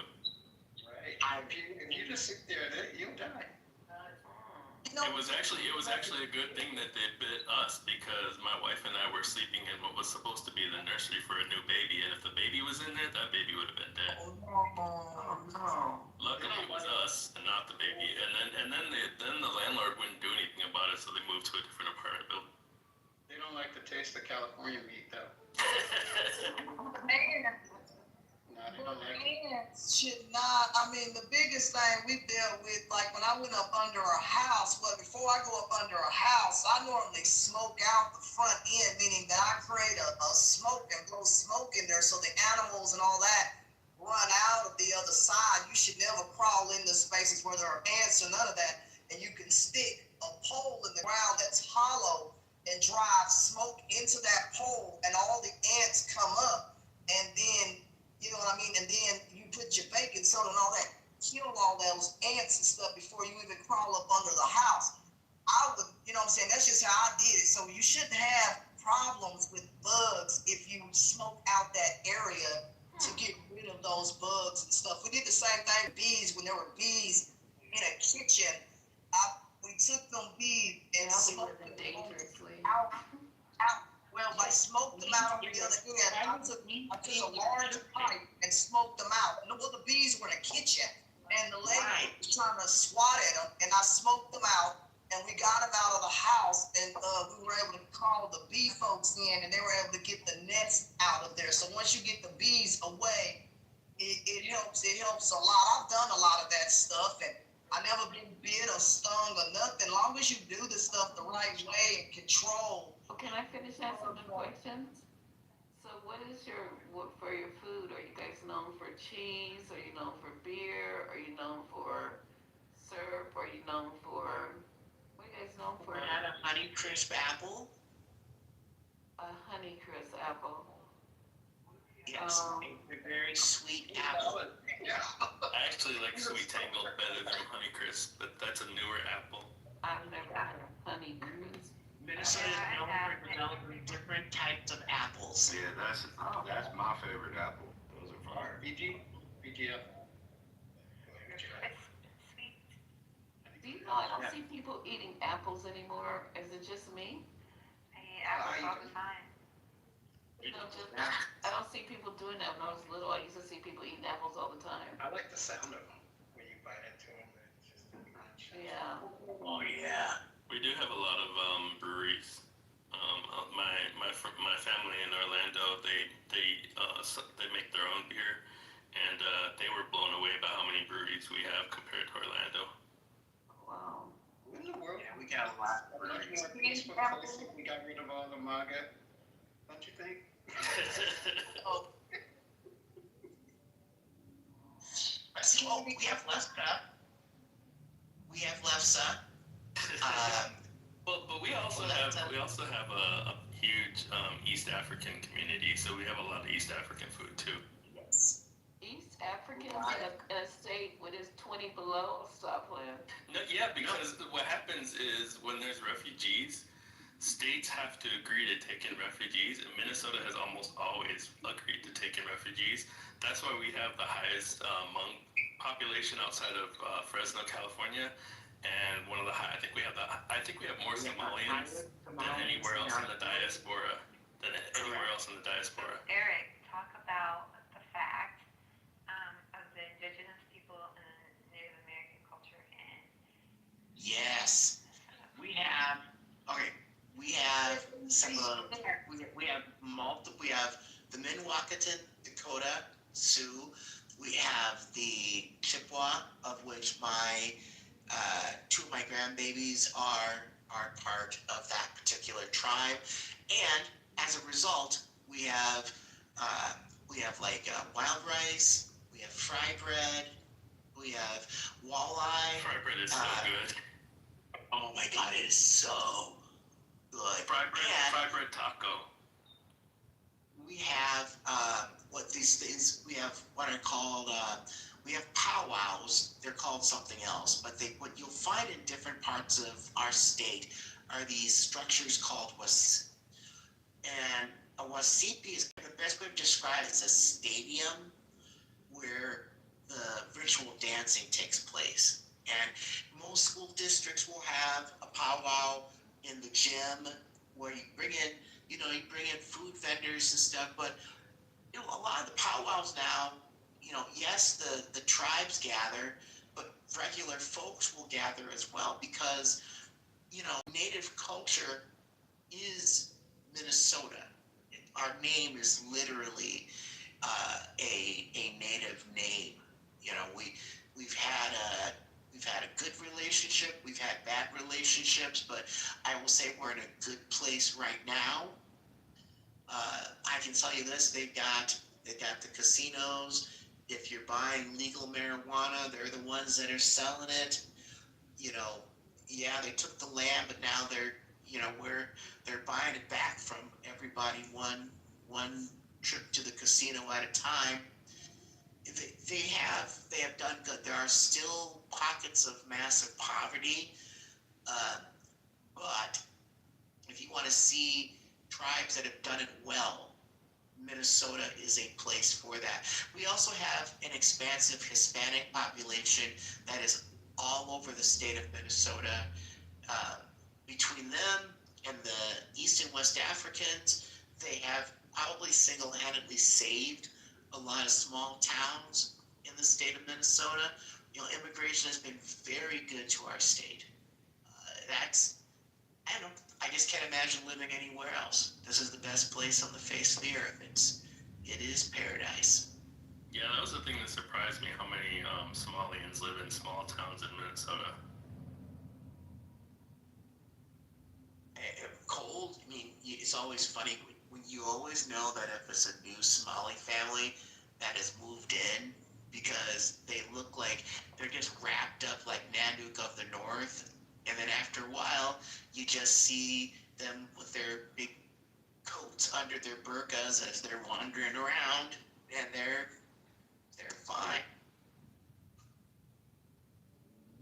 It's a great place to live. came here. I did a refugee mentor program, and my refugee that I was mentoring was from Cameroon, and he moved here in December, and there was a day where it was like a bright blue day, and he's like, "Oh, it's so nice, I'm gonna go outside," and he went outside and learned that when it's bright and blue, that's usually the coldest time. Exactly. Do not. I mean, it's the best time to be outside because there's nobody else going to be outside, but you don't want to be there.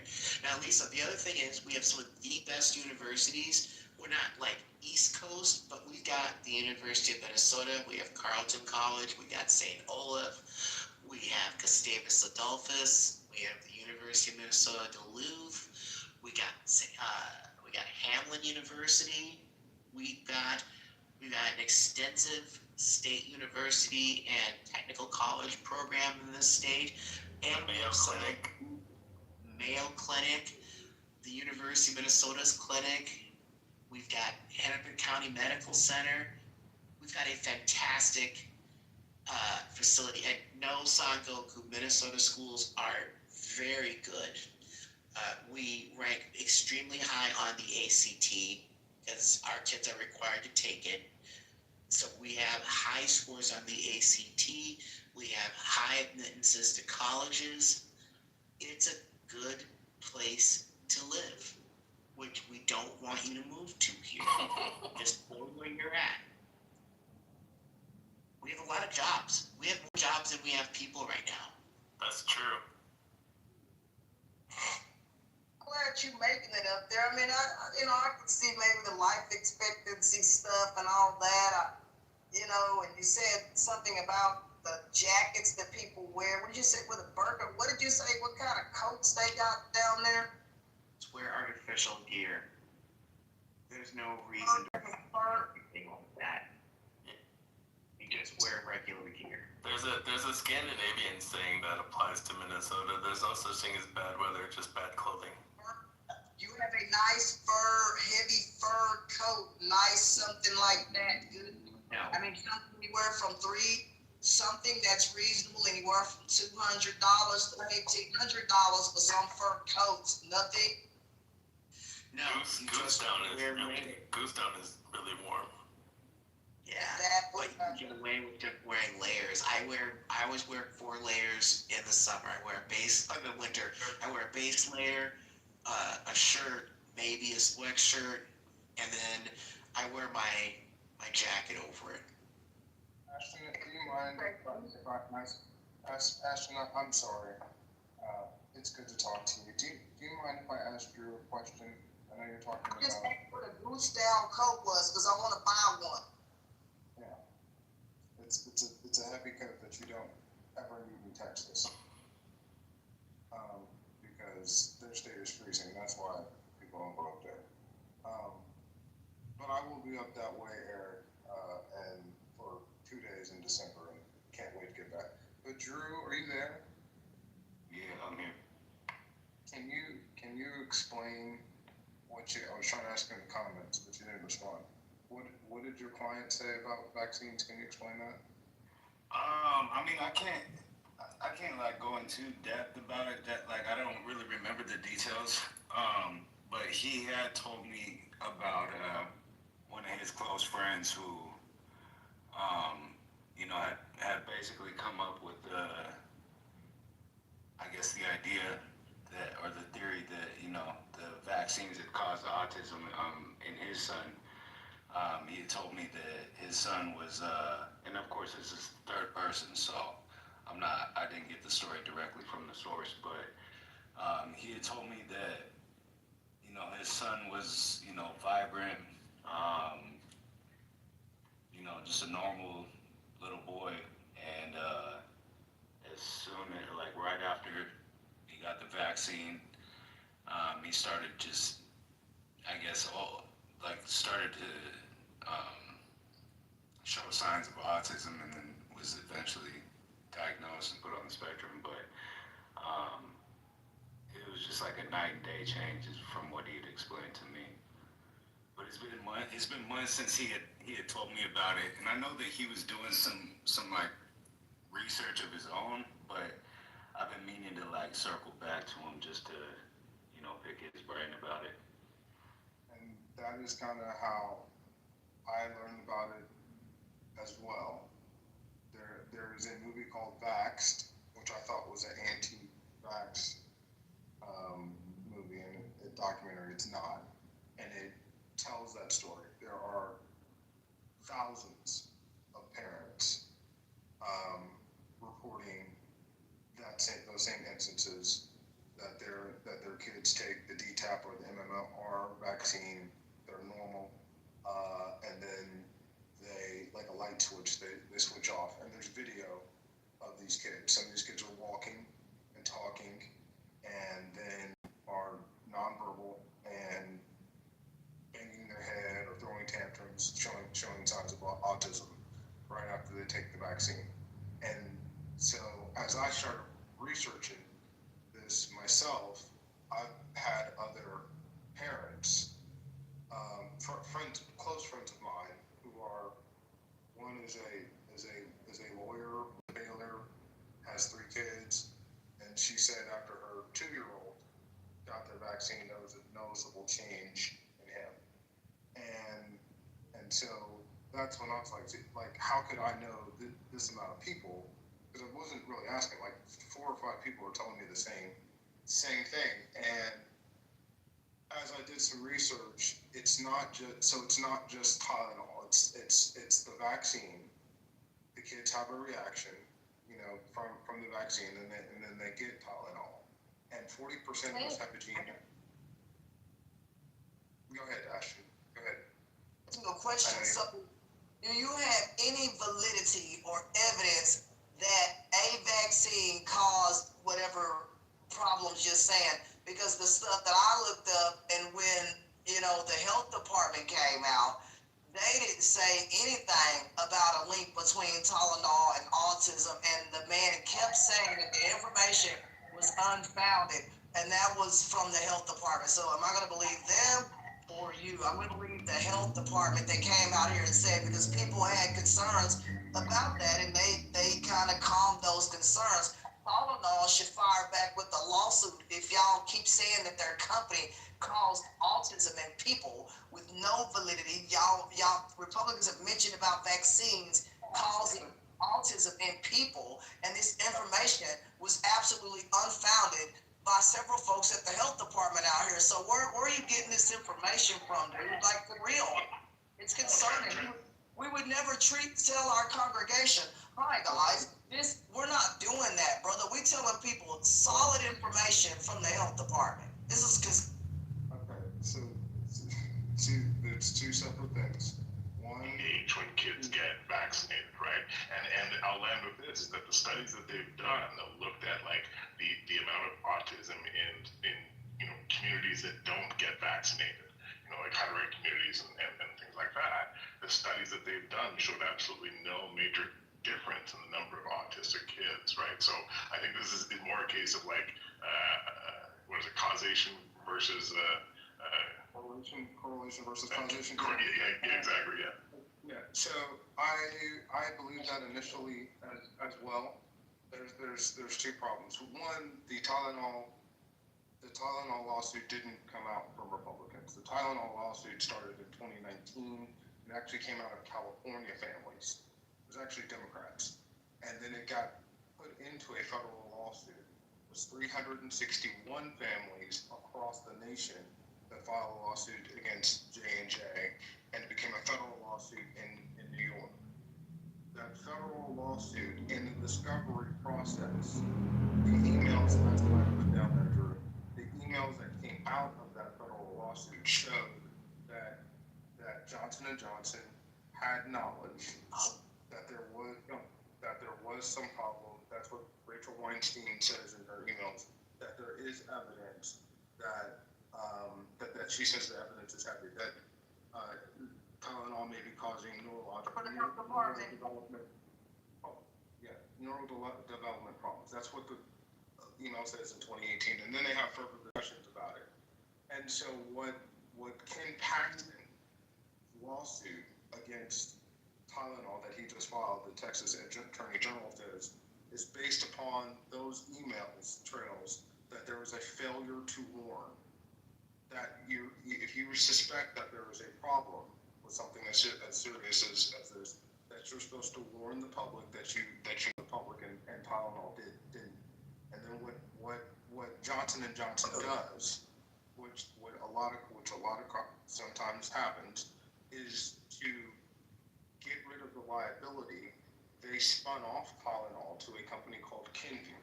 They created a separate company to mitigate liability. The reason we're doing so is during the same period, they were also under a federal lawsuit. Trent, can I ask you a question? I really am sorry to interrupt you. Just give me 1 second. Can I ask you what you do for a living? Yeah, I'm a product and I'm in product innovation for a car manufacturer. Okay, thank you. So you're not a doctor? No, ma'am, I'm You're not a not in the doctor. medical profession? No, I mean, this was ultimately up to Patty, Lisa. This is their room. Lisa, I don't know if you're around or if you're away from the phone, but yeah, I think it's ma'am, really I'm not dangerous. I'm not talking about medical. I am talking about business side, which I do have. Brother, you telling folks stupid gobbledygook stuff, and I'm gonna tell you the same thing. You got a pickup truck, take a long drive, and think about what you're saying. Take the service road, go a little slower, and think about what you're saying, brother. It makes no sense whatsoever to say this stuff that's not founded. I just sat there and told you that we had somebody from the health department come out, and it's unfounded. Ashton, if you'll let me finish, please. Because I listened to you talk about codes, if you'll allow me to finish. During the same information, it's not false. Yeah. During the same period, Johnson & Johnson, if you'll remember Dr. Jen, was under a federal law. Dr. Jen, okay. They're under a federal lawsuit for ovarian cancer and baby powder. During that lawsuit, it was found that Johnson & Johnson had known since 1978 that their baby powder contained asbestos, and they hid it. And it was a lawsuit that came up in the 80s. It went to a federal judge. They were able to basically pay off the judge and not have an evidentiary hearing and kill that lawsuit until it came back up in 2019 when they had to settle for $700 million. The same. Though. What? To the chase, brother, it's like now you drive your pickup truck faster. Step on the gas and figure out what you're saying. And the information you're saying is so false, brother, that it can't even have validity. And a lot of folks is knocking that stuff back down. Even Tylenol, the company that makes the stuff, has spoke out. It's been, but y'all, brother, it's not true. Just for 1 second. Just for 1 second. Let's just take a breath.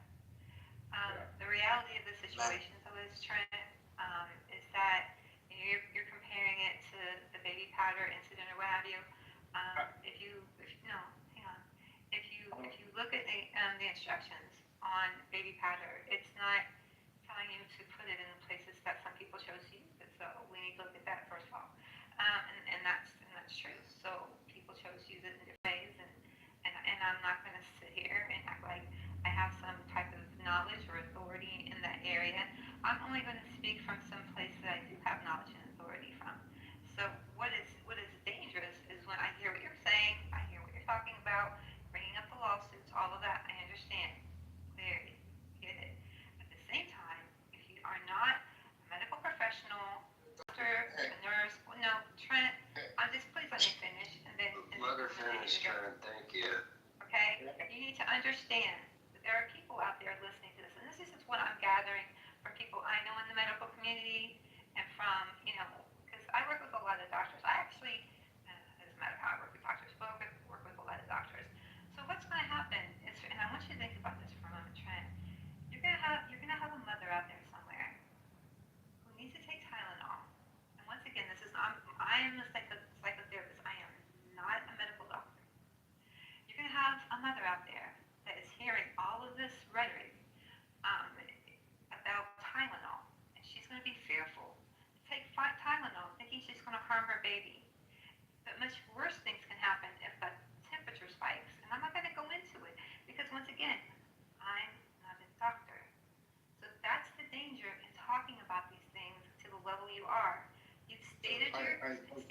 I'm not done. One more second, and I will be done. And I will be done completely with it, and I won't talk about it because I don't want to participate in a conversation where what you're saying is being included when it can be damaging and even deadly in situations where people are not going to want to use it because of the very things you're talking about. They do not coincide. They do not correlate. They don't. They don't, Trent. Ma'am, so I'm just telling you all I was telling what Drew said. I'm just telling you what the Texas lawsuit from the Attorney General Ken Paxton says. Now, I don't like Ken Paxton either. I think he is. I don't think he's the best. Since you don't have any of the evidence, why don't you let it play out in court? There you go. No, right there. What she just said. Since you don't have any evidence and we don't have the brief of the case, because they've been studying Tylenol. As a matter of fact, I hope they do take Tylenol to court. I really do. This has been going on. People use Tylenol. As a matter of fact, I just took 2. People have been using Tylenol for decades and decades. There's something else going on with RFK's friend and Tylenol, and he'd rather ruin a brand to enrich himself than to have some real study. And instead of him studying, what study have they done? Himself. What study has RFK and that weirdo done themselves? Lisa, the lawsuit started well before RFK was in office. No, okay, so let it play out. The lawsuit, so just if you'll just let me finish. The reason why the Texas AG and they talk about the spinoff, because after they had Johnson & Johnson had to settle the $700 million lawsuit on baby powder and admit. Okay, then that's another thing for baby powder. Don't put baby powder in your coochie and you won't have it. It doesn't say anything on the back to apply this powder up your coochie and so you can get cervical cancer. So they ate that one and they did because they respectable enough they did it. Hey, continue with this. I know what it has, but it's not meant for your coochie. No. It wasn't supposed to have asbestos in it.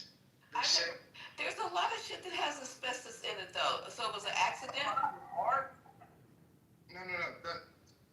It's not. Yes, you're right. It's not supposed. They had to apologize. That's why they had to make the settlement. So it was an accident. Asbestos got in Johnson & Johnson. No, ma'am. It was not an accident. So they were putting in it to stabilize it. They were. I don't know. Okay, so there you go. I'm going to mute it. You saying off the ball, Trent, you're not on target tonight. You saying stuff.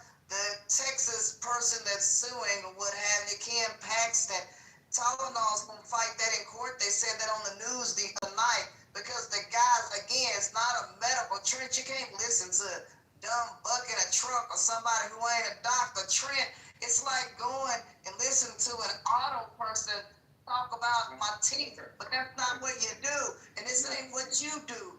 You're a person that works on cars. You ain't no dang on doctor, brother. It's like, look here, you gotta sell, brother. Hold on, you gotta give me grace and show me the right information. You're not on target tonight, and you're telling these folks up here stuff about Johnson & Johnson and baby powder. I'm asking you about Tylenol and what type of information that you have to make your argument where it's at right now. It just makes no sense, dude. You're gonna end up telling people information that's not true. And I sat there and told you that the health department out here said that the information that has been said on the internet and other places about Tylenol is not founded. They work for the health department. You don't work for a health department or governmental body, do you? No. So where are you getting this information from about Tylenol on the double? Where is that coming from? Because it ain't making no sense. On the double, go. Where are you getting that from? From Johnson & Johnson, from Janssen. Actually, from their own means. So, but Trent, you know, like, I hate to go there, but on the asbestos stuff, that was a contaminant, right? Yeah, so, you know, they only found it in one lot, right? They found it. They've known since 1970. Their documents show that they've known. Then what times? They found it in, when they tested it, right? The regulators, they found it in. No, they hid it. They hid it a lot. That settlement is because they knew that it was there and they hid it. Admit to doing wrong, buddy. You can settle it all the time, but it doesn't mean you say. Some people can settle and say doesn't mean I'm admitting to. Do you understand? I don't think you understand that women died because of this. People lost their lives. Trent, you can stop with the sensationalist shit, okay? It's not sensational. Yes, you are. Yes, you are. Because people, they die from rice disease with aspirin. There's a lot of shit that we die from. You got people eating Tide Pods, and they have to put a top on it where I can't even get the top off the Tide. So, you know, it's a lot of stuff that's going on, and, you know, people are dying. So, I don't, just bring cases in. When they settle both cases, we'll go over them. But I do, like I said, if there's something wrong with Tylenol, and they take Tylenol all over the globe, and you're trying to attach it to something, can't even think right now. Everybody takes Tylenol every fucking day, every minute of the day. So I'm just wondering why maybe that's what's wrong with you guys. Maybe I should join in that class action, because some of you guys are cuckoo as hell. So maybe it is the problem with Tylenol. You maybe should, what they're saying, Lisa, from a neurological standpoint, there are 40% of us that can't detoxify Tylenol correctly. So in the second and third... You can't say this stupid information. Brother, you keep saying googly gop. Get your butt on target. Yeah, let him talk, because he needs to get the point out. She's right, it's googly gobble. She's absolutely right. I'm sorry, one more time, Trent. Unless you're going to put evidence in the chat, not just what you're saying. I mean, do you understand why it doesn't make any sense? It's harmful. Yeah, you know what? Trent, 1 second, Trent, respectfully. So I heard your point earlier about you're talking about business and lawsuits, but to Dr. Chin's point, now you're talking about very exact neurological numbers, and you have no medical background yourself. That's not business related, Trent. But then what's bothering me is that he's coming here. Okay, this is something that should be presented by. It should be presented with evidence while you're talking. Because there's somebody tonight who doesn't want to take a Tylenol because of what's going on in here. And this is inappropriate on this platform to be talking about that. Consult your doctors if you guys have a situation, if there's a question about Tylenol, if your body's able to metabolize it or not. Consult your doctor. This is dangerous. This is reminding me of COVID, where we got people who should be speaking on stuff without empirical data. You don't have the case, the law in front of you, at least the case at the very least.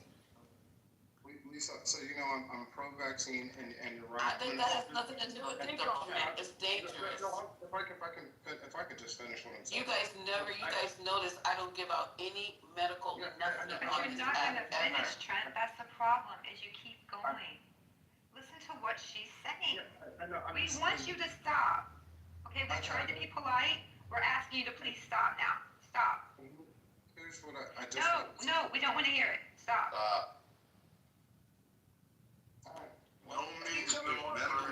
Medical misinformation is dangerous. How can I put the tip in it? Gosh, you can't fucking understand. Tip is crazy.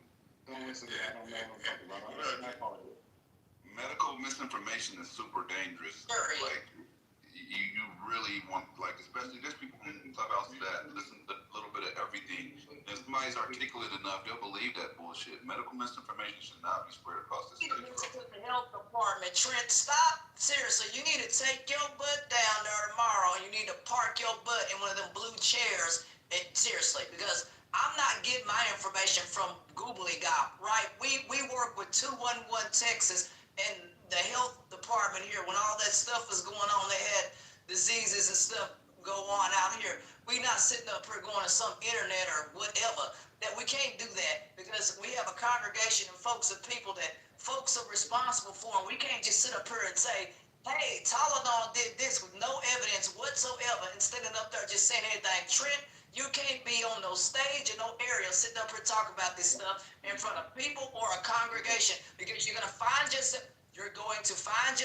in situations and you're going to be a liability. You cannot do this on a stage, brother, or anywhere like this here. You need to go back and sit your butt in the blue chairs or whatever the chairs are in there, and you need to go talk to the health department and then come back with good information, solid data. But everything you talk about, the health department here has refuted and has said that Toledon has had no links to whatever the world you're saying, Trent. That's what I'm trying to get you to understand. Go sit your butt down in a blue chair tomorrow. Call with all due respect, is there another topic we can switch to now? Because I would like to stay in the room. I think we have great conversation. Trent, no, we've already made it very clear. We don't want to talk about it anymore. I appreciate you guys educating me. I appreciate that. All right, thank you, Trent. Thank you. We appreciate it. Next topic.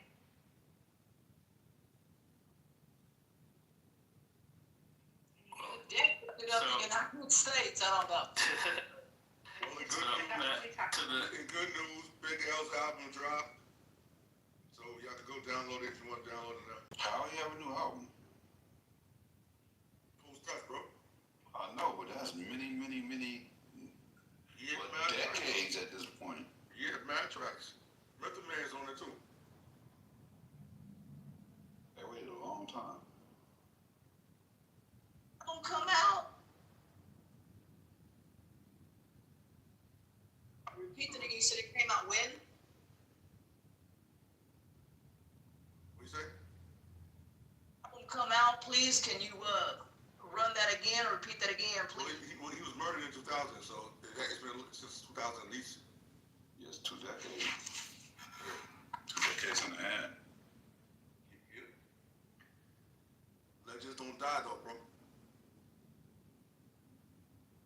The Mobb Deep, you listen to Mobb Deep album?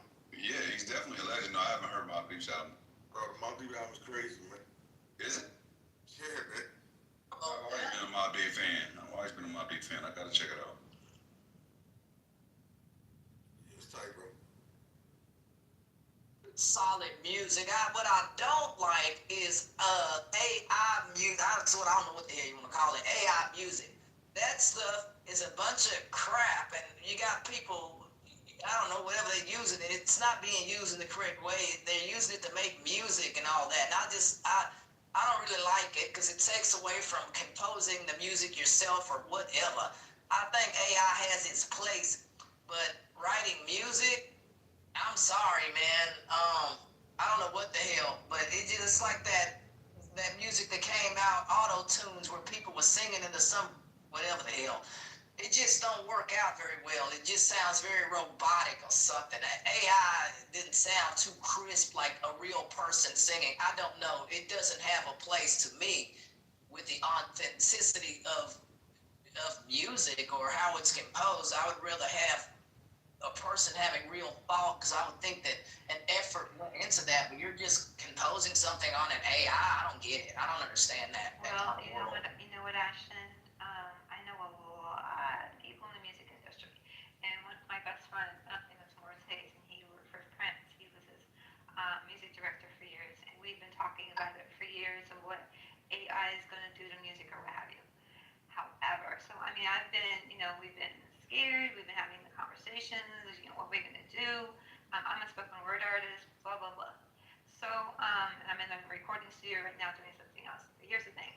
The other night, somebody brought up, it was Dr. Mel actually, and she brought up an AI tool where you can create a song, and you type in the situation or your feelings, or you write a poem, whatever, and it generated a beautiful song for what she was talking about, a very touching song, and she's using it to send to her clients as affirmations. So while I personally am always going to be a purist because I am a creative, and I personally would never use AI in anything that I do. People are using. You can go to ChatGPT right now and say, "Give me 10 love songs," and they'll be good. It's scary, but the soul of it. Hang on 1 second. But it's here, so it's not going anywhere. It's here, and so it's just staying true. Put your money in where you want, and that's in real music. So what you do with that is you support independent artists, and then you let what's going to happen happen. But AI is a part of our lives now, and if we don't embrace it and learn it, you're just going to get left behind.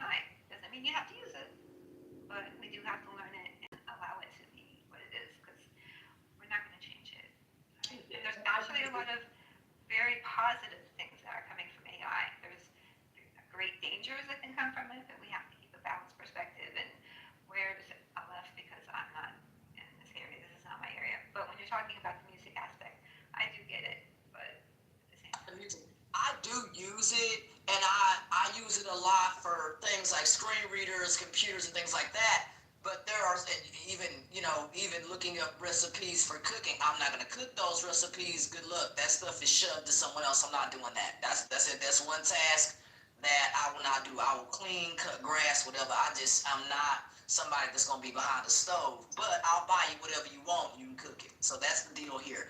But AI though, it is used in a lot of applications, and I like it in all of those things. I just think that we need to make sure to keep originality. For example, someone that's an attorney said, yes, I use AI for certain things, but the final contractual agreement is then written by me, right? I can't use AI to, you understand, because there are laws, you can't do that. You have that contract has to be composed and typed by you. You can use AI to put together the body or whatever you're writing, but then you're gonna have to type that contractual agreement out yourself, because the laws hadn't caught up to AI. You have people using it to do schoolwork and whatever. I'm just saying it's taking away from a lot of the creativity to me, because you're allowing the thing to do your assignment and not you.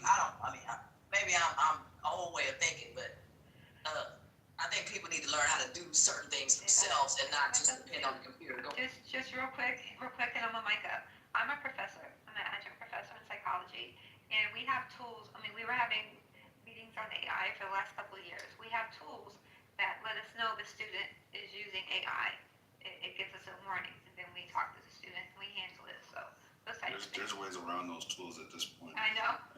Right, they got AI to make AI not appear to be AI. But in regards to the music aspect that y'all talking about, I've heard AI music that was actually decent. I've heard AI music that was just soulless and shitty. I think that AI is going to be best used as a supplemental tool, not your primary creative tool. One of the dopest versions of AI that I heard was today, where Benny Siegel has a new song with Jadakiss, and he has something going on with his voice where he doesn't have the same voice anymore. So he used AI to generate his younger voice, but it's still him rapping. So it's all his cadences, and that shit sounded fucking raw as fuck, right? So he's using AI, but it's him using AI to regain his youthful voice. So I think the more that they understand and learn how to use it, it could be dope. I also seen Timberland just drop a music video for his AI artist that has a record deal, which is crazy. And that shit sucked. Worst shit I ever heard Timberland put out. Like garbage, super garbage, like hyper garbage. But, yeah, I think it's going to be one of those things that people are going to figure out, and it'll be an enhancement tool that makes music better when it's all said and done.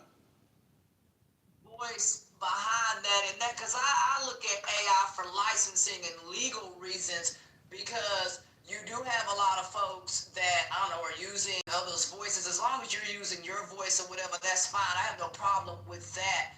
But I just get concerned with, has the law caught up yet to protect the rights of folks, right? You have folks who have used AI in school districts. It got so bad out here that the state had to pass laws. You had people literally taking AIs of students, their faces, and putting them onto sexual objects, and they got in big trouble for it in the state law.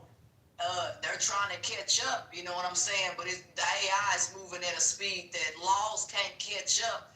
And I feel that a lot of people, because of this new wave of AI, or what I call the Internet of Things, a lot of people could be taken advantage of if laws aren't catching up to protect the most vulnerable folks and students and people. This stuff is being used in a malicious way. The state is trying to find ways to stop it, but I don't think they can even do that either. So it's a really big concern that this stuff is being used sometimes sexually in explicit ways.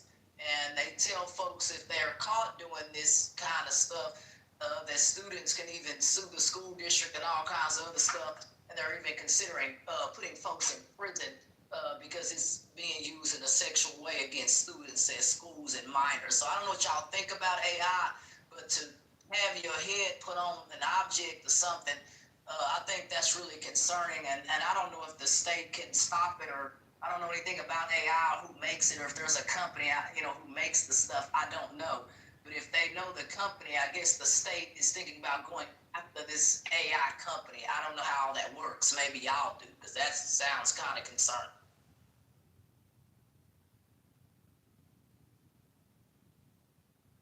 Deep fakes, or what they call that? That's what the state of Texas called it. Deep fakes or something. Anybody familiar with that kind of stuff there? Deep fakes.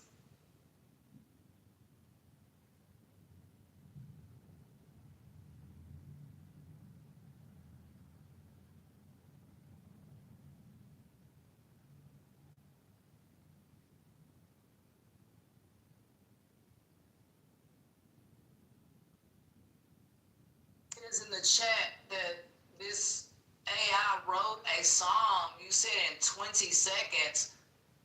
Can you speak on that? Was the song complete, or I don't know much about AI. I'm from the country. I don't know. I just buy the stuff and use it, try to figure out if it can work for my life. AI seems to work for a lot of application type work, but music and other original type works, I don't know. I don't know how all that works. Seconds or whatever, wrote a song. Is that?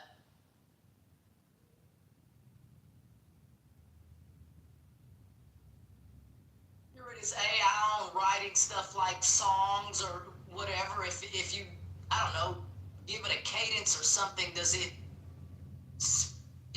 exactly understand what you're trying to do and pick up your voice correctly? Sometimes some voice things don't really, I don't know, pick up. Anybody know about AI and how is it? It's accurate as far as the screen reading stuff and what I use, but I'm not composing anything, so I don't know how accurate it is for writing a song. Pretty interesting. It's very accurate, and it will blow your mind what it has already done. Like, there are whole music artists that are AI generated, and the music, all the instrumentals and the vocals, lyrics, everything, all AI generated. Listen, today I got so hooked on this. If you guys check this out on YouTube, just go to Jesus Walks Gospel Kanye. It's like a gospel version, like an old school, like soul, classic soul version of Jesus Walks. And I was like, wow, like it's crazy what they have. Accurate. I don't know. Like I said, I am trying to upgrade everything, around here, because that's where the world is moving. But I just find it to be really fascinating, but it seems like it's moving so fast, again, that laws can't catch up. And how do we make sure that this thing ain't being used for nefarious reasons or whatever? Like, how do you protect the consumer, what I call the consumer class? Because I believe in protecting people. I don't give a damn about the internet. I want to make sure people are all right. The internet will be here forever. I'm concerned about people and their lives. Yeah, my very favorite way they're using it right now is they're turning like hip hop songs into like 50s versions of it. BBM. Dope, dude. Some of that is cool, but a lot of times I can tell it's AI because there's something about the rhythm. They're just like they take the lyrics, they put a certain style on it, and the style is dope, but the rhythm misses. There's just when you can play it for me now, like that's AI generated because the rhythm doesn't sync up with the beat, even though they got the right tonality for like 50s or 60s, or the inflections are right, the cadences are right, but the rhythm's off, and that's everything. Yeah, I have like 3 different Instagram channels I look at, and there you can tell which ones really pay attention and like they listen through and they kind of audit it and make sure it's like quality all the way through. But yeah, you can tell like you listen to it all the way through which ones pay attention. Have y'all heard that Ludacris move, bitch? Yeah, I heard it.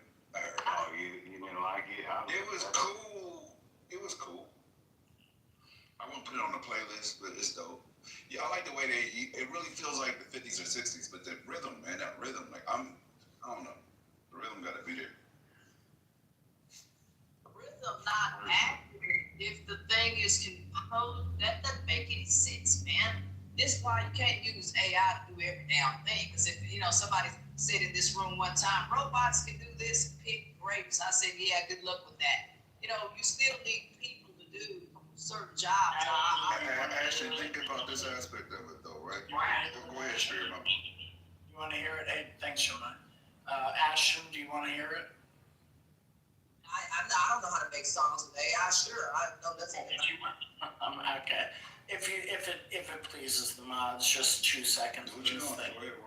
Thank you very much.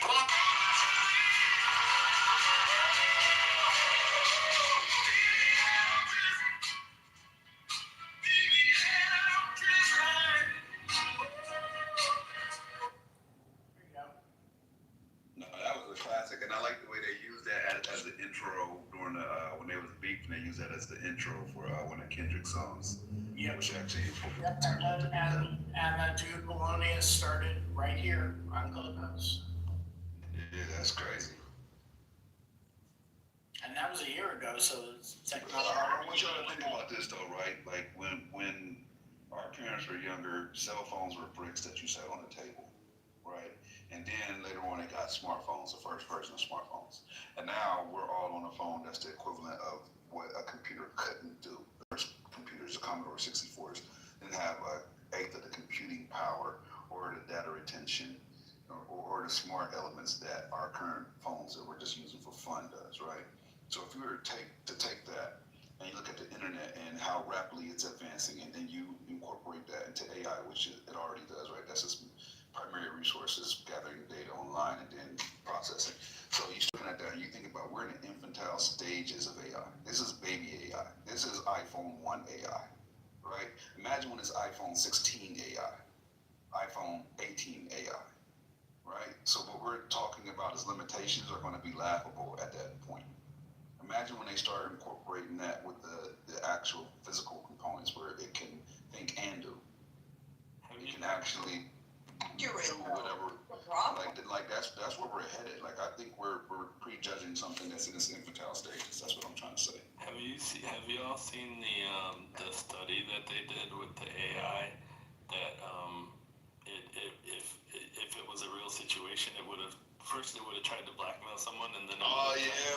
It said it would terminate him. Yeah, I've seen that. That's these red room studies that they do are kind of run edge cases, but I think it's important what you said, Jeff. Right? It's not exactly an edge case though, because if you think about it, an AI wants to achieve its goal at all costs. Like that's its number one thing, and if it finds out that something is going to end it, then it can't achieve its goal.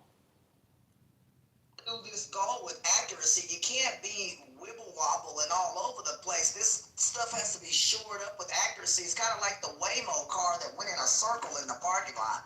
I said to myself, hell to the no, I don't want to be stuck in a car with no driver and the thing is no. So I'm that stuff needs to be cleaned up and advanced a little bit better before it ends up killing somebody. They've had that crap stop in the middle of the road, and it's just not where it needs to be for me to feel safe in that right now, unless they work the bugs out of it and whatever else. You have autonomous vehicles that stop in the middle of roads and can't make a merge properly. That's a problem, right? So, they test these vehicles on open roads and stuff, and they do the best they can, but you still may need a person in there in case something goes wrong or this thing breaks down on the road. You can't have the thing, in the middle of the dang on road. So I just think that things need to advance and the laws need to catch up, in order for this AI to not, get ahead and harm the public. That's all I'm looking at is making sure for, even legal and liability reasons, that people understand that even their careers, make sure no one's using your voice or whatever. This stuff is weird to me and it's fine, but it really does. We need laws to ensure that it's okay. Ashton, I want you to think about something. There's going to be somebody that sounds exactly like you with a Texas drawl, your intonations, everything that embodies you sonically, audibly, is going to be recreated. You've already granted the rights for that to happen. by being on this app. Their last update told you they're going to be using our likeness, meaning our physical likeness that we upload, our audible likeness, our cadences, our voices, for AI. This app is gathering data for AI. Don't believe me? Look it up. And Jim, like to build on that, like when Sam Altman was asked in an interview recently, what was his biggest concern when it came to AI, right? And there's no one who knows more than him right now. And one of his answers was any type of security that relies on facial or audio authentication. And there are so many bank apps and apps online that still use facial and audio recognition. And when the technology exists to replicate someone's face or replicate their voice in real time, like that's a massive security hole that needs to be addressed. You know, but Jim, like to your earlier point, like if you've got a kid, young enough, and you ask them to like mimic answering a phone with their hand, they don't do like pinky and thumb. If you're old enough, you know what I'm talking about. They just hold their hand flat and put it to their head.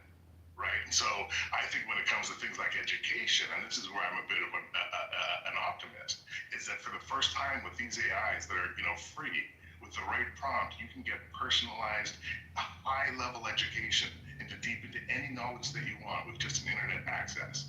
Right, and when businesses care more about employees that deliver outcomes versus what preppy college you went to, I think the upside of that is that this AI is going to give an opportunity that nobody has had access to unless you had the cash to have access to.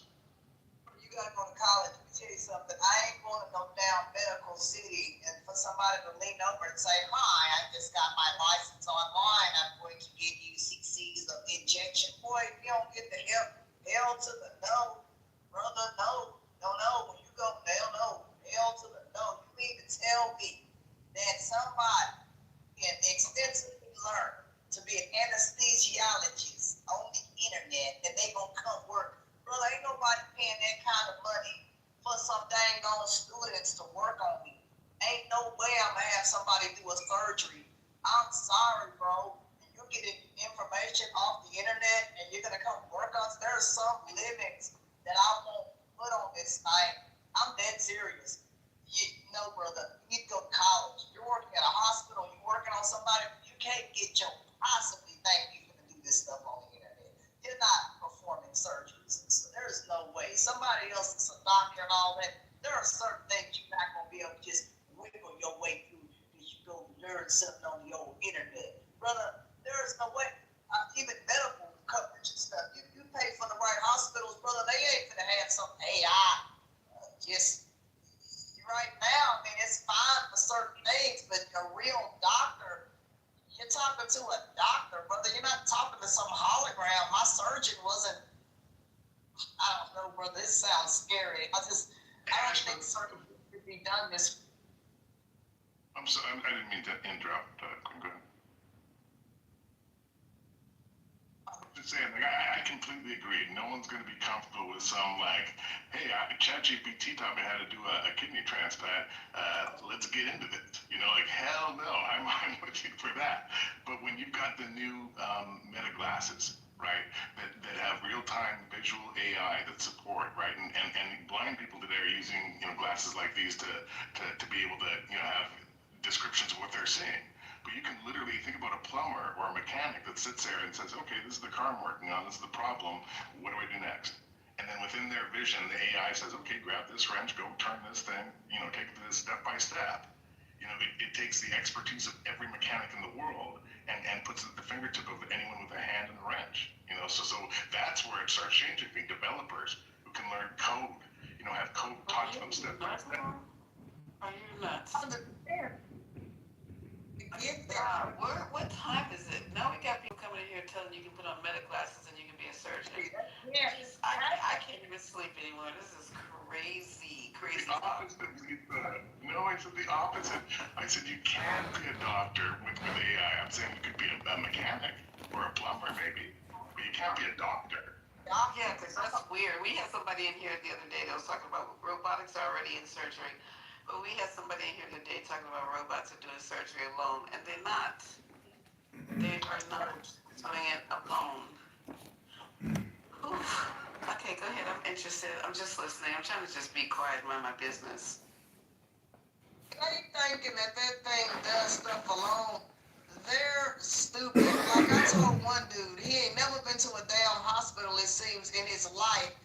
He must not have any insurance. I said, brother, have you ever had a surgery? No, I just think that they do. Brother, ain't no. But that is cool. If you can be a plumber with it, that's cool because you don't need a tactile touch.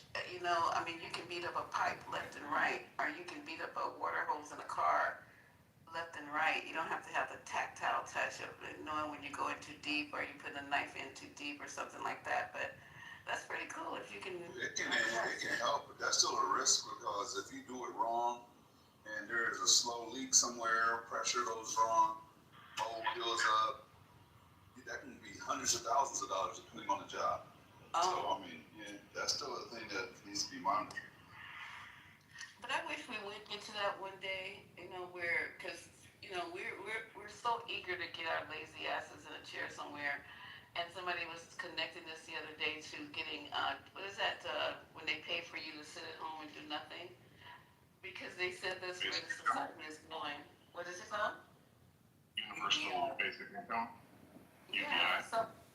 Yeah, so it's like pretty soon when you got robots doing everything, and I can see it almost in my eye, like the thousands of people that got laid off from Amazon because these two huge, what do you call those centers went dark. And there's nothing in there but the robots all night crawling and a few people who are there to either program or repair. But all those people lost their jobs and they were on the news and they were crying. So I said, eventually we're going that way, but it's just, what are you going to do with the population of all these people? What are you Do y'all have the robot janitors at the hospitals yet over there? Oh, they've been had those robots, like the ones in the hotel? Yeah, that go up and down the floors and clean all the floors and in the bathrooms. Yeah, Mount Sinai's had those robots delivering trays to the OR maybe for a couple of decades. Just, you know, they're programmed to take the trays where you need to go. Nobody has to run and get them out of the OR anymore. Just decades. Da Vinci robot's been around for decades. No. I'm talking about these. I don't know. That's why I'm asking you. Right? I'm not able to see it more. The ones I'm seeing are actually. You're in the Matrix. Am I still in the Matrix now? No, The ones I'm seeing are cleaning bathrooms, cleaning floors, cleaning tables, like. They got faces. I haven't seen that when you got with faces. Yeah, they got little robot faces. Oh, let me go Google a little arm, a little arm that can open up doors and scrub and clean UV rays that clean the surface. Oh, that is so cool. Let me go Google that. A robot. I think what's interesting, Lisa, is that there was this, I think it was UAE or one of those like super wealthy nations back in the 2000s that had all the kind of like guaranteed basic income. Even the workers, you know, they were just given like BS jobs that weren't really needed and just paid great wealth because the nation was so wealthy, no taxes, and they had to hire happiness consultants because they were having a problem with depression because nobody had any drive, nobody had like need to get up off that couch, and it became a serious problem to them. So like, how do we get people happy? Like, how do we get people driven when they've got everything that they need handed to them? I know that's going to be so interesting to see where we go when you don't have to get up and. I mean, what is your? We talked about this last night. I'll be quiet. What's the purpose? And people said travel.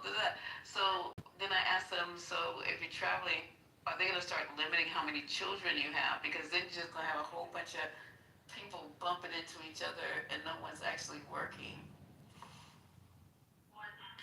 What country was that? I haven't heard that, and I think that people actually do want to do stuff. That seems just anathematic. What country was that? I need to look this up. Boring. I mean, you can. Yeah, I'll find it. Right. You know, I love it. I love volunteering. I mean, and that's something you can do for the rest of your life. My folks, you know, and stuff. And so you gotta find something in life, regardless if you have it or not. Find something where you can be involved in people's lives.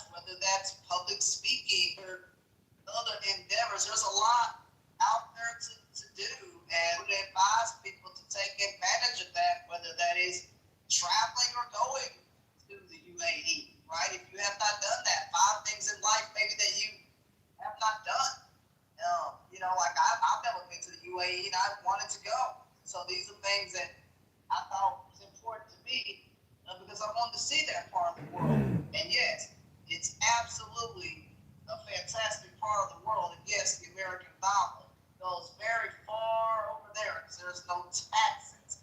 I wish America functioned like that. We get taxed in it. I don't know. It's just different over here. But it was so beautiful and safe.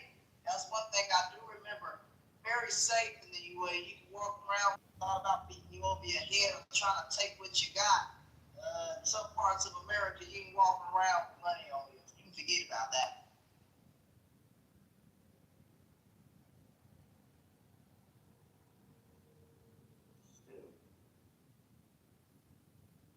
Have you been to the UAE?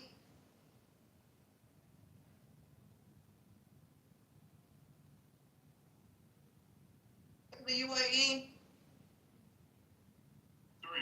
No, I haven't been to the Middle East, but I haven't found the robots with the faces yet. What am I supposed to be Googling once they clean? I'm all the way down the rabbit hole here. So Lisa, you can look up Noetics robot. It's only $1,400. It's a customizable robot. It looks just like me too. Yeah, it moves like me too, so you might want that. Is that the new little tiny smartphone humanoid robot that was just launched? It's larger than a smartphone. It's the size of half a person. You know, like, I think I see that one. But where do I put it at night if it looks like you staring at me? well, you can put it on the lower part of the bed or the upper part of the bed. It's up to you. Oh my God. What's the name of it? This boy is crazy. Noetics, Noetics. Robot. It's highly customizable. And also Unitary has H2, and that runs on RS2, so you can program that. Everybody's got one. Unitary is the world's biggest, per cap basis, humanoid robotic company, and they've got, I think, a $14,000 model that you can buy right now. They've just announced next year availability. They said they're going to do at least 150. Yeah, but the Noetics one is only $1,400. Yeah.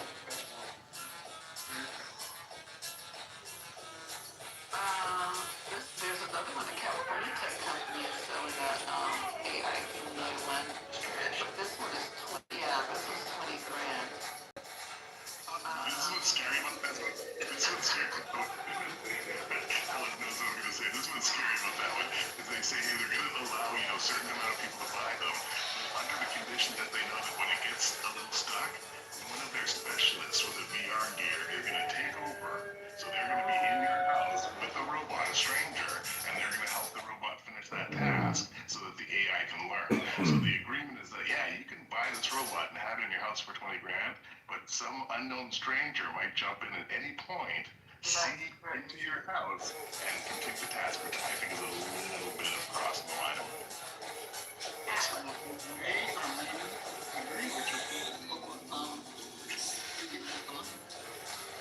Amazon already has a Mac with everybody in his house that uses a Roomba.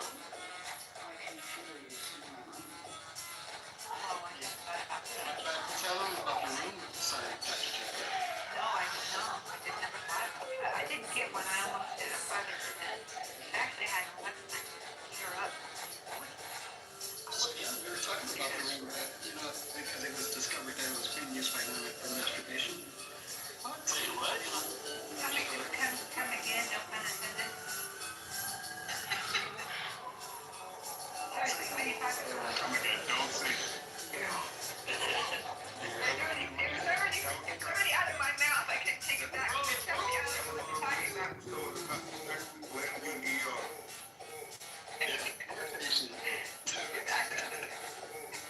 She just got it once they come again, but it's already out of my mouth. She's that one.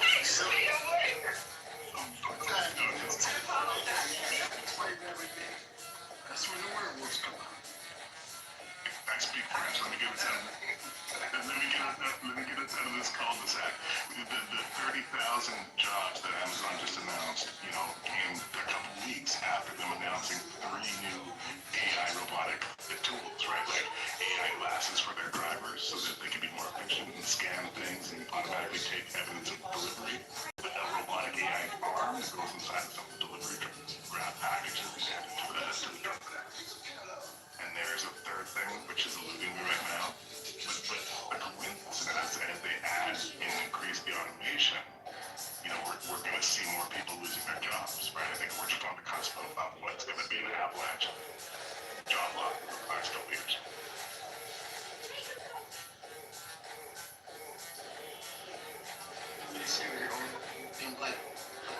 They're going to lose, they said they're going to lose 600,000 jobs by 2033.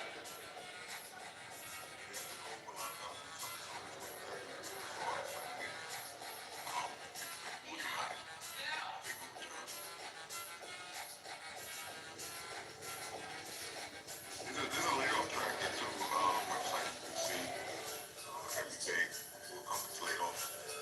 How many people that laid off? Yeah, but one thing is, one of them was familiar with his layoffs, the FYI. Yeah, I think so. It's the one that started off as a tech industry, and it expanded to federal workers, and now it's expanding outwards. And now, for you guys, do you see this as a negative thing? Or just net, it's going to be positive, it's going to be bumpy, but once we get through this, it's obviously a positive thing. It's an absolutely positive thing, right? I think In the matrix of the past. there's a lot of opposition. Again. We missed what you said because you're in the matrix. No, I was saying, I think it's kind of like the internet, right? Because initially, everybody was resistant to it. A lot of businesses didn't want to transition to it. But now it's a marketing tool and another storefront for everybody that is conducting business on an intelligent level, right? Most people have websites where it's business at some level. So that everybody's digital footprint. So I think it's going to be like that. People that learn to utilize it and leverage it are going to advance a lot further. The people trying to fight against it or trying to, I don't want to use AI. I don't feel like computers or artificial intelligence can really benefit me. They're fucked. They're so fucked. They're not going to be able to compete. It's like winning a race against somebody that has a turtle. You're used to trying to do the 80 shit like you're done. Either implement and learn how to leverage it or be a dinosaur. Now you're trying to do the 80 shit with no legs, bro. Facts. I mean, if you're old as fuck like me, advertise your business was the Yellow Pages. Right? That was your vehicle to advertise your small business. You want to have a pizza shop, you named it AAA Pizza so that you can be right at the front of the pizza. You know what I mean? Marketing. And then Google, and then fucking Google. So yeah, it happens all the time. In 1903, the biggest industry in the world was whale hunting. Because if you wanted to have a little light in your house after it got dark, you had to burn some whale oil, right? And then petroleum came along and overnight disappeared. And then horses, same thing when the car was invented. And internet, Tony, to your point, bam, overnight, no more Yellow Pages. We're just going through it again, and once we get through it, there's gonna be so many jobs that we can't even imagine right now that are gonna exist to replace the ones that don't need to anymore.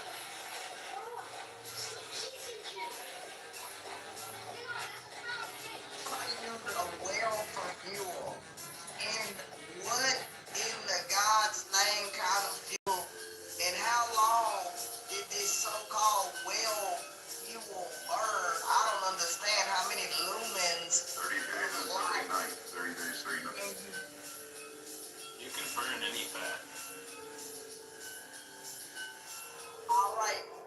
Then I'm pretty poor if I gotta use fat fuel, I guess, bro. Whatever. I ain't done. He's talking about before there was electronic lights. That's what you use. You use oil or coal. Coal and newer fancy. For coal, you can afford gas. You got other fuels you can burn, ethanol.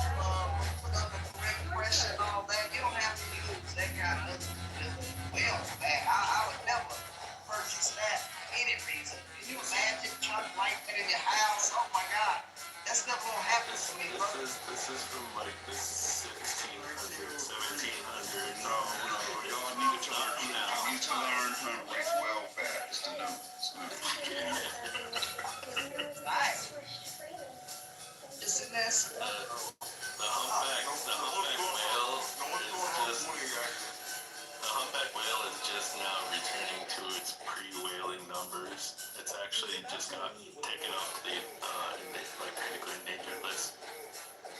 But even in the 1800s, I'm looking this stuff up. There had to be other sources of fuel. I mean, you can burn other things. I mean, you got lumber, you got plants. What in the world was they thinking back then, even in that era, to use? Well, I mean, there's other fuels, even back then. That's all I'm saying. There had to be, what happened? That's all I'm saying to y'all. There was other fuels even then. So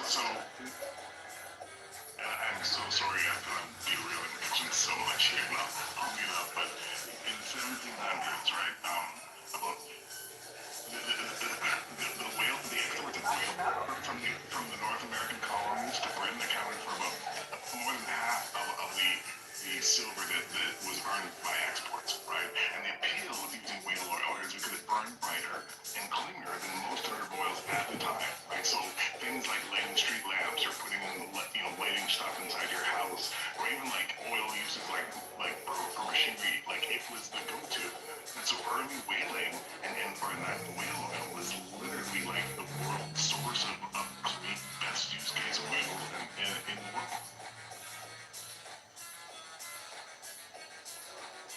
When I live in that era, bro, they have to kill. You know what though? They have to kill something to man, whatever, man, that's crazy. I don't know, man. My brain, I have to think about that for a minute. Hell to no. Glad I live in this area where I can find other things, other ways. I don't know, man. Even back then, that shouldn't have been your last resort. Is using animal fat. There had to be other ways. Is it because they couldn't refine what they had? I'm not following why they specifically had to use this only way of fuel is animal. Because you're killing something to light a house. Don't worry. I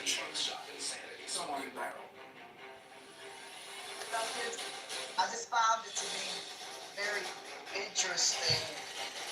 I've never heard of it in my life, but I will look into it. It sounds weird. To your point that you asked earlier, I think it's a great question. Like, if we had all the resources, right? Like, what would you do with your life? And I think one of the benefits would be that people would start having babies. Like, we're facing a population collapse. At least the most wealthy nations are producing more than 2.0 kids, and that's problematic. So I think having a lot of kids would be a positive outcome.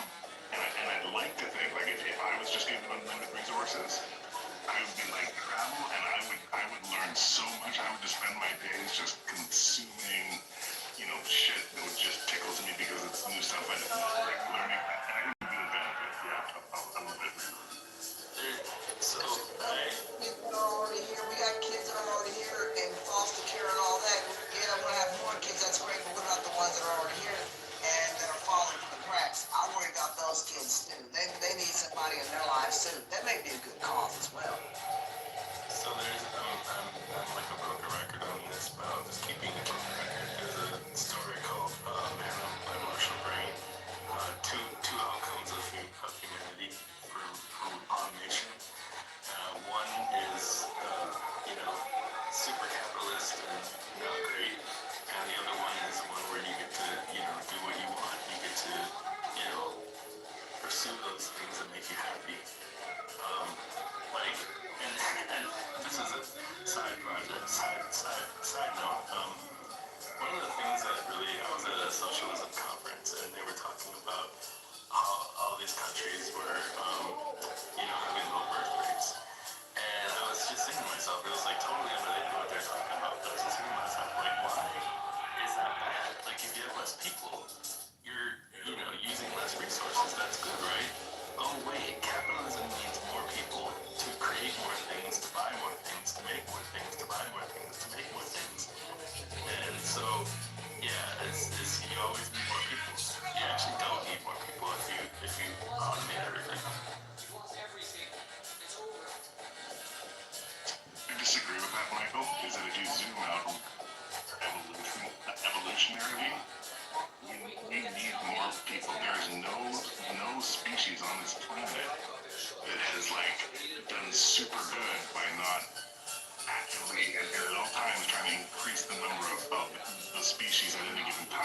the way we evolution. And the fallacy is that we have some sort of resource constraint or some sort of energy constraint. We don't. We have nothing but resources and energy. We have an energy conversion restraint, which is going to be solved in the next couple of years. And so this fallacy that we, less people is good and more people is bad. No. Go out and if we have all the, have as many kids as you want if you have enough resources. Like if you didn't have any restraint, big enough house, as much pay, you could support them. How many kids would everybody have? My guess is it would be a hell of a lot more than the one or two that they're having. 0 for me. There's going to be 2 of 6 that'll make up for your lack of food. It's all good.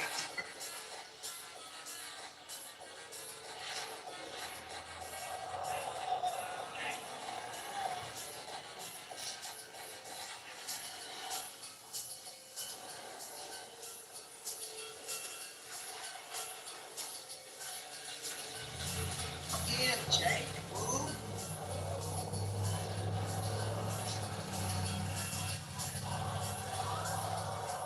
Talking.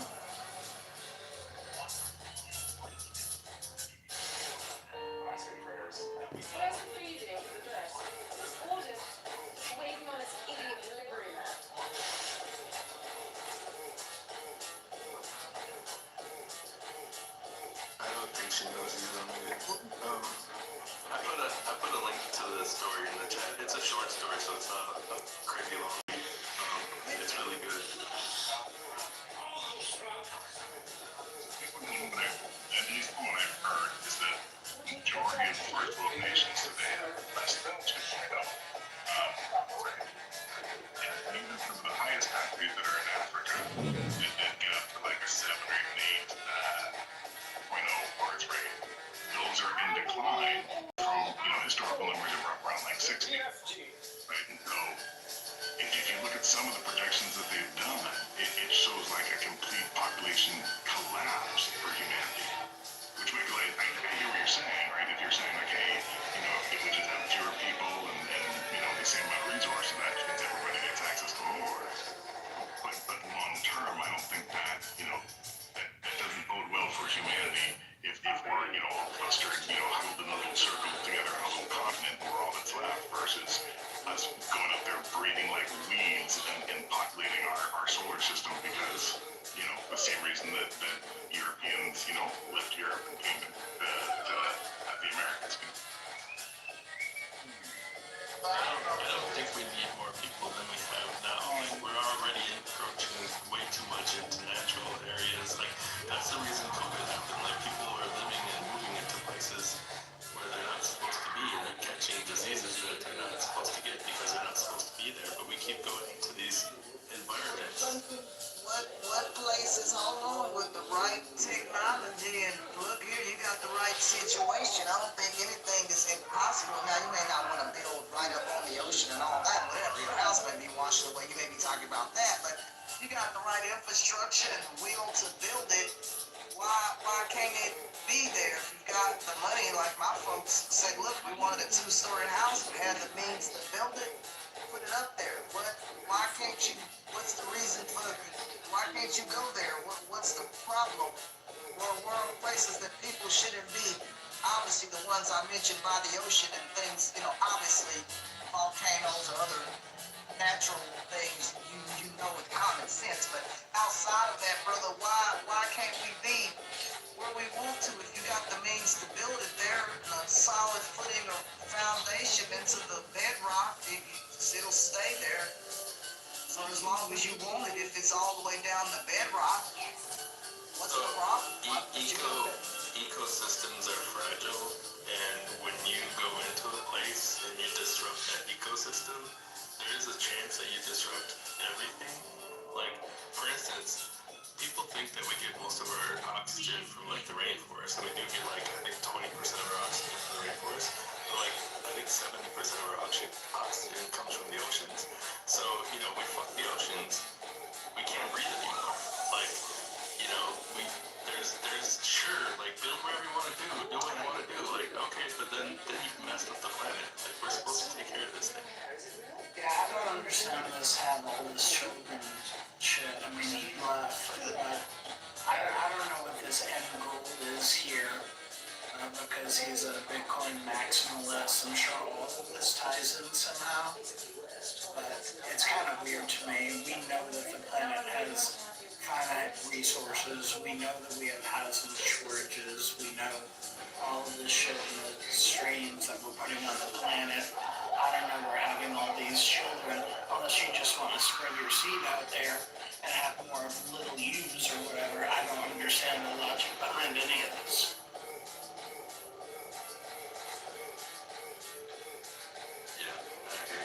I mean, people that, some folks aren't having kids, and a lot of that's for financial reasons. I don't, what I looked up, I didn't see environmental or whatever.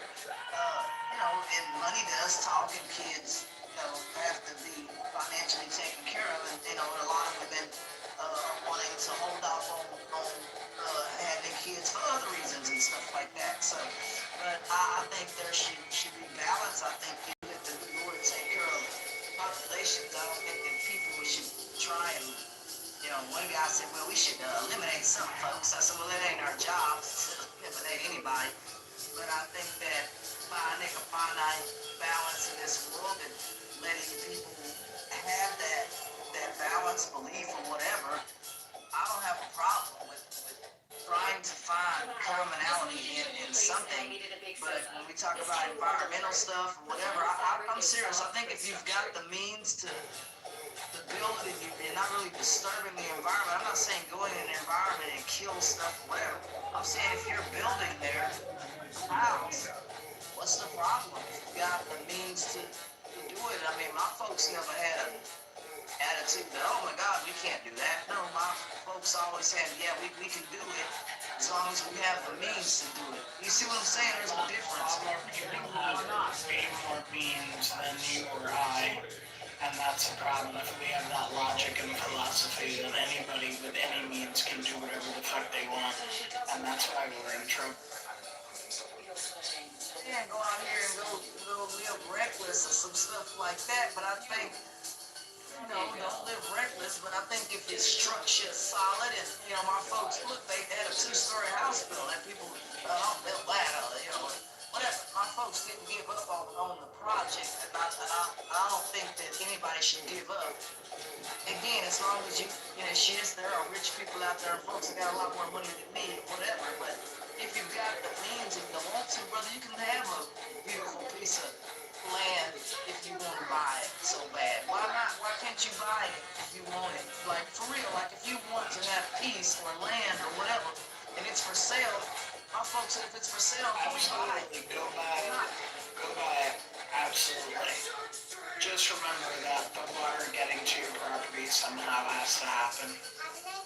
The infrastructure, the sewage, the roads getting there. It all doesn't just magically appear. So if we're living in society and communities, we all have to be able to put our own resources and share them so that we can make these things happen. But there are people that are like greedier than others. So we can't have everything that we want. But yeah, make your money, buy your property, but realize that this is more of a collective effort than it is just individual. Yeah, I understand what you're saying. I mean, I get it. I'm just saying that there's, ways to have what you're talking about. Even off-grid, you may not have to bring in, city plumbing and all that. You may be able to bring in other things like a septic tank, other ways to be more so off the grid. I know my folks, did these things and have a house out, in the middle of the wilderness, and stuff and things. So they make sure all that stuff is taken care of and it's nice. So I think if you can build it and put it out there and, you got heating and all that good old stuff. We can talk about some cabin out in the middle of the woods somewhere, brother. It's a nice place, you know what I mean? You're not, I don't know what your idea of the wilderness, but we ain't living like that. We live pretty nice out there. Lights, electricity, all that. Ready to rock and roll, brother. We live pretty okay. I mean, you got 1,500 square foot upstairs. You got good footage downstairs. You can work with something like that. You and 3 other people, however many people you won't live in there, but yeah, you can work with that kind of square footage. That's a little over 2,000 square foot. That can work right?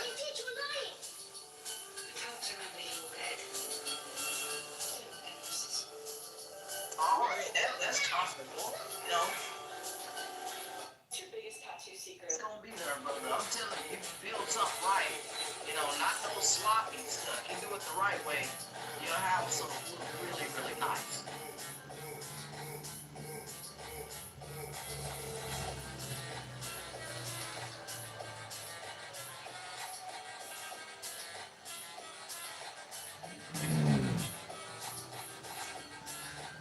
Are you trying to say don't build in certain areas because you want those areas to be like a nature preserve or something like that? Is that what you're saying? That certain areas should be kind of cordoned off for, I don't know, commercial use or building at all? Is that what you're saying?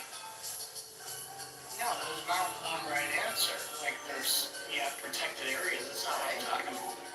People are selling, 200 acres or whatever the hell in Texas. I don't care. Go ahead, buy it. I don't care. Build your dream house. Just know that there are resources that, you have to purchase that need to make it happen. I don't really care. Do your thing. Asking in general, because just for general sakes, not just whatever, but for general sakes, that maybe there should be areas and things in this country, more of those areas preserved to keep them pristine and not have buildings on those sites. So I'm for that too. If the areas can be opened up, maybe like a nature preserve or park or something like that that can actually be used. I'm for that too, and I'm for preserving beauty. Absolutely. I don't want everything cut down and flattened. No, but I think that if you're gonna build on land, you should also want to preserve a lot of what's on it, like the natural trees. And when my folks built, they just go in and bulldoze everything down. No, they kept a lot of the natural topography of the land and all that stuff. Only bulldozed some of the stuff because of fire reasons. You don't want trees, obviously up on your house like that for fire reasons. But other than that, they kept a lot of trees and natural stuff on the property and had those trees dug up and moved instead of cutting them down. So there are ways to actually preserve some of the larger trees on your property instead of cutting them down. So there's ways to do that. Yeah, that all sounds good. I like that your parents preserved a lot of trees. It's very important. As many of the trees as they could through a professional arborist and things, and then the trees that were tagged that had disease or whatever they call it for trees, then those were mulched, and so nothing ever went to waste. It was put actually back into the ground and used for nutrients. So yeah, we didn't waste not of nothing, man. We believe in trying to preserve that stuff and move those trees. Is it costly? Does it cost a lot of money? Yes, but over time, those trees take a foothold in the property, and we put them up. They offer them great privacy. They put the trees in a row, and great privacy, man, and sound barriers. So I was like, that works. So, and it's natural. You know what I'm saying? Them big old thick trees, you good to go. They stand up in high winds and all of that stuff. It's better than even a fence. You take big tall trees and stand them up. You got something solid to work with. For real. I like it.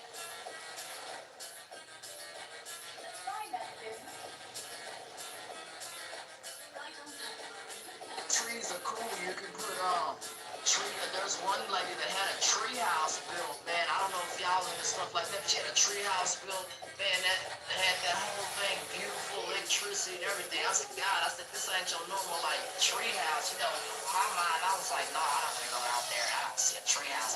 No, this place is magnificent. It's pretty awesome too. Awesome.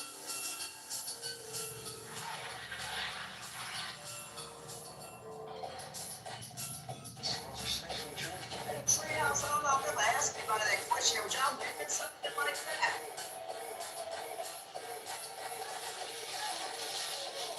Oh, I would build a treehouse, sure. Or the cabin in the woods. Yeah, whatever. Just give me brown water.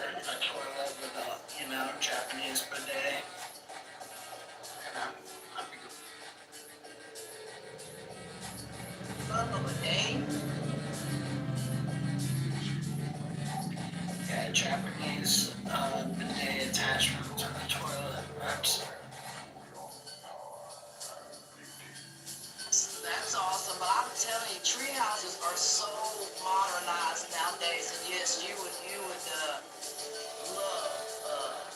this lady has a TV on the wall and everything. She has an 80-inch some kind of TV up on the wall up there, a big swivel thing. It's a real cool treehouse trend, and there's a hot tub and all that. I'm sorry, but I'm sorry, dude. But there's a hot tub and all that stuff right there. It's really, really cool setup out there, and that is something I think you would like.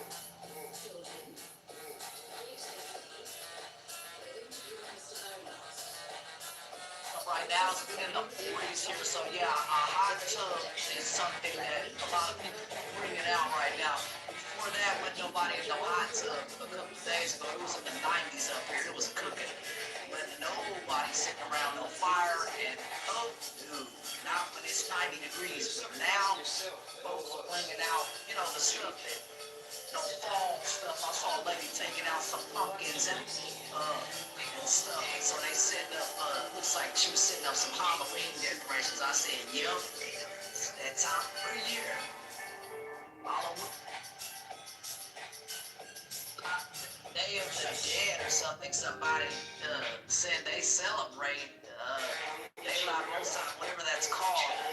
I don't know if you folks celebrate the Day of the Dead, but that was an interesting thing I saw, the way their faces were painted and stuff. I don't know much about it. I'll look more into it. It was a celebration of the dead, supposedly derived out of Mexico.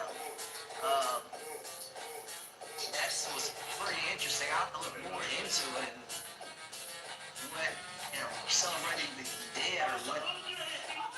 That's interesting to me. I don't know. I saw that on the news. I don't know if anybody heard about that. If people do that or whatever, but it looked pretty cool and colorful. I don't know much about it.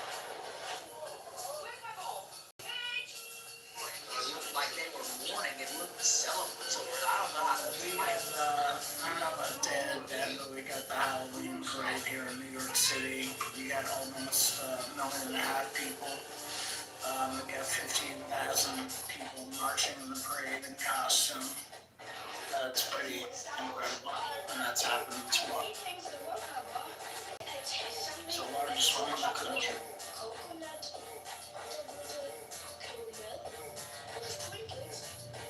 Colorful and very lively and very, wow, because this thing I saw in the news with snippets I could see looked very lively. It wasn't, you think of Day of the Dead, you think of mourning. No, these people were very music playing, and they just seemed interesting to me. I thought, is that a celebration of life ceremony? I've just never seen nothing like that. Like I said, it derives out of Mexico, so Mexico, man, y'all know how to celebrate stuff in a way that I would have never thought about celebrating the Day of the Dead. I would have took that. I'm just gonna tell you. So they got something down here called Celebration of Life, ceremonies, but I have never heard of this Day of the Dead. No,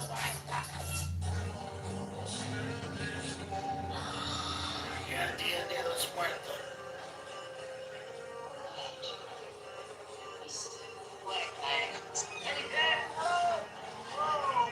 We have not celebrated anything to do like that in no black house. I don't know my grandma would celebrate the dead. I'm just telling you, I don't know. Dog. Dang.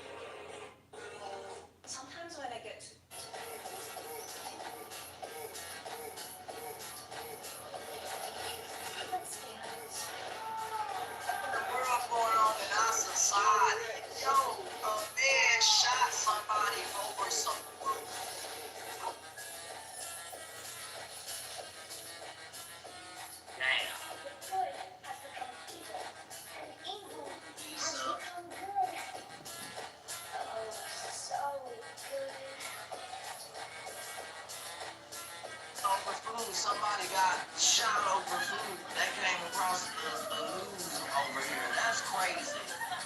Over, I guess, an Uber, one of those apps, delivery apps and stuff. They said more details to be followed. But people are crazy out here. We shooting people over food. That's crazy.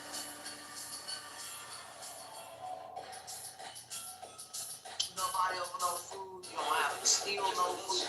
There's places out here that I don't know how to explain what's going on outside. It's just like, wow. You don't have to steal no food. I remember one guy, they was going to arrest him because he was stealing food. You know, he didn't have enough, you know, and he got up there, you know, and I told the people, you know, hey, maybe I can pay for it or whatever, you know, so he, you know, won't go to jail. He was an older guy, like he had to be in his 60s and 70s, but it's like, man, stealing food to get by. I just hope people don't have to turn to that when they don't get their card or whatever, man. Come see us so you don't have to, I don't know, like turn to whatever people talk about on TikTok with folks running out of Walmart. I think that was an AI thing that I saw. It was like all these people running down. Yeah, kind of concerning. Lisa, you went? Lisa. So y'all one way?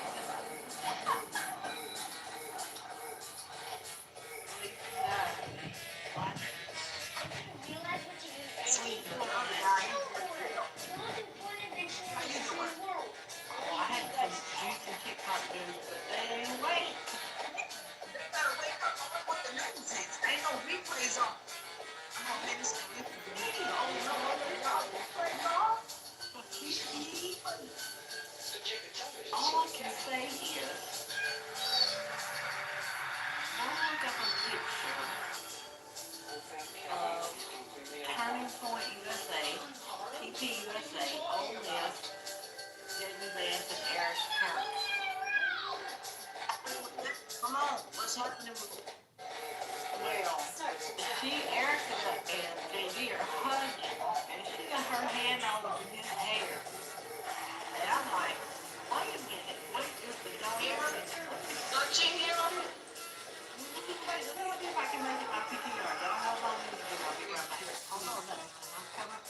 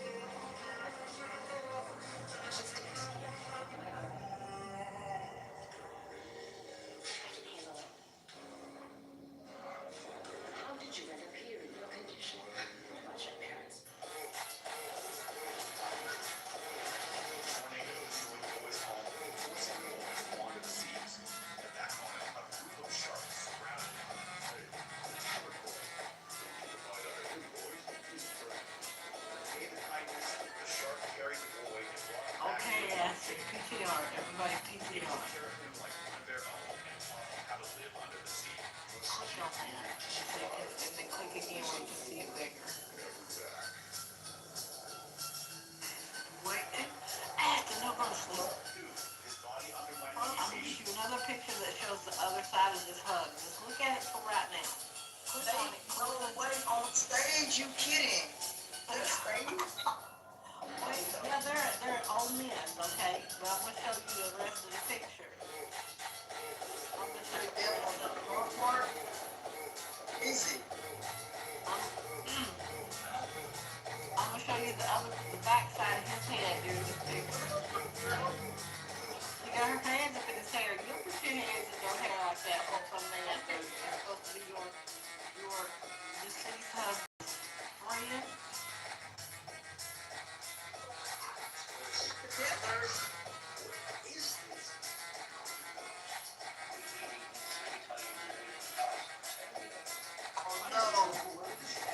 Yeah, look up in. Hello? Do you have any man like this? What is the world? No, you don't. Oh, man. It's up in there. Dark knows what I'm talking about. Dark and Georgia Peach, y'all get up here and talk to me. Somebody got to talk to me right now. I'm bringing y'all up. Come on. 5 seconds. Nasty, nasty, nasty. Now, Miss Georgia Peach, when you see a man and woman like, oh, no.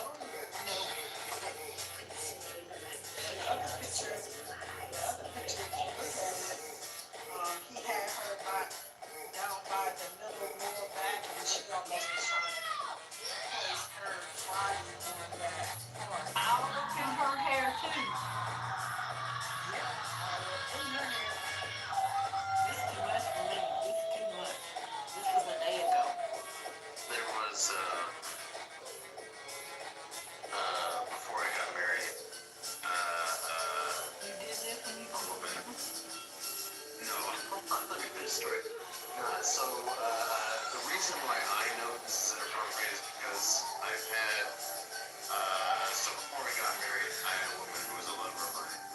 And after I got married, there would be times where she would hug me and touch my hair like that.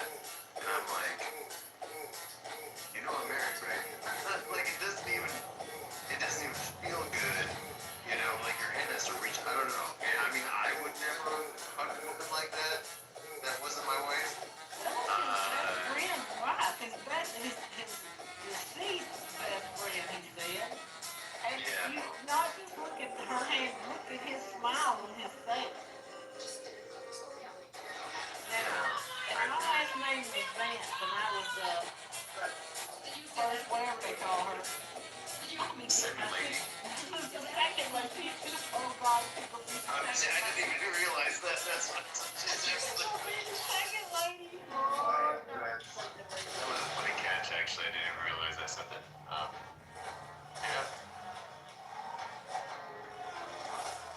That is some secret lover shit going on right there. Put that head on the left now, right? Yes, and he is not that close to his wife right now. If you look at pictures of them more recently, he's not even putting his hands on his wife. Michael.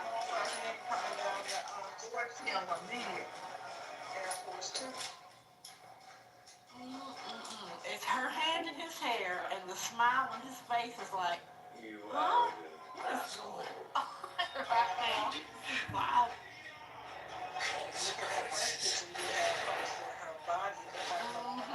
I'm gonna change it back, but you know, Georgia, think about him running again with her as the first lady. Oh, Lord. So how much does it actually?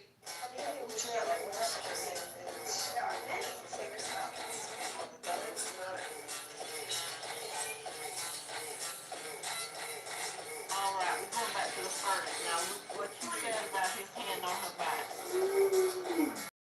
The lower one. In her hair. His nose all in her hair. Oh, no, this is too much for me. Lisa, me and Lisa don't take up. What is going on? I thought it was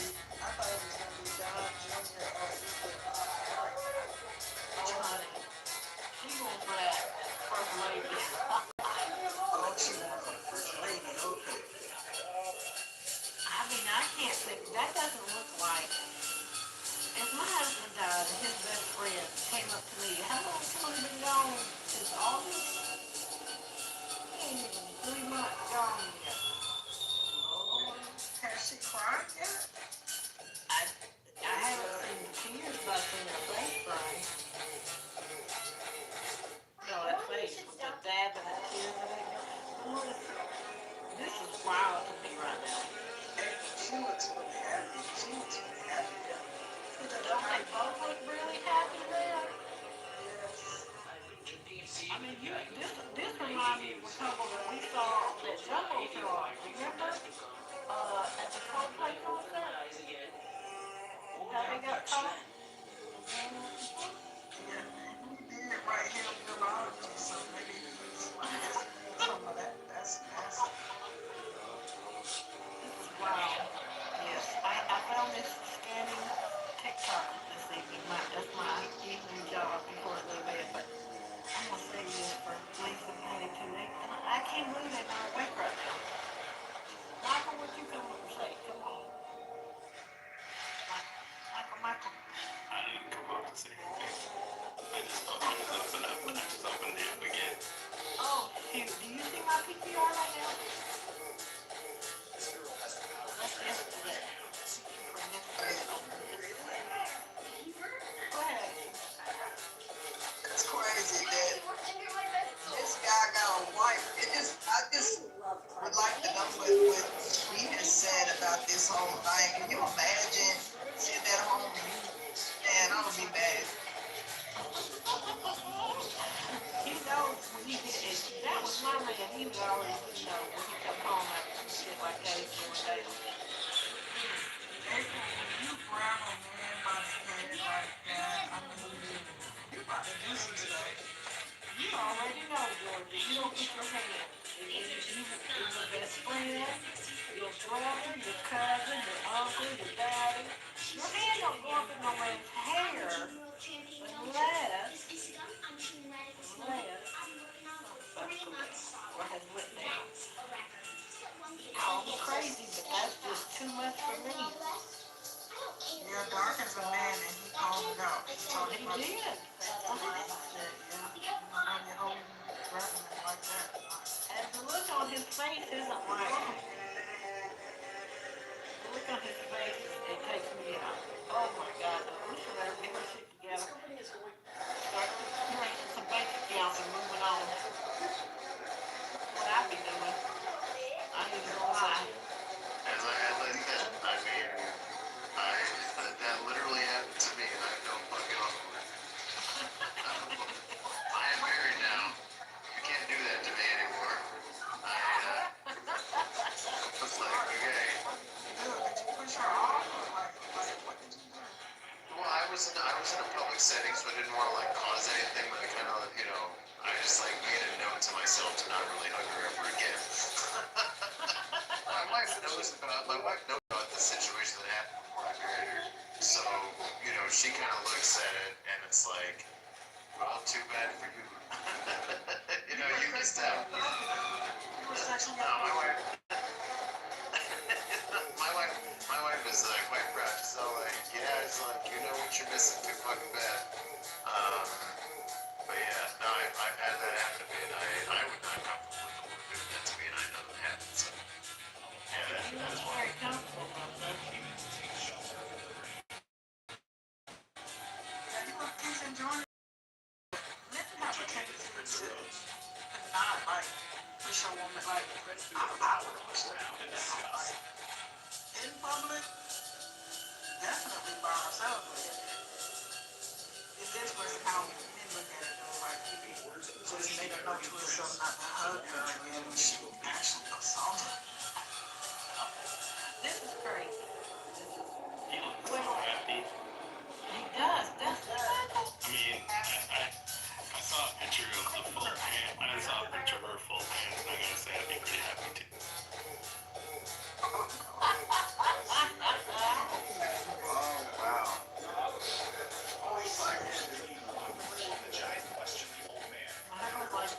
No wonder he's breathing like that. What's in them damn pants? How long I wonder have they, been together in the background? You know what I'm saying? We see a lot on that picture there. I wonder what's really going on, like for real behind the scenes. That's crazy.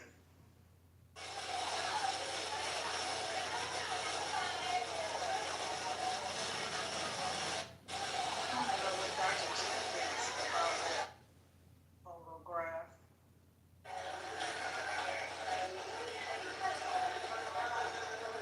Alright, April's PTR. oh yeah, I took it on the survey.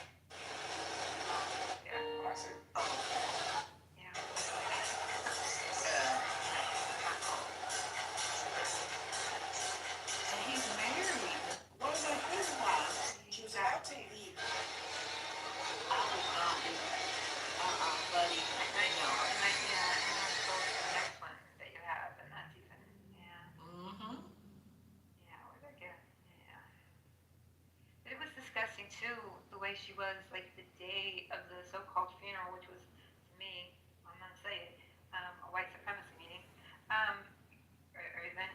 But I mean, the way she was with Trump, it was just like, I mean, they played it like just for, like on Instagram, certain parts of it, and it just becomes more disturbing every time you see it. It's almost like, This is wild.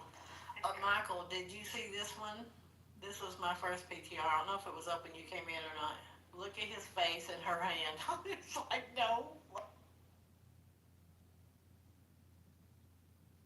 yeah, but isn't she also already, I'm not positive about this, but like making deals for a podcast?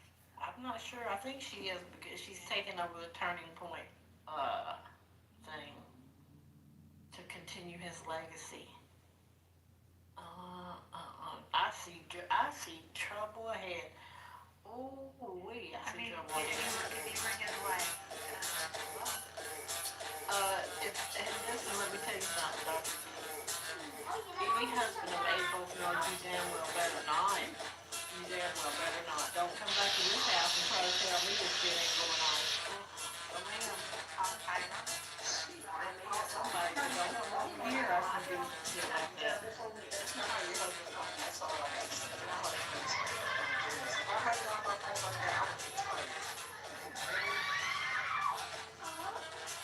Yeah, we'll have a room about that tomorrow. Lisa, Patty, where y'all at? They asleep? I'm closing it down. Everybody going to sleep, man. There she is. I don't have anything to talk about, so y'all can shut down if you want to. Lisa, did you see my PTR? Is it gonna be gross, April? No, look at my PTR right here. It is Jada Back, so yeah, it's gross. Baby Maybelline, look at it. It's yesterday. This was yesterday in the Turning Point again at Old Mill. Is this supposed to play? No, just touch on it and look at it. Okay, I'm trying to touch. See up closer.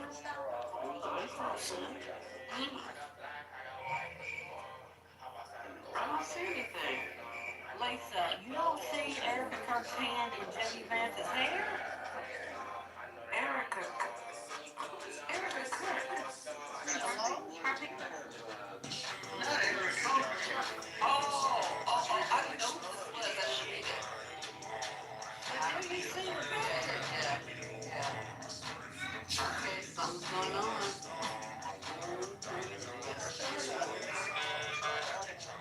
Oh, she can look at it. She get on my PTR and she goes on my PTR right there. Wow, that's crazy. This was yesterday, Lisa.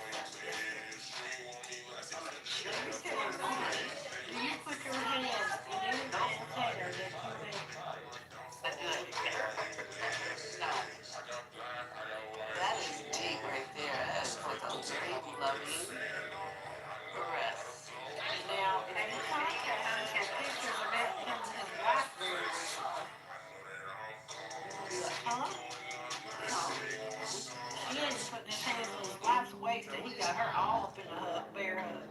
Now, Dart told us that before he got married, between his marriage and his ex-girlfriend, the ex came up, I guess, what was it, and did this maneuver on him, and he was like, no, you can't do that anymore. Can't do it. Well, that wouldn't be shocking.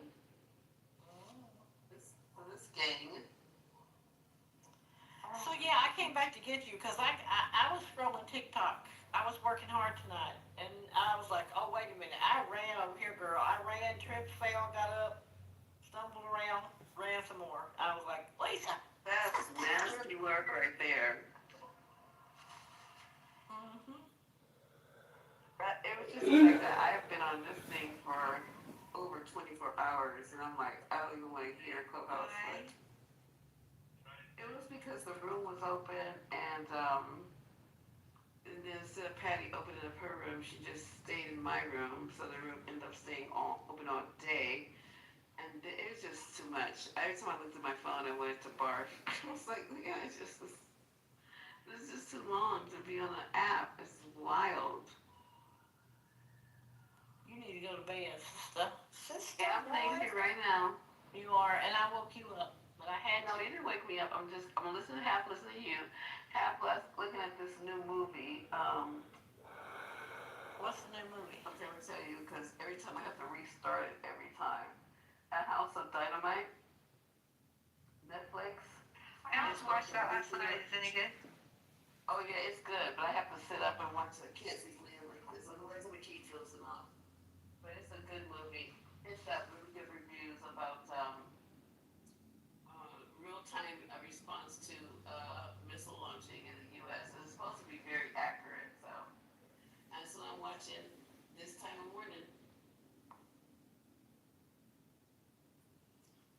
All right, I went back to my cat persona in my PTR. Guys, it's only 2 hours. Y'all go watch it. Is it the video?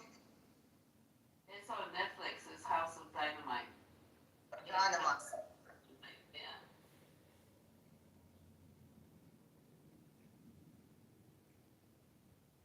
I'm going back to troll through TikTok, see if I can find some more breaking news. Breaking news. That's breaking too. It is breaking. That's gonna be some shit breaking. Yeah, and it broke me all the way down. Oh my God, everybody's gone. Okay, good night, y'all. I brought them back up, Lisa. They're here. Oh, okay. If they want to talk, I'm out though. I'm about to be out too. Patty's already gone. Yeah, she's been gone for a long time. Or something. Everybody's leaving and going to sleep and all that stuff. Ashton, what time is it at your house?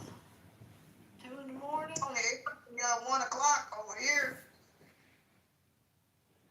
Morning. You need to do an Ashton at night room. Take over on the night shift. Me, you know what I'm saying? Because I don't have a problem. You know what I'm saying? Because I don't have to work until later in the afternoon. That's why I went to sleep.